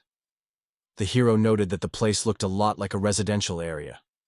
Min-hyuk said that the announcement said that it would be like the 30th floor instead of the competition. Didn't he see that? Although it didn't matter, wondering what was taking him so long, the guy didn't understand why his companion was so strict. He was only 2 minutes late. The comrade said that he had an urgent matter and asked him to wait here for half an hour. Just don't let the people disperse. Lee Ho-jae asked if he would have to keep an eye on the normal difficulty. Min-hyuk said he has no need to worry and won't have to strain himself. Things are much better than they expected. Lastly, the hero asked what about the competition. But since the comrade was in a hurry, he said he would explain everything later, not wishing him good luck. It was immediately clear to Lee Ho-jae that he shouldn't have agreed to help him. Because of that, he got into trouble again. He was thankful to God that it was only setting the clock running. But suddenly he turned his attention to the crowd of people gathered, who were just staring at him, not realizing what was going on. The hero used his magic-enhanced voice to speak to them. He asked for the attention of all the people. The people present were confused. They didn't expect this to happen. Lee Ho-jae was sure that many of them were wondering why they all had to stick around. But he wondered the same thing as well. At the moment, the guards are finding out details about the competition so they won't just die so easily. So he suggests they calm down and wait for them. If nothing happens in half an hour, he will personally roll them a claim, so they can be calm. And while they're all waiting, then they can have a snack, for example. I wonder if there are any other questions. As he asked this, he turned his attention to the girl, who after a few moments was embarrassed and hid. The others were also wary for some reason. The hero realized that there was something wrong here, so he asked just to rest. It was the first day of the competition of the past only 17 minutes. The protagonist sat there pondering. What should he do? There was no sound from the crowd. No one socializing at all. It's unclear why they are all meditating. It's not like he forbade them to stipulate or eat. The guy said everyone was afraid of him, but he didn't think it was that much. Suddenly he saw Hyunjin, but decided it probably wasn't the best time to approach him. He'd think the guy was going to punish him. Nothing is happening, and somehow it's very boring because of that. Of course, if he starts mutilating himself in an attempt to build up resilience, they'll think he's gone crazy. Lee Ho-jae soon thought of something and used a book of magic. He had bought this book back after passing the 12th floor. Now was a good time to look through it. On one of the pages, there was a question about what was used to change the flow of time in the boundless postmortem and short-term life. The answer had to be found. On the 13th floor, the protagonist witnessed the different flow of time. But what was his need? More than anything else, the question appears. Only perhaps it is concentration, thought magic, divine powers, reason, life, or death. But it was clearly not all of these things. All of these things he needed. But he has a feeling that this is the wrong path. In that case, what is really needed to change the flow of time? Perhaps it's about time itself. It mentions life and death, so it must be about a living being. It is even possible that the answer is himself. Though no people who experience the passage of time in postmortem are not alive. Perhaps it is the purpose of time, the protagonist, or the essence of time. Just when the guy thought about it, suddenly something happened to the book. It literally began to glow, and a lot of text appeared on the page. Lee Ho-jae thought, is this really the answer? At this time, the people present were dumbfounded. What the hell was going on? His book suddenly began to glow. A little more time passed. The protagonist was outraged. He asked his comrade to answer honestly what he had told them about him. The one reported that he hadn't said anything of the sort. Lee Ho-jae didn't understand then. Why is everyone scared out of their wits of him? What is it that's going on? He shows up to people extremely rarely. There must be a reason why there are such strange rumors about him. Suddenly, Min Hyuk said that they had arrived at the right place. It was a building that looked like a coliseum. That's exactly what the protagonist said. And the comrade mentioned that there was a recreation area not far from here, as well as a plaza. The system again asked the protagonist if he was taking part. Just like that, the comrade asked if he would participate. Lee Ho-jae said he was going to do it. But Min Hyuk asked again, what about the team mode? The hero replied that if it's close, he's obligated to participate. But he didn't understand how he was going to find a team. Lee Ho-jae then said that he didn't need a teammate. He could do it alone. Comrades, it seemed like it would be kind of awkward if a loner won the team mode. In that case, why doesn't he join him and Park Young-ah? If Young Shik joins them, it would be two, so he's looking for other people. Lee Ho-jae asked if he really wants to use him to win. Min Hyuk said that such events are very rare. He would rather be on the side of the strongest. The hero agreed, but his comrade asked that he not be cruel. Killing the self-esteem of opponents is forbidden to him. After that, he wished good luck, and announced that he would be in the stands. Lee Ho-jae also said goodbye to him and agreed to participate in the qualifying stage. And after a little while, he had already arrived at that very arena, where there was a huge crowd, and it dumbfounded him. It turns out that all the qualifying bouts are held at the same time. Such a thing was in the Dragon Pearl. It's just like a great martial arts tournament. That means it's going to be a lot of fun. The system immediately announced that the single category qualifiers would begin in 2 minutes. The victory conditions are quite simple. You just have to survive and win. And the conditions of defeat is that after leaving the boundaries of the ring, the user automatically loses. After the user surrenders, he automatically loses too. When the allotted time has passed in the arena, the opponent immediately appeared. It seemed to the protagonist after reading the rules that his opponent automatically loses. The crowd cheered. Some people noticed that it was Lee Ho-jae who was handling the hellish level of difficulty. It was announced that the qualifying round for the single category was about to begin. Since the opponents were appearing guy, already knew who they were. It's been a while since I've seen their brazen faces. Some of the contestants were surprised at what was happening. They thought they were going to fight each other. Someone called the person who said that a dumbass, but they're not going to fight only after the preliminaries. And that's obvious. And in the qualifiers, it's player versus monster. The first to fight was the archer. He released several arrows, which the goblins blocked with their shields. When the participants saw what happened, resented whether they had too much armor. But his resentment didn't last long, as he was attacked at the same second. The archer was terrified, so fears screamed out that he was staying. Lee Ho-jae was just observing for now. He knew that if a person realized they couldn't take it any further, it was logical to give up right away. For some, the qualifying stage could be a serious challenge. Most players only fight in combat squads. All of them are used to playing their roles, and will not stand against monsters alone. On top of the crush, they don't seem to be devoid of strategic thinking. Apparently, they were borrowed exactly from the infernal complexity. To deal with these goblins would require an inordinate amount of strength. The guy turned to his enemies. He didn't understand why they were frozen. Let them just attack. The goblins wondered how the man knew their language. It must be some kind of trick or ruse. Lee Ho-jae didn't understand what they were even talking about.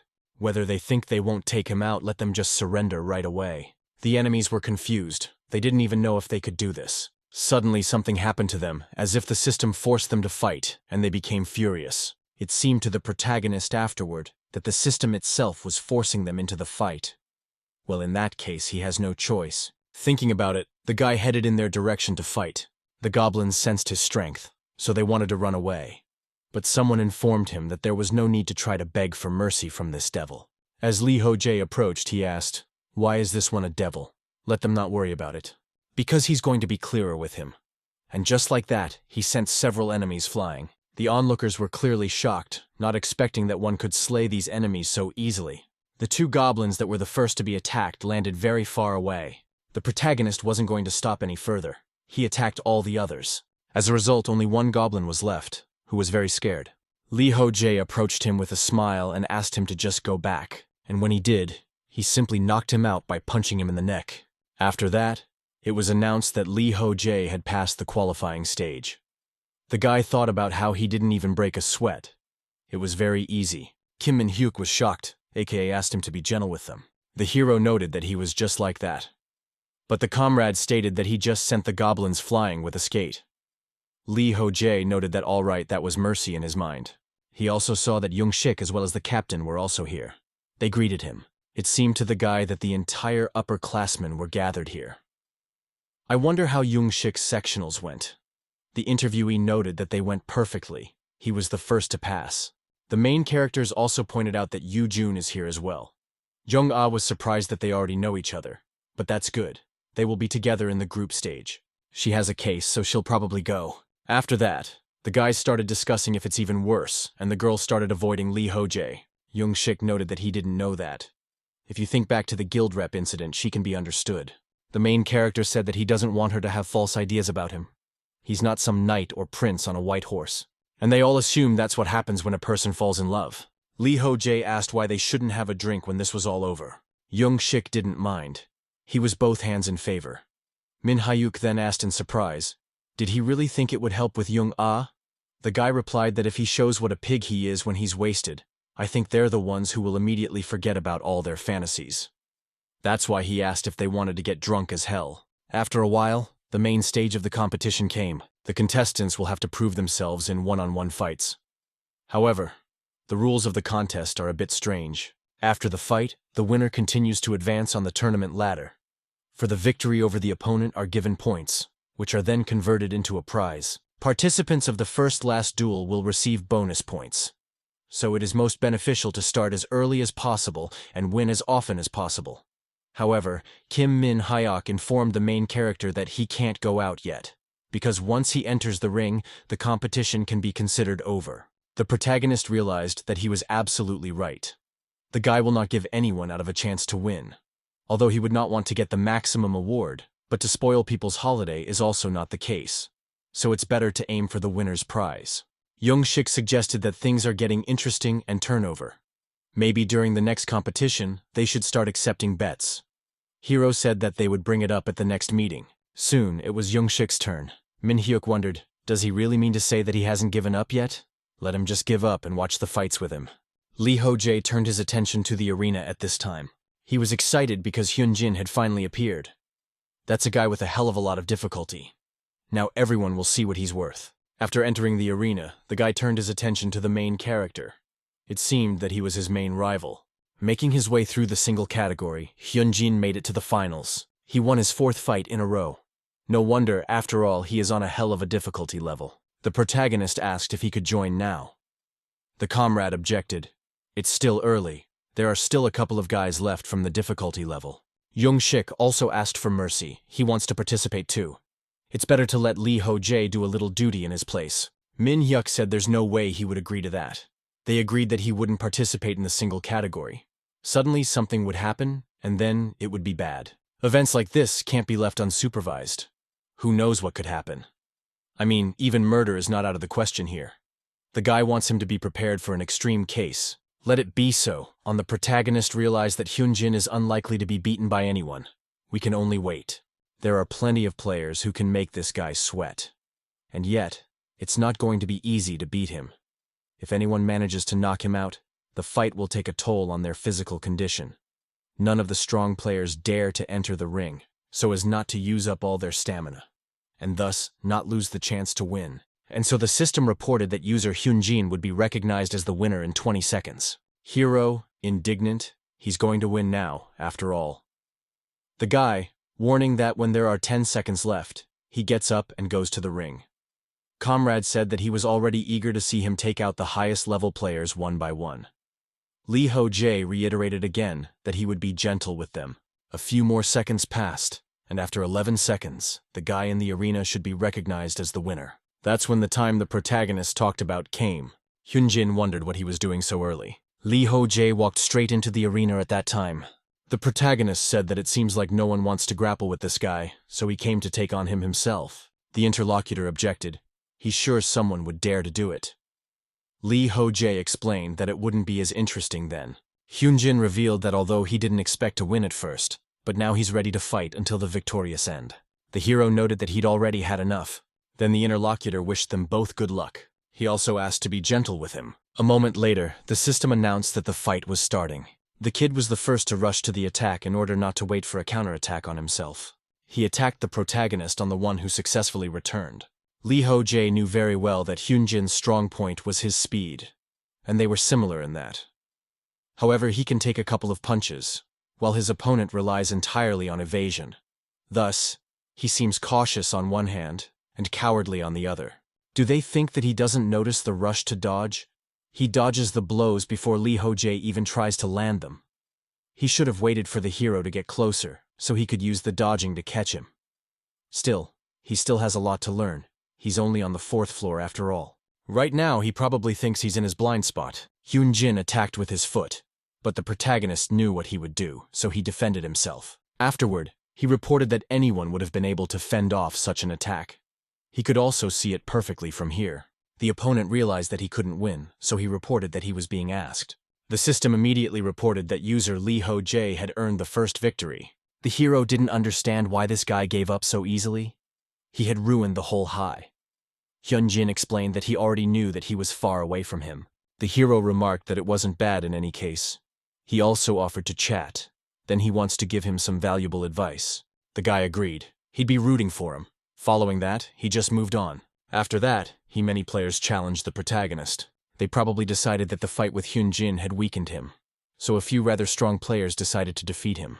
And a short while later, the system reported that user Lee Ho-jae had earned his 5th victory. His next opponent had been defeated. And he reported that it had worked quite well. The hero was surprised. It looked like he had almost no opponents left. It was also a wonder why his comrade is looking at him like a natural disaster. Couldn't he see how much he was holding himself back? Lee Ho-jae is already giving in as hard as he can. He doesn't know where to be gentle anymore. He doesn't use divine skills and unnecessarily stays still to give others a chance. I'm sure many potential opponents have found hope by watching him fight. Obviously, though, everyone has a chance to win. Yes, he's still dangerous, but he's a feasible opponent for many. He embodies the power of the guards, so he can't seem like an invincible monster to those around him. Yet his successes are good for the guards' reputation, and the stronger he is, the better for them. Kim Min-hyuk is obviously up to something. I'm sure it'll come out during the fight with the foreigners. As soon as he thought of that, another player started moving into the arena. The protagonist did not expect to meet him, but he was glad and did not think that he was interested in games. This is really a surprise. Right in front of the guy was a man who looked more like an old man. It was the player who had reached the topmost floor, currently Lee Chan-young. The man informed that there wasn't much to do here anyway, so he decided to watch, and also take the chance to get some new experience. Lee Ho-jae stated that the experience of it was really important. He was well aware that this person was currently at the 91st floor of easy difficulty. Usually a player's strength was judged by what floor they managed to reach. Lee Chan-young certainly doesn't get bypassed in any argument about who the strongest player is. Most normal and difficult players sit on the 50th floors, and the complex ones are in their 30s. So no one knows how strong this man is, and no one but him has reached the 90th floor yet. They say he's in a hurry to get to the 100th floor so he can reunite with his family. Though right now, it looks like he's having some trouble clearing the next floor. The guy doesn't know much about it, so you can't let your guard down. The crowd began to revitalize. Some were on the protagonist's side and some on the opponent's side. Before the battle began, they both wished each other good luck. Lee Ho-jae thought again about the fact that this was a player who had reached the topmost floor, even though it was on easy difficulty. Having to fight someone whose abilities he knows nothing at all about, while still holding back. I'm sure his comrade Kim Min-hyuk would like to see at least an equal fight, and even better to see him suffer. But he won't wait for that, and during his first attack, the protagonist used a flicker. His opponent really turned out to be not weak. He had time to see the attack, and tried to defend himself. But even so, he couldn't counter it and went flying. Lee Ho-jae smiled and said that things didn't always go according to plan. After a while, the competition was over. The comrade was outraged, aka asked him to hold back. The hero pointed out that he had already apologized several times, plus he hadn't used anything but a flicker. Min-hyuk countered that it didn't justify taking him out with one punch. It turns out that he would have to change his plans now. But that was nothing to him, and he was still happy with the results of the individual competition. As a reward for winning the single category, he received a mysterious box. Its description said that it was a reward for winning the first competition, and no one knows what it was for nothing. Soon the boys met their comrades who were calling out to them, for if they did not come up, they would single-handedly finish off all that booze. Thus, after a little more time, the lads were already drinking to love. After reaching the inn, rather than piling into Young Shik's room, they started drinking. Although the alcohol did not have any effect on the protagonist, no effect because of resistance to poisons, but he was intoxicated by the atmosphere there anyway. Park Young-ah seemed really nice to him, and he was glad that she was having fun. It's been a long time since he's had that much fun, and that's gratifying. He hopes that in the future, they will also get together, and that more and more of them enter. When the party was over, Lee Ho-jae went to his room where he was going to rest, but he still couldn't fall asleep. It seemed that it was somehow too quiet. Not long ago, he was laughing and chatting. It seemed that Park Young-ah was finally able to relax in his presence. Even though they hadn't been able to talk much yet, she was no longer shy around him. The guy was really happy about that. Soon he got up and resented the fact that sleep never came to him. He even suggested that he should read some book. But in another, he heard someone knocking on the front door. So he got up and opened it to see who had come. It turned out that Park Young-ah was there, along with a drink. She asked if he wanted another drink. The guy was surprised. He thought they were out of alcohol, and here there was more. Could it really be his wine? She must have snatched it off the table while he wasn't sitting down. The girl apologized. She, to be honest, just wanted to have a drink with him alone. The hero was confused and embarrassed. Was it really with him? Young-ah said that he understood everything correctly. Does she still seem like a model schoolgirl to him? She's actually a mature girl. In that case, is he sure he doesn't want to have a drink with her? Lee Ho-jae of course agreed and offered to come in. They'll chat over a drink. That's how their night together went. In the morning, the protagonist woke up. He was confused and didn't realize where Young-ah had gone. But soon he remembered that she got up early and said that she had something else to do. At night, she offered him a drink, and then everything happened between them. The guy hopes she's okay. He hasn't been in a relationship for a very long time, so he couldn't help himself. He didn't date anyone when he was in cybersports, and then he suddenly got together with John A. But he always found her quite attractive. Her courage as well as her strength of mind is something he admires. Although he always thought of her as a good companion and a skillful boss, nothing more. But she did turn out to be very nice to him. So Lee Ho-jae was glad that this situation had befallen them. And now the second day of the competition had already arrived. The protagonist sat near the window thinking that today would be the team fights. It was still early to leave the room, so he'd better check out the forum. On the 13th floor, he had no way of knowing anything about the competition. There appeared to be quite a few rules. It was said that it was forbidden to use a healing potion in the arena. Or was it forbidden to wear armor? The guards worried that something might get out of hand during the fights, but the guy would be more worried about the third day. Nothing like that had happened so far, though. Just as he was about to leave, a message came to him from Hyunjin. The kid was wondering if Lee Ho-jae had a spare moment. Soon he was already outside greeting the protagonist, who remarked that there was no need to shout like that. He could hear him fine as it was. It had been a while since they had seen each other, and with the others, it was good to see that they were still alive.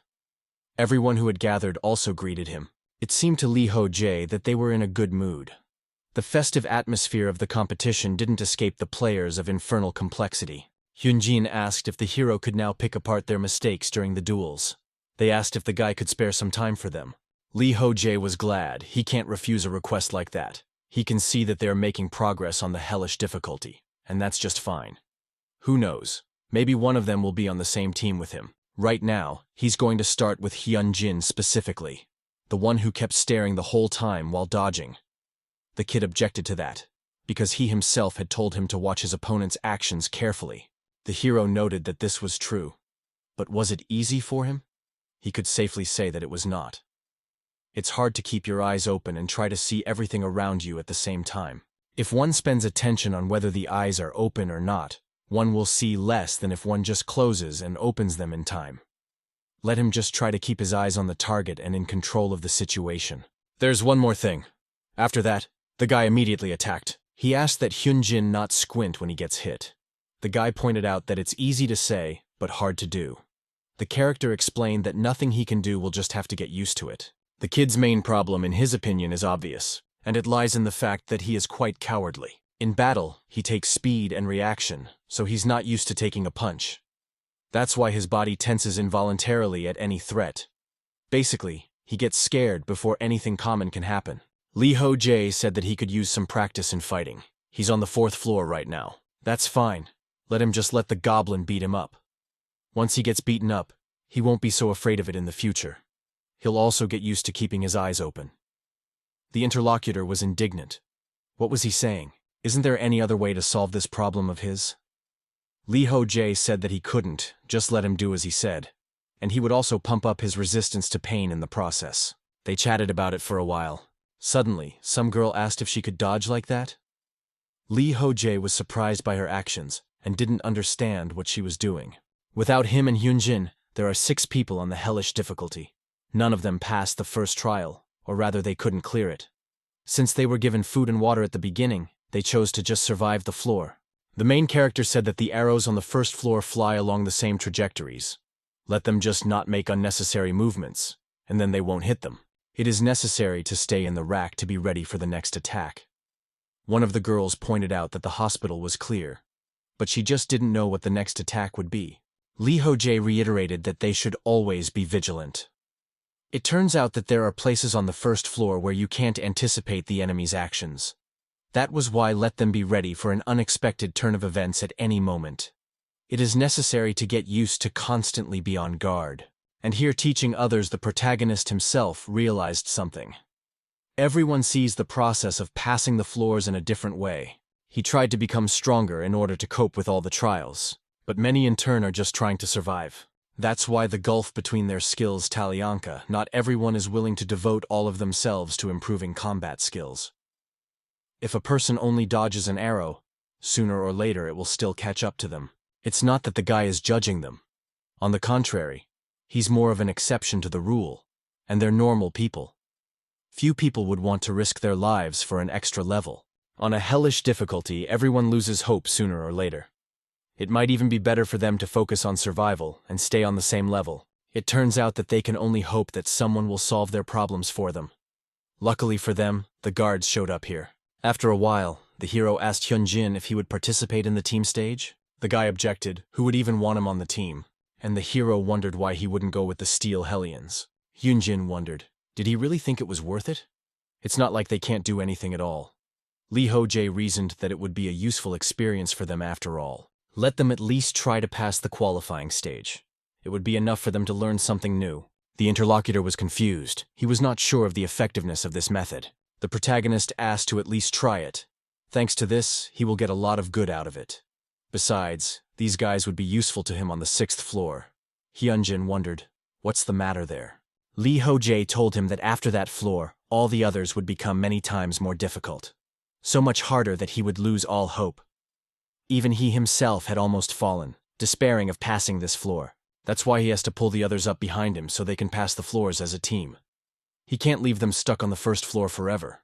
Thus, he changes the kid's mind, and the kid promises to give it a try. Some more time passed, and the protagonist arrived at the Colosseum.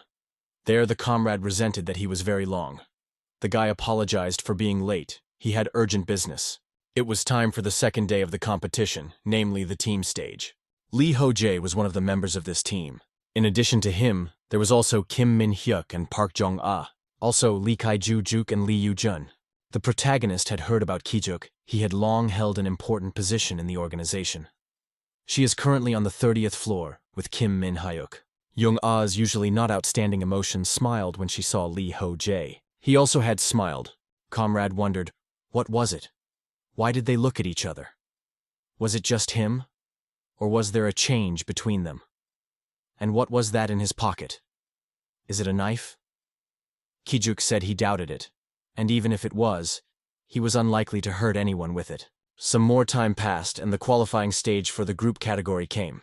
The victory conditions were extremely simple, and there were only 2 of them. It was necessary to ride out, as well as to remove the opponent.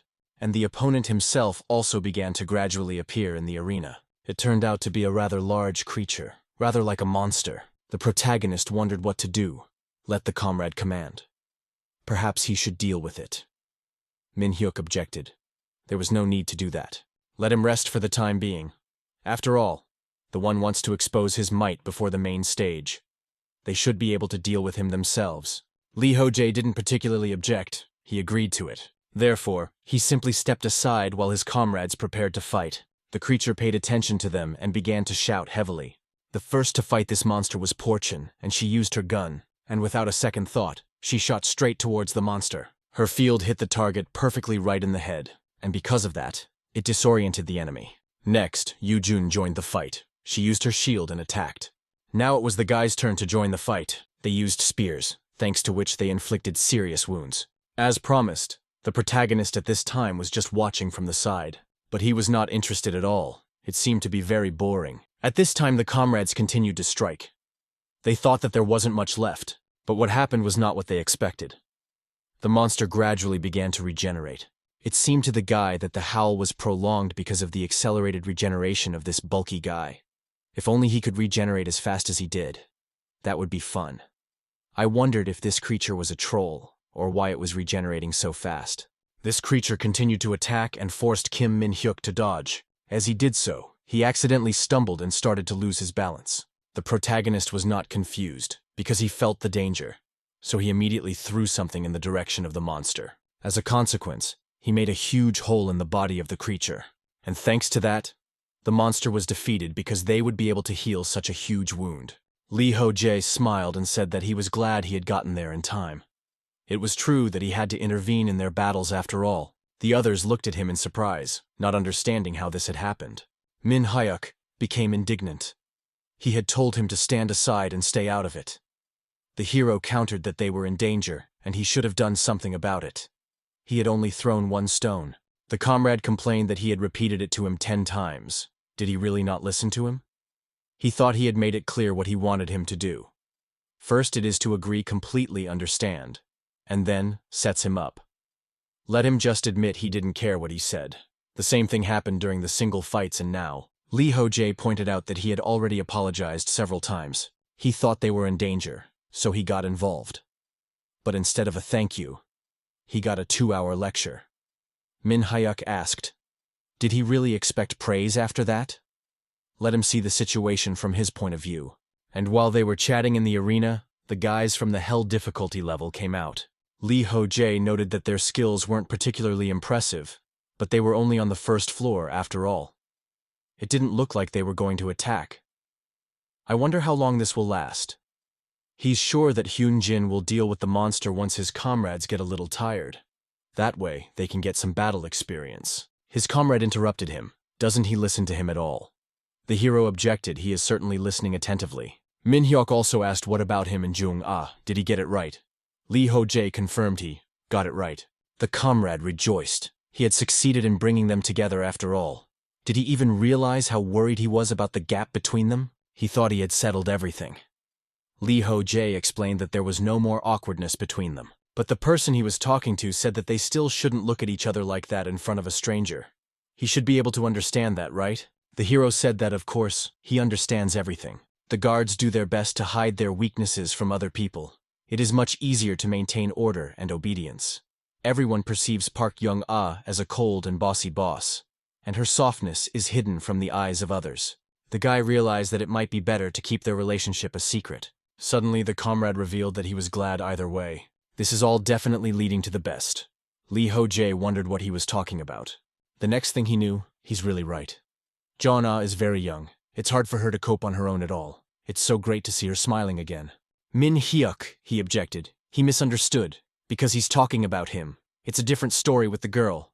The guy showed up. What does that have to do with him anyway?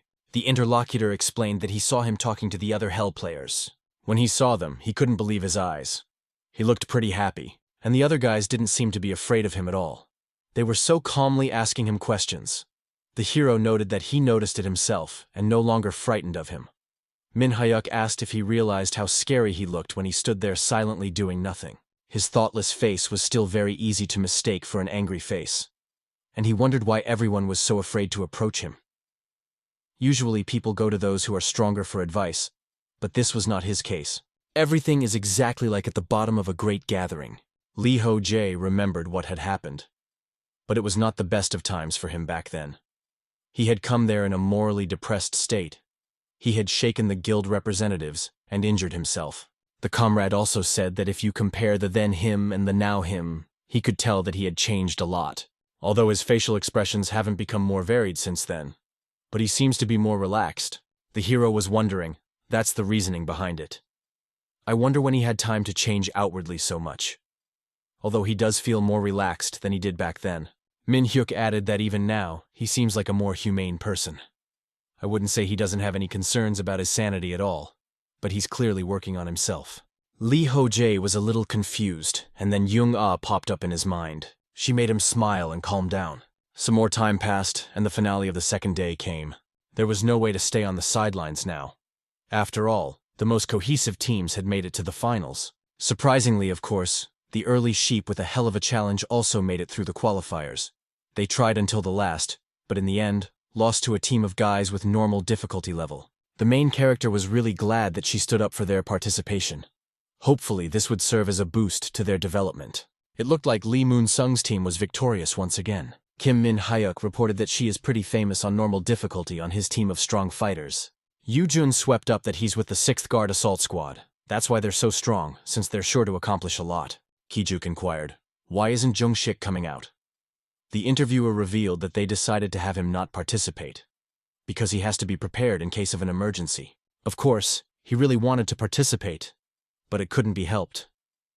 Meanwhile, the main character was waiting for the next team to come out soon. Here came the new team, wondering who they even were.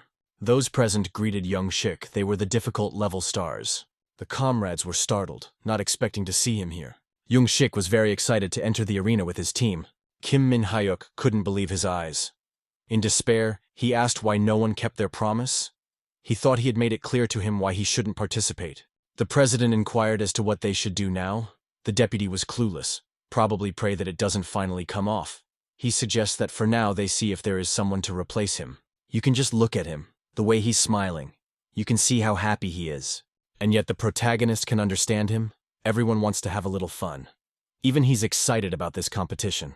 Young-shik has to sweep away the weaker competitors. And only the confident enough teams will dare to compete with him. It's going to be a curious spectacle. He asked Jong-ah if the guys on Young-shik's team are from a difficult level. The girl confirmed that. Who can they all be stormtrooper guards? Then they both turned their attention to Yoo-jun. She realized what was required of her and informed me that the guy over there was from the 24th floor. And the guy with the blue shield is from the 27th floor. Those two are the front runners, just like Young-shik. The black-haired boy is still on the 19th floor, but he's already quite strong. So they guards are trying to give him support whenever possible. Suddenly the hero said that it's Jun Seok. The girl was surprised that he knows him. He favors skills related to electricity. Lee Ho-jae was even a little confused. Does she really remember everything about all the guards and related personalities? That's for sure. She has a great memory. The further he listened to her, the more he realized why Kim Min-hyuk was angry. After all, they had assembled the strongest team in the training world.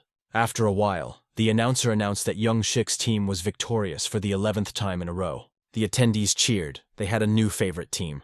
Lee Ho-jae noted that this number of wins was impressive. But his comrade at least can be sure that Young Shik is afraid of him. Because not once in the whole time did he look in their direction. Also, the hero realized that mana and health don't regenerate in the ring. Skills or healing elixirs also have no effect, which meant that with each fight, it would get harder and harder for them. Still, so far he's not keeping chipper even though there's been a lot of fighting. Everyone seems to be cheering for their fugitive right now. He's like a gladiator in the center of the Coliseum arena. After a little more time, the system announced that Park Young-shik's team would be declared the winner in 3 minutes. The hero wondered if it was time for them to come out. He actually wanted the prize too. Min-hyuk was angry, considering the circumstances. There's no way they can let Young-shik be the winner. But if they went out, things would only get more complicated. While he was chatting, their comrade headed in their direction and looked directly at where they were sitting. After which he shouted out, addressing Lee Ho-jae. He inquired as to how long the latter was planning on holding up there. The protagonist liked that. He really wanted to come out. Jana also stepped up, let Min-hyuk not break the comedy. What a disappointment it will be if the competition ends on such a dull note. The character remarked that this was indeed a wise word. So they soon agreed to enter the arena, and found themselves there in full force. The crowd continued to support Young Shik, but there were also people who wished good luck to Lee Ho-jae. To him, it brought back memories of his money as a pro player. It's not a forgettable feeling. He even misses those times. Min-hyuk informed that he will only be here to tangle under his feet, so I think it's that he'd rather stay in the stands. But he still hopes the guy hasn't forgotten what he said. The protagonist realized he thinks that against the players, complicated the rest of the team will not help much. That's when Jeon Ah came to the guy. She said that they were able to persuade him, and yet, does he really think they'll succeed? They need a show, after all. Lee Ho-jae firmly replied that of course it will work out is a silly question. The girl smiled and said that in that case, let her win. The protagonist was happy to support. She seemed very nice to him. The audience at this time did not understand why the rest of the team was leaving. Did he not just give up, or would Lee Ho-jae fight alone? Indeed, the protagonist was left alone, and against a team of enemies. He thought of his comrade wanting to hide it all his true strength. But right now in front of him are 7 strongest players of a complex level. Each of them is dangerous in their own way, and in addition, it has excellent teamwork and solo. It will not be easy to win, so you will have to sweat a little. Do not underestimate a solid team of players with a strong will to win. The hero managed to get a little bored because of how dull the previous howls were, but now he finally had some worthy opponents. At this time, Young Shik asked the guy that he wouldn't spare them. The guy smiled and replied that it should be said, he is like this, let them gather themselves. He doesn't want an easy victory. The opponent prepared himself and drew his weapon for the ensuing battle. Thus, the fight was initiated. Lee Ho-jae rushed to attack first. Right in front of him was a huge crowd that had also prepared to fight. The guy noticed that the first enemy had a short one-handed sword and light armor. Yoo-jun had told about him. He gets up close to the enemy and thanks to his speed, he can easily dodge the blows. Of course, although he doesn't do much damage, his attacks are able to distract the target. However, the hero realized that there is no problem for him with these.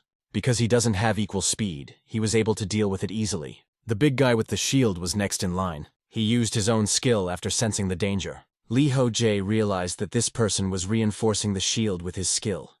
It would be good to knock him out with a single blow. And that's what he tried to do with a kick. But surprisingly, his attack didn't succeed. He stood his ground. The main character thought it was funny.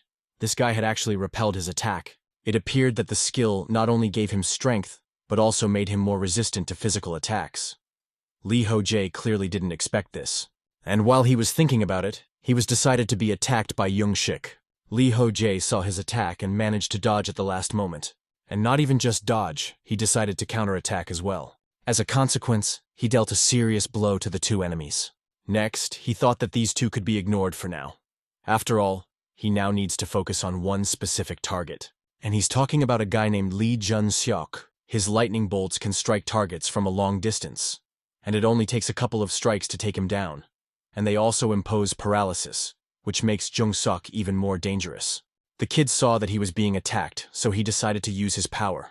His lightning bolt immediately discharged into space. Lee Ho-jae was puzzled. He wouldn't let him near him.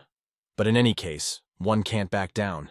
He urgently needs to get as close to Jun Seok as possible. To do so, the protagonist touched the lightning bolt. He could interact with it completely calmly, which surprised the guy. His confident look demoralized anyone. The hero asked if he thought he was joking when he advised him to develop resistance to all sorts of things as soon as possible. Resistance to pain, resistance to paralysis, resistance to magic. I wonder what level he thinks he's at. Jun Seok didn't reply, and just attacked with his hand. But that was his mistake because the protagonist easily dealt with him. Lee Ho-jae realized that everything was fine. The most dangerous opponent for him had been eliminated. Real combat, he would have to kill him, or at least offer him firmly to be sure. But it's a simple game, and there shouldn't be any difficulties with the others. Just when he thought of that, he saw a follow-up attack being prepared on him.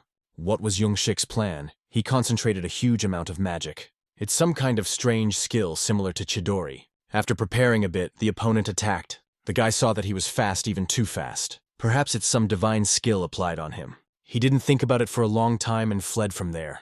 After that, he found himself behind his enemy's back. In order to move faster, he used his wings. Young-shik didn't let him go and chased after him. At this time, the guy thought that he had changed course rather quickly and was already bearing towards him. He really is very fast, and also knows his fighting habits well. In that case, he's publishing. It's time for him to bring out his trump cards. Now both of them were rushing to attack each other. The comrades froze in anticipation of what would happen. The blow had been struck, and now came the question, did the protagonist stand his ground? After a while, he was lying in his bed as usual, reflecting on the fact that this is already the end of the competition. It had happened last night. After the fights themselves, there were 3 more free days to rest. After the team fights were over, Kim Min-hyuk and Park Jung-shik immediately went to their rooms. The hero is sure that the latter found a way to avoid the rag, but it's not certain. Lee Ho-jae stayed until the very end as promised. Thinking about it, he used the inventory and started rummaging around in there to find something. Commanded a single category, he got a mysterious crate, and now he had several of those crates. Because for the team category, he also got a second one. So he won both categories. He got 2 tiny boxes. He found the single fights quite boring, but against a team, he had a lot of fun. Young-shik and his teammates, the audience, and everything else was just perfect. But truth be told, he doesn't think Min-hyuk feels that way. His musings were interrupted by a knock on the door. It turned out to be Jong-ah who came in. The girl asked him how long he'd been waiting for her. He thought he was going to die of homesickness since it had been 3 days. It had been a long time since they had seen each other. The girl informed him that the work was more than she expected. So she changes that she was late. They didn't agree, but hopefully she didn't disturb him. Lee Ho-jae replied that of course not. He was very happy to see her. Jung-ah then threw herself into his arms and apologized for keeping him waiting. After that, they locked themselves in the same room together again. Some time passed, and the protagonist was attacked by some creature that looked more like a mole. To fight him, the guy used a blade, and easily enough coped with his task. Thanks to this, he passed the next floor of the hellish difficulty level. And for this, he received quite a lot of points, as well as other bonuses. He was glad that he had gotten through what he wanted after all. But what a long time it had been. After the competition, he immediately started to pass the 15th floor. It is a narrow abandoned mine. The condition of passage is to exterminate all the mutant moles. In the course of this, it's not difficult. But to find all the monsters in the dark tunnels was not so, then, and easy. Although the perception skills have improved a bit because of it. Without aura sensitivity, the rest of the skills develop faster. He didn't want to repeat the experience again, but it would be quicker to get to Kirikari. Soon he was already in her world. The girl laughed at him because he was muddy. Who would look at how he got dirty? The protagonist resented her for saying such a thing. He actually spent a lot of time in the mine to get through this floor. He really is covered in dust, though. Lee Ho-jae inquired, does his appearance embarrass him? In which case he would have to eat those candies alone. The girl immediately became calmer. She asked to give them to her. After a while, the guy inquired if perhaps she would give him something. Would she give him a clue about the next floor? After thinking for a bit, the manager said there would be no hints. Lee Ho-jae knew there would be. From some point, the girl stopped supplying him with valuable information about the upcoming floors. She probably thinks he doesn't need to be prompted. But what else would he ask her? Perhaps about Godeg magic, or perhaps about the competitions. though that information would cost him a lot of money. So he decided to ask about something else. He said that he was thinking of changing his weapon, so let her tell him how to choose the best one. He had been thinking about it for a while now. He had bought his current sword and hadn't changed it since the 4th floor. It should be said that thanks to magic there was no need to change it. But lately, he began to feel it was no longer up to his level. It's too light and brittle, even with magic. Good thing at least he recovers when he enters the waiting room. Otherwise the guy would have thrown it away a long time ago. After looking at this weapon, the manager said that he had fallen down and it was high time to change it. Soon she hesitated and asked him to wait for a second. After a little thought, she asked why he was not opening the boxes he received for the contest. The boy was surprised. What do you mean, why doesn't he open them? Indeed, he had 2 mysterious boxes available. The first one he received as a reward for winning the single category of the competition, and the second as a reward for winning the team category of the competition. Kirikiri reported that he hadn't heard, and Lee Ho-jae asked if they really have guns. But even so, what would happen if a weapon he wouldn't use fell out? The girl asked not to worry about that because only the things that are needed fall out of the drawers. Of course, the reward depends on the needs of the user. The guy noted that it is interesting, so there is something useful there. Then he agrees, and will open those chests now. The system asked if he wanted to open it, and the guy agreed. The box immediately opened and a beautiful yellow light came out from there. After a while, it turned into a black sphere. It was said that the guy had received 1,000 Cantus weapons. Lee Ho-jae was confused. What is this? It's heavier than even it seems. It turned out to be an artifact that once belonged to a blade master named Cantus. It's made from a supreme golden dragon and is capable of taking on 1,000 different weapon forms. The hero rejoiced. It turns out he now has 1,000 different weapon options. The fact that he's made from a dragon in and of itself already counts. It's also an interesting effect. The guy loves changing weapons for him. It's just the perfect artifact. In that case, it is urgently needed to be tested. To do so, he got up and stepped aside. It was interesting. How does this artifact work? Perhaps he should just introduce the necessary weapon. Right now, he would try summoning a short sword of Gladius. But in the end, it turned out that nothing was happening. As long as you guy didn't roll. In that case, what would happen if you injected some magic into him? With that, the guy didn't miss a thing. The sphere immediately began to transform, separating matter, and in just a few moments, a weapon appeared right in front of him. Lee Ho-jae was dumbfounded because it was very fast. He would be able to change weapons during the battle as well. This sword is quite strong and also feels good in the hand. Interestingly, the weight is the same as that of the sphere, while the size has changed drastically. It turns out that even the blade will be that massive. Well, perhaps it's their best physical strength that allows him to carry a heavy weapon. He's also pleased with his susceptibility to mana. Before, infusing weapons with mine was much more difficult. But now the problem is solved, and it's just perfect after all. Then the hero thought, perhaps. And the second box to open right now. It would be really cool to get something as useful as this. But should it be opened or not? The scale tipped towards the side of opening it. And just like last time, the mysterious box began to gradually open. Lee Ho-jae received the same orb, and he was no less happy about it than the first time. The second orb, he's going to turn it into a shield. This way, he'll have a good set, which means he doesn't need to look for anything else. He turned to his manager, asked her what she'd like to eat. She voted for the ice cream cake. As a result, it wasn't long before she was enjoying sweets again. And the hero sat in the community. But there was nothing new there. In any case, all useful information goes through the guards first. Suddenly, something strange caught his eye. There was someone asking who thinks who will be the first to be trained fully and completely. Seeing this, the guy thought that people have nothing to do. Until recently, the answer was obvious. It was, of course, Lee Chan-young. However, he was currently stuck on the 90th floor, and there was no telling how long he would spend there. Didn't he say that? He seemed to say that he's already failed the passage 6 times in a row, and yet this man is really determined. Otherwise, he wouldn't have gotten this high. But now his haste is starting to hurt.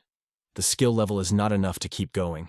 Therefore, people began to pay attention to another player from the easy difficulty level, whose name is Park Min. He had already managed to reach the 83rd floor without any outside help, making him the strongest single player. Therefore, people are already starting to talk that this man will soon become the new favorite of the guards, displacing Lee Chan-young.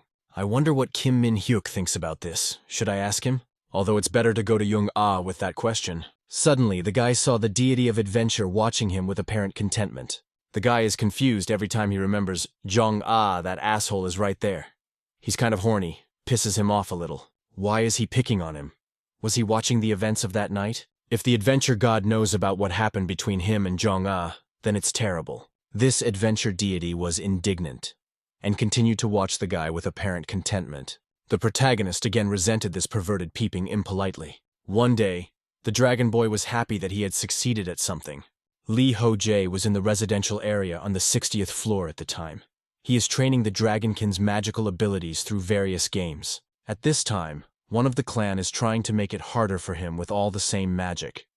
The guy's doppelganger keeps increasing the pressure between the parts, at the same time, changing their masses so that the draconian has to constantly adjust, even though the clone is preventing him from getting the block with spatial magic. The dragonkin is no stranger to using any spells from his humble arsenal either.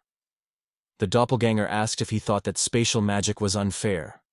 The hero noted that it was fine. If you're not caught, you're not a thief. Next, he used the inventory and pulled something out of there. It turned out that this bag was left for him by Jun Seok, but I wonder why. He had given him some of his belongings before returning to reality. You can only take a limited amount of things with you from world training. That's why a lot of people sell off all their possessions before they leave. It happens that interesting items fly away for fabulous sums, even if there is no use for them anywhere but the easy difficulty. It wasn't long before the guy found something that looked like his journal. But why had it been handed to him all that strange? It turned out that there in detail described his development in the world, training purely on business and without intimate details. For any connoisseur of magic, electricity, this little book is a real treasure. And besides all sorts of little things, here is a robe, cloak, and everything in excellent condition. Even he doesn't have such good clothes. Suddenly it feels sad. Lee Ho-jae is using the orbs for experiments and saving a few useful items for the dragon, and put the rest on sale. Maybe even donate some to the keeper. I wonder what Jung-ah is doing right now. The girl was pleased that he wanted to give them Jun Seok's things. Yes, and the protagonist was happy about it. He had gotten over this headache. At that, Jung-ah asked why he even let him go so easily. The guy wondered in what sense she was saying that. After all, he had talked him into leaving quickly. The decisive argument was his level after he told him. It was Jun Seok who finally gave up. The girl wondered, what was his level? The guy replied that he was level 351. With that, he dumbfounded his interlocutor. She didn't even know that there was something else after the 300th level. Hadn't the last time she asked him if he was at level 251? Was he really playing a joke on her? The guy pointed out that he's not doing anything like that, it's true. But Jong-ah was surprised how he had racked up so much experience. I mean, he's still on the 60th floor. Lee Ho-jae informed that it's not that simple. He has his own interesting methods. She is, after all, referring to an idea of how the skill system of most players is perceived. By passing floors, a person earns new skills. And thanks to this, in parallel, accumulates experience and improves stats. But upon returning to the real world, it is no longer possible to grow. However, for the main character, everything is not like this. The girl asked what he meant. Lee Ho-jae explained that unlike all those who see skills as some sort of superpower, he looks at the very concept of them a little differently. It had dawned on him during the period when he had unsuccessfully attempted to get through the 61st floor. He had hoped then to find a brand new skill that would allow him to make a breakthrough. Something like creating a clone, or something. Although it didn't work out in the end, it had motivated him to delve deeper into the study of magic. And thus, he was able to unravel the essence of the skill system in the training world. He understood the purpose as well as the origin of every single skill. And it was because of this that he could now create and improve a spell on his own. Jong-ah was amazed by this. Just wow. Play added that when. The hero added that when abilities are so awesome that they can't be translated into experience, the system just accrues 50 levels at once. Admittedly, there are no rewards for these levels, because they are not the result of experience accumulation, but simply a reflection of strength. To the system, he is no longer a newbie who needs motivation in the form of some kind of reward. Now the interlocutor said that, to be honest, she doesn't really understand. But they can skip that topic now. She would like to talk about the event. The guy interrupted her. He heard it too. It seems that there is a new competition coming up. Jung-ah revealed what she's been talking about. This time, it would be held in conjunction with a server from another dimension. The protagonist of this was more excited about it. It's always nice to see new faces. Next, he inquired if there was something she could watch for him. Have them check to see if the privacy settings work for players on other servers? And it would be best if no one knew about it. The girl agreed. She would definitely cheat. Lee Ho-jae just thanked her after that and ended the conversation. He also thought about the fact that it was necessary to back up. If his magic got out of control again, someone might get hurt. It would soon be time to head to the 61st floor again. Earlier, he had been in the waiting room of the 16th floor, and there he had used the artifact he had recently obtained from the mystic box. Thanks to that, his hands quickly obtained a sword. The 1000-weapon cactus is an item that can become almost any kind of weapon, and one can change from one form to another with just the power of thought. In reality, it also requires a crumb of magic, but it's still very handy. The guy prepared 2 different shields, one small round one and the other wide and long. The sharpened bottom can also be attacked. It's heavy enough to take a good hit on inertia. From the looks of it, Cantus was also the man for this artifact. Perhaps his creator had dragon blood flowing in him. Or maybe it belonged to some higher race? The boys have got to go. Curious, but such information would cost him too much. But he didn't really need it right now. He'd better concentrate on the subject at hand. Now it's time to talk about weapons. Using the second orb, he turned it into a shield. The combination of shield and sword is the most effective. It suits him best. Is he already used to working with it? By the way, he didn't even know there were so many different types of short swords. He was most comfortable with a length of about 70 centimeters. Next, he used a long sword that would also help in battle. Following it, the newly obtained artifact turned into a spear, as well as a halberd and various blunt weapons. For a while, the protagonist practiced summoning different weapons. At the same time, he picked up the most useful ones to keep on speed dial. After a while, the time for the 16th floor approached. Lee Ho-jae pondered for a moment before departing. Perhaps to leave a message for someone. Jong-ah is probably busy right now. Again, the deity of adventure looks at him with undisguised pleasure. Boy resented him, he's already bored of him. Perhaps this pervert had enough of his mind peeking in. Guy gets goosebumps after he imagines the slutty, giggling face of this deity. This deity of adventure was extremely offended, and expressed to him, thus offended. At this time, the hero did not pay much attention to him.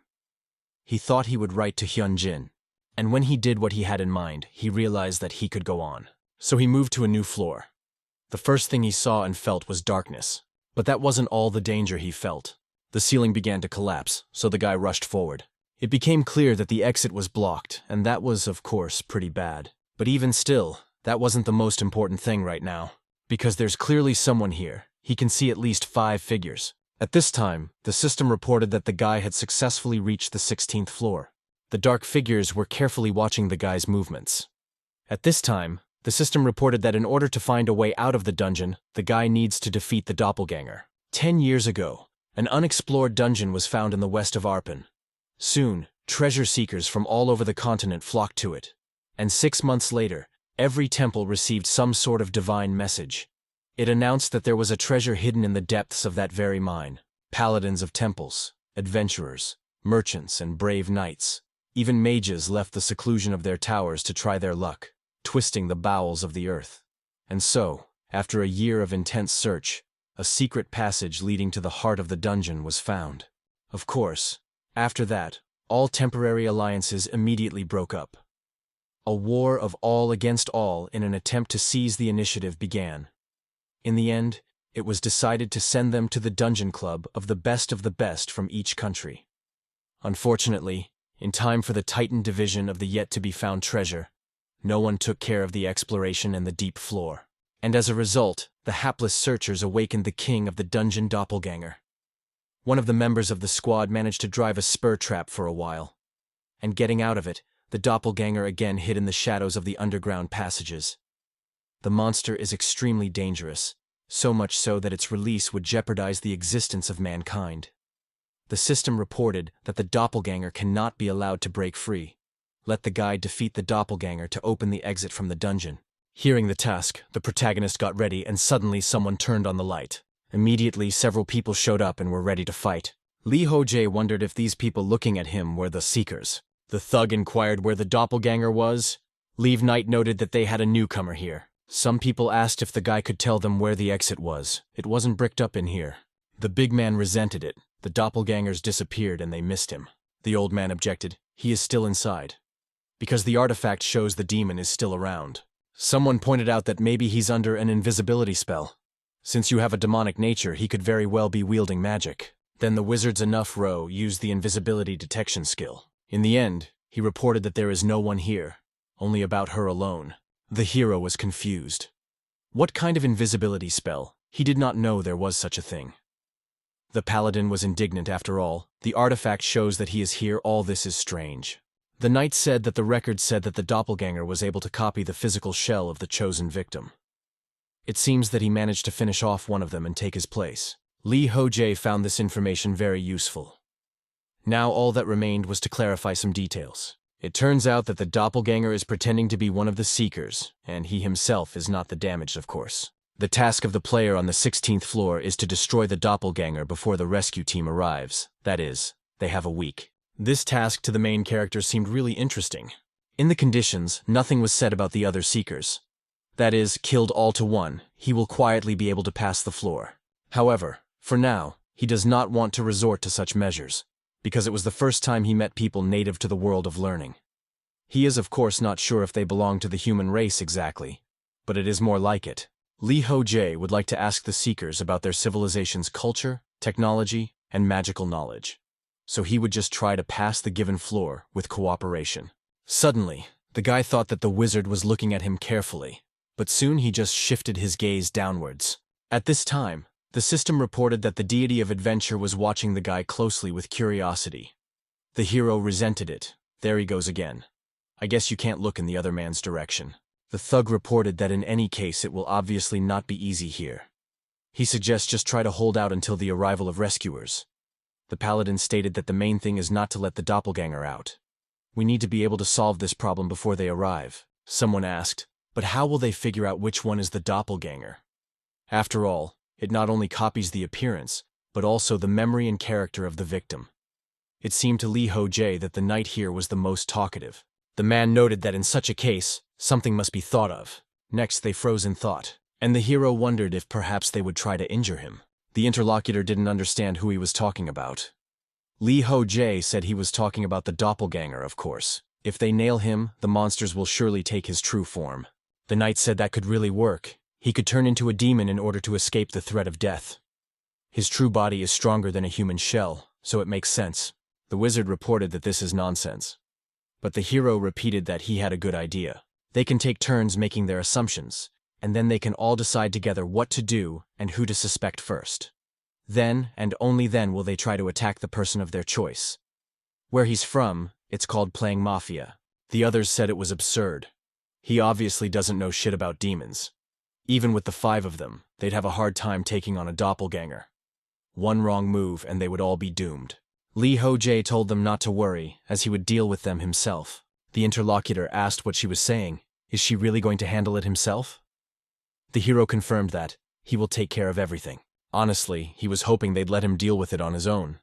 Then he'd get more experience points. But they don't know how strong he is yet. Given the information they've gotten from the other seekers, they can expect the doppelganger to be as strong as all of them combined. Ideally, the task of the player to calculate the double and escaped with unnecessary losses. So there are at least 3 seekers left for the fight. However, the main characters is not quite ordinary, the players. With the doppelganger special problems he should not have.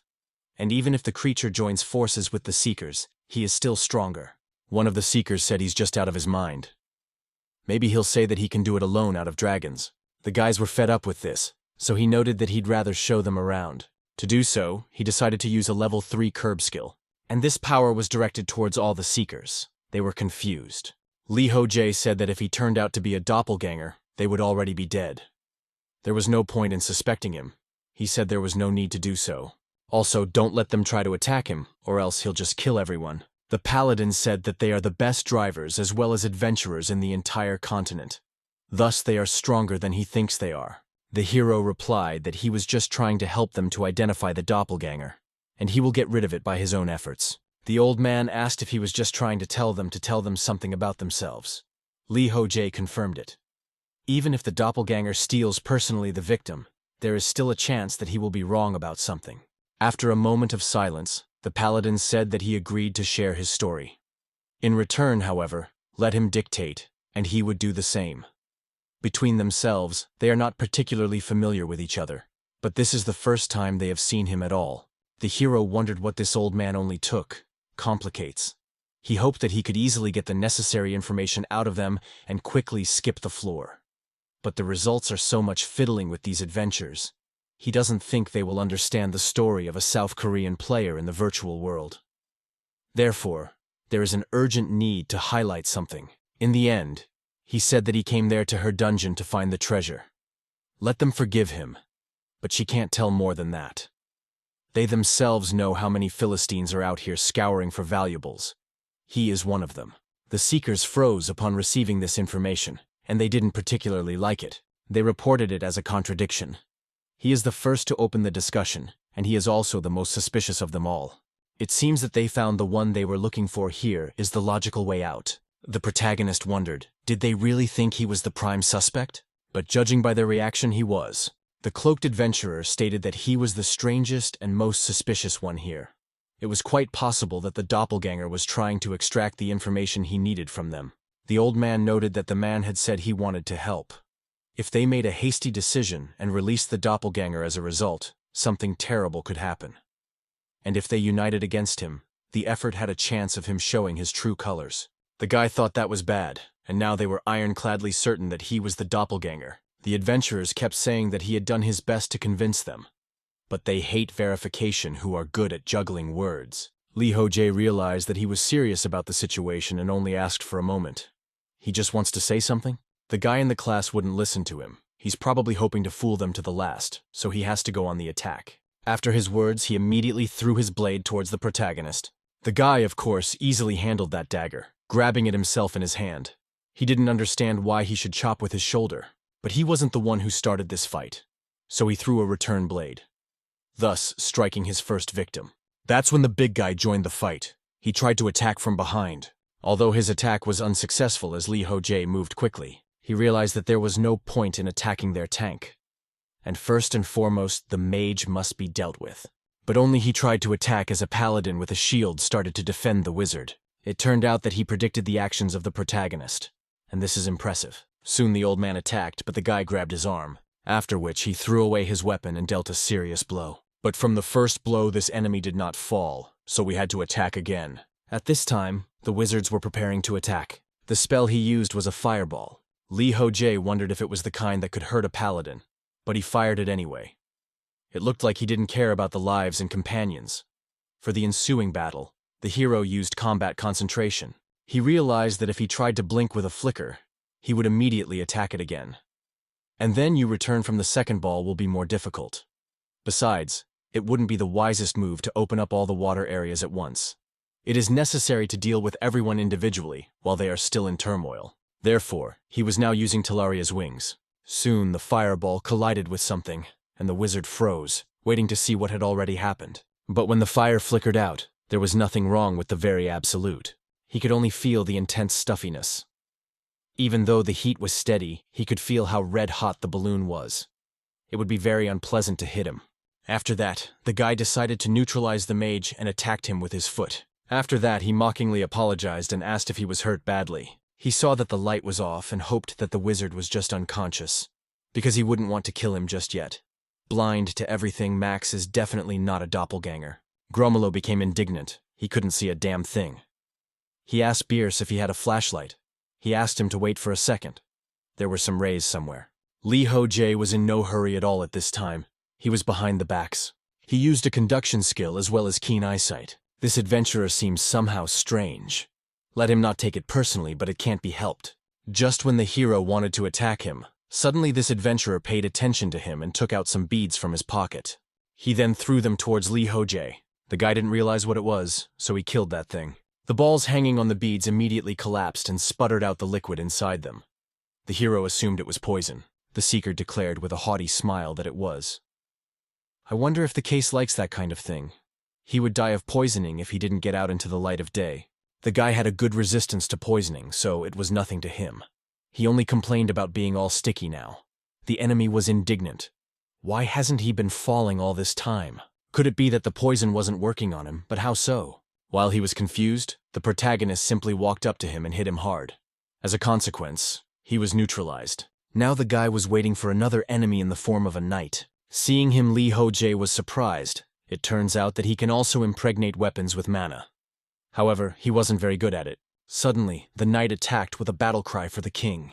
The protagonist, naturally, was not confused, and used the artifact of 1,000 weapons of Cantus.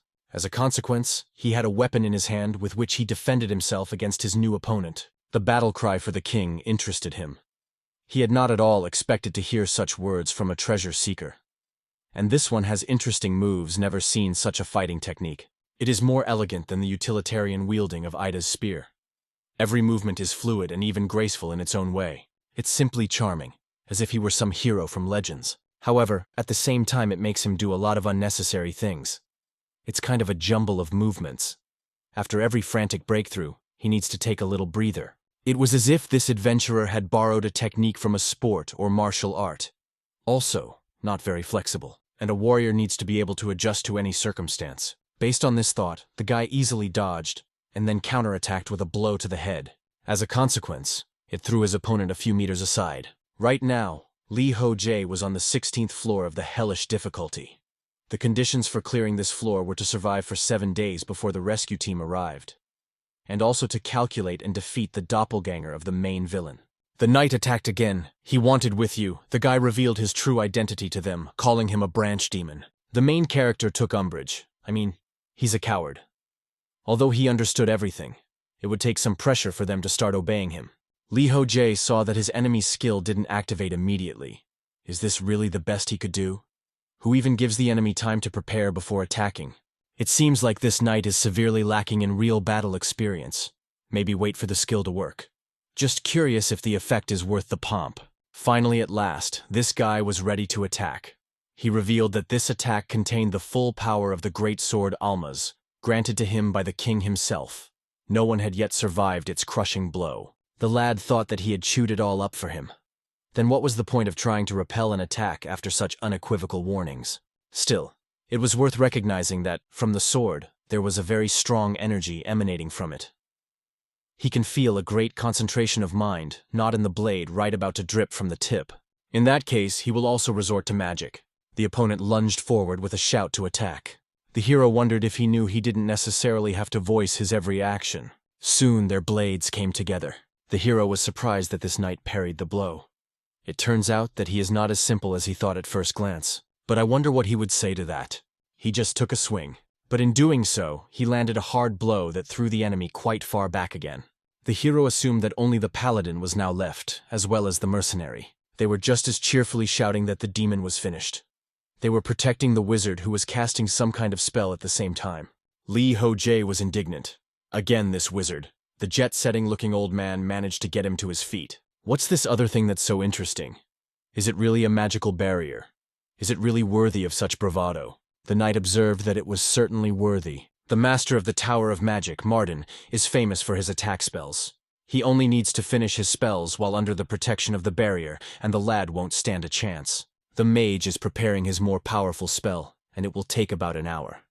But even the doppelganger won't survive such a powerful blow. The protagonist hasn't felt much threat from this great spell so far. They are not even considering the possibility of the barrier collapsing. The knight added that everyone outside the magical wall and would die, including him. Thunderbolt resented. Let him shut up already. Stop telling the enemy new important information. At this time, Lee Ho-jae asked, "Does this barrier have any weaknesses?" The interlocutor shouted that there were. It was a magic circle. The old man was indignant. Let him shut his mouth. Does he really want to drag them down with him? He swears he'll report to the stations above me about his noble sacrifice as soon as they get to the surface, so let him be quiet. The knight thanked him. Now he can go to the other world with no regrets. He is indeed ready to die. But what about the doppelganger? The mage would need an hour of extreme concentration to create this spell. But once it's completed, he won't be able to withstand it. Lee Ho-jae noted that if he said that, then okay then. He applied his next skill called soul exploitation. As a consequence, knocked out the wizard with a punch today. The big guy asked, "What did he do?" At that time, the hero said that there were only 2 enemies left. The thug informed that it was his turn to chase him, so let him fight. And so the fight began. But it didn't last long. The hero asked if they were being created. The beaten enemies reported that they were surrendering. Lee Ho-jae was glad to let them take these healing potions. Now that he had shown them his superiority, they shouldn't really snarl much. That's what the guy thought. The paladin was much weaker than he expected because he was suddenly a healer. If the old man became a warrior relying on divine power, he would certainly be much more difficult to deal with. The mercenary, as it turned out, was a tough nut to crack. He's strong but dumb, so he was punished as well. Lee Ho-jae had successfully managed to remove the entire gang, but he still hadn't figured out which one was the doppelganger. It's strange. So why hasn't the monster come out yet? He thinks it's not safe for him to make himself known right now, so he's just sitting there quietly waiting for the right time. We should still try to get some information out of them. The big guy was indignant. If it wasn't for that dumbass knight, they would have won. The paladin told him to knock it off. He wasn't the one who broke their barrier. The hero thought about how they had many reasons to be angry at the knight. Strange. So why did he blabber to his own? Perhaps he does that all the time. Or the knight told to interrupt the creation of the spell in order to save himself from being killed. In which case, does the doppelganger come out of the side? But it is also possible that he goes traitor or is really a demon. In any case, after what happened, the suspicions of the Seekers fell on the knight. Everyone is watching him closely. The wizard is still unconscious. Looks like the mana he collected detonated when the guy broke the spell. Thinks he'll recover in a day or 2. Adventurer is still rolling around on the ground holding his stomach. Not sure what exactly was the deciding factor for them to start listening to Lee Ho-jae. Suddenly he turned to everyone. Didn't he ask why they shouldn't try to figure out the doppelganger again? The big man wondered what he had in mind this time. Did he really want to make them play this mafia game of his again? The hero stated that, to be honest, what he had done was more of a trick to coax interesting information out of them. In fact, there isn't really much point in this game right now. The interlocutors didn't really understand what she meant by that anyway. Lee Ho-jae asked simply to tell him everything they knew, where they support from, as well as everything else. Treasure magic, monsters, dungeon equipment, geography, history, religion, politics, culture and economy. Interesting gossip life stories, rules of etiquette. He is interested in absolutely everything, and he wants to know as much as possible. The big man wondered again what he was up to. The old man still thought that he was a double, and did not understand what they can say and what not. The guy got tired of listening to them, so he used the building skill again. His base energy crushed everyone present. After that, the heroes turned their attention back to themselves, and asked why don't they start right now. He was sure everyone had something to share, and if they continued to remain silent, as if they had water in their mouths, he could certainly get angry. I wonder who wants to start first. The first to speak is a knight named Cassis Arkan. His grandfather gave him that name. From the time he was in diapers, his parents had been passionate about teaching him, and he extended his story. The big man remarked that he was telling all the information with such fervor. Accurate, he would give it all away. The old man stated that there was nothing they could do about it. They both saw his power, and even if he were a doppelganger, why would he listen to their stories? At this time, the hero asked them to be quieter. Cassis continued to tell everything to the best of his ability. This story was very long. The hero even thought that he had a lot of brevity. The story of this knight continued into the night. Most people had even gone to bed. His story was very long, but it was detailed. Lee Ho-jae learned about the smallest details of the world the Seekers lived in. Cassis said that this saucer was made by a palace potter of incomparable virtuosity. Its price reaches thousands of lyre. To be honest, the protagonist was really interested in listening to the knight. It was as if he had been on a guided tour. Although there were a lot of unnecessary details in his story, he was saying something about the family tapestry. When he suddenly jumped to another topic and began to outline the biography of his grandfather. The knight talked for 5 whole hours without any stop. Eventually had to interrupt him to send everyone to bed. With his pocket watch, he rang the barrel at one of the Seekers. Suddenly he shouted, "With you all waking up immediately." The guy couldn't sleep, and it wasn't just the insomnia. It was hard to relax knowing there was a demon lurking somewhere nearby. But during the night he kept his ears sharp, but did not notice anything suspicious. Here after some time came the second day. Today the hero planned to continue pulling information out of the Seeker. At the moment, there was nothing more valuable to him than knowledge. Cassis asked if he could talk while eating. The hero especially wanted to elicit important information from the knight about his technique, also about the structure of the dungeon from the adventurer, and about religion and God from the paladin. The old man asked Archon to be more respectful of the meal, and not insult her idle chatter with chatter. The others also wanted him to be quiet for a bit, so there was no further conversation. And after a while the old man was praying privately near a rock. The hero drew him away and apologized for interrupting his prayer, but he had a conversation to have with him. He asked him to tell him about his deity. Eventually the interlocutor agreed. Is it really possible that he really doesn't know anything? Li Hojie noted that there were some. If possible, he would like to learn about all the religions on the continent. The paladin said that he would tell him everything in a moment, and informed that he believes in the goddess of balance. In general, polytheism reigns on Arpan and, unlike clerics, ordinary people often worship several deities at the same time. They draw power from their belief in their patron in order to cast spells. Because people prioritize a personal connection to their chosen deity, many clerics choose not to join religious organizations. The protagonist found this curious. It turns out that they also derive divine power from faith. The more he listens to him, the more unusual the world seems. The old man reported that he could actually feel the energy emanating from him. Li Hojie noted that it is indeed there. He is certainly not a cleric, but he happened to pass the apostles' trials and was rewarded with a divine ability. The paladin couldn't believe it. Was he really talking about a shard of deity power? Cassus noted if he really is an apostle of some god, it is understandable why he is so powerful. Saint Osoli that worships the sun, God is also an apostle. The old man interrupted him and asked if he could find out which deity he was serving. The protagonist rubbed himself. He undergoes trials of divine duration and adventures at the same time, but only has to name one. The paladin said the cleric and served the same deity, so fair enough, and the answer will only make him even more wary. I have to think about which one to name. At this time, the deity of slowness as well as the deity of attraction were watching the guy with anticipation. He thought about the fact that the deity of attraction was probably on the local people's radar. Seekers would find it strange that he knew nothing about his own patron and so popular. Since that was the case, he simply stated that he served the deity of slowness. Both interlocutors remarked that they had never heard of such a thing before. At this time, the adventure deity of white sorrow and the deity of anduration looked at the protagonist with a proud look on his face. Li Hojie thought that was fine, as he knew that the deity of slowness would not cause unnecessary questions. She went on to tell him that the adepts of his deity walled themselves up in the mountains, so they don't get seen much by the common people. He himself knows little about the outside world, because his life is spent in seclusion. The old man noted that everything was clear now. It turns out that he was here using the rest of the deity, and perhaps helping them was part of his ordeal. The boy noted that it could be said either way. Suddenly he remembered something. He was going to ask to be taught your interesting technique, the one the knight showed yesterday with the glowing sword. Cassus is confused. He apologizes, but he can't reveal such information to a stranger. Then the hero asked, does she really want him to make him?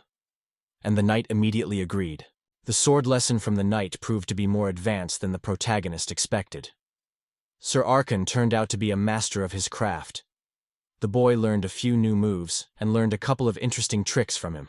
The knight told about everything in great detail, so it was easy to understand his explanation. I didn't expect him to be so sensible, given the events of the previous day. Archon also informed me that his technique is very economical in terms of mana absorption. One must concentrate the magic in the blade of the sword. This is the essence of the technique. It is necessary to use mana as fictitiously as possible to spread it along the entire length of the blade. An interesting course, the rest of how mana circulation channels work. The adventurer reported that he has a course, but his chest gets warm when he tries to make it flow to his head. Arhan noted that in that case, he would start by explaining the layout of the mana channels. Li Hojie reflected on the fact that this is definitely something new. He is doing something like what he was told. And indeed, the mana consumption is more modest than he expected. No point in trying to pour in more than necessary. Suddenly, the big guy said that as far as she knows, it's a secret technique passed between members of the order and within the close circle of the royal family. Therefore, if anyone finds out that now they also own it, then heads will roll. The hero objected. They won't tell anyone, although he feels that the knight will definitely tell someone. so it's not a sin for them to learn new things while they're at it. Now he has a much better understanding of how to control the flow of mana. But won't it be difficult to keep the sword in that state during battle? It seems to him more effective to mist you instead of illuminating the sword with it. Archon said that on the contrary, his technique is incredibly useful during battle. Once he uses it, all opponents will fall to the ground. It's also easy to impress those above him not on the left, vaulting at a sufficient level, so he doesn't even need any complicated techniques. It's quite stable and yet effective. Among knights, the level of proficiency in it determines one's position in the horde. The protagonist suggested that it's generally needed for bragging rights. Although she does appear to be effective, still, he didn't manage to get much useful out of the lesson. Understanding how to redirect mana flows would especially come in handy. He had only heard of natural channels before and was unaware that they could be influenced. He had also learned something about wielding a sword. His skill is mostly tactical and aimed at survival at all costs. Ida and her spear could be taken there as well. The knight, on the other hand, revealed to him an entire art with a rich history and interesting tradition. Suddenly, the big guy informed him that he was the scum of the earth. Li Hojie didn't understand what he was talking about. His interlocutor asked him to think about it. The wizard was ready to put them all down with his spell. He felt like he would have tried to do it without a shield. Here the hero was thinking that the man was making a point. The mage was shooting fire sugars left and right yesterday, not caring about the lives of his comrades. If not for him, the knight and the adventurer would surely have fallen victim to his magic. In that case, it is possible that they are a doppelganger. Basically, everything here is very suspicious in its own way, and overly vigilant both the knight and the other adventurers. The adventurer is just a piece of shit, and a friendly mercenary can't be ruled out either. After last night's fight, he's trying to wash the other squad members' bones with him. The paladin is the least like the doppelganger. He's rational and selfless, and moderately suspicious. There are only 6 days left to complete this stage. First, it is necessary to ferret out information about the outside world. This is a matter of utmost importance, and eliminating the doppelganger is afterward. So he turned to the paladin. He asked if the wizard was still unconscious. Perhaps he should be given some kind of elixir or something. And so he was confused when he saw that the hat had fallen off this wizard's head. Because this wizard turned out to be a girl, Li Hojie was confused and asked, "Did the old man really know that?" He informed that it looked like she was hiding her real appearance with the help of an artifact. The hero pondered the fact that he was an old rogue, attempted to heal the mage without telling anyone that he was actually the girl. The old man himself could see in his eyes that he suspected him again. Stop looking at him like that already. After examining this girl, Li Hojie reported that she looked even younger than him. I thought he said she owned some kind of tower. Arhan reported that it's quite possible. This girl is the apprentice of her real master, and the mentor sent her to them in his place. The boy said he didn't know what he was talking about. He explained that the master of the magic tower was very old, so it would be difficult for him to show up himself. Under the disguise, she didn't look particularly old. The girl must have made a few adjustments to the appearance to make it believable. It was actually over 100 years old. Grumila remarked that she was a beauty. Don't let him tell him he'd already had his fun with her. The paladin immediately started screaming, in some incomprehensible language. The protagonist didn't understand what he was saying.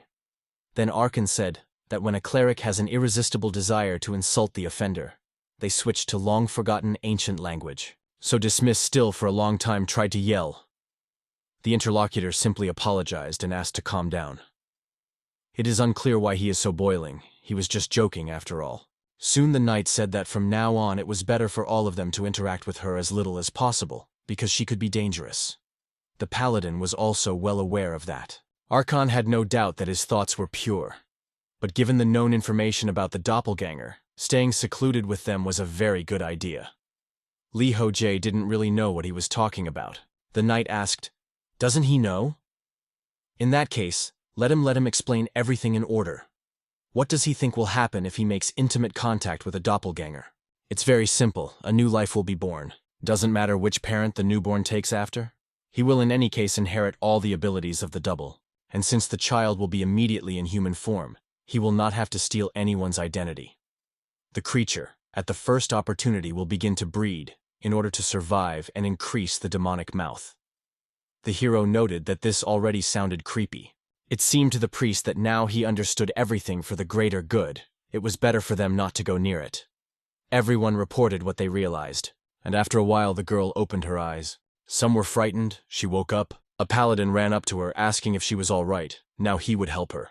The enchantress was a bit surprised, not realizing what was going on. The protagonist noticed that she was immediately taken aback by the revelation of her true appearance. If she was feeling better, he would ask to be allowed to ask just one question.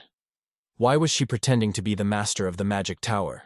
The girl was confused, not sure what to answer to that. Next, she took a leaf, began the guy to write, and the very leaf she handed to the main character. It said that she had been pretending to be a boy since she was a little girl.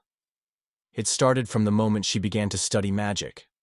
She was able to get into the dungeon because she had learned well enough to hide her real appearance. It seemed to the boy that communicating with her would be a mystery. Archon joined the conversation. He told him that although the magical gift was gender-blind, it's traditionally a male discipline. Gradually prejudices are weakening, but some mages are still prejudiced against female mages. That is why many of them hide their gender in order to be considered as equals. Lee Ho-jae was already really glad that he had a personal narrator. The one at this time kept saying that some even had their own skills to help with this. This seemed to be her case. Unlike ordinary people, Magi do not feel the need for a family of children or a second half. That's why they live under someone else's guise. The hero liked this guy. He explains everything as a personal Wikipedia. Well, then they will have to organize a separate restroom and a place to change clothes. After a while, Arhan shouted out that this was exactly what it was. During the coronation, Her Highness the Princess hit him with a smile. In that instant, he devoted all of himself to her. The mercenary asked if he was imagining things. He replied that of course not. He was ironcladly certain that her gaze was directed straight at him. The adventurer suggested that he had something on his face. The interlocutor resented how he dared desecrate his most precious memories. He immediately challenged him to a duel. As long as there was some turmoil, the hero thought everything was strange here. These two have somehow become too close. I mean, they just met. I wonder where all this friendliness comes from, especially considering the fact that the doppelganger could be anyone. She had tried to activate the spell on the first day, even though the paladin was under attack. And even after what happened, that old man tried his best to heal her. I wonder if it's a noble smile or a guilty smile. Even the protagonist can't say for sure. During the battle, the paladin fought more fiercely than anyone else in an urge to destroy the doppelganger. Now he's more complacent than ever. And they still haven't identified the doppelganger. What if he's trying to avert suspicion?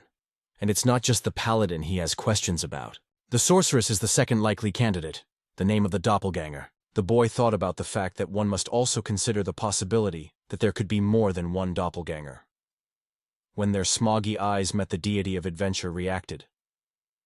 Then it comes out that everything is somehow connected? Suddenly, the system reported that the adventure deity was more in favor of it. Lee Ho-jae became indignant. Would you stop pestering him? And so it was already 4 to go before the rescue team arrived. The protagonist asked the sorceress if she had rested. If so, he asked if she could teach him magic. The girl wasn't thrilled about it. She wrote that she could not do this, because it is forbidden to teach strangers. This is what the guy expected, of course. Although he doesn't understand why no one agrees when he asks nicely. Suddenly, Arhan approached the girl. He asked for a different perspective on the situation. The guy is undergoing the trials of a deity. There is nothing wrong with you helping him out a bit. To top it all off, he's strong enough to swat them all down. If she goes against his will, things are going to get very bad. The enchantress had nothing left but to agree to this proposal, and the main character started to feel like a school bully for some reason. He is not very strong in magic after all, so the basics will be enough for him. The first thing the sorceress gave him was a magic book. But the boy couldn't understand it. He doesn't understand what it means and doesn't understand a single word. The knight who was looking into this book with him also did not understand anything. The girl said that it took at least a year of study to be able to read this text. Lee Ho-jae thought that was bad because he only had 4 years left. There's no time to learn a new language. The new mentor also said that for now, she would teach him the basic theory of elemental magic and how to fill spells with mana. Soon, the training began. Lee Ho-jae didn't understand. So why did it always have to be so difficult? He inquired about how much magic login usually came out. The companion wrote that it took her 6 months, but it usually took at least 5 years. When the hero asked if there was anything she could show him, the explanation he honestly didn't really understand. Eventually, she informed him that a seal had to be created first, and then read the spell that should affect the magic. One must focus on the flow of mana and channel it into the heart. The mouth as well as the hands should interact. When the magic reaches all three zones, one must recite the activating spell. Concentrating and doing everything as needed, the hero cast the wind arrow. Suddenly something appeared in his hand, but he noted that nothing happens. Probably he lacks a theoretical base. He already knows how to manipulate mana properly, but it would be harder to weave the elemental into it. Suddenly she saw the girl's concerned face. Had something happened? She had written that he was a genius. Had he never studied magic before? Even talented magicians get to this point in a few years of practice at a minimum. The boy marveled. So he had actually succeeded at something. Soon he received another piece of paper. The enchantress said that if he suddenly decided to seriously pursue magic, let him visit their tower. He would be very welcome there. Li Ho-jae was of course grateful for the offer, but said that it was unlikely to happen.